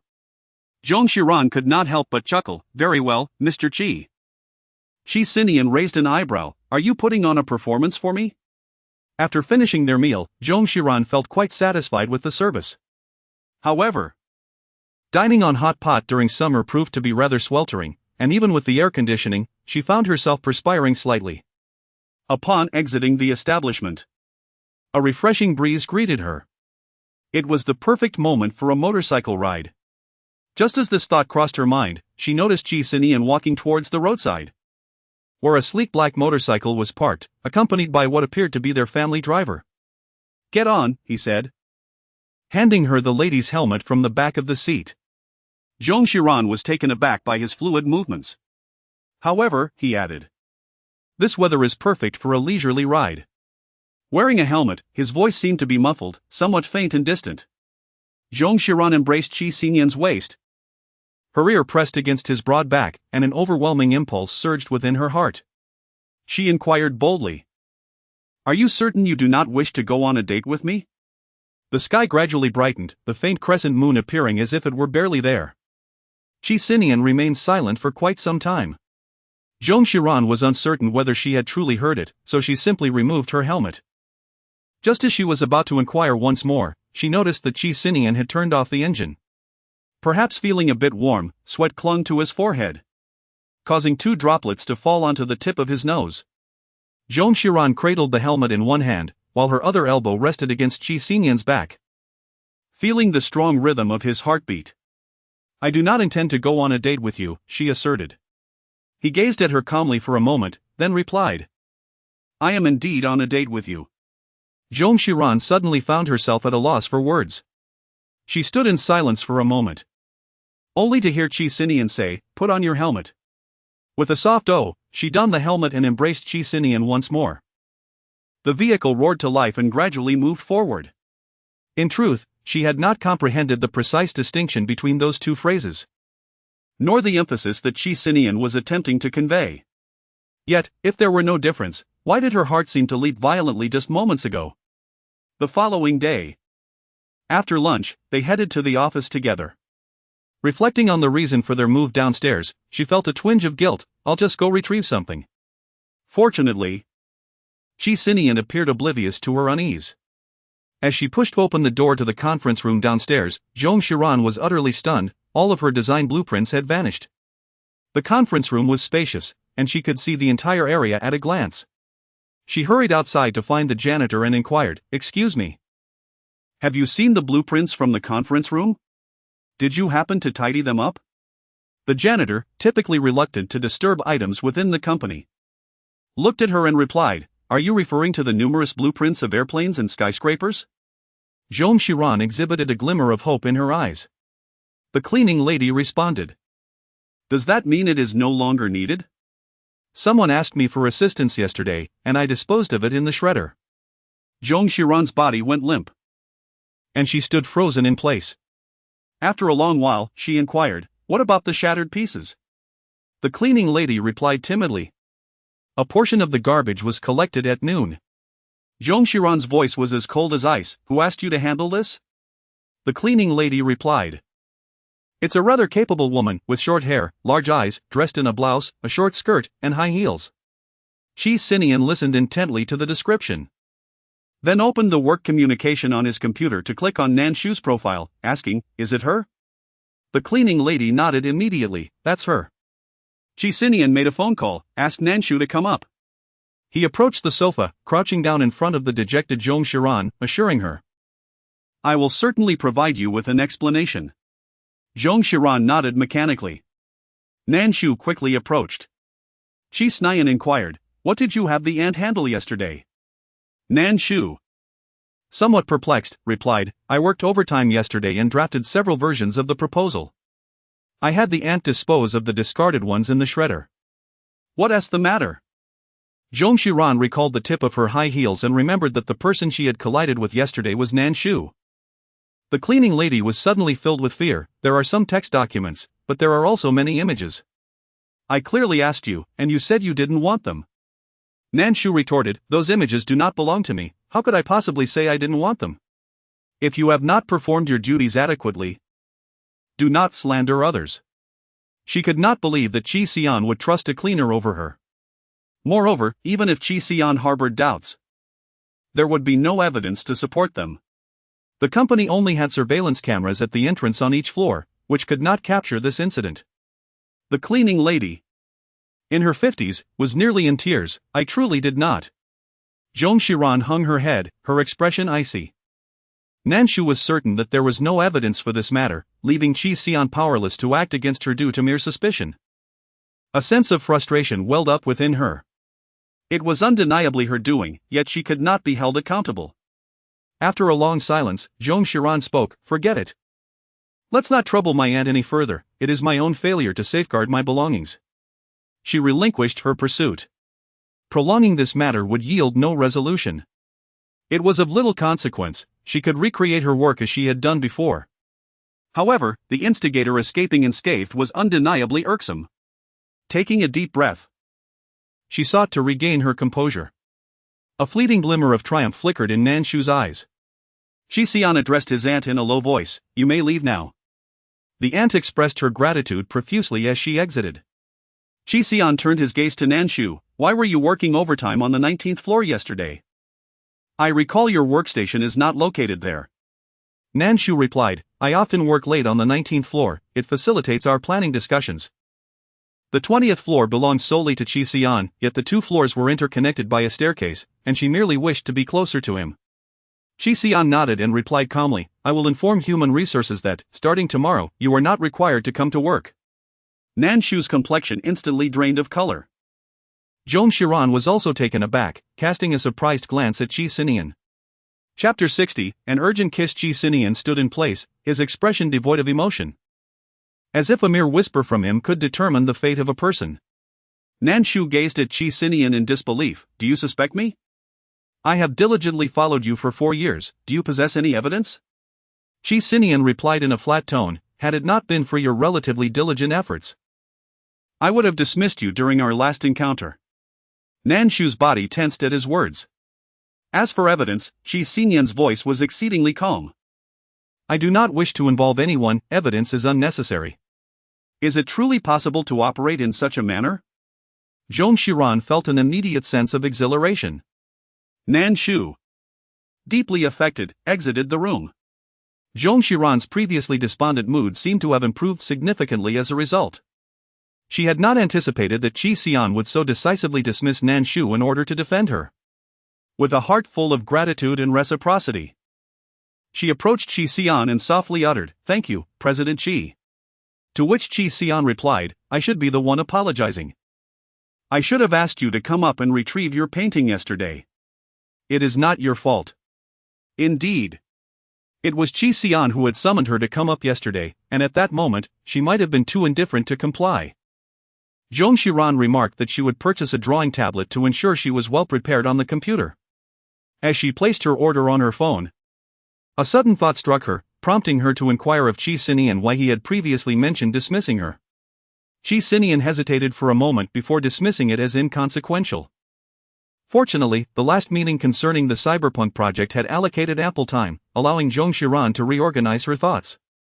Over the subsequent 2 months, she nestled in Qi Sinian's office, meticulously redrawing the earlier design sketches. This time, the illustrations bore a more cohesive style. Once she neared completion, she devoted the remainder of her time to immersing herself in the Orange studio, tirelessly editing the final cut of the film. The night before the premiere of I Like You, Su called to inquire about reserving a few tickets and who she should invite. Zong Xiran was momentarily taken aback as she glanced at Qi Sinian, who was engrossed in a business magazine. Zong Xiran covered the microphone with her hand and inquired, "Are you going?" Logically, she shouldn't have posed such a question, for this film was financed by Beicheng, and Qi Sinian could not possibly support a rival. Nevertheless, her selfish desire was to invite only Qi Sinian, as the narrative revolved around him. Qi Sinian turned a page in the magazine and replied, "It's inconvenient." This response was anticipated. Zong Xiran nodded and told Su, "It will just be me." After a brief pause, she added, "Could you perhaps suggest to President Hua that he refrain from attending the premiere?" Qi Sinian's hand paused as he flipped through the magazine. Zong Xiran expressed, "I hope the focus of the premiere is on the film itself. If he insists on attending, it will obscure that focus." Su agreed. Zong Xiran let out a breath of relief. Zong Xiran approached the premiere of I Like You with a heart full of trepidation. Seated in the front row, she anxiously absorbed the audience's immediate reactions to each scene, discreetly noting them in her mind. Laughter, cheers, tears, gasps, and sighs of regret filled the air. When it concluded, the entire hall erupted in fervent applause. Zong Xiran could not help but feel her eyes welling with tears. She rose to her feet, deeply bowing, and ascended the stage to partake in the interview. Zong Xiran pondered for a moment and replied, "It's from a friend." The audience erupted in laughter, clearly skeptical. And Zong Xiran chose not to elaborate further. After the premiere, the film I Like You was released in various theaters. Qi Sinian, having finished composing an email, glanced at the clock. It was 11:30. He inquired of Zhang Zhang, "Have you bought the tickets?" Zhang Zhang promptly produced 2 tickets, declaring, "All set." Qi Sinian nodded and stood up, "Then let us depart." Zhang Zhang was taken aback, "Am I going too?" Were these tickets meant for him, rather than for his wife? Qi Sinian frowned, "Is your sister's child still unwell?" Zhang Zhang replied, No, all is well now, the pneumonia patient has been discharged." Qi Sinian shot him a look that seemed to say, "Why waste breath?" Zhang Zhang followed him out of the office. Internally musing, is it peculiar for him to accompany his boss to a movie in the dead of night? And to watch a romance film no less? It seemed even stranger, especially since it was a film about ex-lovers directed by his boss's wife. Goodness! He could not dwell on it any longer. Though uncertain as to why Qi Sinian invited him to the cinema, Zhang Zhang had an inkling that perhaps Qi Sinian was emotionally overwhelmed. But why then would he support his wife's film? His mind was muddled. He steeled himself, resolved to critique the film's lack of merit upon its conclusion. Yet, as he watched, he felt a slight sting in the corners of his eyes. He fought it for a while, but ultimately succumbed and began to wipe away tears. Qi Sinian extended a tissue towards him. "Is it truly that captivating?" Zhang Zhang was momentarily taken aback, his hand trembling as he accepted the tissue. No. It's just that my eyes are a bit inflamed." How could he dare admit that the film about his romantic rival's feelings for his wife was engaging? Qi Sinian ignored his protest. After the film, they exited the cinema, and Zhang Zhang rubbed his tear-streaked eyes.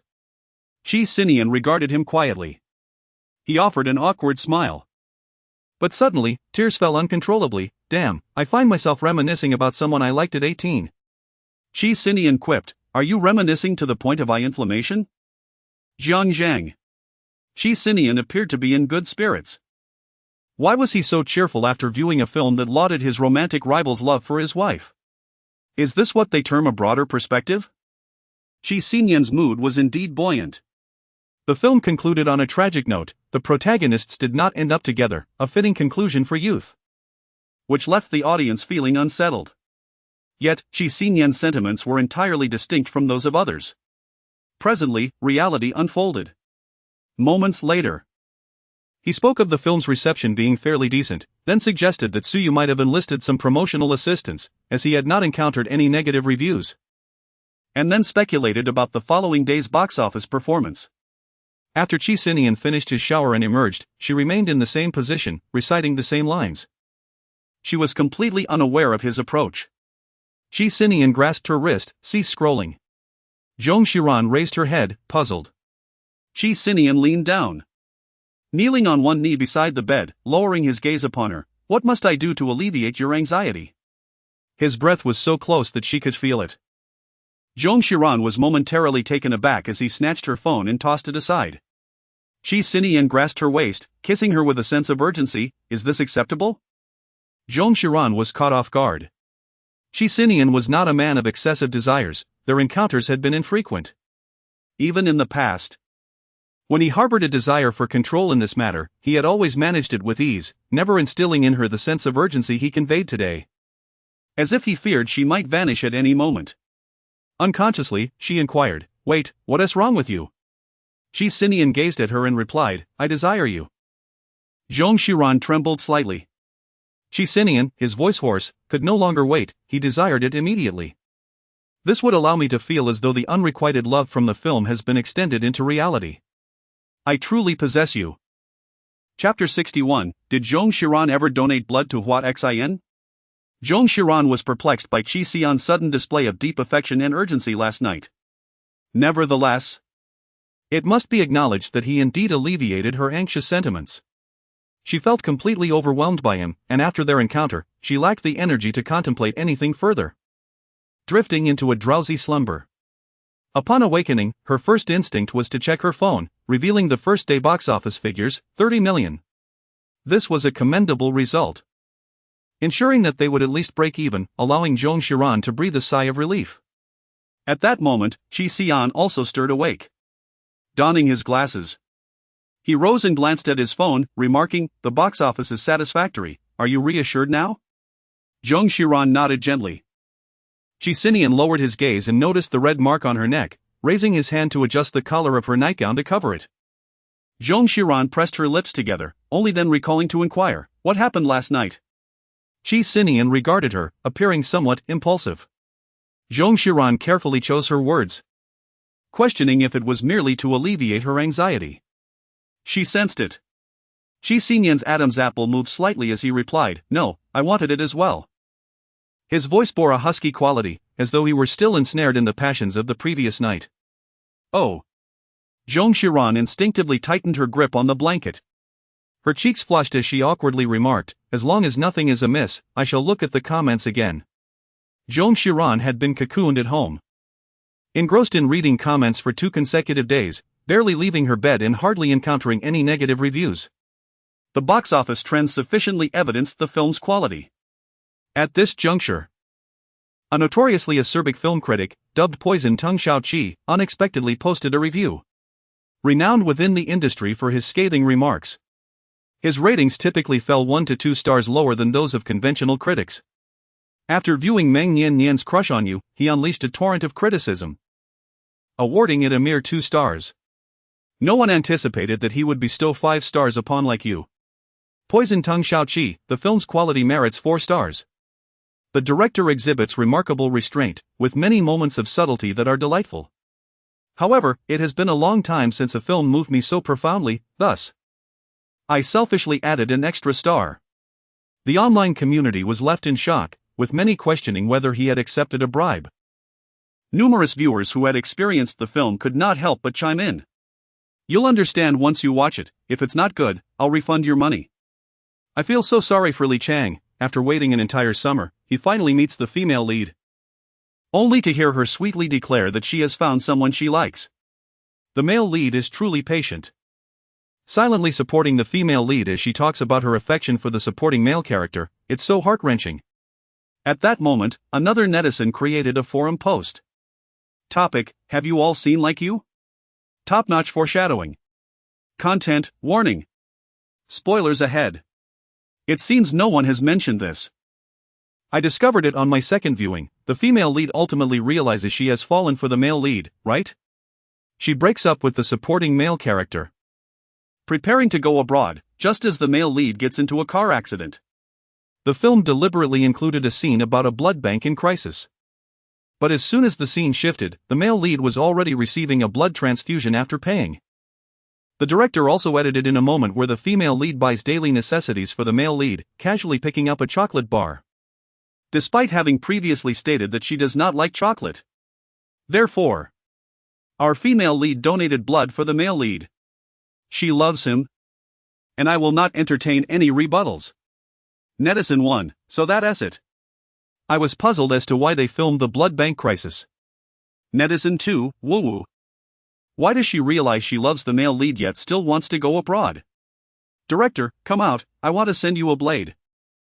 Netizen 4, here's a pen for you. In truth, Qi Sinian was also deeply affected by this scene in the film. This particular plot point was not his contribution. He even briefly entertained the thought that Zong Xiran had guessed the material he provided, perhaps hinting at something. As he casually scrolled through the comments, he stumbled upon one that caught his attention.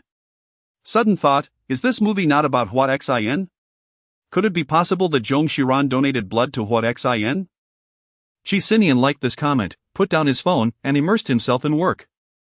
Before long, another netizen posted a thread declaring a major revelation, like he was invested in by what xin.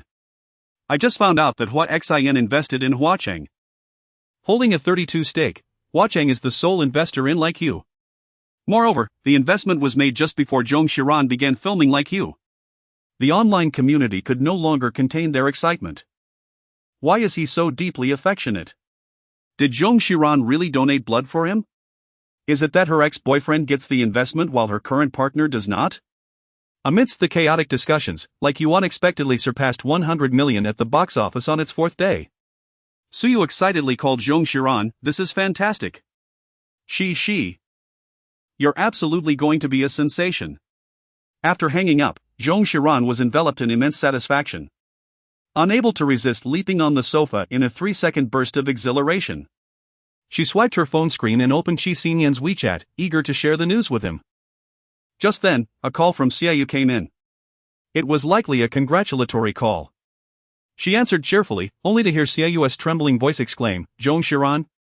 Startled, she inquired, "What's wrong?" Xiaoyu sounded on the verge of tears. "Was your fainting incident in college due to donating blood for what xin? Zong Xiran froze slightly. "How could you know?"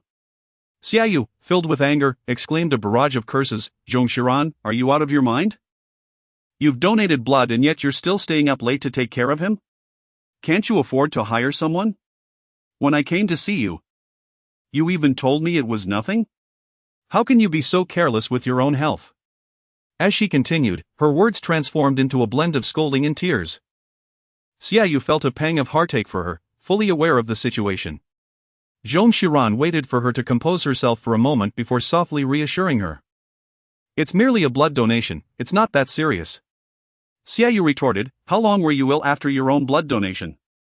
Just admit it." Zong Xiran paused, unsure whether it was the toll of donating blood or the exhaustion from caring for Hua Xin in the following days that had taken a toll on her health. Over the past 6 months, she had frequently fallen ill, suffering from colds that escalated to bronchitis before she gradually recovered. Once Xiaoyu's emotions had settled, Zhong Xiran suddenly recalled something and, feeling a hint of anxiety, inquired, "How did you find out?" This was a matter she had confided in no one, not even Hua Xin.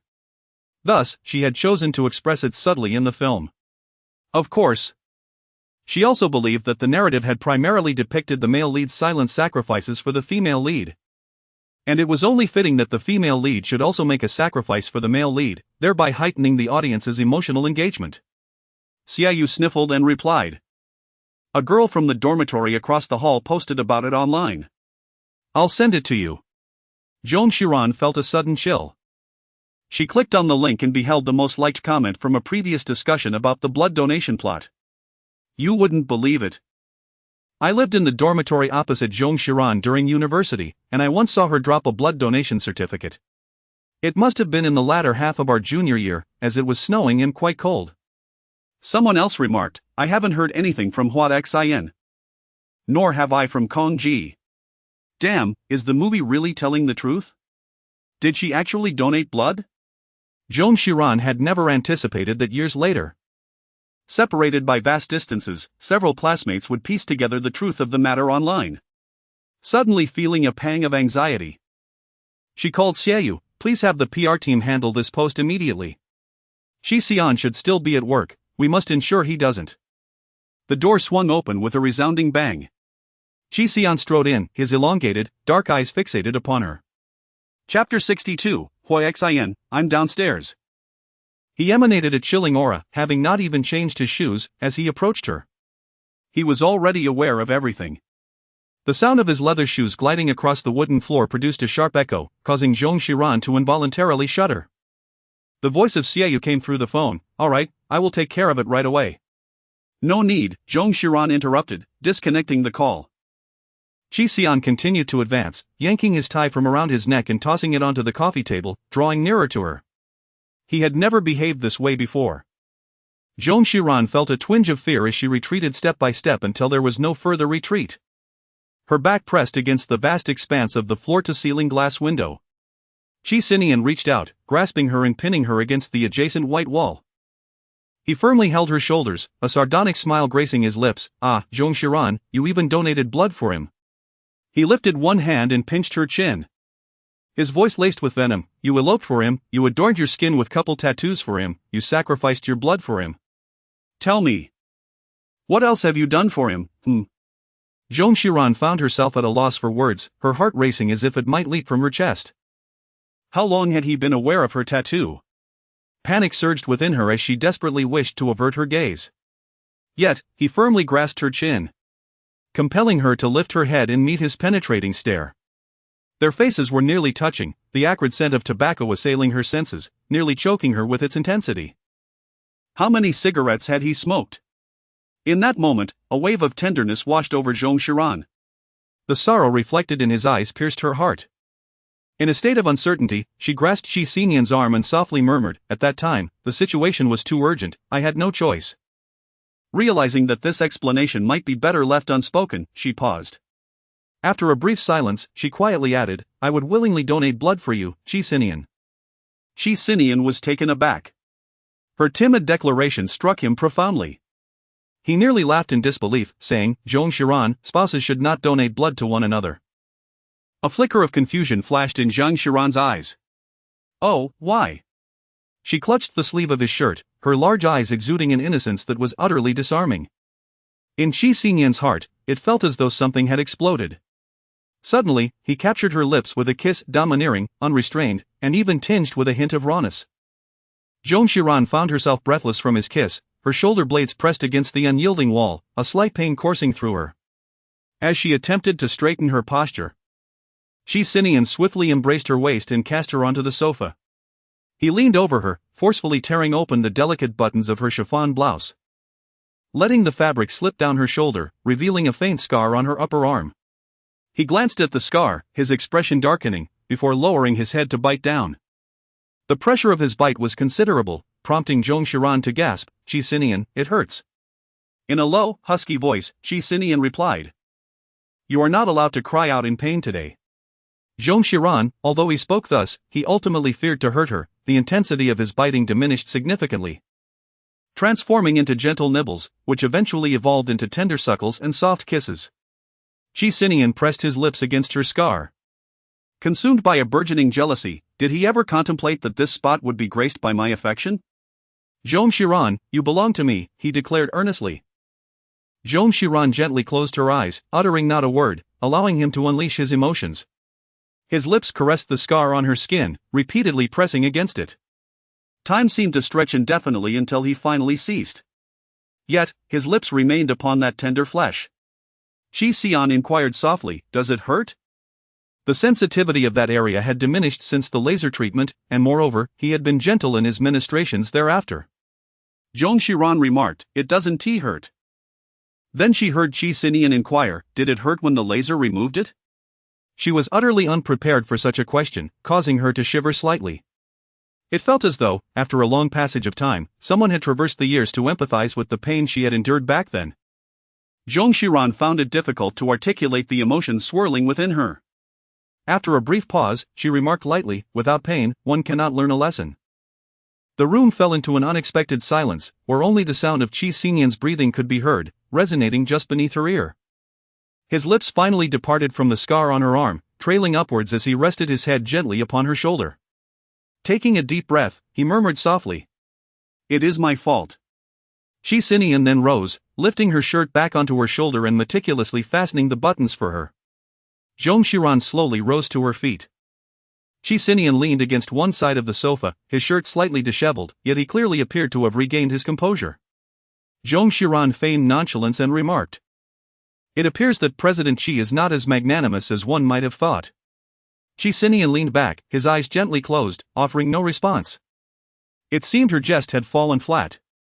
Zong Xiran lowered his head to straighten his shirt, pondering how to alleviate the tension in the atmosphere. When he heard Qi Sinian say, "I will no longer be angry about your past actions, I assure you." His tone was earnest, as if he were speaking of a matter of great significance. Zong Xiran paused momentarily, a gentle surprise crossing her features. "It's all right," she replied. It's nothing unusual to feel a bit of anger now and then. As twilight descended, the sky transformed. The sun's last vestiges casting a soft orange glow that seemed poised to vanish with the next heartbeat. Qi Sinian turned his head to look at her. Raising an arm slightly, and softly beckoned, "Come here." Within that simple invitation lay a hint of tenderness. Zong Xiran obediently leaned closer. Qi gently wrapped his arm around her shoulder, uttering not a single word. This serene atmosphere seemed to possess a healing quality. As the two remained in their tranquil embrace, the sky had completely darkened. Such moments were rare between them, and neither wished to disrupt the peace, allowing the night to envelop them. Suddenly, a light appeared on the ground not far away. Zong Xiran's phone was flashing. The screen illuminated the name of a person, Xian. Both of them noticed it. Qi Sinian felt a chill run through his arms as he embraced her. Zong Xiran remained still, yet they all understood that the call would not conclude easily. Time passed in endless repetitions, and after an indeterminate duration, the phone finally fell silent. Zong Xiran let out a sigh of relief, but her phone screen soon lit up with a new WeChat message.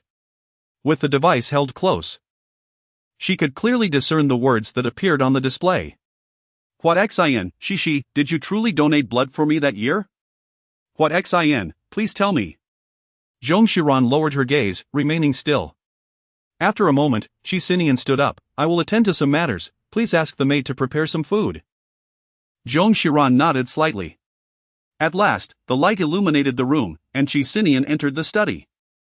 Zong Xiran walked over to pick up the phone and turned off the screen. For convenience, Qi Sinian arranged for someone to rent a nearby apartment for his aunt.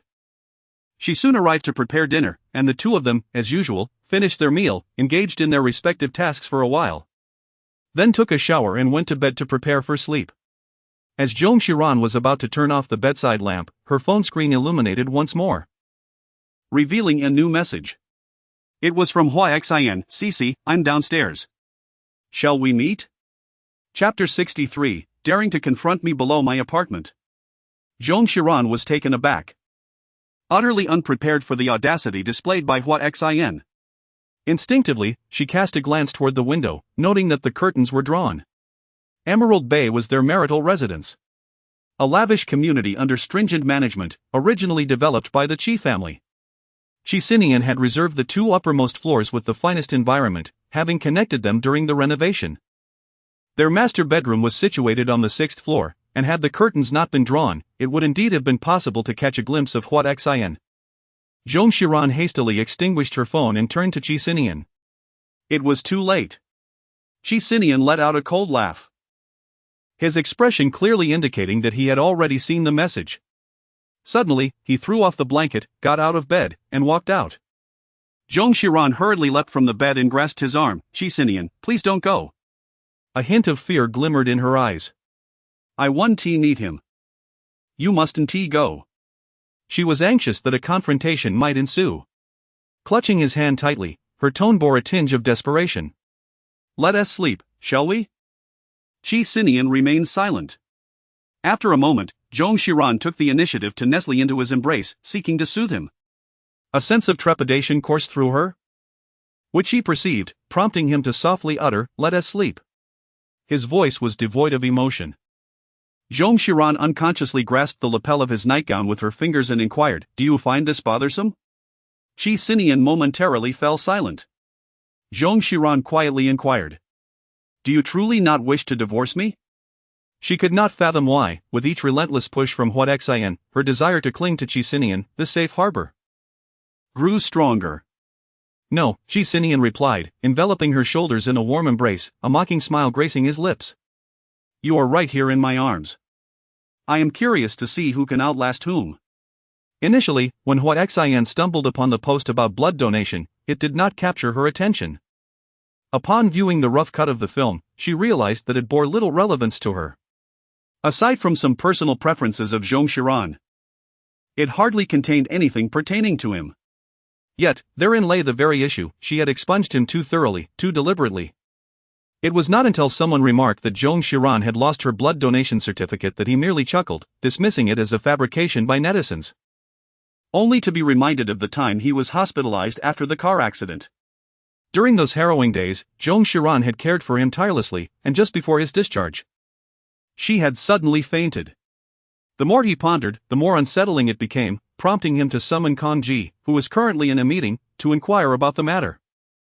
"I am not entirely certain," Kang Ji replied. "She arrived at the hospital before you, but she was not outside the operating room during your surgery. When I later questioned her, she claimed she had gone to buy something. However, after your successful operation, she was indeed eating chocolate. I thought perhaps she was too worried about you to have a proper meal." Beicheng's complexion turned ashen. Zong Xiran abstains from chocolate. He opened his phone's contact list, searching for the number of a classmate who had been hospitalized with him due to a car accident years ago. Dialing to inquire about the situation. The voice on the other end expressed confusion at his sudden interest in such a distant event, yet replied, "Of course I donated. It was my mother who donated on my behalf. That year, the snow disaster caused a surge in accidents, and blood donation vehicles from outside couldn't come in. During that time, even with money, one couldn't procure blood. To receive blood, one had to first sign a consent form for donation." "Thank you." Beicheng trembled as he hung up the phone, tears brimming in his eyes. Kang Ji gently patted his shoulder. Beicheng recalled that day when Zong Xiran collapsed into his arms. Her leg injury had yet to fully heal, and he was frightened. Using his arms to hold her tightly, she gazed at him with open eyes, smiling as she said, "I might just be too tired, a good sleep will suffice." The examination revealed only slight hypoglycemia, and he felt relieved, dismissing further concerns. Her smile lingered in his mind, causing him profound heartache in this moment. He quivered as he exclaimed, "She donated blood for me, and I was completely unaware, I knew nothing at all. I am truly despicable." He slapped himself fiercely. Kang Ji watched him, unsure how to offer comfort. Beicheng held his phone for a moment before beginning to call Zong Xiran. Kang Ji recognized the futility of stopping him and said nothing. He lost track of time on the call until his phone alerted him of low battery, prompting him to finally cease, and he began sending messages. Kang Ji sighed. After an indeterminate period, Beicheng suddenly stood up. "Where does she live?" Kang Ji was taken aback. "What?" Beicheng insisted, "I must find her, now." Kang Ji replied, "Are you out of your mind? Qi Sinian is there too." Beicheng retorted, "So what? Can't I just see her and speak for a moment? I only wish to clarify things." He appeared utterly irrational. Unable to dissuade him, Kang Ji provided the address and contacted a friend within the community to escort him inside. Beicheng's car halted beneath Building 8 of Emerald Bay. Repeatedly sending WeChat messages, "I beg you, let me see you." That night, Zong Xiran also struggled to find peace in her sleep. She had never witnessed Beicheng in such a humble demeanor. Although he came from a modest background during their relationship, he was academically exceptional and inherently proud. Even during their arguments, he had never uttered such a demeaning plea. The messages finally ceased at 3 in the morning. Zong Xiran believed he had finally given up and managed to fall into a reluctant slumber.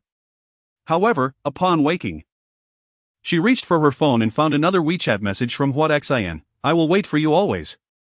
Qi Sinian, evidently having slept lightly, stirred upon hearing her movements. Observing her expression, he inquired softly, he hasn't left yet? No. Zong Xiran was taken aback by his unwavering persistence. Qi Sinian cast a glance at her phone. It was precisely 6 a.m. With an impassive demeanor, he donned his glasses, rose, and pulled aside a corner of the bedroom curtain. Outside, a silver Bugatti was parked below. Uncertain if he had been noticed, Xian emerged from the vehicle and met his gaze. Zong Xiran, trembling with trepidation, grasped his wrist. Qi Sinian remarked, "Are we to let him linger here for the amusement of others?" Casting a glance at her, he reassured, "Do not worry, there will be no conflict." With that, he decisively exited the room. Zong Xiran could hardly feel at ease. Was she preparing to leave? She needed to vanish before Qi Sinian descended the stairs. Minutes passed. Yet the car remained motionless. However, why was Qi Sinian taking so long to come down? Curiosity piqued, she glanced out the window and was instantly taken aback. Not far away, Qi Sinian's black Rolls-Royce suddenly emerged, crashing with a resounding thud into Xian's car rear. The speed was not excessive, but Zong Xiran's heart raced with fright. Was this what they called a non-confrontation?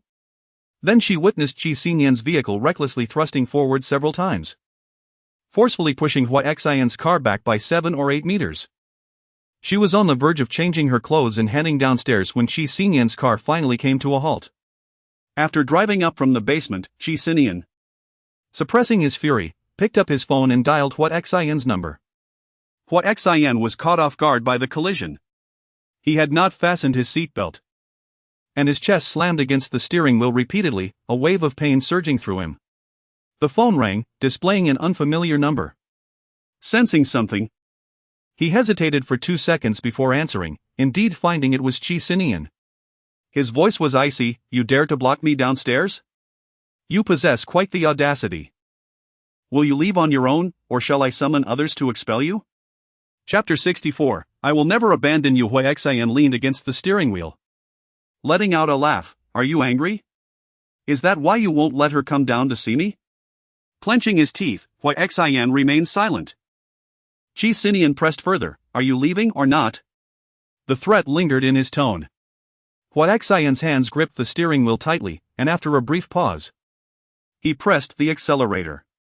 The car moved forward, and Zong Xiran breathed a sigh of relief. Just when she thought Xian was finally departing, his car abruptly made a U-turn at the entrance of the community, halting in place, facing Qi Sinian's vehicle head-on. At that moment, Qi Sinian also revved his engine.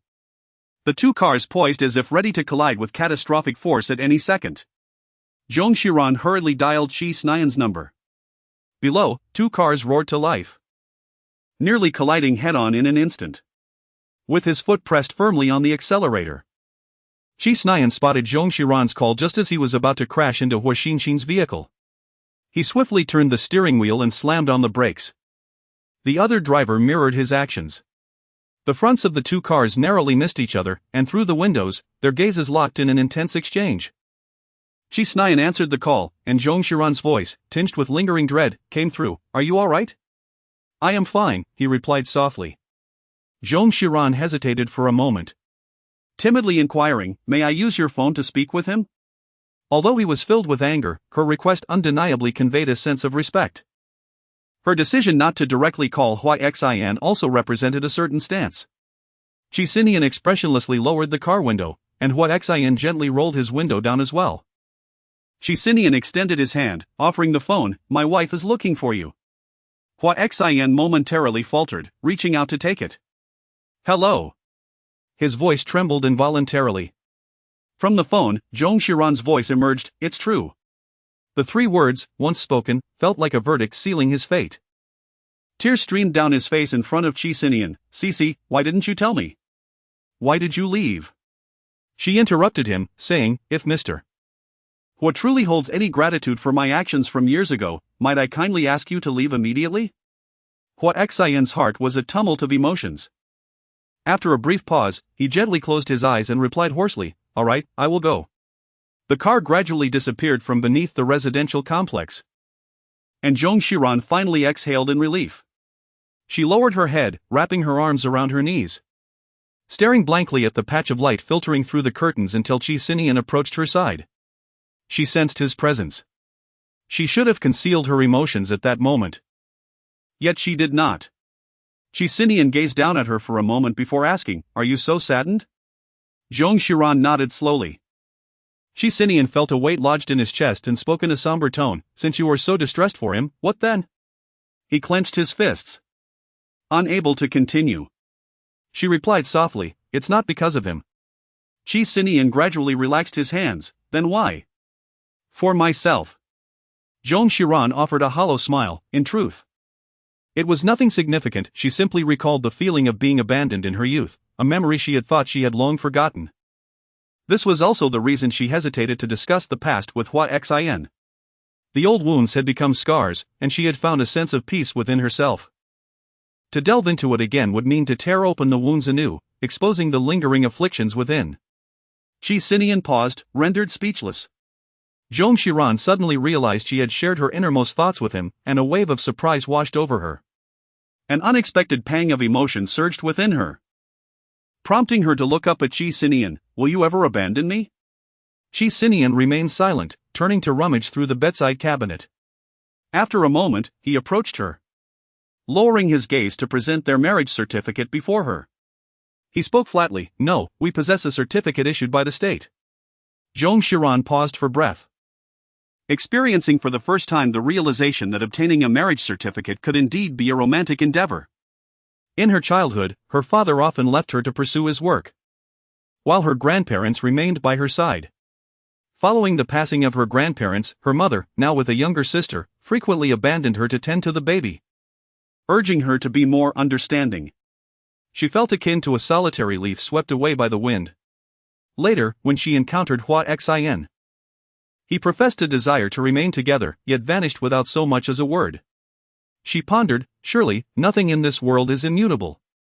Yet, the two crimson booklets, which she once scorned, now appeared to be the most substantial of treasures. She reached out to embrace Qi Sinian, murmuring her gratitude.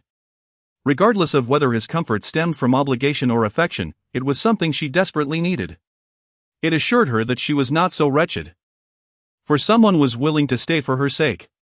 The collision of two vehicles, though occurring in the early morning, still roused a portion of the neighborhood's residents. The gossip inevitably spread. Online, netizens were equally astonished. Has Hua Xin lost his mind? Coming to the building where Qi Sinian and Zong Xiran lived to seek her out? She is bold indeed, driving straight into the fray. The complexities of a wealthy romance elude me, but that was a Rolls-Royce and a Bugatti. I always thought Hua Xin was devoted to Miss Zhong, assuming he was simply infatuated. It turns out Miss Zhong was equally caught up in her romantic notions, which is somewhat tragic. With the news of the blood donation and the undeniable success of the film I Like You, Zong Xiran's reputation online improved significantly. The box office revenue surged, showing great potential to surpass the 1 billion mark. Zong Xiran has recently experienced a surge of good fortune, as if all aspects of her life have suddenly aligned in her favor. The film I Like You has garnered both critical acclaim and impressive box office success. It seems that Hua Xin has finally let go, ceasing to pursue her any further. She has also established a solid marital bond with Qi Sinian. It appears as though all adversities have vanished in an instant, and even her sleep has improved significantly. One day, upon waking, she receives a phone call from Li Chang. "Director Zhong, your film has become a sensation. The people at Weibo have asked me to negotiate with you regarding that short film, as I will be on a business trip for half a month." While she is on the call, Qi Sinian emerges from the bathroom. Zong Xiran's gaze fell upon him, and after a moment of contemplation, she stated, "Perhaps we can collaborate again next time, Li Chang." She was reluctant to go on a business trip. Qi Sinian left early and returned late each day, leaving her with little time to spend with him. Since they had agreed to nurture their relationship as a married couple, it was essential to cultivate their bond. Li Chang felt a tinge of disappointment. Very well. Once the call ended, Qi Sinian approached from the foot of the bed and casually inquired, "What about that short film you mentioned prior, the one you were supposed to work on?" "Yes." "You declined?" Indeed. Zhong Xiran enumerated several reasons in one breath. She had upcoming roadshows, needed to make adjustments to her settings, and simply wished to avoid exhaustion. After speaking, she felt a twinge of guilt. Qi Sinian nodded in acknowledgement. At that moment, his phone rang, and he answered it. The voice on the other end conveyed some information. And after a brief pause, Qi Sinian replied in a measured tone, "I can remain in the United States for a couple more days. Please draft an itinerary for Australia and Japan for me to review. Additionally, regarding Europe." Zhong Xiran leaned against the bed, seemingly oblivious to his subsequent words. Qi Sinian spoke while habitually tossing a tie to Zhong Xiran. After fastening it, Qi Sinian ended the call. With drooping eyelids, he scrolled through his phone, as if he were about to attend to some urgent matter. Zhong Xiran took a small step back and inquired, "Are you going abroad for business again?" Qi Sinian paused momentarily in scrolling through his phone. It was but a fleeting moment. His fingertips resumed their descent, and he replied, "I will undoubtedly go, but..." However, he did not finish his sentence as another call came in. Frowning, he answered the phone and walked towards the window. Zhong Xiran chuckled self-deprecatingly, reflecting on her recent streak of good fortune, only to find that retribution had swiftly arrived. This dynamic in their relationship, while a strength, also bore its weaknesses. Qi Sinian regarded her as his wife, but that was the extent of it. Habitually, he extended his coat towards her. Zhong Xiran paused for a moment before accepting it and assisting him into it. Lately, her gestures of dressing him had grown increasingly intimate. Noticing the top button of her nightgown undone, Qi Sinian reached out to fasten it, but she suddenly recoiled slightly. Qi Sinian observed her, and she responded with a compliant smile, saying, "You should leave now, you'll be late." Chapter 65, Beicheng, have you lost your mind? On the way to the office, Qi Sinian sat in the car, staring at the email before him, yet he could not absorb a single word. Zhong Xiran's demeanor this morning seemed somewhat askew. When they had just married, Zhong Xiran always presented a facade of obedience in front of him, while internally, she harbored resistance. Even when they shared the bed, it felt akin to a sacrificial offering, leaving him with an indescribable sense of guilt and sin, compelling him to deliberately avert his gaze from her face. He found himself at a loss on how to navigate this situation, ultimately opting to see her less frequently under the pretext of business trips, allowing them both some breathing room. However, now, Zhang Run was bewildered. A month? Previously, he had to stay in the United States for a month. Qi Sinian instructed his subordinates to assess the situation, stating that overseas operations should be trimmed wherever necessary, given the economic downturn in recent years. It was imperative to mitigate systemic risks. Zhang Run was even more perplexed. The economy had been sluggish for several years. They had previously asserted the need to confront challenges head-on and capitalize on foreign investments. Why then had the policy direction shifted so drastically? The film received an enthusiastic response. And in pursuit of $1 billion box office, Siyu arranged several additional promotional events for the creative team and scheduled a variety show. Zhong Xiran responded with a soft murmur. Siyu wore a bewildered expression, at a loss for words. She then inquired, "Did Qi Sinian truly drive straight into it?" Zhong Xiran let out a soft sound of acknowledgement. Siyu was taken aback, and it took her a while to gather her thoughts before asking, "So? How are you and Qi Sinian faring?" Zhong Xiran lowered her gaze. The air conditioning was too cold, and she wrapped herself tighter in the blanket, murmuring, "It's still the same." Her tone suggested that the situation was far from ideal. Siyu could only offer her consolation, saying, "It's alright if the relationship isn't great. Take your time." In truth, it wasn't entirely Qi Sinian's fault. Beicheng had been causing disturbances, and anyone would feel unsettled in such circumstances. Zhong Xiran let out a soft hum, suddenly recalling that not long ago, things seemed to be going well between them. Qi Sinian had left early again, and they had scarcely exchanged a word in several days. After pondering for a moment, he decided to call Zhong Xiran. Zhong Xiran's voice carried a hint of languor, as if she had just awakened. "Hello. Are we still going to the roadshow today?" It seemed the person on the other end had only just realized it was his call. She responded with a soft and the laziness in her tone dissipated instantly. Qi Sinian inquired, "When will the roadshow conclude?" "Soon, tomorrow. Tianjin is the final stop," she replied. Qi Sinian nodded and said, I've asked someone to buy paper and pens. After the roadshow, will you come to my office to sketch the settings? There was a pause on the line. And after several seconds, he heard Zhong Xiran say, "No, I've already drawn most of the settings. I'll just sort through the script at home."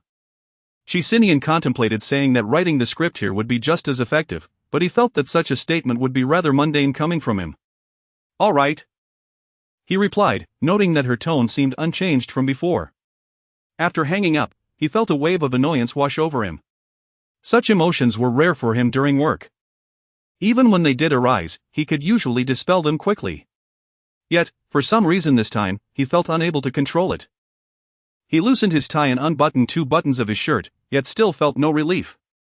Moments later, he picked up his phone and sent a WeChat message to Zhong Xiran. "Will you come to my company the day after tomorrow at 6 p.m. so we can go to Grandma S together? Finally, it's coming to an end. Don't mention it, Mian." I felt nauseous from the flight. Xiaoyu yawned, her tone suddenly animated. "But it's all worth it since our Mian is gaining popularity." Zhong Xiran gazed out of the window, absent-mindedly murmuring a response. Perhaps it was because Jin City marked the final leg of the promotional tour. Fans of Li Chang and Ming Yan had turned out in droves, surrounding the cinema in layers, while many others were crowded outside, unable to gain entry. This, in fact, alleviated much of Zhong Xiran's pressure, as the spotlight was primarily on the newly minted screen couple. Yet, there were still inquiries regarding Hua Xin. A persistent journalist pressed on, asking, "The emotional depth of this film appears to be rather personal. Has Qi seen it? Did he feel envious?" This was the first instance someone had mentioned Qi Sinian during the promotional event, eliciting a chorus of gasps from the audience. Zhong Xiran was momentarily taken aback, but quickly responded, "My husband is rather preoccupied, he likely has no time to pay attention, and he has always been magnanimous." As she uttered the word magnanimous, she unconsciously brushed her fingers against the scar beneath the short sleeve on her arm. Just as the reporter was about to inquire further, a sudden commotion erupted, drawing the attention of the crowd towards one side of the stage. Zhong Xiran followed the gaze of the crowd and was taken aback. Hua Xin had suddenly appeared, clad in a white t-shirt emblazoned with the production's promotional logo, tucked into black trousers, and adorned with a delicate rose-gold necklace around his neck. He ascended the stage, took the microphone from the staff, and turned to Zhong Xiran, his voice calm and measured. "President Qi is so magnanimous, he surely wouldn't mind my participation in the promotion." The atmosphere in the venue erupted with excitement. Zhong Xiran felt a sudden sheen of perspiration form in the palm of her hand. She endeavored to maintain a smile, yet her lips felt rigid and unyielding. Though she had departed that day, why had he unexpectedly resurfaced at the roadshow? Zhong Xiran stood motionless, listening to Hua Xian's words. "I came here on a business trip and took the opportunity to promote." Zhong Xiran felt a prickling sensation on her back as she firmly gripped the microphone, striving to maintain a semblance of composure. Below, journalists and spectators incessantly captured their images. Fortunately, no one posed further inquiries, and Hua Xian refrained from engaging with her. The staff, taken aback, glanced in their direction. Hua Xian hastily caught up with Zhong Xiran and abruptly grasped her wrist. Zhong Xiran gazed at him in astonishment, exclaiming, "Let go of me." Instinctively, she cast a glance around her. Hua Xian's expression darkened. He uttered not a word but firmly grasped her hand, leading her deeper inside. Behind them, the voice of Xiaoyu pierced through the chaos. "Hua Xian, what are you doing?" Suddenly, the backstage erupted into disarray, as several members of the crew rushed over in an attempt to obstruct Hua Xian. Zhong Xiran exerted all her strength to break free, yet he grasped her even tighter. Ignoring everything, he forcefully led her to the VIP lounge ahead, flinging open the door and thrusting her inside. He followed her in, closed the door behind him, and with a decisive click, locked it. Within the room, there were only the two of them. Zhong Xiran gazed at him in panic, contemplating an escape by unlocking the door while he was distracted, but he firmly seized her. Gripping her wrists, he abruptly pressed her against the door, confining her in a restrained posture. "Zhong Xiran, Hua Xian, have you lost your mind? There are still people outside." Hua Xian gazed at her with a heavy expression. "I have indeed gone mad." Chapter 66, Did he touch you? Emerald Bay. with Zhong Xiran's absence, the house felt somewhat desolate. At that moment, a call from Jiang Zheng suddenly interrupted the silence. Upon answering, he was met with Jiang Zheng's panicked tone, "President Qi. Xian has unexpectedly gone to the roadshow in Jin City." Qi Sinian's expression hardened. After hanging up, he glanced at Weibo, and indeed, the situation had begun to escalate. A photograph showed Zhong Xiran and Xian on stage, one position far left, the other far right. He swiftly changed his attire and descended the stairs, unable to wait for the driver to arrive, and opted to drive himself towards Jin City. As he exited the community, he maintained a composed demeanor while retrieving his phone to call Zhong Xiran. Zhong Xiran was firmly pinned against the door by Xian, her entire body stiff with tension. Outside, the sound of Xiaoyu and the crew members knocking reverberated through the air, sending shivers down her spine. At that moment, her phone rang. Averting her gaze from Xian, she spoke coldly, "Release me." Xian slowly relinquished his hold on her. Zhong Xiran retrieved her phone from her pocket, the caller ID displaying, "Qi Sinian." He must have found out. Just as she was about to answer, the phone was abruptly snatched away by Xian and hurled to the ground. Xian's usually gentle eyes seemed to blaze with fury. "You spend every day with him." "Zhong Xiran, I merely wish to speak with you." "I have nothing to discuss with you." Zhong Xiran concealed her hand behind her back, swiftly attempting to twist the lock, only to be firmly restrained by Xian's grip on her wrist. He was too close, invading her personal space. Xian leaned down, his lips nearly brushing against hers. "Cece." Zhong Xiran shuddered, suddenly pushing him with force. He had anticipated her move, only being pushed back half a step, yet still firmly holding onto her. Zhong Xiran could no longer endure it. She fixed her gaze upon him. "It was you who abandoned me. You left me, Xian." Xian choked on his words. "You blame me, and I know you do. I despise myself as well.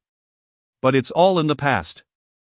Zhong Xiran gently closed her eyes, interrupting him. "For me, there has never been a past." Xian, with an agitated tone, exclaimed, "I am indeed to blame." "But you still have a lifetime ahead of you. Why not divorce him? Do you have any idea how it feels to see you belittling yourself before him?" Thus, he sought to play the savior. As he spoke, he loosened his grip, and Zhong Xiran immediately shrugged off his hand, responding calmly, "I am merely attending to my husband." Xian, striving for a composed demeanor, asked, "And what of that forceful kiss?" Zhong Xiran hesitated. "I see that you are unwilling." Xianqiu pressed against the door, preventing her from leaving. "Cece, I will take you away. I will take over the Zhong family's affairs." His tone softened. "If you do not wish to bring up the past or hear my explanation, that is fine, but you must take responsibility for your future." Zhong Xiran found the situation utterly absurd. Xian remarked, "Are you too afraid? It's all right, I shall take the lead this time." Just then, the phone that had been thrown to the ground vibrated once more, interrupting Xian's train of thought. Instinctively, he grasped Zhong Xiran's wrist, preventing her from answering the call. Suddenly, he heard her monotone voice inquire, "Why can't it be a matter of intimacy?" Xian was momentarily taken aback before comprehending her words, and his expression darkened. "Cece, there is no need for you to say such things merely to reject me." Zhong Xiran met his gaze once more, declaring, "It is merely a kiss. What significance does it hold? Do you truly believe we have not crossed that threshold before?" Xian's complexion instantly turned as pale as parchment. He stared at her in disbelief, his lips quivering, nails abruptly sinking into his flesh. "You are truly cruel," he uttered, his voice barely a whisper. She would rather utter such words than remain. Xian bit his lip until it bled, and at last, he slowly withdrew. Zhong Xiran turned the lock, opened the door, and stepped outside. Xiaoyu immediately approached her, inquiring, "Are you all right?" "Cece, you." She cast a glance back into the room. "I'm fine." Zhong Xiran felt utterly exhausted, hastening her pace as she walked away. Once she was in the car, Xiaoyu remarked, "Fortunately, there aren't many people around. Qi Sinian just asked me to secure the venue." The phone connected in an instant, and Qi Sinian's voice came through, somewhat somber. "Where are you?" Zhong Xiran suddenly felt a pang of grievance. Qi Sinian, I am nearing Jincheng. Zhong Xiran paused momentarily. Qi Sinian remarked, it's too late today. You should stay at the Qi Hotel, and I will come to find you. All right. Suddenly, Zhong Xiran felt a wave of relief wash over her. Upon arriving at the hotel suite, Zhong Xiran took a moment to gather her thoughts, mentally preparing herself before daring to open Weibo. Indeed. She found herself trending again with the hashtag ZhongXiranHoXan on stage, and President Wu praises President Xi for his generosity. There were some rumors circulating about the backstage incidents. But given the limited number of witnesses and the fact that Xiaoyu had sealed off the venue, fortunately, no significant uproar ensued. As she gazed at the digits dancing on her phone screen, a longing for Qi Sinian crept into her heart. Half an hour later, she heard the sound of the password lock being disengaged at the door. She promptly rose from her bed and stepped outside. Just then, Qi Sinian pushed the door open and entered. He was clad in a black t-shirt and black trousers, clearly having arrived in haste. A lump formed in her throat, and she felt an urge to rush into his embrace, yet for reasons unknown, she restrained herself. Qi Sinian tossed the car keys onto the cabinet and strode over with purpose. Zhong Xiran, I apologize, I am unaware of his. Is there something amiss? Qi Sinian grasped her hand, scrutinizing her from head to toe. Upon noticing the crimson marks adorning her wrist, his expression darkened. Did he lay a hand on you? Zhong Xiran instinctively recoiled her hand, realizing that he was indeed holding onto her, unwilling to let her depart. A flicker of fear crossed her gaze as she looked at him. Qi Sinian had already heard from Xiaoyu about the matters backstage. He suppressed the surge of anger bubbling within and inquired, how did you eventually escape? What did you converse about? Zhong Xiran bit her lip, gazing at him. Qi Sinian seemed to perceive her intentions at a glance. His elongated eyes were filled with a profound indifference, do not deceive. At this moment, falsehoods are prone to breed misunderstandings. Zhong Xiran pondered for a moment, her cheeks flushing with embarrassment as she candidly confessed, I said we did. Chapter 67, You Should Divorce. At this moment, even her mood slightly lifted, revealing a hint of joy. Zhong Xiran. Qi Sinian, having toiled throughout the day, drove over in the evening, utterly exhausted. This incident had startled Zhong Xiran as well. He refrained from uttering another word and soon succumbed to slumber beside her. The following day, they were roused from their rest by a phone call from Jiang Zhang. Pertaining to Zhong Xiran and Huaixin, he felt compelled to report promptly. The trending topic was gradually being retracted, yet the situation had escalated swiftly, with photographs circulating widely, making it quite challenging to suppress. As Qi Sinian listened, he responded with a nonchalant his tone betraying little concern. Zhong Xiran initially believed that her affair with Huaixin had been exposed, hastily retrieving her phone to check. To her astonishment, she found the trending topics, Zhong Xiran Huaixin couple tattoo exposed and Zhong Xiran removed couple tattoo. She was taken aback, how could this be? She had clearly worn a short-sleeved shirt, and the location of the scar had been consistently concealed. She clicked on the trending topic and opened the images. The photographs were taken from her perspective, positioned somewhat low, likely captured from the audience during yesterday's event. The angle, looking up, allowed a glimpse of the skin beneath her short sleeves. The area where the scar was located was circled in red, accompanied by the caption, Tattoo Removal Scar? Another image featured Huaixin, taken from the same angle with the same area circled, faintly revealing a tattoo of a red rose. The two were displayed side by side on the popular Weibo feed, both clad in the crew's white t-shirts, resembling a couple's outfit. The comments below read, who took this? It's like they used a magnifying glass to spot this. There really is a couple's tattoo, the female has removed hers. Impressive, supporting an ex while sporting couple tattoos and necklaces. Zhong Xiran's complexion turned slightly pale as she glanced at Qi Sinian. Qi Sinian had just opened the two images on his phone screen, after a quick glance. He spoke in a calm tone, I will do my best to handle it. He then ended the call and turned his gaze towards her, asking, are you awake? He did not mention the matter at all. Zhong Xiran gradually eased her mind and nodded slightly. Qi Sinian extended an arm, beckoning her to come closer. Zhong Xiran leaned closer, resting her head on his shoulder, and heard him inquire, the roadshow has concluded, there should be little work on the horizon for the time being. correct? Zong Xiran instinctively assumed he was inquiring about work related to I Like You. She pressed her lips together and replied. I have a scheduled variety show to record next week, I will cancel it. Who knows if what Xin would suddenly reappear? Qi Sinian gently traced his fingers along her forearm and said, there is no need to cancel, I shall accompany you. Zong Xiran unexpectedly glanced at him. At that moment, his phone rang again. With one arm embracing her, he swiped the screen with the other hand and said, hello. Zong Xiran felt a surge of anxiety as she prepared to rise and make way, yet she was firmly ensconced in Qi Sinian's embrace. I have already taken care of it, he spoke with a calm demeanor. Qi Guanyuan then inquired, is it true that your wife once had matching tattoos with someone? Zong Xiran felt a sudden stiffness. Qi Sinian spoke in a calm tone, I don't know, I haven't asked. Haven't asked? Qi Guanyuan chuckled in exasperation. You haven't even watched the movie? You're unaware that your wife filmed a love story involving herself and someone else? Qi Sinian replied, I watched it. Who told you it was about someone else? With a decisive click, he hung up the phone. Qi Guanyuan rarely intervened in their affairs. And even more seldom did he display such ire, leaving Zong Xiran feeling somewhat uneasy.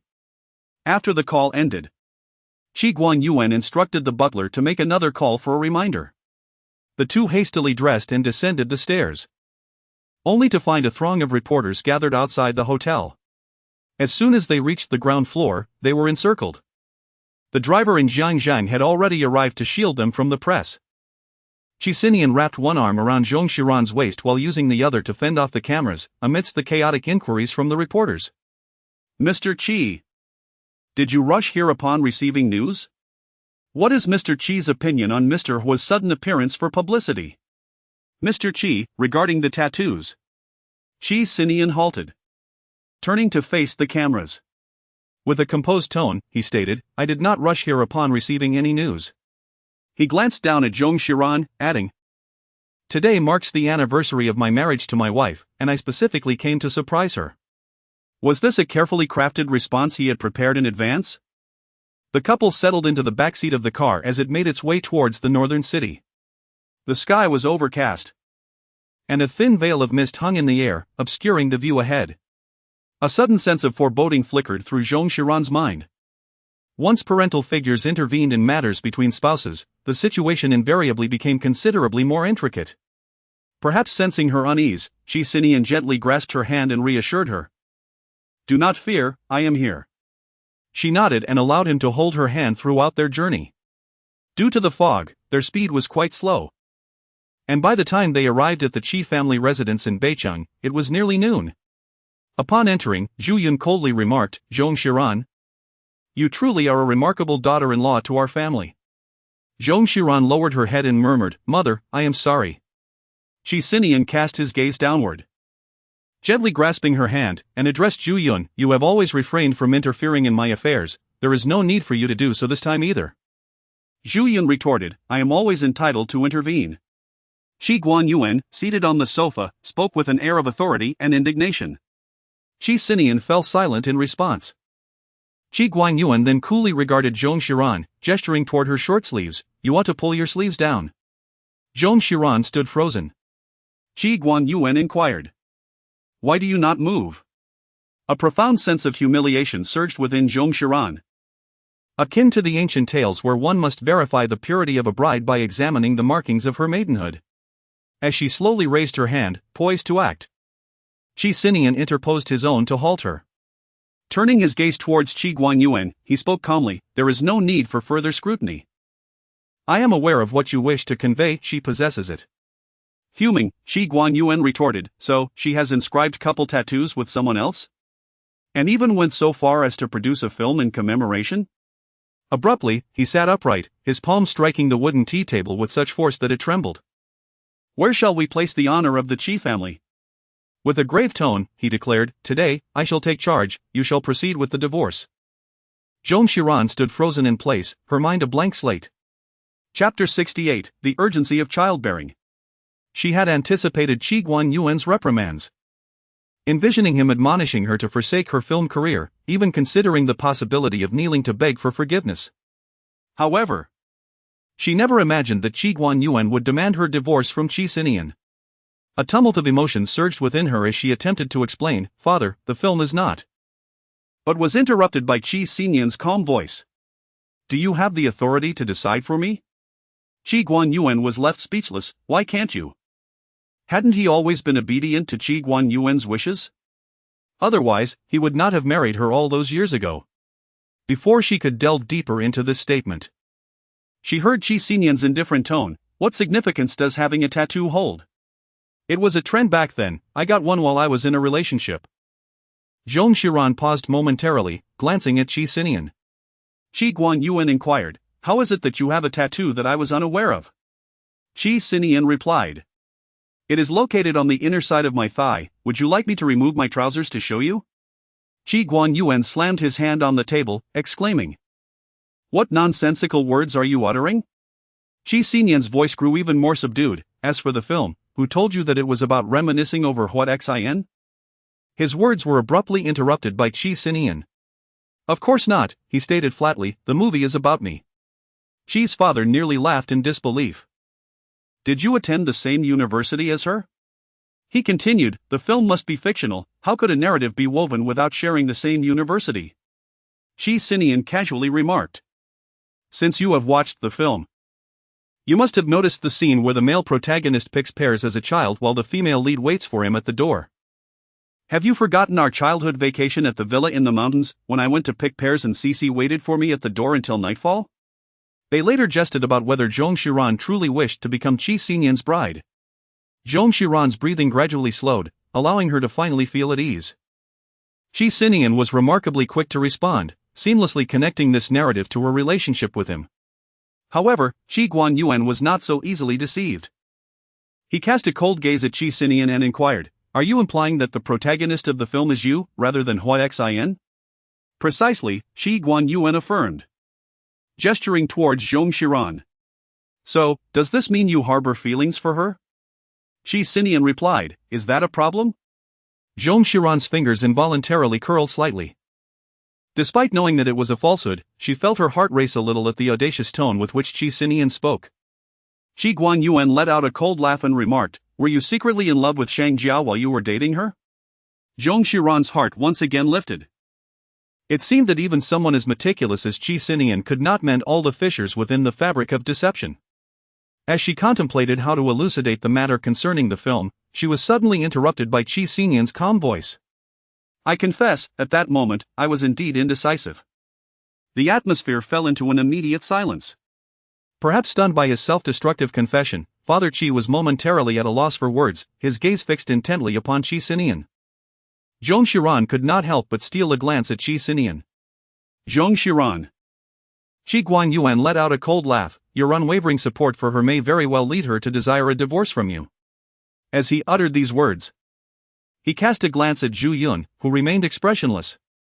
Zong Xiran immediately declared, "I do not wish to divorce." Qi Guanyuan observed the tension in Qi Sinian's shoulders dissipate in an instant. A multitude of emotions surged within him, akin to witnessing his son tread the path he once took.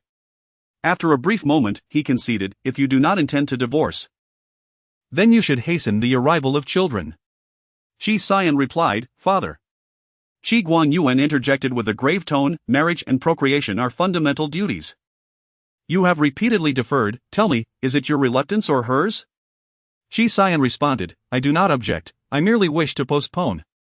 Qi Guanyuan retorted with ire, "Either divorce, or bear children, or cease to acknowledge me as your father." Qi Sinian found his father's demands utterly unreasonable. Just as he prepared to counter, a gentle voice whispered near him, "Very well, I shall bear a child." He abruptly turned to gaze at Zong Xiran. Her lips appeared parched, a thin layer of dry skin forming, while her expression remained remarkably serene. He opened his mouth, intending to articulate something, yet ultimately, no words emerged.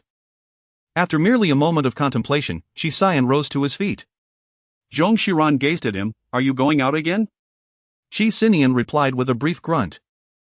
"There are matters at the company that must be addressed today. Just eat something and go to sleep." With a fleeting glance at her, Qi Sinian stepped out the door. A row of roses lay upon the album. Qi Sinian's fingertips glided over them, finally resting on a white rose. This one will do, he declared. The tattoo artist. With utmost respect, inquired, where would you like it? On my left thigh, Qi Sinian responded. He was always meticulous, anything that required attention must be promptly addressed. The sharp needle pierced the skin, eliciting a delicate pain. Qi Sinian gently closed his eyes, suddenly grasping the essence of willing surrender. The white rose was modest in size.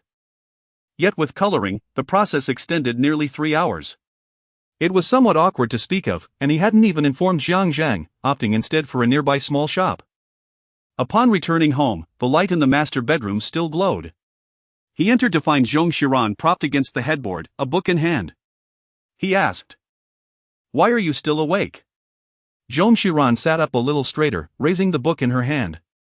"Oh, just checking something." A certain part of her heart suddenly softened. Qi Sinian, though his expression remained impassive, walked over and gently took the book from her grasp. Zhong Xiran lifted her gaze to him. Qi Sinian casually tossed the book onto the bedside table and inquired, "Have you been waiting for me?" The question he should have asked long ago only emerged today. If he had posed it earlier, might their relationship have taken a different course? Zhong Xiran tilted her head slightly, feeling a touch uneasy. I'll wait for you." Qi Sinian smiled faintly in response. "Oh." Zhong Xiran propped herself up on the bed, gazing at him. "Aren't you going to take a shower?" Qi Sinian looked at her. "I'll do that now." The tattooed areas still could not come into contact with water. He turned on the shower in the bathroom but did not step inside. Instead, he simply wiped his body with a warm towel, washed his hair, and, after drying it to a damp state, turned off the shower and stepped out. He wore a silk pajama set in shades of gray, creating an aura of exquisite detachment. Zhong Xiran observed him reclining on the bed, and after a few moments, she gradually leaned closer. Her intentions were overtly suggestive, prompting Qi Sinian to seize her hand. His gesture infused with a hint of restraint. Zhong Xiran gazed at him in confusion, for it was evident that he too harbored an appreciation for her physique. Qi Sinian's breathing gradually slowed as he uttered, "In truth, I prefer to engage with you when the desire arises naturally, rather than under the weight of guilt and the need for atonement as it is now." In the past, he could persuade himself to accept the circumstances. After all, she was his wife, and his actions seemed justified. Yet now, it appeared that his desires had grown more profound. Zhong Xiran lowered her head. Her voice barely above a whisper, "I didn't mean to." Qi Sinian's heart raced intensely for a moment. He held her with one arm while reaching for something on the bedside table with the other. Zhong Xiran said, "Perhaps we shouldn't use it anymore." Qi Sinian tightened his grip on the box. Chapter 69, Do you truly wish to have a child?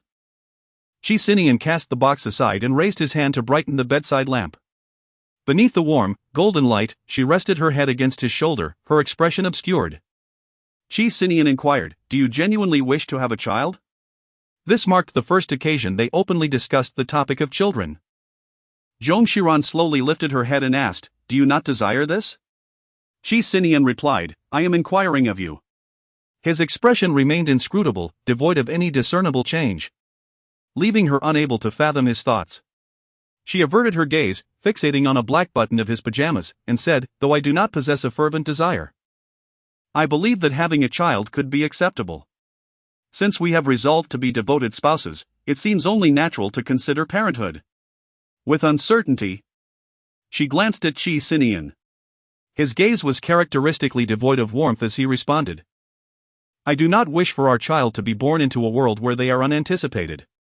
As for my father, you need not concern yourself. I have made it clear that he cannot dictate my choices." Zhong Xiran nodded thoughtfully and then inquired, "But why did you choose to marry me at your father's insistence?" Qi Sinian paused for a moment and replied, "That was in the past." Zhong Xiran let out a soft exclamation, suddenly pondering whether, had Qi Guanyuan not compelled him, he might have wed another. Upon realizing the futility of such a thought, she refrained from voicing it. She gazed at him in mild surprise as he murmured, "Isn't that what you wish for?" Uncertain whether it was the gentleness with which he intertwined his fingers in her hair or the tenderness that seemed to envelop his voice, she felt an undeniable warmth, almost intimate, in his words. "Like you had been released for half a month, surpassing a box office milestone of 1 billion. Rewarding its investors handsomely, while the lead actors, Li Chang and Ming Yen, enjoyed remarkable success. Naturally, Zong Xiran's talent received due acknowledgement. In the competitive sphere of emerging directors, Meng Yanyan faced utter defeat. Amidst this turmoil, someone unearthed legal documents on a court website revealing Zong Xiran's lawsuit against Meng Yanyan for allegedly plagiarizing the script of Like You and Her Work Crush on You, igniting a fervent uproar. In response, Meng Yanyan quickly issued a denial. Both screenwriters from the respective productions operate independently. How could such a claim hold water? We cannot tolerate any slander. You have already triumphed. What more do you desire? Many netizens accused Zong Xiran's camp of orchestrating a publicity stunt, while others came to her defense, questioning, is there some misunderstanding? If Zong Xiran sought publicity, why not issue a complaint at the film's release? Surely, her own Weibo attention would be even greater? Zong Xiran, upon seeing the news, understood that Qi Sinian was seeking assistance in addressing the matter. Yet she did not feel the need for elaborate explanations. The truth of the situation would ultimately be revealed by the law. After scrolling past this piece of gossip, she unexpectedly came across an interview video featuring Zhong Guangcai.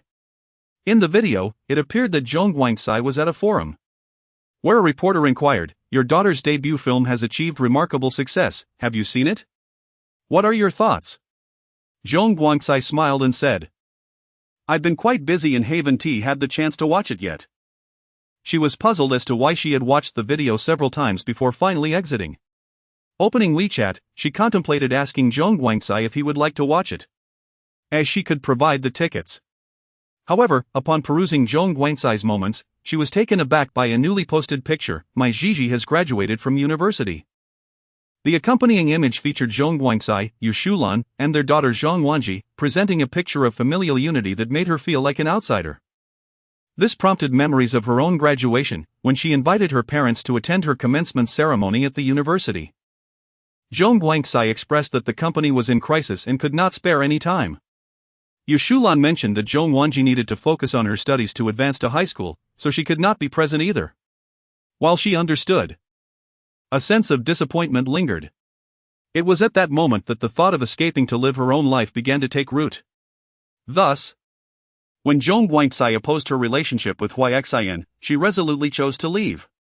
Because in this family, no one seemed to care for her. It was all right. She had grown accustomed to it. Zong Xiran extinguished her phone and opened her computer, immersing herself in the adaptation of the script for Cyberpunk. After typing for a while, she suddenly lifted her head and instinctively glanced in a certain direction. It was only upon noticing the absence of Qi Sinian that she realized she was not in his office. While savoring the lunch prepared by the auntie, a wave of emptiness washed over her. She was no longer in the office, and Qi Sinian no longer needed to concern himself with her meals. A tinge of regret flickered within her for having declined his invitation to join him at the office. At the reception of the Qi Corporation building, a female voice unexpectedly rang out, "Hello, I am looking for Qi Sinian." The receptionist, taken aback by the audacity of addressing the boss so directly, quickly looked up to see the speaker. The young woman, in her early 20s, possessed striking beauty, however, whether due to her makeup or attire, there was an air of commonness that somewhat dulled her allure. The receptionist hastily inquired, "Good day, madam. Do you have an appointment?" The young woman appeared slightly taken aback, replying, "Is an appointment necessary? Never mind, I'll just give him a call." I intended to surprise him. Zhong Wanji took out her phone, and the call was quickly connected. "Brother Sinian, I am downstairs at your company." The female receptionist was momentarily taken aback by such an intimate form of address and glanced over at her, suddenly realizing that her features bore a striking resemblance to Mrs. Qi. It was rumored that Mrs. Qi had a younger sister, and this must be her. Qi Sinian uttered something on the other end of the line, prompting Zhong Wanji to pout in response, "You actually expect me to wait this long?" After a brief exchange, she sighed, "Fine then." Zhong Wanji hung up the phone and took a seat in the reception area on the first floor. It was not until 12:30 that Qi Sinian finally descended from the upper floor. Zhong Wanji's eyes lit up as she immediately ran over, calling out, "Brother Sinian." Qi Sinian replied in a calm voice, "Address me as brother-in-law." Zhong Wanji spoke in a playful tone, "I'm not used to it. I just happened to call you Brother Sinian out of habit." Qi Sinian glanced at her and replied, "If you call it a few more times, you'll get used to it." Zhong Wanji pursed her lips. Qi Sinian escorted Zhong Wanji to a private room in the adjacent restaurant. After they sat down and ordered their meals, he remarked, "In the future, you must schedule an appointment with Jiang Zheng in advance, otherwise, I may not be able to find the time to meet you." His tone was excessively indifferent, leaving Zhong Wanji feeling somewhat displeased. "All right," she replied. Qi Sinian removed his suit jacket and inquired, "So, what brings you to seek my company?" Zhong Wanji gazed at him with anticipation. "Xin Yen Gu," she began, but upon seeing his expression, she promptly amended her address, Jiefu. Noting the satisfaction that graced Qi Sinian's face, she felt emboldened to continue, "I wish to enter the entertainment industry." Qi Sinian furrowed his brow, inquiring, "For what purpose?" Zhong Wanji remarked, "As an actor or an idol, either role suits me well. With my exceptional appearance, it should be quite effortless for me to achieve fame." Zhong Xiran's sudden financial success in the entertainment industry as a director is indeed remarkable, reportedly earning over 100 million in bonuses. Qi Sinian replied softly, "I've mentioned before that my company does not sign individuals." "Have you consulted your sister regarding your desire to enter the entertainment world?" Zhong Wanji spoke with a tone of disdain, asserting, "What resources does she possess? She relies entirely on others for support. The promotional campaign for her film has inundated short video platforms, one can only speculate how much was invested." She retorted, "Moreover, my affairs are none of her concern."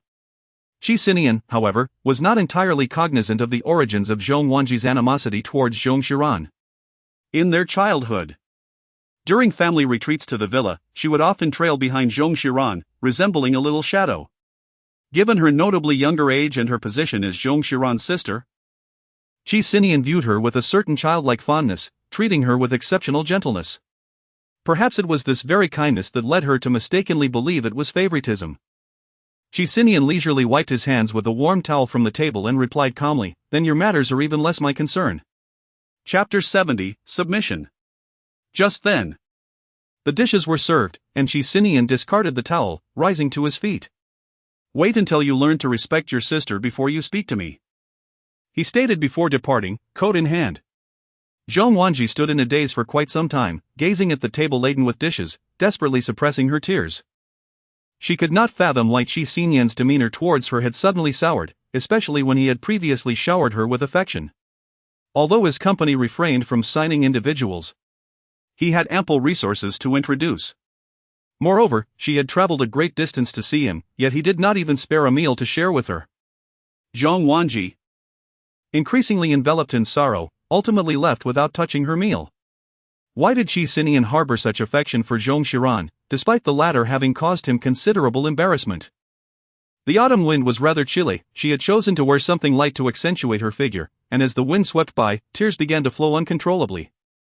Unconsciously, she wandered across the street, huddling against the wall of a commercial building, when suddenly, a gentle voice broke the silence. "Are you Cece's sister?" "It has been a long time." Zhong Wanji lifted her gaze and caught sight of Hua Xian. In the past, when Zhong Xiran was in a relationship, she would secretly arrange meetings with Hua Xian under the pretense of taking her out for entertainment. Thus, she had encountered Hua Xian before. He appeared significantly more mature than she remembered, exuding an air of affluence, likely a result of the wealth he had amassed over the years. Zhong Wanji hurriedly wiped her tears, fearful that the other party would witness her disheveled appearance. Hua Xian, holding a cigarette, offered her a tissue with a half-joking tone, saying, "Why are you crying so hard? Did your sister bully you?" Zhong Wanji took the tissue and wiped away her tears. "No." Hua Xian chuckled lightly. "Your sister can be quite infuriating at times." He extinguished his cigarette and discarded it in the ashtray. "Have you eaten? Allow me to treat you." Zhong Wanji murmured, "No. There's no need. Let's go." Hua Xian's gentle demeanor was utterly irresistible. Having encountered each other, it would be unthinkable to let you remain hungry. Zhong Wanji crumpled the tissue in her hand and nodded gently. Hua Xian deliberately took her to a small courtyard in an alley on the second ring road to enjoy hot pot. "My sister and I used to come here often," he remarked, opening the menu and presenting it to her. "What would you like to eat?" She had never perceived Xian as so considerate before. He fetched the utensils for her, poured water, served her soup, and picked vegetables, attending to her every need. Once she had finished her meal, he finally inquired, "So, may I ask why you were crying earlier? Please share with me." At this moment, Zhang Wanji's fondness for him deepened significantly as she remarked, "I aspire to enter the entertainment industry, but my brother-in-law forbids it." The smile on Xian's lips faltered slightly as he inquired, "Why do you wish to pursue a career in the entertainment industry?" "It is, after all, not particularly suitable for young women." Zhang Wanji, of course. "It's for the sake of earning money. You should be aware of our family's circumstances." She raised an eyebrow, "And furthermore, I aspire to become a star. To revel in the adoration of the masses. Why not seek your sister's assistance?" Once again, with that same question, Zhang Wanji fell silent. Xian speculated that it was Zhong Xiran who had forbidden her, which is why she turned to Qi Sinian for help. Zhong Wanji gritted her teeth and said, "It matters not if they do not assist me, I can simply seek out each agency on my own." After pondering for a moment, Xian replied, "I can indeed recommend someone for you, but the rest shall depend on your own efforts." Zhong Wanji exclaimed with excitement, "Is that true? Thank you." "Really?" Xian smiled gently, took out his phone, and added her on WeChat. Zhong Wanji hastily took out her phone to scan the code. After adding the friend, Xian stood up and said, "Let's go, I shall summon a cab for you." Zhong Wanji, "No need, I can call myself." Zhong Wanji followed Xian as she stepped outside. Xian skillfully opened a ride-hailing app and entered an address. Only after completing the input did she remember to ask, "You haven't moved, have you?" Zhong Wanji, "Indeed, I have not moved." Zhong Wanji felt as if her heart had been tugged, and she murmured, "Not much." Xian fell into silence, the warmth in his eyes seemingly dissipating. He nodded once more, refraining from further words. They arrived at their destination swiftly. Xian opened the car door and cautioned her, "Be careful on the road." His gaze was exceedingly gentle as he looked at her, causing Zhong Wanji's heart to skip a beat. That afternoon, Qi Sinian deliberately made time to accompany Zhong Xiran to the studio for the recording of the variety show Joyous Carnival. Recently, the couple's relationship had garnered considerable attention. And as soon as they alighted from the car, they were surrounded by several reporters. "Mr. Qi, have you watched your wife's new film? Are you feeling jealous? The box office performance of your wife's movie is quite impressive. Do you have any compliments for her?" Although the questions were directed at Zhong Xiran, she still found it hard to breathe. She clung tightly to Qi Sinian's arm, urging him to move forward quickly. However, Qi Sinian suddenly halted. Noticing his willingness to respond, the reporters swiftly raised their microphones to his lips. Qi Sinian cast a glance at Zhong Xiran and remarked, "It seems I forgot to praise you." Zhong Xiran was momentarily taken aback. Did he truly watch the film that night, as he had mentioned to Qi's father? Did he have the time for it? Then he heard Qi Sinian say, "I am genuinely happy for her, as she has cherished the dream of filmmaking since her childhood and has worked diligently towards becoming a director." It seemed as though he was reminiscing about his youth, his tone softening in the process. Zhong Xiran suddenly recalled that her very first camera was a birthday gift from Qi Sinian. The reporter swiftly seized upon this pivotal detail. Did the two of them know each other since childhood? Qi Sinian nodded, stating that he had met her when she was merely 6 years old. The reporter exclaimed in surprise, suggesting that they must have been childhood sweethearts. Qi Sinian affirmed this with a simple yes, then signaled the conclusion of the interview as he and Zhong Xiran proceeded towards the recording building. The staff escorted them into the elevator. Zhong Xiran cast a glance at Qi Sinian and remarked, "You seem particularly fond of reminiscing about our childhood lately." Qi Sinian responded with a nonchalant meeting her gaze, and replied with a hint of indifference, "Unlike you, I've not forgotten everything." A male staff member couldn't help but stifle a laugh. Zhong Xiran retorted, "I haven't forgotten everything. I still remember that my first camera was a gift from you." As she spoke, the elevator doors slid open. Stepping outside, she expressed her dissatisfaction with Qi Sinian's accusation, adding, "And I also recall waiting for you at the entrance of the villa." Suddenly, she found herself unable to move. Her high heel caught in the gap of the elevator. She paused, leaning against Qi Sinian for support.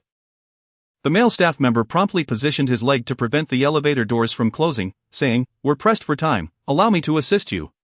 He bent down to help Zhong Xiran with her shoe. Just then, a deep voice interjected, "I'll take care of it." The male staff member was momentarily halted by a hand, quickly retreating and holding the elevator door. Dressed in a tailored suit, it was somewhat cumbersome for him to kneel. Yet he still dropped to one knee, reaching for the heel of Zhong Xiran's shoe. Zhong Xiran donned a black A-line dress today. The hem demurely resting 2 inches below her knees, revealing her fair and evenly proportioned calves. Over this, she wore a stylish trench coat. As the elevator came to a halt, a crowd gathered around to take a glimpse. Zhong Xiran lowered her gaze to Qi Sinian. Perhaps it was due to the multitude of onlookers, but although he had not actually touched her foot, she could not help but feel a gentle flush creep across her cheeks, an uncomfortable sensation coursing from her toes up to her calves. She had never witnessed such a demeanor from Qi Sinian before, one of submission. A sense of unease washed over her, prompting her to lift her foot slightly. "Should I remove my shoes first? Please do not move." However, her ankle was firmly grasped by Qi Sinian, and the chill of his fingertips swiftly traveled up her ankle, sending a shiver down her spine. Zhong Xiran trembled slightly, sensing Qi Sinian's firm grip as the high-heeled shoe was retrieved. He stood up and said, "All right, be more careful in the future." Zhong Xiran nodded gently, her gaze descending to observe the crease imprinted upon the knee of his tailored trousers, which appeared to be dusted with a hint of grime. A jolt of surprise coursed through her heart, as if it had skipped a beat. Chapter 71. I see you could use a lesson. This fluttering of her heart persisted until she had completed her makeup and hair, gradually calming before the recording of the variety show. Xiaoyu accompanied Ming Yan to the venue, and he made a point to approach her with his phone in hand. A look of utter enchantment on his face as he exclaimed, "Your husband is simply charming." Zhong Xiran lowered her head. On a certain forum, someone had posted a photograph. A netizen commented, "I am interning at Pineapple Station. Can you guess what I captured today?" Image. JPG, the photo was taken from behind. Qi Sinian exuded an extraordinary charm. Even while kneeling on one knee, his demeanor was both composed and graceful, rendering it difficult for one to look away. The netizens remarked, "Oh my! President Qi kneeling is utterly captivating. It seems our CC has turned a shade of crimson. I hereby declare myself a fan of their pairing. Our Xinyan couple is simply the most perfect match, truly the world's finest pairing. No objections will be entertained." Zhong Xiran became entranced by the photograph, only snapping back to reality when the staff reminded her that it was her turn to take the stage. She turned to Xiaoyu and requested, "Please send me the link to the post." Ming Yan and Li Cheng had already engaged in a round of games on stage, while Zhong Xiran joined the male supporting actor for the second round. The recording area was transformed into a yellow mud pit. Prior to her arrival, Zhong Xiran was aware that they would be playing a game involving retrieving balls from the muddy pool, and she had mentally prepared herself for it. However, upon seeing Qi Sinian seated in the front row, her nerves began to surface. She pondered whether she would appear unappealing with mud smeared across her face. Yet, with the moment upon her, there was no room for excessive contemplation. The male host announced slowly, "All right. Next we have the ultimate showdown between our I Like You cast and the Happy Family." The gong sounded, signaling the commencement of the mud ball contest. Zhong Xiran initially cared somewhat about her image, but once the game commenced, she cast all concerns aside. The young female host from Happy Family was truly a tough woman. After losing 2 rounds, Zhong Xiran's pride surged, and she began to exert herself, scoring 3 consecutive points. Ultimately, she even embraced the ball and rolled into the muddy pit. The male host cheerfully declared, 3-2, Director Zhong has made a remarkable comeback with 3 consecutive points, impressive indeed. Zhong Xiran tilted her chin with a sense of pride as she gazed at Qi Sinian in the audience, noticing his struggle to contain his laughter. Suddenly recalling the mud smeared across her attire and face, she hastily raised her hand to wipe it away. Qi Sinian's smile deepened in response. The camera promptly focused on their delightful interaction. The male host, clearly having noticed, interjected, "In fact, Director Zhong's husband, Qi Sinian, is present today. Would you like him to come up and share a few words with us?"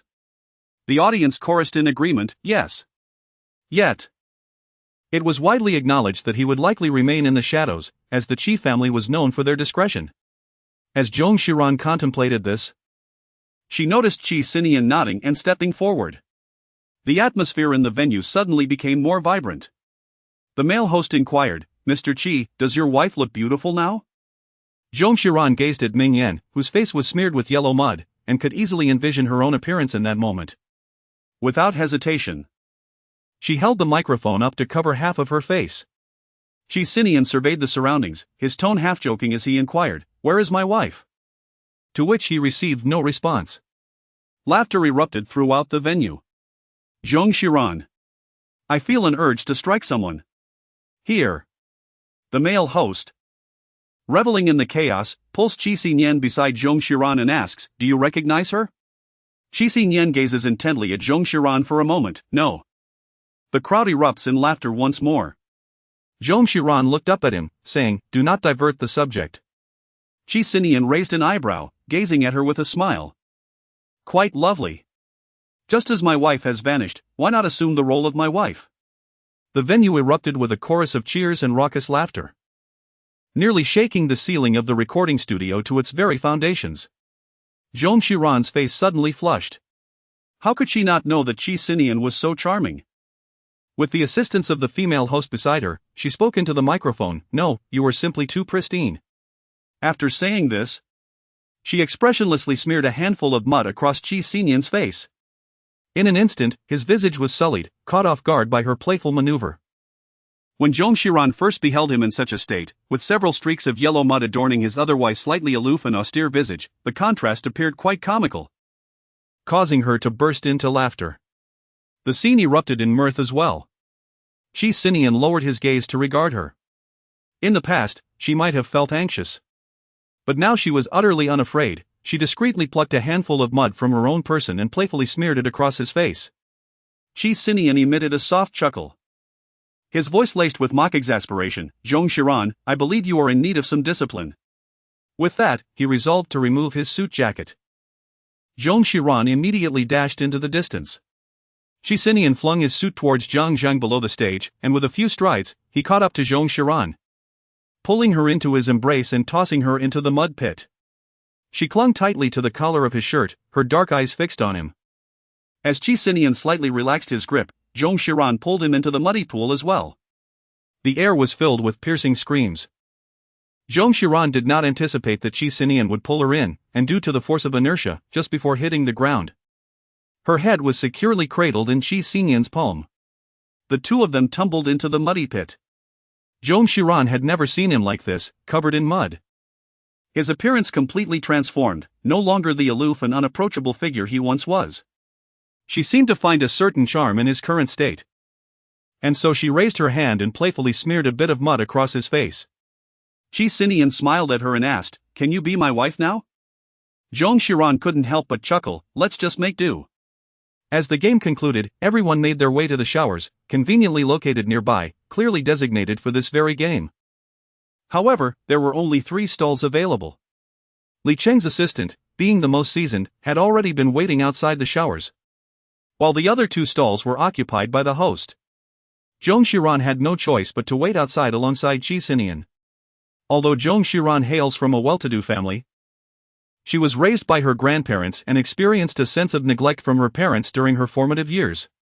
Her penchant for motorcycles and her down-to-earth demeanor during her relationship with Hua Xian reveal that she does not embody the typical spoiled heiress. In contrast, Qi Sinian presents a starkly different picture. Zong Xiran could not contain herself and let out a soft laugh. Qi Sinian lowered his gaze upon her. Her laughter grew more exuberant. With a hint of exasperation, Qi Sinian inquired, "Is it truly so amusing?" Upon uttering these words, he too succumbed to laughter. Zong Xiran exclaimed with delight, "It's the first time I've seen you make a fool of yourself." "Did you ever think, President Qi, when you took off your suit jacket to chase after me, that you might suffer a tremendous loss?" "Not at all," Qi Sinian replied calmly, "I found myself a wife." "It is hardly a loss." Zong Xiran turned her head away, avoiding his gaze. Fortunately, the layer of mud on her face concealed any signs of a blush. Li Cheng stepped out, ceding the room to Ming Yan.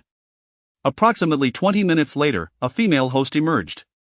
Zong Xiran promptly urged Qi Sinian to wash up first. Despite feeling unwell, Qi Sinian maintained his impeccable gentlemanly demeanor, saying, "You go first." Zong Xiran gently urged him, "I truly don't mind. I am aware of your obsession with cleanliness, you may go ahead." Qi Sinian replied, "It's not as if I cannot wait a few minutes." As the two of them continued to defer to one another, a person waiting behind them remarked, "Aren't you two married? Surely you can go together." Zong Xiran. The mud dried upon Qi Sinian's face, he raised an eyebrow, and the hardened mud cracked on his visage.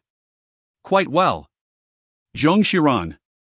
Chapter 72, Regret that you never proposed. With so many onlookers present, it was evident that the two could not genuinely enter the bath together. Qi Sinian was clearly teasing her. Zong Xiran, her face flushed, grabbed a towel and hurried into the bathroom. At last, she understood why it had taken so long. While the mud clinging to her body was manageable, the mud entangled in her hair felt impossible to wash away. Zong Xiran toiled for nearly 30 minutes. Finally feeling that she had managed to cleanse herself adequately. Upon emerging, Qi Sinian had already entered the adjacent bathroom, and apart from him, everyone else had completed their showers. She proceeded to the makeup room to dry her hair and waited a while longer until Qi Sinian finally emerged. By the time they got into the car, it was nearly 9 p.m. Both felt a bit weary and famished. As soon as they were in the vehicle, Qi Sinian commenced a conference call. Zong Xiran leaned against her seat, listening to his cool and detached tone, when a vivid image suddenly flashed through her mind of him kneeling before her earlier that day. She took out her phone and opened the link provided by Xiaoyu in WeChat, coming across the candid photograph of Qi Sinian. She clicked to download it. It was truly delightful. She couldn't help but give a high praise, exclaiming, "Absolutely charming." With a thumbs up. Unable to resist, she continued to scroll down. Observing how everyone transitioned from lavishly praising Qi Sinian to fervently indulging in sweet moments. Zong Xiran recalled Qi Sinian's words, "Why don't you come and be my wife?" Her heart raced suddenly. At that moment, Qi Sinian's voice echoed in her ears, "What are you looking at?" She was unaware of when he had concluded the conference call. Zong Xiran instinctively concealed her phone, but soon realized she had already completed the download, so she confidently retrieved her phone to show Qi Sinian. "They are praising you." Qi Sinian glanced over casually and inquired, "What about you?" What are your thoughts?" Zong Xiran pondered for a moment, then smiled and remarked, "I must admit, it is rather charming. I never expected you to look so captivating on one knee. I can't help but feel a twinge of regret that you never proposed." The car fell into an immediate hush. Qi Sinian shifted his gaze from the screen of his phone to her face. Zong Xiran, momentarily taken aback by her own words, hastily attempted to amend her statement, "I merely spoke thoughtlessly." How could she dare to hope for Qi Sinian to propose? In that particular circumstance, his willingness to marry her for the sake of saving the Zhong family was already a profound grace. Qi Sinian responded with a nonchalant and deftly shifted the topic, "What would you like to eat?" He was not fond of dining out. They usually savored the meals prepared by the housekeeper at home. "Let us eat out," Qi Sinian suggested. "Oh," Zhong Xiran replied, her expression serene, "then I shall look for nearby restaurants." She picked up her phone but hesitated. Sensing that Qi Sinian's sudden desire to dine outside might be subtly connected to their previous conversation about it being their first meal alone together. After a lengthy pause, she inquired, "Do you have any recommended restaurants?" Qi Sinian pondered for a moment, "There is a vegetarian restaurant that is quite good. But I am uncertain if it suits your palate." He intended to ask if she would find it agreeable but noticed Zong Xiran putting away her phone, stating, "All right. Let us give it a try." Her prompt acquiescence took him slightly aback. Preparing delectable vegetarian dishes is far more challenging than their meat counterparts. Yet, surprisingly, every dish at this establishment was exquisite, and the ambience of the tatami-matted private rooms added an air of elegance. Though fatigued, they found great joy in recording the variety show. Zong Xiran was somewhat exhilarated as she remarked, "Qi Sinian, there must be a bar in this place, right? I wish to indulge in a drink." Qi Sinian replied, "We have rice wine." Upon finishing his words, he summoned a waiter to bring forth a small pot. Zong Xiran poured herself a drink, feeling relaxed and content. At that moment, Qi Sinian stood up and said, I'm going to the restroom. All right. By the time they arrived home, it was already midnight. Exhausted from recording a variety show, Zhong Xiran completed her evening routine and collapsed onto her bed. After quite some time, Qi Sinian still had not returned. Had he gone to the study to catch up on work? Zhong Xiran opened her eyes, suddenly finding herself unable to sleep. She could not quite articulate the sensation within her. It felt akin to guilt, yet it seemed to encompass more than just that. Typically, they would retire to their own slumbers without intentionally awaiting one another. She slipped on her slippers and ventured out. The floor lamp in the living room cast a warm glow, revealing Qi Sinian seated on the sofa, a cotton swab in hand. Upon noticing her presence, a flicker of surprise crossed his gaze. On the coffee table rested a bottle of iodine. Zhong Xiran inquired anxiously, Are you injured? When did it happen? As she spoke, she approached him, but Qi Sinian's leg seemed to instinctively retreat, though for reasons unknown, it only shifted slightly before coming to a halt. Through the dim, yellow light, she caught sight of the white rose tattoo on the outer side of Qi Sinian's thigh, momentarily taken aback. After a few seconds, Qi Sinian calmly replied, It's merely an inflammation of the tattoo, I had it touched up a few days ago. He indeed bore a couple's tattoo. And she had initially thought he was fabricating a lie to extricate her from a predicament. It struck her as somewhat amusing. They were both bound in matrimony, marked by the imprints of love for another. Zhong Xiran recalled that Shang Jia had a profound fondness for roses in the past. Her family's greenhouse boasted an array of roses in various colors, and Shang Jia had even borrowed a white rose from her, seemingly harboring a particular affection for the white variety. While she did not exhibit a specific preference for the colors of roses, she did not object when Hua Xin spoke of the crimson roses. Perhaps noticing her momentary daze, Qi Sinian clarified that the desire to restore the faded tattoo was merely due to its lackluster appearance, devoid of any deeper significance. Zhong Xiran nodded slightly. She understood that Qi Sinian sometimes exhibited an excessive pursuit of perfectionism. She reassured herself to be magnanimous, reminding herself that it was merely a matter of the past. Taking a deep breath, she accepted the cotton swab and said, Let me assist you. Perhaps it was due to rolling in the mud earlier today and then immediately washing up, but the area of the tattoo appeared slightly reddened. Zhong Xiran held a cotton swab, gently rolling it over the skin on the outer side of his thigh. Qi Sinian held his breath, sensing a slight itch emanating from his coccyx. Zhong Xiran gently applied the ointment for him and discarded the cotton swab into the trash bin. Her demeanor appeared somewhat subdued. Qi Sinian observed her for a moment and inquired, Do you need me to take care of it? Zhong Xiran was momentarily taken aback. What? A tattoo? Qi Sinian regarded her, Do you need me to remove it? No need, Zhong Xiran heard herself reply, It's nothing. A flicker of disappointment passed through Qi Sinian's eyes, but in an instant, he regained his composure. Please, lie down. As she reclined, Zhong Xiran suddenly recalled that not long prior, Qi Sinian had excused himself to the restroom during their meal. She inquired, When did your wound start to hurt? Did it begin during dinner? Qi Sinian nonchalantly acknowledged her question with a murmured She felt a slight jolt of surprise. Why didn't you mention it then?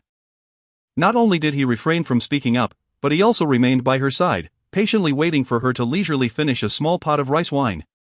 It's just a minor injury, nothing too serious, he remarked dismissively. Now, rest. You have work tomorrow. Zhong Xiran experienced a rare bout of insomnia. At 3 in the morning, Qi Sinian slept peacefully, while she clutched her phone, perusing the forum. The reason for her sleeplessness eluded her. As dawn approached at 5 o'clock, she finally felt drowsy. And upon waking, she discovered that Qi Sinian had already left for work. She retrieved her phone and upon seeing a message from Xiaoyu, her expression darkened. Yumaran, I just heard that your sister signed with Chen Zhen? Zhong Xiran promptly called Zhong Guangcai, who was even more astonished than she was, I am unaware. All her matters are managed by your mother. After hanging up the phone, Zhong Xiran reached out to Yushulan, who appeared somewhat haughty. Indeed, is that not permissible? Our family is in need of funds, and you have grown wings, refusing to contribute financially while forbidding us from earning? The entertainment industry is quite lucrative. Zhong Xiran replied coldly, "Are you not aware that Xin has invested in Huachang?" From the microphone, Zhong Wanji's voice resonated, "So what? Isn't your own film also backed by Xin? If you can utilize him, why can't I?" Zhong Xiran, disinterested in further conversation, hung up the phone and recounted the sequence of events to his father, Zhong. When I initially accepted the investment from Huachang, I was unaware of Xian's involvement. Now that Zhong Wanji has accepted the benefits bestowed by Xian, I cannot help but wonder how Qi Sinian would react if he were to learn of this. Zhong Guangxi remarked, "I have always suggested that she should find a steady job. Rest assured, you need not concern yourself with this matter, leave it to me." Zhong Xiran hung up the phone, a vague sense of unease creeping into her heart. She feared that Xian was acting with intent. Unable to target her directly, he had resorted to her family instead. The Zhong family had always been susceptible to temptation. After the call ended, Zhong Guang swiftly dialed Xian's number. "What are your intentions in signing Wanji to Huacheng?" "Your tone is rather severe, do not involve her. For she is of a simple nature." Xian replied in a placid tone, "How could I?" "Uncle, perhaps it would be better for us to discuss this in person." Chapter 73, This marks the first time my wife has invited me to dinner.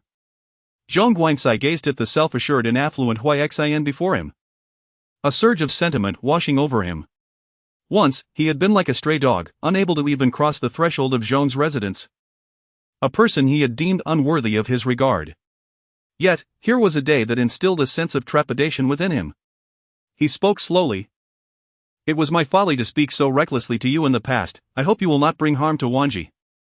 Upon learning of Zhong Xiran's romance with Xian, he had vehemently opposed it, and when Xian had come to plead with him, he had merely stood outside, saying, "When you can afford a house here, then you may have the privilege to converse with me."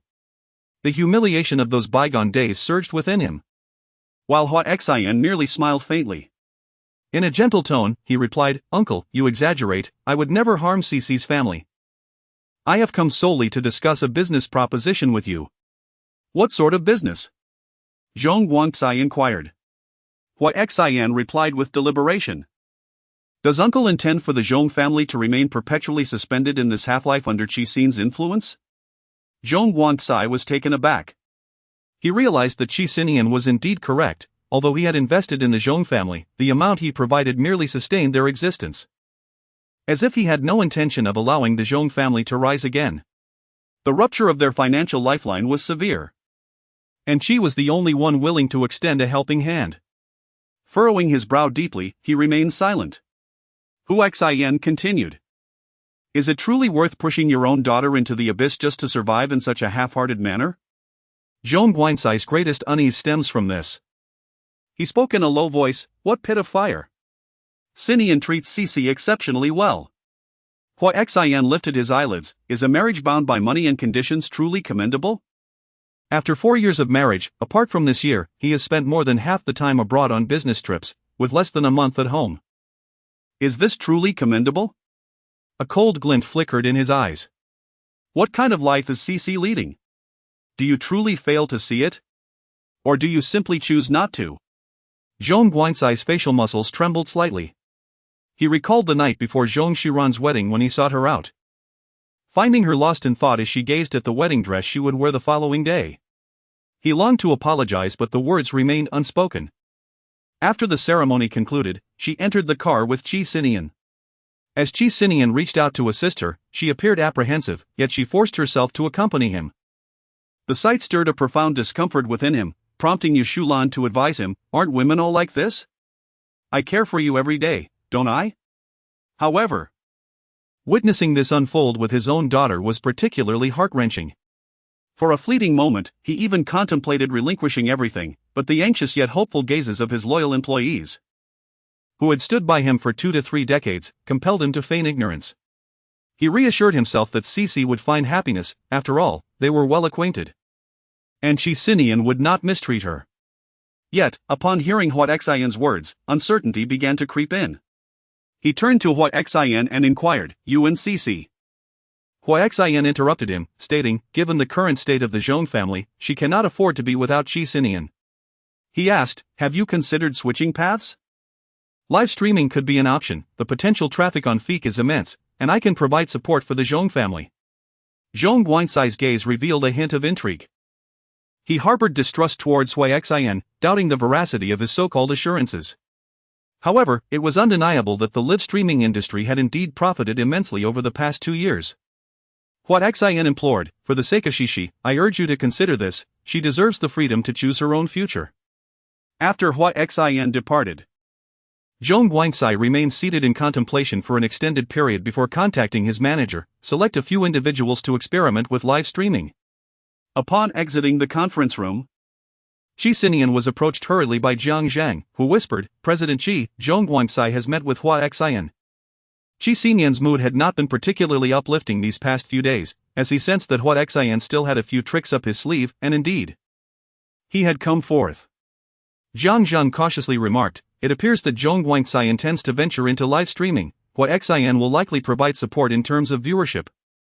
Qi Sinian scoffed coldly and instructed the finance department to immediately cease all investments in the Zhong Corporation. "Understood," Jiang Zhang replied. The Zhong family possesses little liquid assets on their balance sheet, and with the cessation of funds from the Qi family, the Zhong family is unable to disburse even this month's salaries.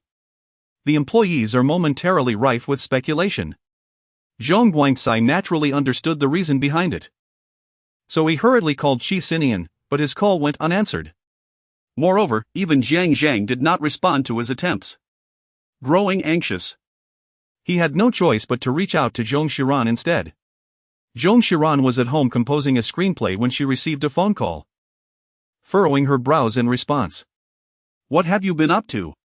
Qi Sinian had always been a man of his word, since their marriage. He had never ceased to invest in the Zhong family, even though the Zhong family had not reaped significant profits. Zhong Guanxi awkwardly remarked, "I merely had a brief encounter with Hui Xian."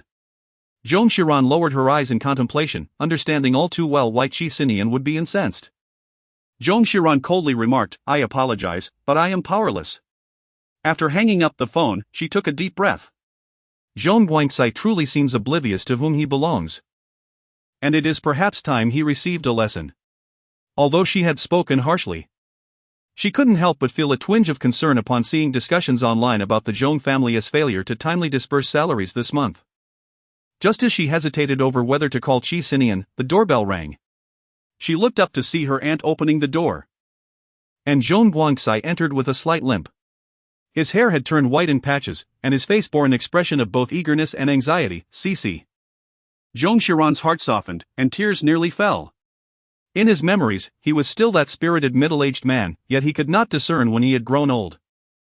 Zhong Guanxi expressed his remorse, saying, "I am truly sorry, Cici. My intention was merely to earn a little more money." Zhong Guanxi was unaware of how he descended the stairs. He received a call from Hui Xian. "I have heard everything. I can provide the funds initially." "Enough!" Zhong's father interrupted, his eyes half closed. "I hope you will refrain from further involvement in this matter."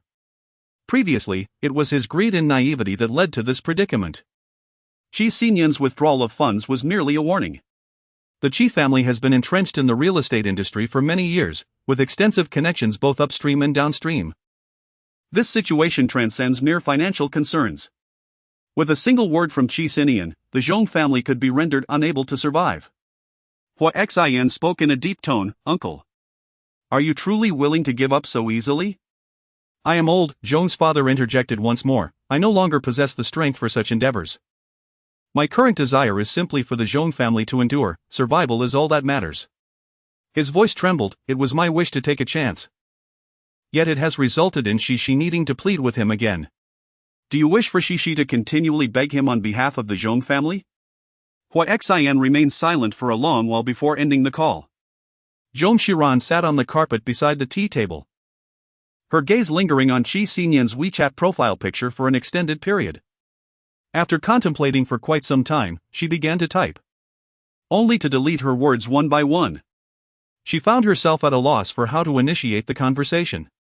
If she suggested a meeting now, he would undoubtedly discern her intentions, and might perceive her as overly ambitious. Yet, she couldn't deny that she missed him a little.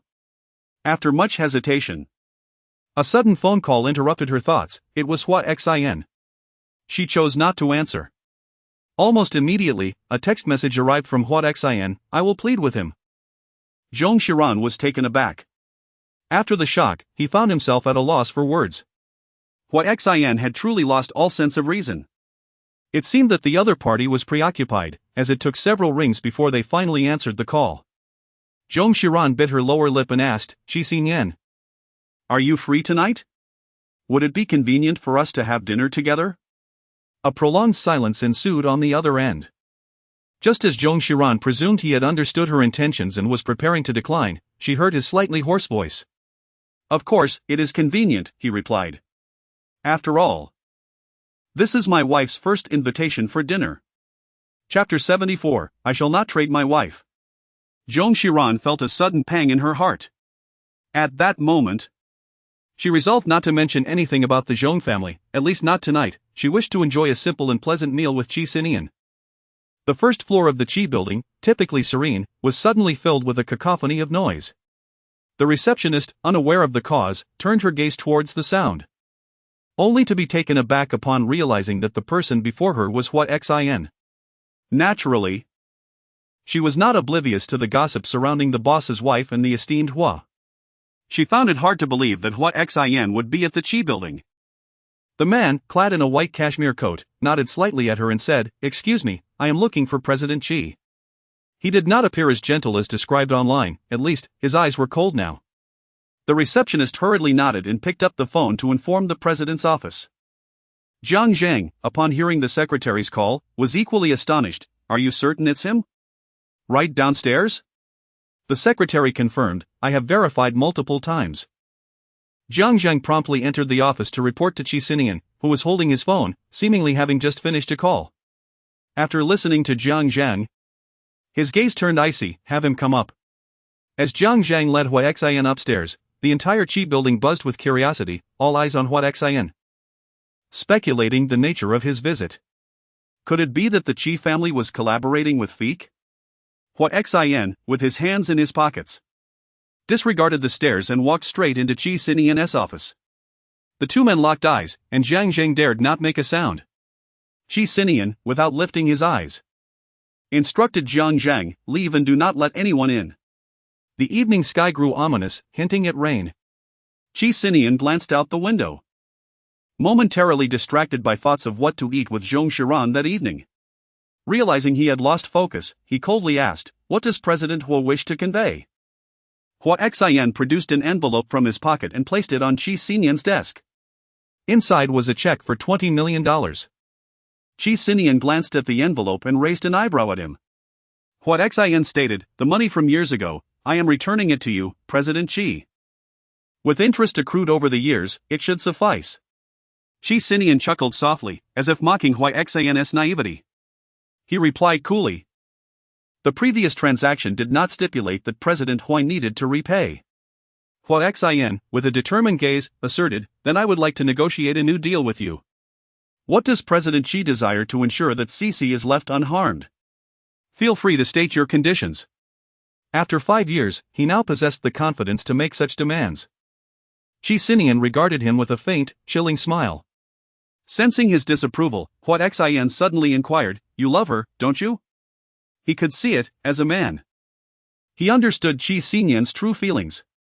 Qi Sinian met his gaze with indifference, remaining silent. Xian continued, If you truly love her, you should respect her and allow her the freedom to choose her own life, rather than using the Zhong family to control her. Qi Sinian's expression darkened, his hand gripping the armrest of his chair with sudden intensity, the veins on his hand protruding. He forced a hollow laugh, stating, I have already mentioned to President Hua that I am a man who values results. All's well that ends well. Do you understand? Moreover, he added slowly, I have already yielded once, I will not do so a second time. Xian felt a surge of anger. Yield? Given her feelings for me back then, do I need you to yield? He stepped forward, grasping Qi Sinian's collar across the desk. Are you jealous of us back then? Are you feeling unbalanced? Is that why you keep the Zhong family dangling, forcing her to plead with you? He gritted his teeth. May I plead with you? I can kneel if you wish. As long as you Qi Sinian abruptly stood, pushing him away.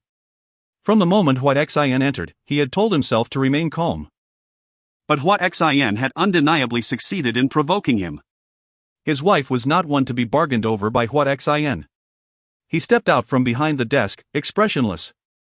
Tossing his suit jacket onto the sofa, "If you wish to fight, just say so." Xian stumbled back against the wall, momentarily caught off guard by the shove. Upon hearing Qi Sinian's words, he laughed and removed his coat. The two men were poised for confrontation, ready to clash, when the door was suddenly pushed open. Jiang Zhang cautiously peeked in. "President, the madam has arrived downstairs."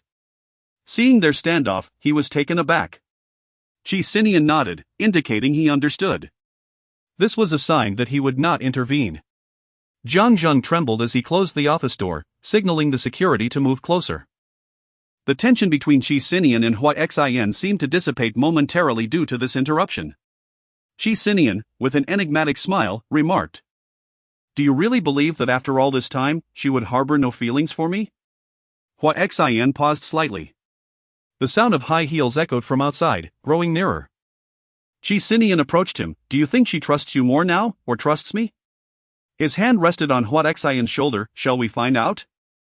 Before Xian could grasp the meaning behind his words, Qi Sinian forcefully shoved him, causing Xian to stagger back, while Qi Sinian fell to the ground. Xian was left speechless as the door swung open once more. Zong Xiran immediately rushed over to help Qi Sinian, who was lying on the ground, and looked at him with concern. "Are you all right?" she asked. "It's nothing," Qi Sinian replied calmly. "I simply couldn't finalize a business deal with Mr. Hua." Zong Xiran cast a cold glance at Xian, her voice imbued with frost. "What do you intend to do? Fight?" For the first time, her gaze held a tinge of disdain. Xian felt the sting of her stare, causing his tone to involuntarily chill. "Do you not know what kind of person I am? This is the Qi residence. Would I dare to engage him on his own turf?" The distress etched on his face was palpable, momentarily startling Zong Xiran. He had always been forthright and disdainful of deceit. She turned her attention to Qi Sinian. Qi Sinian regarded Xian. "I did not expect you to be so audacious." Xian retorted, exasperated, "Qi Sinian, you are truly cunning, no wonder Cici is so easily manipulated by you." "Enough," Zhong Xiran interjected, her voice devoid of warmth. "Please leave." After ascertaining that Qi Sinian was unharmed, she glanced at Xian's demeanor and surmised a few things, wishing only for him to depart swiftly. Xian fixed his gaze on her intently. "Cici, do not plead with him." His tone was nearly beseeching. "Do not seek his favor on behalf of the Zhong family." Zhong Xiran paused slightly. Xian said, "Whatever you desire is irrelevant, this is a matter between husband and wife, and it is not your place to interfere." Zhong Xiran interrupted him. Xian's complexion turned pale. He glanced at Qi Sinian and suddenly remarked, "I can give you the flyer." Zhong Xiran was taken aback. The market value of Feek had reached a staggering $100 billion, a testament to his dedication and hard work. Wasn't it for this very reason that he had initially chosen to part ways with her? In that fleeting moment, she cast a glance at Qi Sinian, suddenly uncertain if he would acquiesce to his demands at this juncture. She felt an unprecedented wave of anxiety, akin to the sensation of an object being traded once more. Qi Sinian, being the most astute businessman, had no justifiable reason to decline such advantageous terms. The words of Xian echoed in her ears once more, "As long as you divorce her." Zhong Xiran's arm trembled uncontrollably, and despite her efforts to regain control, she ultimately had to release Qi Sinian's arm, concealing her hand behind her back. She felt as though she had been waiting for an eternity. The floor-to-ceiling window was adorned with fine droplets of rain, which, strung together, resembled tears. It was indeed raining outside. Then, she heard Qi Sinian's voice. "Calm and unwavering, I shall not trade my wife." In chapter 75, "As long as you stand by my side." It felt as though a sword had suddenly materialized from thin air, piercing through his very being. Xian's countenance was one of despair. Only then did he fully comprehend the magnitude of his past transgressions, which were both egregious and unforgivable. He moved his lips, wishing to articulate something. Yet no words escaped him. Ultimately, he turned away, picked up the coat from the floor, and opened the door, only to be halted by Qi Sinian's voice. Approaching the desk, Qi Sinian picked up an envelope and casually slipped it into the crevice of the folded coat. Take this away. The transaction from years ago has long been concluded. Fortunately, Qi Sinian did not attempt to use her as a bargaining chip once more. She stood rooted in place. Feeling Qi Sinian's hand encircle her shoulder, are you frightened? She slowly shook her head, no. In truth, after Qi Sinian declared he would not trade his wife. A wave of reassurance washed over her, though she could not shake off her lingering fear. Reflecting on it now, it seemed as if Qi Sinian had made this decision with little effort. She gazed at him and remarked, "The fique seems quite valuable, won't you regret it?" "I am not in need of money," Qi Sinian replied coolly. "It would be utterly humiliating to have my wife taken away." Zong Xiran let out a sigh of relief, completely putting her mind at ease. She then inquired, "So you all didn't actually come to blows just now, did you?" Qi Sinian replied with a neutral expression. "Aren't you already aware?" She believed in Huat Xian's words, he could see that clearly. Zong Xiran felt a tad awkward and attempted to rectify the situation. "I merely thought." She intended to express that he might not be able to defeat you, but Qi Sinian did not grant her the opportunity. "It's of no consequence," he replied in a monotone, "as long as you stand by my side, nothing else matters." For reasons unknown, Zong Xiran sensed a hint of humility in his words. Yet, how could someone as exceptional as Qi Sinian possibly possess any humility? She regarded him with skepticism, but in the next moment, his tone had returned to normal. "What would you like to eat?" Zhong Xiran pondered thoughtfully. "There is a Yunnan mushroom hot pot at the Sihiyuan near the drum tower that I particularly enjoy. Would you care to try it?" Qi Sinian paused slightly before responding, "Sure." Within the Sihiyuan, 2 phoenix trees stood tall. Due to the rain, the two could only sit indoors by the window. The establishment was quite bustling with patrons. Zhong Xiran pointed at a plate of mushrooms that had just been served and exclaimed with delight, "I haven't been here in quite a while. I adore the taste of fresh green mushrooms, but be cautious when cooking them, as consuming them raw could lead to poisoning." She cast a playful glance at him, her tone laced with a hint of teasing. "I've heard that if one were to truly suffer from poisoning, it could induce hallucinations, which might lead to quite an embarrassing social demise." Qi Sinian raised an eyebrow, intrigued. "Oh? Would that be more mortifying than your drunken escapades?" Zhong Xiran. "It has been 800 years since that incident, why does he still remember?" Suddenly, her phone on the table vibrated. It was a message from Zhong Guangxi urging her to intercede on his behalf, but she chose to ignore it. The hot pot simmered, releasing fragrant steam into the air. Zhong Xiran suddenly recalled that she had never actually made a request of Qi Sinian. During their conversation prior to marriage, he had not put her in a difficult position. He merely inquired about her needs, and they laid out their conditions without any negotiation on his part. It was her excessive pride that made her feel humiliated even to discuss terms, a detail she had overlooked. In truth, it seemed that Qi Sinian had not only refrained from challenging her but had, in fact, been consistently assisting her in resolving issues, particularly after the emergence of Huat Xian. The timer chimed. He appeared to have begun to care for her quite naturally. Outside, the autumn rain intensified, mirroring the rapid cadence of her heartbeat. Qi Sinian had been waiting for her to speak up on behalf of the Zhong family. To his surprise, after finishing their meal, night had fallen and the rain had ceased, yet he had not received the anticipated plea. In reality, he had already arranged for the finance department to transfer funds after their phone call, rendering her request unnecessary. However, Zhong Xiran had not even broached the subject, seemingly content to simply share a meal with him, which left him somewhat taken aback. It appeared that the rain had indeed stopped. Zhong Xiran glanced at him, uncertain, and asked, "Shall we go for a walk?"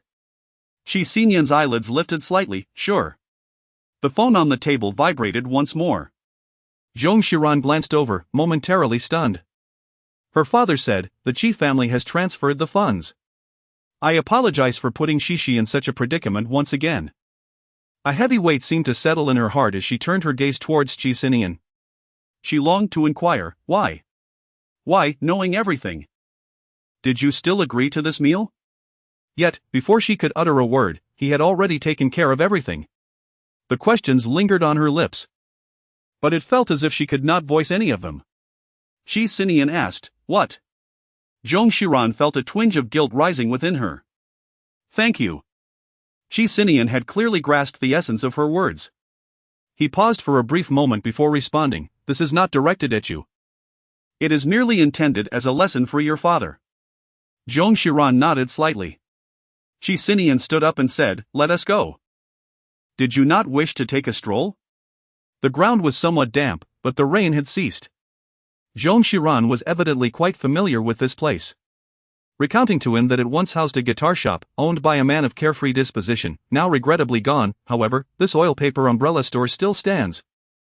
Though it seems no one patronizes it, how does it manage to survive? She seldom conversed with him to such an extent, and Qi Sinian listened in silence. Upon reaching the street corner, Zong Xiran pointed towards a small alleyway, saying, during my university days, I often came here with classmates for shoots.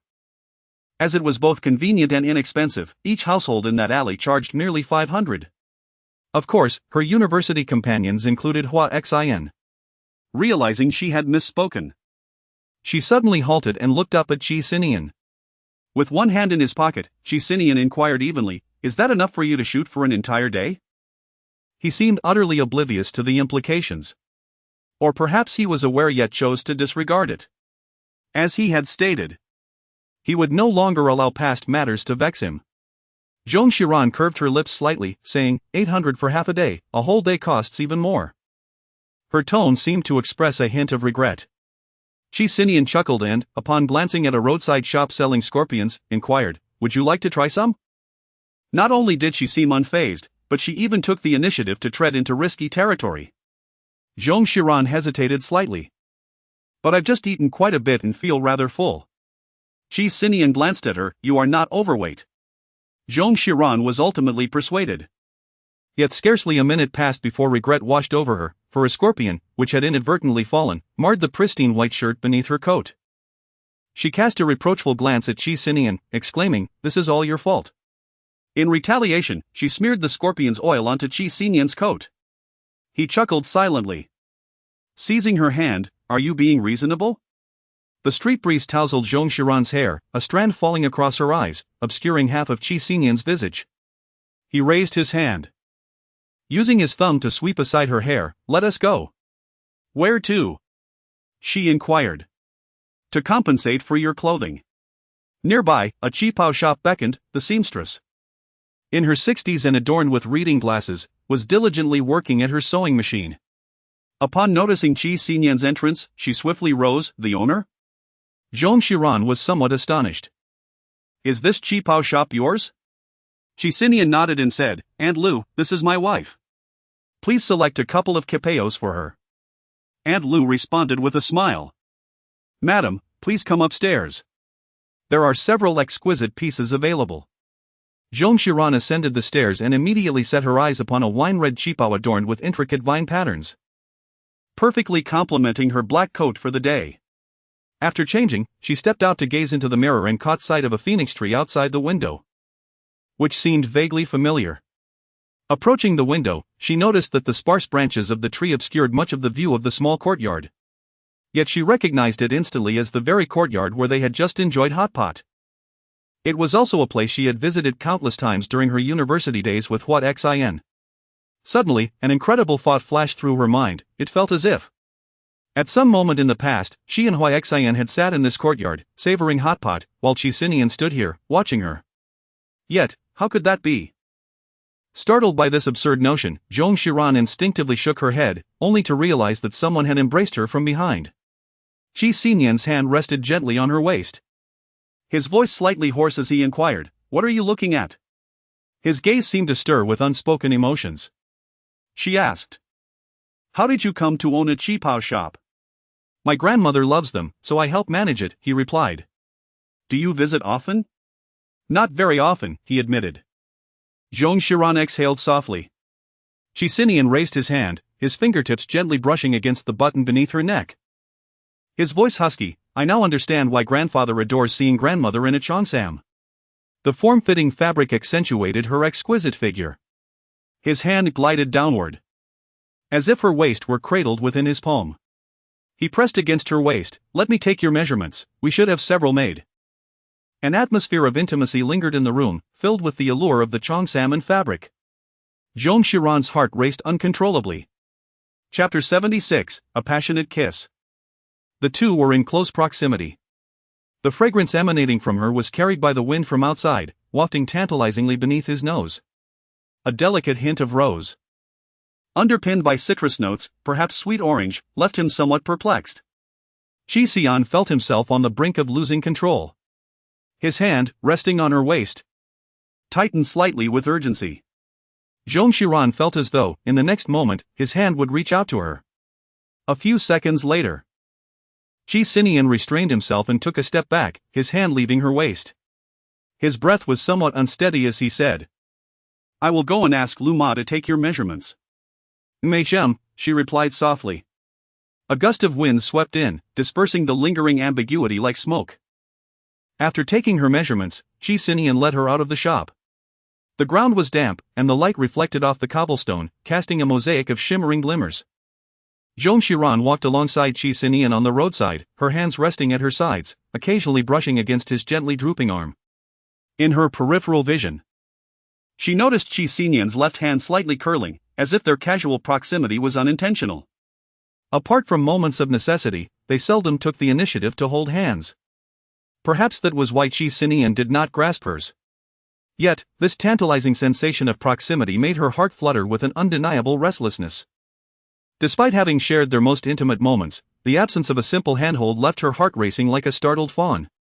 Suddenly, a throng of people surged from the intersection ahead, nearly sweeping them apart. It was then that Qi Sinian pulled her close. Her fingers instinctively curled, only to be jostled by a passing girl. In an instant, Qi Sinian wrapped her in his embrace. The girl, her eyes reddened, clutched a tissue to her nose and apologized. "I'm so sorry."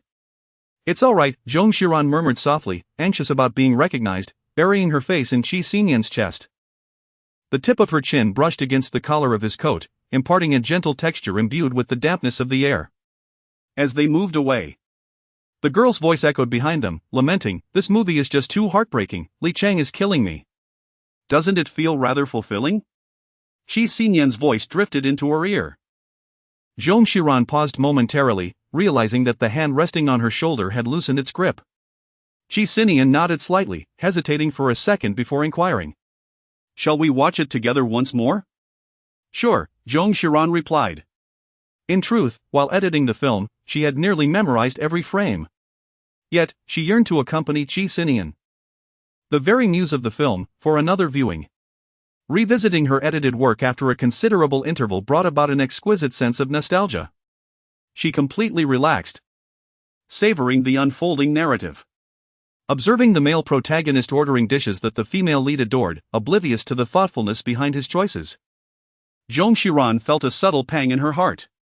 This slight discomfort compelled her to steal a glance at Qi Sinian.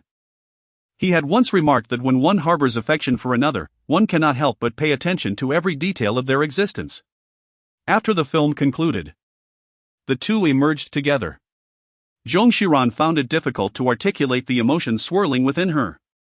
Despite her profound gratitude for the materials provided by Qi Sinian at that moment, and having edited the footage numerous times without feeling much, she could not shake off the sense of warmth he had instilled in her. It was surprising that someone as aloof as Qi Sinian had genuinely harbored feelings for another. The night breeze was a touch chilly, and she chuckled softly, wrapping her arms around her shoulders, remarking, "In truth, the one who is secretly adored by you is rather fortunate." Qi Sinian responded, "Is that so?" "Indeed," Zhong Xiran nodded. "It certainly feels as though you invest a great deal of heart into your affections." In the darkness, Qi Sinian had just taken out his phone to summon the driver when he paused, observing Zhong Xiran for a moment before softly inquiring, "Are you jealous?" "Not at all." Zhong Xiran quickly replied, "Of course not. I do not dwell on your past, I was merely reflecting." After nodding in understanding, Qi Sinian completed the call to the driver and then removed his coat, draping it over Zhong Xiran. The coat still carried his warmth, enveloping her in a comforting embrace that instantly chased away the chill. She glanced at Qi Sinian, noting that he was clad only in a thin shirt. Zhong Xiran immediately attempted to remove her coat. "No, it's too cold," she protested. He pressed his hands firmly on her shoulders, his tone leaving no room for argument. Put it on. The driver arrived promptly, he remarked. Zong Xiran let out a soft sigh. The coat was imbued with his scent, carrying a fragrance that instilled a sense of comfort. After taking a few more steps, Zong Xiran could not help but inquire. You were so fond of that girl back then, what led to your eventual parting? Qi Sinian halted in his tracks and gazed at her. What piques your curiosity? He asked. Everyone possesses a sense of curiosity, don't they? Zong Xiran pressed her lips together, contemplating whether she could speak freely. Qi Sinian replied, at that time, I believed that affection did not necessarily entail being together. Zong Xiran let out a soft sound, tightening her grip on her coat. There's quite a difference between us. Back then, I believed that if you liked someone, you must be together, otherwise, it would be a regret. At that time, her cousin Qi Sinian had not yet gone abroad and often joined them at the villa. One summer, he entered the study of the villa and overheard Zong Xiran confiding to Qi Sinian, I feel like I want to be in a relationship. I think I've developed feelings for a boy from the school next door. Perhaps our circumstances are not ideal, but I fear that if we don't pursue it, I will regret it. He stood frozen in place. Perhaps sensing his discontent, Zong Xiran added after a moment, honestly, I was quite young then, looking back. I realize I may not have understood things well. Qi Sinian replied, it's good that you recognize that. After a pause, he continued, in truth, I wasn't very mature at that time either. You were not, Zong Xiran countered. You were mature and steady to the point of being a bit rigid. Yet, such a seemingly rigid person could still get a tattoo for another woman. At that moment, their vehicle arrived. As they got into the car, Zong Xiran accidentally brushed against Qi Sinian's hand, which felt cold. She lowered her gaze. If he could extend such consideration for her without affection, what would he do for someone he truly liked? The journey was silent, and Zong Xiran felt a wave of melancholy, oblivious to the weighty gaze of the man beside her as they entered the elevator. Upon stepping inside, Qi Sinian unexpectedly pressed her against the wall, his passionate kiss enveloping her. In that moment, her disheartened feelings seemed to find solace. Once they crossed the threshold, they became the most loving couple in the world. Chapter 77, it felt as though they were in perfect harmony. No one anticipated that the box office for I Like You would soar to 2 billion within a month. Zong Xiran has swiftly ascended to the pinnacle of a new generation of commercial directors. Netizens exclaimed, I have watched it 7 times, I truly adore this film. Which man does not harbor a white moonlight in his heart? After watching it, I reached out to my first love, she is married now, and that is quite well. So you reached out to Zong Xiran to edit a behind-the-scenes trailer, which was subsequently uploaded to various video platforms, with additional marketing funds allocated in an attempt to achieve higher box office revenue.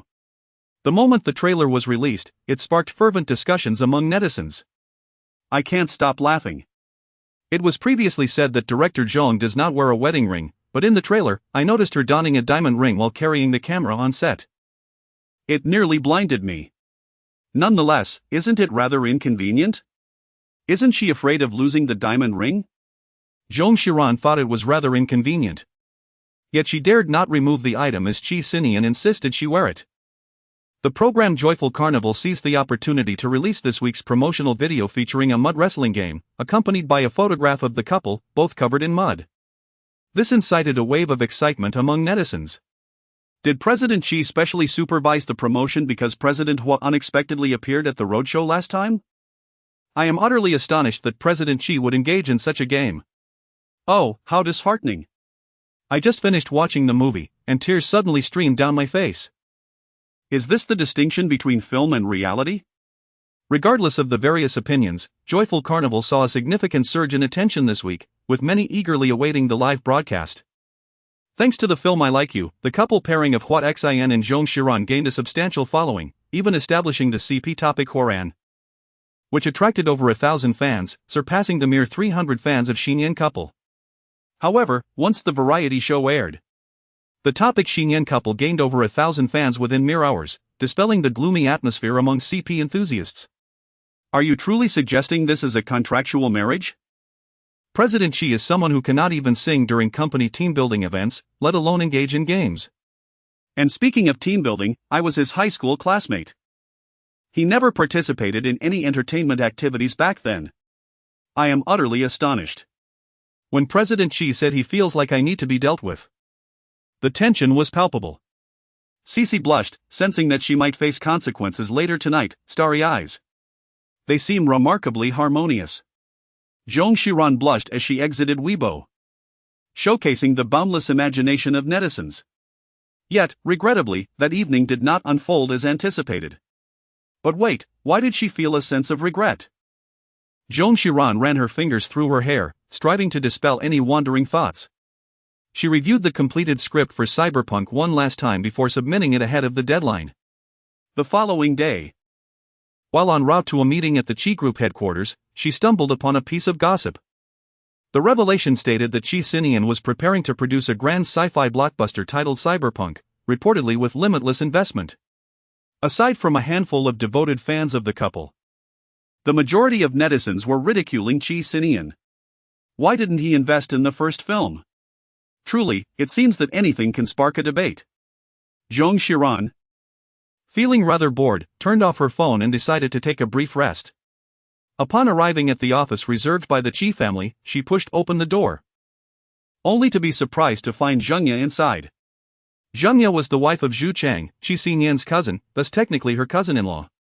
However, due to the strained relationship between Qi Sinian and Zhu Chang, the two families had little interaction.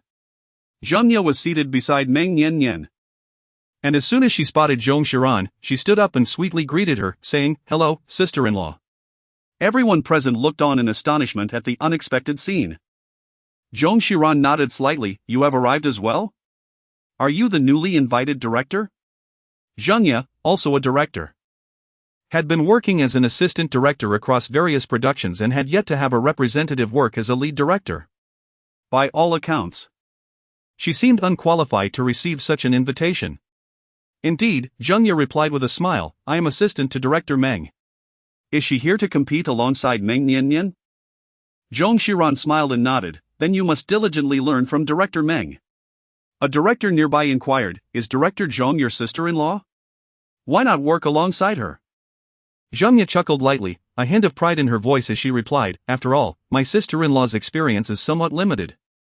Currently, I am fortunate to be under the tutelage of director Meng Jingdong, who has accepted me as his apprentice." Was it truly necessary to boast so brazenly at the expense of her sister-in-law merely for being taken under Meng Jingdong's wing? Zhong Xiran lifted her gaze towards her and smiled slightly, acknowledging her lack of experience, particularly given that she had only one film boasting a box office exceeding 2 billion. Zhengya interjected, "Isn't director Meng's highest-grossing film nearly 1.8 billion? Zhengya's expression turned awkward as she added, "Box office revenue isn't the only metric. How many awards has director Meng won?" Sensing the impending escalation of conflict, Zhang Huaimin entered the scene. Upon his arrival, he praised, "Director Zhong's vision is splendid. It mirrors the cyberpunk world I envision perfectly. By the way, I must congratulate you, your film has surpassed 2 billion, an unprecedented feat for a female director." "Remarkable. Thank you, Teacher Zhang," Zhong Xiran replied with a smile. "I am still inexperienced and hope to receive guidance from all of you." Unaware of the previous exchanges, Zhang Huaimin assumed her humility was genuine and insisted, "Your film's accomplishments overshadow those of others' numerous works." Zhengya's face turned a shade of green with envy. Meng Nian scoffed. "Let's get back to business." She posed the question, "What can be gleaned from filming dramatic scenes in a science fiction film?" Zhengya responded softly, "Given that my cousin is quite wealthy, surely allocating additional funds for a trial shoot wouldn't pose a problem?" She cast a playful glance at Zhong Xiran, suggesting, "Why not appeal to your sister-in-law for assistance?"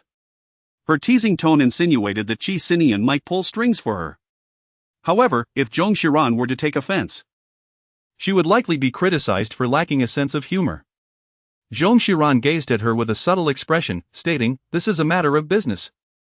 My husband has always maintained a clear distinction between public and private affairs." She brushed her hair from her shoulder and replied with a hint of sarcasm, "Moreover, I have always been adept at saving money for my husband. Yen Yike exclaimed, "You are quite the prudent homemaker, no wonder President Qi holds you in such high regard." Zong Xiran timely bestowed her a wink. Meng Yanyan and Zhang Ye couldn't help but roll their eyes in unison. This matter was relayed to Jiang Zhang by the newly appointed manager of the film department at noon, who promptly presented it to Qi Sinian with a sense of pride. Upon hearing the news, Qi Sinian inquired with evident delight, "When will the meeting conclude?"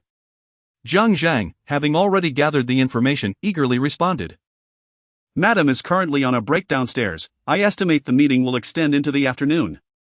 Qi Sinian nodded, rising to his feet. Casting a glance back at him before departing, "A 10% salary increase next month."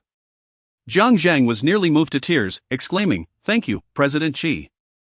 It is my duty." At the entrance of the Qi building, Zhang Ye and Meng Yanyan each held a cigarette. Zhang Ye took a puff and remarked, "Actually, my husband mentioned that he can't fathom why Qi Sinian is enamored with Zong Xiran. It's quite the predicament, TSK." Meng Yanyan scoffed softly.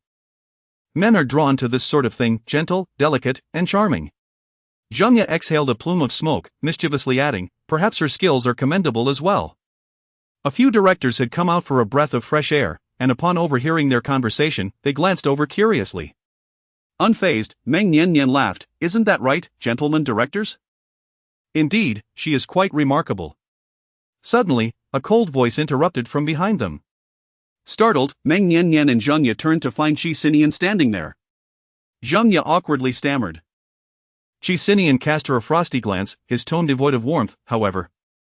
"I cherish the fact that my wife never speaks ill of others behind their backs." A female director nearby gave Qi Sinian a thumbs up. Having not found Zong Xiran at the front entrance, Qi Sinian redirected his path towards the back entrance, where he indeed spotted Zong Xiran conversing with Yen Yike. Approaching them, he overheard Yen Yike asking, "Miss Zhong, can your husband indeed lend you that overpass? I would appreciate a definitive answer." Zong Xiran paused momentarily, apologizing, "I'm truly sorry. I've been quite occupied lately and completely forgot. I shall make the call right now." Suddenly, a familiar voice resonated from behind, "No need to call. You. How did you come down?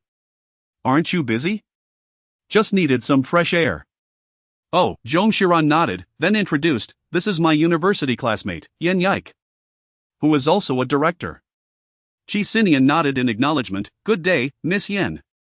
"Greetings, Mr. Qi." Zhong Xiran turned her gaze towards Qi Sinian and said, "She has a film in mind and would like to borrow the Qi family's overpass for a location shoot. I wonder if that would be convenient for you." She was not adept at asking for favors, and felt somewhat awkward while articulating her request. Qi Sinian replied in a calm tone, "Miss Yen is truly remarkable. She has managed to persuade my wife. She hasn't even sought my help for her own project, yet here she is, bringing you to my doorstep." He was undoubtedly doing this on purpose. Yen Yike teased, "So, Mr. Qi, are you feeling jealous of me?" Qi Sinian lowered his gaze towards Zhong Xiran. Adopting a half-joking tone, who could deny it? Zhong Xiran bit her lip and gently nudged his arm. Qi Sinian curved his lips into a smile and, in a rather jovial mood, remarked, "You may borrow it, but should the photos turn out poorly, you will be liable for the company's image loss." Yen Yike pushed Zhong Xiran forward towards Qi Sinian, asserting, "She guarantees it, she will bear the responsibility." Zhong Xiran. Why did she blush in broad daylight?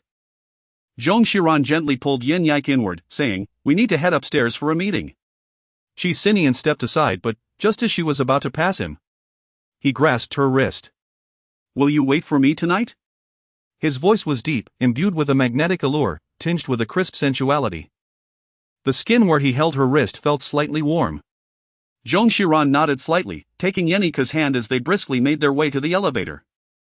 Yeniko exclaimed in surprise, "Why are you feeling shy? That is your husband." Zhong Xiran, "I certainly do not." Upon entering the elevator, a female director coincidentally ascended alongside her. The moment she laid eyes on Zhong Xiran, her expression transformed with excitement, as if she had something significant to convey. Zhong Xiran felt somewhat bewildered.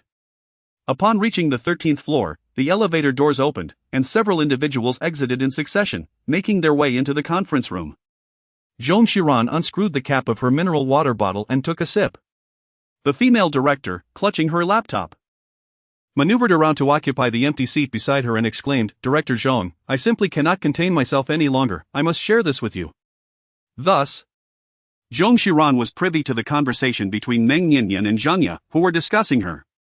The director, brimming with enthusiasm, continued, "President Qi happened to pass by." Can you guess what he said? What? Zong Xiran instinctively took a sip of water.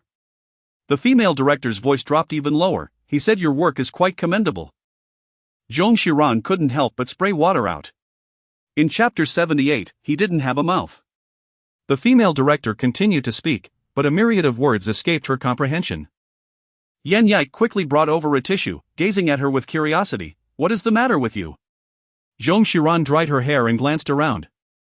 Relieved that no one seemed to be paying her any heed, she shook her head, insisting, "It's nothing." Yan Yike looked at her with suspicion. "Truly, it's nothing." Zong Xiran replied, pressing her dry lips together, "I was just unexpectedly praised." As the meeting concluded, Zong Xiran escorted Yan Yike downstairs. She winced slightly, prompting Yan Yike to assist her. After fumbling for a while, Yan Yike remarked, "I might need to borrow some scissors from the front desk." "No," Zong Xiran said, protecting her hair with one hand, "not a single strand must be severed." Meanwhile, Qi Sinian had heard from Jiang Zhang that Zong Xiran had finished the meeting. Yet after waiting for several minutes without seeing her, he inquired, "Where is she?" Jiang Zhang glanced at his phone and quickly replied, "She is on the first floor. It seems her hair is caught on something." Frowning, Qi Sinian rose and descended the stairs. Upon exiting the elevator, he spotted Zong Xiran and Yan Yike seated on the guest sofa, with Yan Yike fiddling with Zong Xiran's hair. Approaching them, he overheard Yan Yike saying, "Your husband is utterly unrealistic. Wearing such a large ring is truly inconvenient. Do you really wear that monstrosity in front of the camera?" Qi Sinian interjected, "What happened?" Yan Yike explained, "Her hair got tangled in the ring." Qi Sinian lowered his gaze, stating, "Let me handle it." Yan Yike, understanding, quickly moved aside. Qi Sinian reached out to grasp the ring ensnared in her hair, bowing his head to untangle it. The strands were knotted tightly, making it a cumbersome task. Qi Sinian felt as though a lifetime's worth of patience was being tested in this trivial endeavor. Unaccustomed to such mundane tasks, he suppressed his growing irritation and knelt on one knee on the couch, meticulously working to free each strand. Passers-by glanced their way, only to feign ignorance and swiftly move on. Zong Xiran leaned against the sofa, gazing at the buttons on his shirt. Feeling his elbow barely brush against the side of her cheek, the fabric remarkably smooth. Just as her wrist began to ache from the strain, Qi Sinian remarked, "All right." Yan Yike patted her chest, exclaiming, "Finally, that's settled, I shall take my leave now." She cast Zong Xiran a suggestive glance, saying, "I will send you something shortly." "Very well." Qi Sinian held the ring in the palm of his hand for a moment, furrowing his brow as he stated, "It seems rather inconvenient. I shall not wear it." "Is that truly acceptable?" Zong Xiran's tone was one of palpable relief. Qi Sinian glanced at her and inquired, "Is wearing the couple's ring uncomfortable for you?" "Not at all." "Then shall I wear the couple's rings?" Qi Sinian returned the diamond ring to her. "All right." "Oh, very well." Zong Xiran stood idly beside his desk, flipping through his planner to reflect on his daily activities. Suddenly, a WeChat message pinged on his phone. She opened it. "Yan Yike, you and your husband look so sweet. Video, I sincerely apologize for previously misunderstanding that you were a couple of convenience." Clicking on the video, she found a recording captured by Yan Yike, showcasing Qi Sinian styling her hair just moments ago. Qi Sinian's chiseled features were striking on camera, even surpassing many popular male celebrities. His eyelashes hung low, his hands moved slowly, exuding patience and tenderness. There was something particularly enchanting about him. Even Yan Yike found herself believing in the authenticity of their bond. Zhong Xiran's heart raced as she suddenly heard Qi Sinian say, "Your earring is loose." She looked up. Although Qi Sinian was clearly gazing at the computer screen when he uttered those words, how could he possibly know her earring was loose? Was her reflection visible on the computer screen? Zhong Xiran, filled with curiosity, leaned forward to gaze at the screen. Suddenly, Qi Sinian extended his arm, resting it on the edge of the desk, encircling her in a gentle embrace. She paused, momentarily taken aback. "Allow me to assist you," Qi Sinian offered. Rising from his seat, Zong Xiran instinctively retreated, her thigh brushing against the edge of the table, her hand supporting herself on the chair behind her. Qi Sinian leaned in, raising his hand to help her fasten the earrings. His fingers lightly grazed her earlobe, sending a tingling sensation through her. Zong Xiran moved slightly. He leaned forward, lowering his head, and his Adam's apple subtly bobbed. His lips hovered near the side of her cheek, brushing lightly against her temple as she shifted. Both of them froze in that moment, enveloped in an overwhelming ambiguity. Zong Xiran pressed her dry lips together and said, "I can manage on my own." For a fleeting moment, Qi Sinian remained still. A moment later, Jiang Zhang's voice echoed from outside the door, "President Qi." He rose and replied, "Come in." Zong Xiran hurriedly dashed to a nearby sofa, adjusting her earrings with her hand. Jiang Zhang expressed his approval. The delicate pink bubble that had just formed in Zong Xiran's heart was abruptly shattered. She admonished herself to regain control. Qi Sinian had long been aware of the subtle changes in Zong Xiran, but these alterations had recently become particularly pronounced. She continued to fulfill her role as a devoted wife, tying his tie and fetching his clothes, no longer with the reluctance she once exhibited. Yet devoid of the drunken intimacy that had marked their past interactions. Qi Sinian yearned to discuss matters with her, but found himself at a loss for how to initiate the conversation. Coincidentally, this day marked Zhou Shuyo's birthday. A perfect excuse to invite him for a game of billiards to unwind, and he readily accepted. Zhou Shuyo exclaimed in disbelief, "What? Are you sure you're coming? I mustn't have heard you correctly." Qi Sinian coldly ended the call. At the billiards table on the second floor of the bar, Zhou Shuyo took a shot but missed. He turned to Qi Sinian and inquired, "Tell me the truth, is there something going on between you and your wife? The last time you agreed to play with us, it was because she suddenly met with an old acquaintance." He tactfully omitted the term lover. Qi Sinian sank the 8-ball, signaling the end of the game. Zhou Shuyo muttered in frustration. Holding the cue stick, Qi Sinian posed a sudden question, "How do you typically resolve misunderstandings with your girlfriend?" "Just say it directly." "How else would you explain? We're not children anymore, are we? Should we still write love letters?" He glanced at Su Jin for support. Su Jin retorted, "He hasn't grown a mouth." Qi Sinian shot back, "You have, and perhaps that's why your girlfriends keep breaking up with you." As the trio prepared for another round, a whistle rang out from nearby, seemingly instigated by someone seeking to stir up trouble. Qi Sinian looked up and noticed Hua Xian and several others ascending the stairs. Truly, it was a case of enemies crossing paths. The well-lit second floor was rife with revelers, and it was unclear who shouted, "Hua Zong, how about a game?" Hua Xian offered a slight smile as he approached, peering across the billiards table at Qi Sinian. "I fear Zong may not have the courage to play." The chaotic atmosphere of the second floor abruptly quieted, all eyes turning to Qi Sinian. Hua Xian's expression turned icy, clearly accustomed to this form of provocation. But soon resumed his usual smile. Since it was a competition, stakes were essential for excitement. Qi Sinian nodded in agreement, "Indeed." Hua Xian continued, "If I win, I want Zong's motorcycle." A glimmer of coldness flickered in Qi Sinian's elongated gaze. Then, with a smile, he replied, "And if Hua Zong loses?"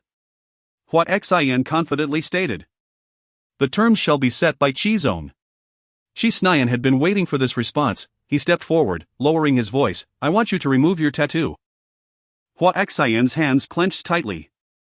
What he said was inaudible to those around them, leading to hushed whispers and inquiries, but no one knew the content of their exchange. Qi Sinian's voice broke the tension. "Does Hua Zong lack the courage? If you can't handle it, then so be it." He casually picked up a white ball, spinning it leisurely in his hand. Hua Xian replied, "There's nothing I fear." Qi Sinian scoffed, tossing the white ball onto the table, "Let the games begin." Zhou Shuyo whispered to Su Jin, reveling in the misfortune, he assumed, "He has no idea my brother has been playing billiards since he was 3. Standing on a stool. The news of their impending billiards match spread like wildfire, reaching the first floor in no time. The staircase quickly filled with onlookers. Xia Yu, trying to push her way up, sent a message to Zong Xiran when suddenly someone shoved her from behind. causing her phone to tumble through the gaps of the stairs to the first floor. The person behind her hastily apologized. "I'm sorry, I was pushed too." She looked up to find Yen Yike. "Xiaoyu?" They both belonged to the same social circle and were somewhat familiar, though not closely acquainted. Xiaoyu nodded. As they were jostled about, Yen Yike took her hand, saying, "Let me help you retrieve your phone, you can't afford to lose it." Xiaoyu hurried down the stairs, anxious about the messages from her artists contained within. After much effort, they reached the bottom, where thankfully her phone lay untouched, though the screen was cracked. As Xiaoyu picked it up and glanced at Yen Yike, she noticed a message on Yen Yike's screen revealing a chat with Zong Xiran. "Your husband is about to face off against your ex in a billiards match." Xiaoyu felt a peculiar pang, as if sensing that someone was about to take away something precious from Zong Xiran. Zong Xiran has recently been engrossed in a marathon of science fiction films in her home theater. As her eyes began to tire from the incessant viewing, she contemplated applying some eye drops. At that moment, she received a call from Yen Yike. "Did you not see my message on WeChat? Hurry over." The address is Zong Xiran glanced at WeChat, falling into silence. After contemplating, she decided against attending, wishing to avoid being recognized. After all, it was not their first encounter, and she resolved to abandon any pretense. Suddenly, she heard Xiaoyu's voice. "You will undoubtedly regret not coming. Don't you want to see who will emerge victorious? You are the leading lady, after all. Just don a wig and some colored contact lenses, and you'll be fine." Yen Yike chimed in, "Exactly. You are the director, surely you can manage a little makeup?" How curious it was that they had teamed up. Zong Xiran, unable to withstand the relentless onslaught of the two, donned a brown wig, secured her scarf and mask, and ventured outside. Upon arriving at the bar, she found the second floor utterly packed, with the first floor nearly filled to capacity as well. Xiaoyu guided her to a secluded sofa in a corner, where they could catch a glimpse of the silhouettes above through the gaps in the railing. In truth, there was no need for deliberate observation. The crowd would promptly announce who scored as soon as a goal was made. Yen Yike whispered, "Who do you think will triumph, your husband or his ex?" Zong Xiran exclaimed, "My husband, of course." Yen Yike clicked her tongue and remarked, "You certainly favor your husband." At this moment, Zong Xiran realized that she had effortlessly uttered the words "my husband" in front of others, words she would have never dared to speak before. Was she influenced by the way others frequently referred to her in such a manner, or was there another underlying reason?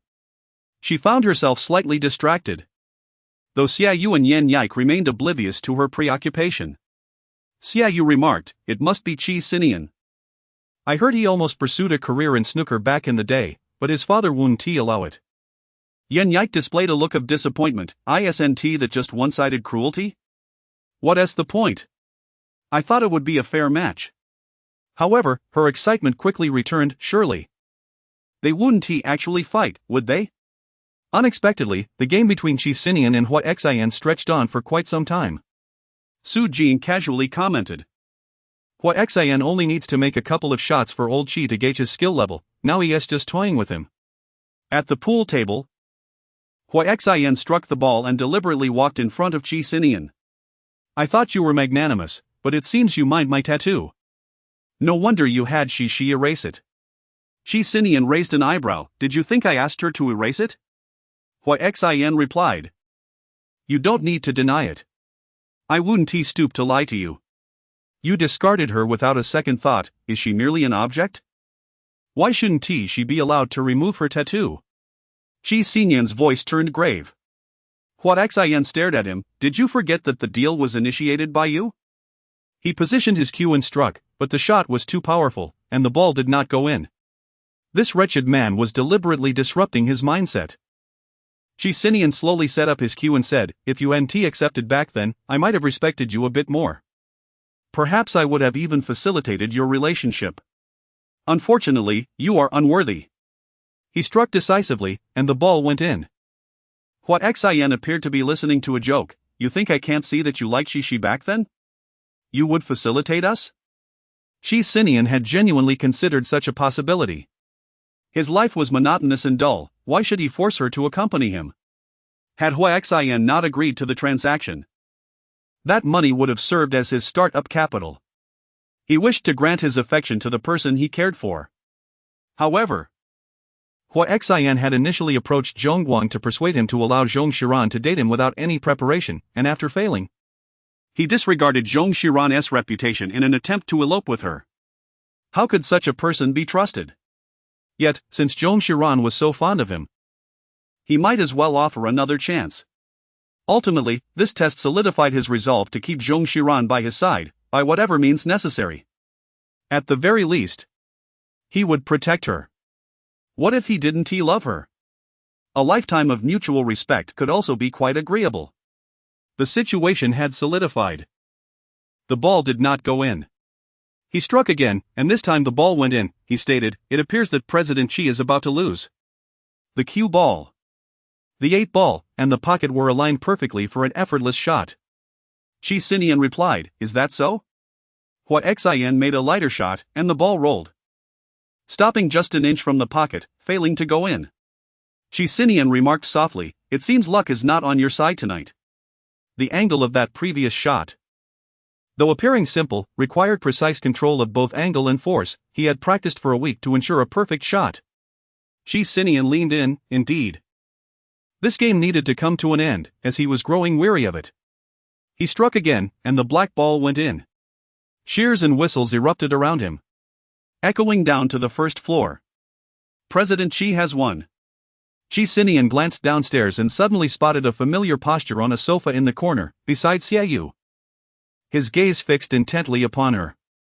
Zhong Xiran appeared somewhat taken aback, her gaze locking with his in a moment of stunned silence. Hua Xian was caught off guard by the unraveling situation, reminiscent of the time when Zhong Xiran had clearly harbored affections for him, only for him to ruin it all. He regarded Qi Sinian, his voice trembling slightly. "What distinguishes you from me? Are you not merely using the gifts she bestowed upon you as leverage?" Hua Xian was jolted by this revelation. Qi Sinian replied, "I hope President Hua understands that one must accept the stakes of the game." Indeed. President Hua was astute in his considerations.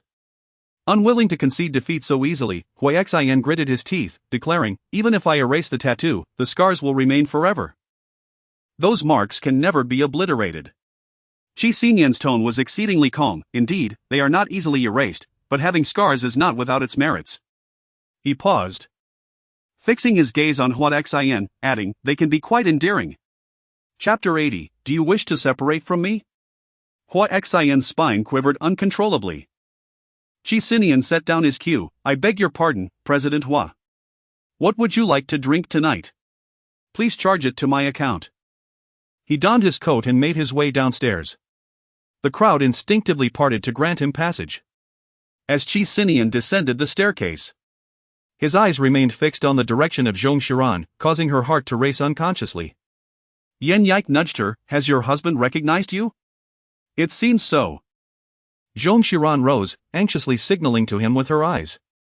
If he approached, the entire bar would surely be aware of her watching the billiards match between her and Hua Xian. Yet, it seemed that Qi Sinian was oblivious.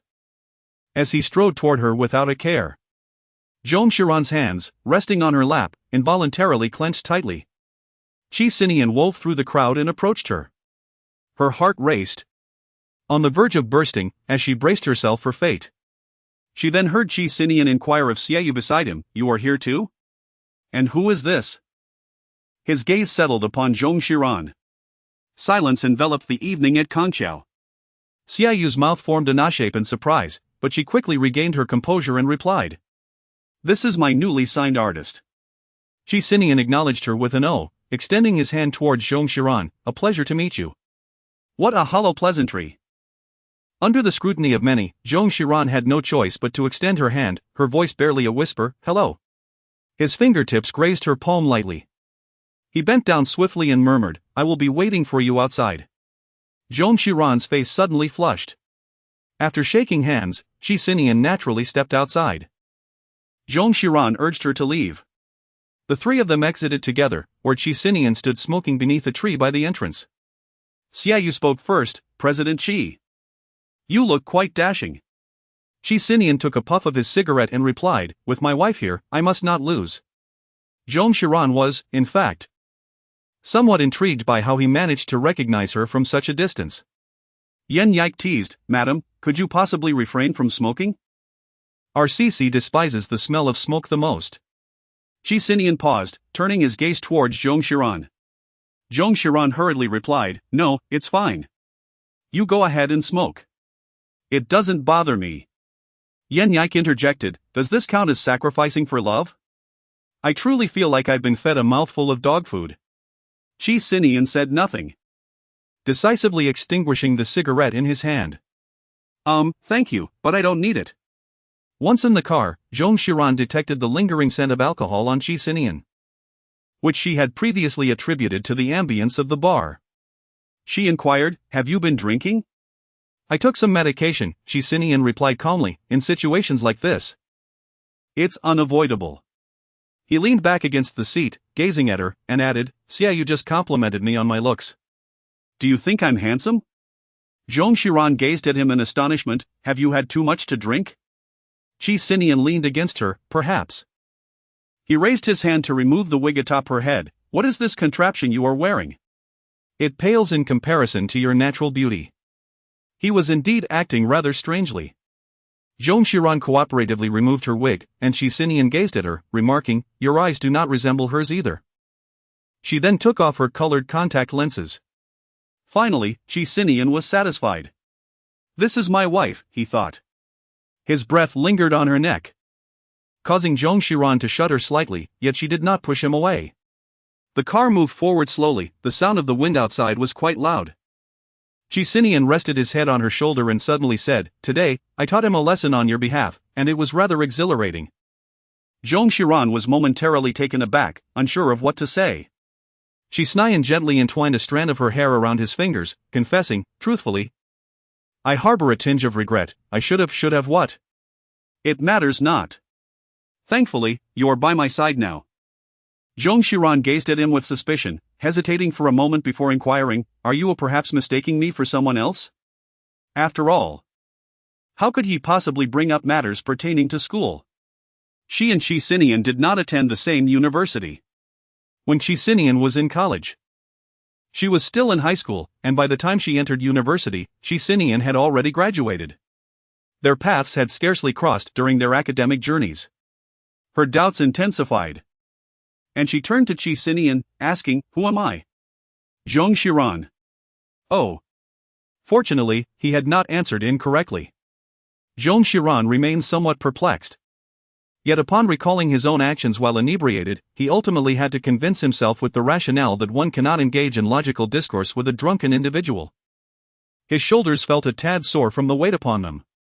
Zong Xiran lowered her gaze to Qi Sinian.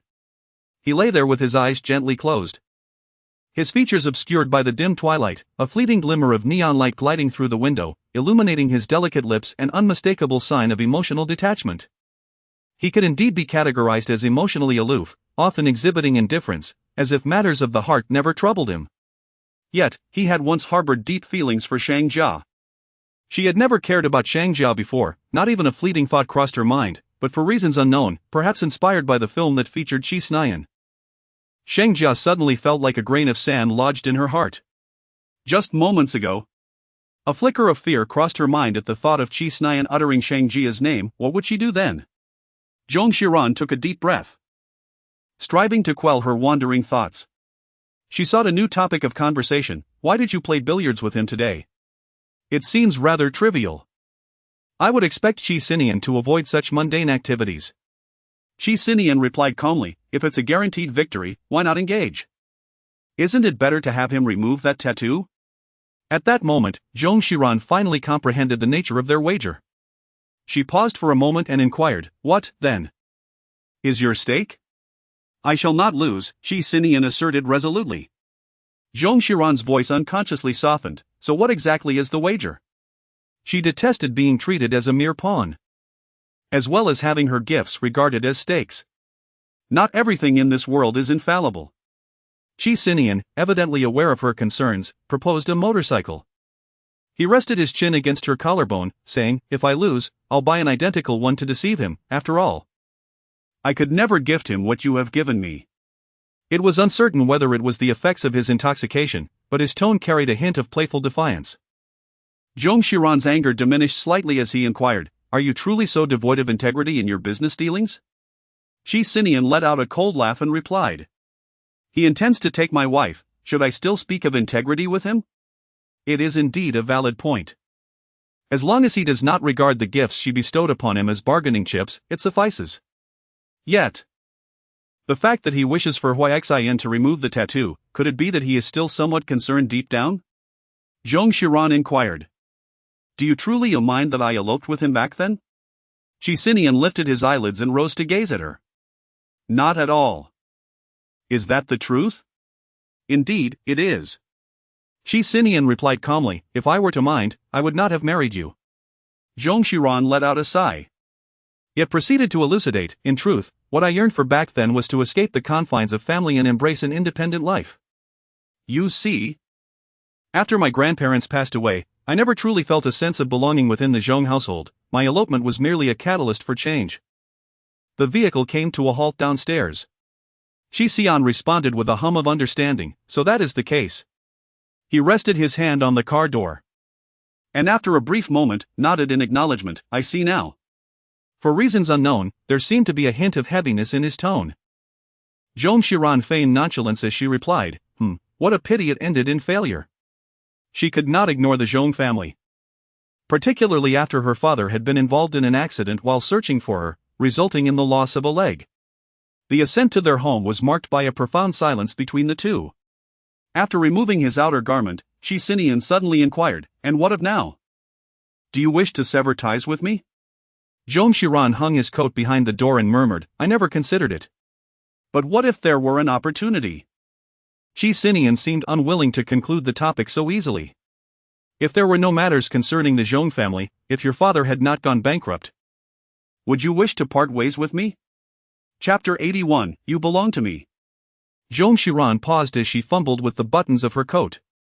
When she had just married Qi Sinian, she had pondered this very question. However, upon realizing the financial demands of the Zhong family, she ceased to entertain such fantasies. The warmth in the room was palpable. Did she still think about it? In the past, undoubtedly, she did. But now, it was no longer merely a matter of thought. She remained silent for a moment, and then Qi Sinian unexpectedly stepped closer to her. She did not shy away. He reached out and unbuttoned her coat. One button at a time, allowing it to cascade to the floor. It was evident that he had initially been indifferent. He had always focused solely on outcomes, disregarding the process. Why had he suddenly changed, as if he harbored greater aspirations? His fingertips brushed softly against her cheek, and he murmured, "Zhong Xiran, you are mine." She gently closed her eyes. He pressed on, as if punishing her, "Isn't that so?" She wrapped her arms around his neck, whispering a soft "mm." The following morning, Zhong Xiran awoke naturally. Qi Sinian lay beside her, seemingly having started work later than usual. His eyes were closed, and his long, dark eyelashes were distinct, adorned with a slight natural curve. Why hadn't he woken up yet? Was he too exhausted from last night? Reminiscing about the previous evening made her cheeks flush. She dared not look at him again and turned to grab her phone. A news notification flashed on Weibo. Xian had removed his tattoo. It would be fine if he truly had. Zhong Xiran exhaled in relief and clicked on the post, immediately encountering a tweet from Xian himself. "Xian, I never knew removing a tattoo would be so painful, I'm sorry." Comments flooded in. Is President Hu planning to let go? Impossible. Would he still apologize if he had truly let go? I heard Zhong Xiran was scolded by her in-laws. Could it be that President Hu removed his tattoo because of that? He truly loves her. Let us not speculate. Wasn't it because he lost a game of billiards to President Qi at Tansabar last night that he agreed to remove the tattoo? Zhong Xiran stared blankly at her phone screen, reminiscing about the time she got her tattoo. In truth, there was nothing to feel remorseful about. One must take responsibility for their choices. Suddenly, a hand swept across, obscuring the screen. No peeking, Qi Sinian's voice was laced with a hint of gravity. Qi Sinian lowered his gaze, and after a brief moment, he lifted his eyes to meet hers. Does it hurt?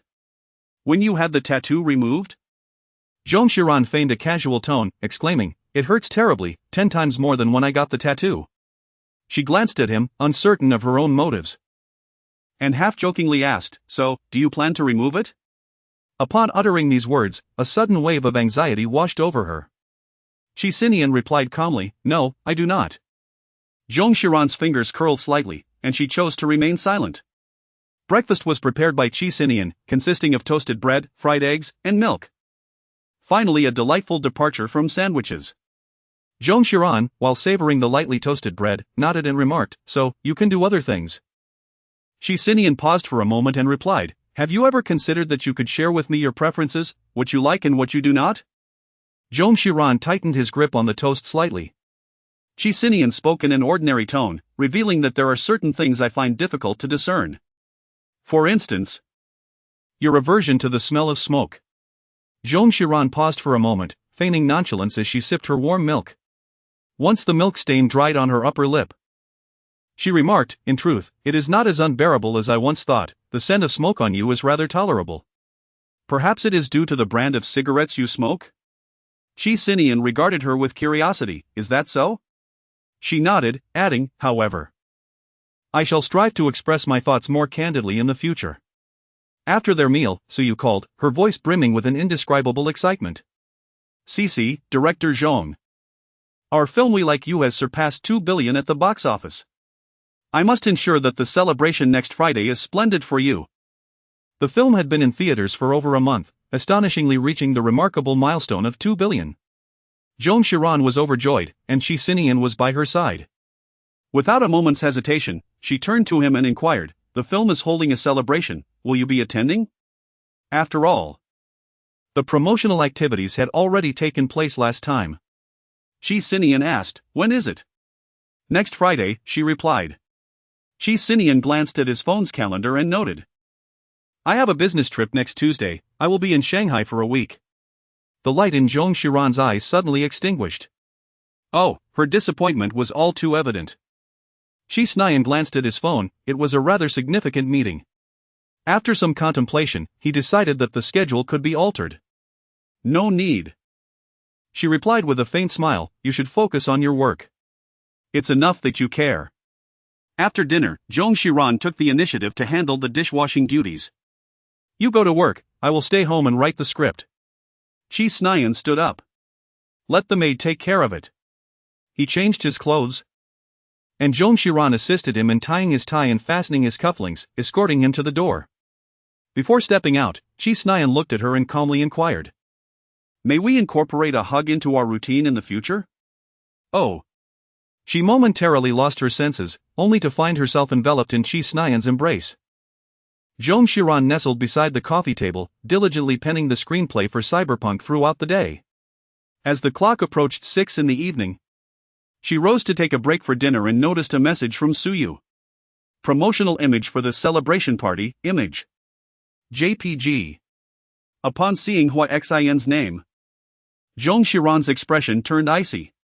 If Hua Xian was so keen on publicity, he could handle it himself.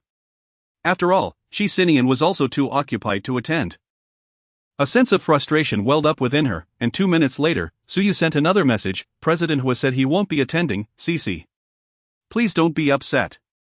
It's my fault for not organizing properly. Just then, a text message arrived. Hua Xian, enjoy your first film celebration party. Qi Sinian realized that Zhong Xiran, when immersed in her work, was even more fervent than he was. For several consecutive days, she had been tirelessly revising the script in the living room, and at night, he couldn't even catch a glimpse of her. After taking a shower that evening, Qi Sinian emerged clad in his pajamas. Observing Zhong Xiran engrossed in her writing and sketching on paper in the living room, he spoke calmly, I have a business trip tomorrow morning. Zhong Xiran suddenly realized that she was to go to Shanghai. She glanced up at the wall clock, in 20 minutes, no, half an hour would suffice. Qi Sinian. Returning to the bedroom, he unfastened a button of his gray silk pajamas. Lowering his gaze, he undid another button. Sitting on the sofa, he absent-mindedly perused his emails, waiting. For the first time, he felt as though time dragged on interminably. After what felt like an eternity, he finally heard Zhong Xiran's footsteps. she announced, I have finally completed a scene, but abruptly paused. Noticing Qi Sinian with his collar undone, the outline of his chest muscles subtly visible, she was momentarily entranced. After all, being in the filming industry, the pursuit of beauty was an instinctive profession. Qi Sinian inquired, what are you looking at? His voice was steady. Yet his gaze held a hint of intimacy. Nothing, really, Zhong Xiran replied, lightly biting her lip. Suddenly, Qi Sinian rose and approached her. She instinctively clasped her hands together, taking a step back to sit on the bed. Qi Sinian leaned in, his hands resting on either side of her legs on the bed, enveloping her. The neckline of his attire seemed to dip lower, revealing the smooth contours of his muscles, as if sculpted with precision. He asked, would you like to join me? Chapter 82, Is the Missus Pregnant? He deliberately lowered the pitch of his voice, rendering it somewhat hoarse and gravelly, possessing an alluring chill. Zhong Xiran felt a tingling sensation at the base of her spine. Who could endure such a thing?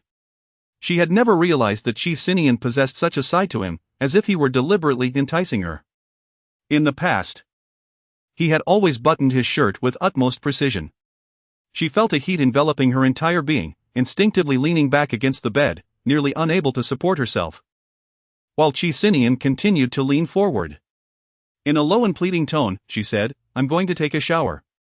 Qi Sinian's fingertip grazed her chin, and he smiled slightly, go ahead. There was an implication in his smile that suggested he was waiting for her to come to him. Zhong Xiran hurriedly pushed him aside and entered the bathroom. It seemed that her emotions were becoming increasingly unrestrained. She splashed cold water on her face, hoping to calm herself. Yet her heartbeat only quickened involuntarily. However, she could not deny that she was rather fond of Qi Sinian in this manner. After thoroughly washing up, drying her hair, and applying a fragrant lotion, Zhong Xiran finally emerged from the bathroom. Qi Sinian was already reclining on the bed, watching her. Zhong Xiran strolled over with an air of nonchalance, casually remarking, I am utterly exhausted from writing today. She settled onto the bed, resting her head to convey her profound fatigue. As her head sank heavily into the pillow, the bedroom around her suddenly began to spin in a dizzying whirl. Qi Sinian raised an eyebrow, leaning closer with intrigue, exhausted? Zhong Xiran pushed him away, covered her mouth, and swiftly rose to her feet, rushing to the bathroom where she retched violently. Qi Sinian hurriedly furrowed his brows and followed her, inquiring, what is the matter? Zhong Xiran, feeling disoriented, leaned against the edge of the toilet, her nausea overwhelming. Qi Sinian steadied her, his voice low and urgent, we need to go to the hospital. Zhong Xiran had never experienced such an episode, she did not even pause on the way to the hospital. Clutching a vomit bag, she felt as if the acidic contents of her stomach had been entirely expelled. The world before her spun incessantly, akin to riding a rapidly revolving carousel. Qi Sinian offered her water to rinse her mouth while also providing a soft cloth to wipe her lips. She felt utterly depleted from the ordeal. Suddenly, she heard the driver, Xiao Zhang, remark, could it be that the madam is pregnant?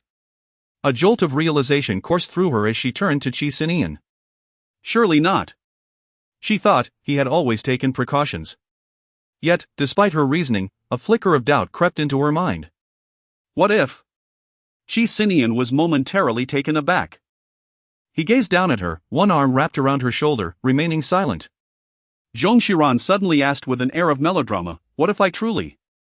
Would you think it's not yours? Qi Sinian replied calmly, no. Oh, that is good, she thought to herself. After enduring a tumultuous journey, they finally arrived at the hospital. The female doctor inquired about her condition and said, now, let's conduct an examination. Please sit on the bed and lie down quickly. Do not worry, I will support you. You may feel a bit dizzy. A bit dizzy? At the moment she lay down rapidly. Zhong Xiran nearly vomited on the hospital bed.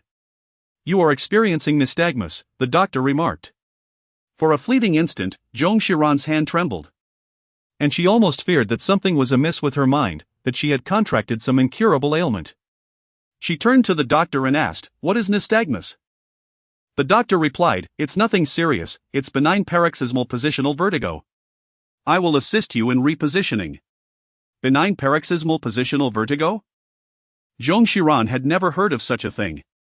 However, as the female doctor instructed her to lie down once more, she became overwhelmed and lost control, vomiting onto the hospital floor. She looked apologetically at the doctor and said, "I'm so sorry, It's quite all right, I will take care of it." The doctor reassured her. Qi Sinian gently touched her shoulder, retrieved a few soft tissues he always carried, and bent down to meticulously clean the mess she had made. He then added, "Rest assured, I will ensure that every trace of it is cleaned up." Zong Xiran's heart skipped a beat. Remarkably, she suddenly felt completely fine. The female doctor performed several repositioning maneuvers to ensure her full recovery before saying, "All right, I will prescribe some nutritional supplements for your nerves. Remember to replenish your calcium and avoid staying up late." Was it truly possible to feel better so swiftly? Zong Xiran gazed at Qi Sinian and inquired, "Do you think I am merely putting on an act?" Qi Sinian, somewhat at a loss for words, replied that some matters cannot be feigned. After the female doctor completed the examination, Qi Sinian reached for the report and glanced at it before abruptly asking, "Doctor, is there a possibility that my wife is pregnant?" The doctor responded, "It seems unlikely, morning sickness typically does not cause dizziness." Qi Sinian acknowledged her words, a flicker of emotion crossing his gaze. An indistinguishable blend of disappointment or something else entirely. Once they exited the hospital, Zong Xiran linked her arm with Qi Sinian's. He lowered his gaze to where she clasped his arm and slightly elevated it, saying, "I just cleaned up and haven't washed my hands. I didn't shower after vomiting." Zong Xiran replied. Qi Sinian, who harbored a mild aversion to cleanliness and was not accustomed to such close proximity at that moment, chose to remain silent and allowed her to accompany him into the car. Zong Xiran felt as if she had been resurrected. To think there could be such a condition in the world. It was an eye-opener. Qi Sinian nodded in agreement, observing her lively demeanor. Indeed, the two were taken aback to find themselves discreetly photographed in the hospital late at night. Netizens posted a picture of her looking nauseous online, speculating, "It seems Zong Xiran might be pregnant. Could this love triangle finally be coming to an end?" Huaxian stared at the two lines of text on the screen, remaining silent for a while. Kang Ji urged him, "If it's true, it cannot be true." Huaxian clenched his phone tightly, she would not. He refreshed Weibo and suddenly felt a wave of relief wash over him. "See, I told you it wouldn't be the case." Logically, there should be no need to refute such rumors, yet the multitude of eyes fixated on Zong Xiran's belly made it impossible to ignore. After a discussion with Qi Sinian, Zong Xiran took to Weibo to clarify the situation. It was merely a case of ear stone disease. Naturally, this sparked a flurry of light-hearted banter among netizens. Upon returning home, both had taken their baths, and the clock struck 2 in the morning. Following the evening's upheaval, any romantic inclinations had dissipated. Qi Sinian felt a twinge of embarrassment as he recalled his earlier flamboyant display, though fortunately, Zong Xiran remained oblivious to his discomfort.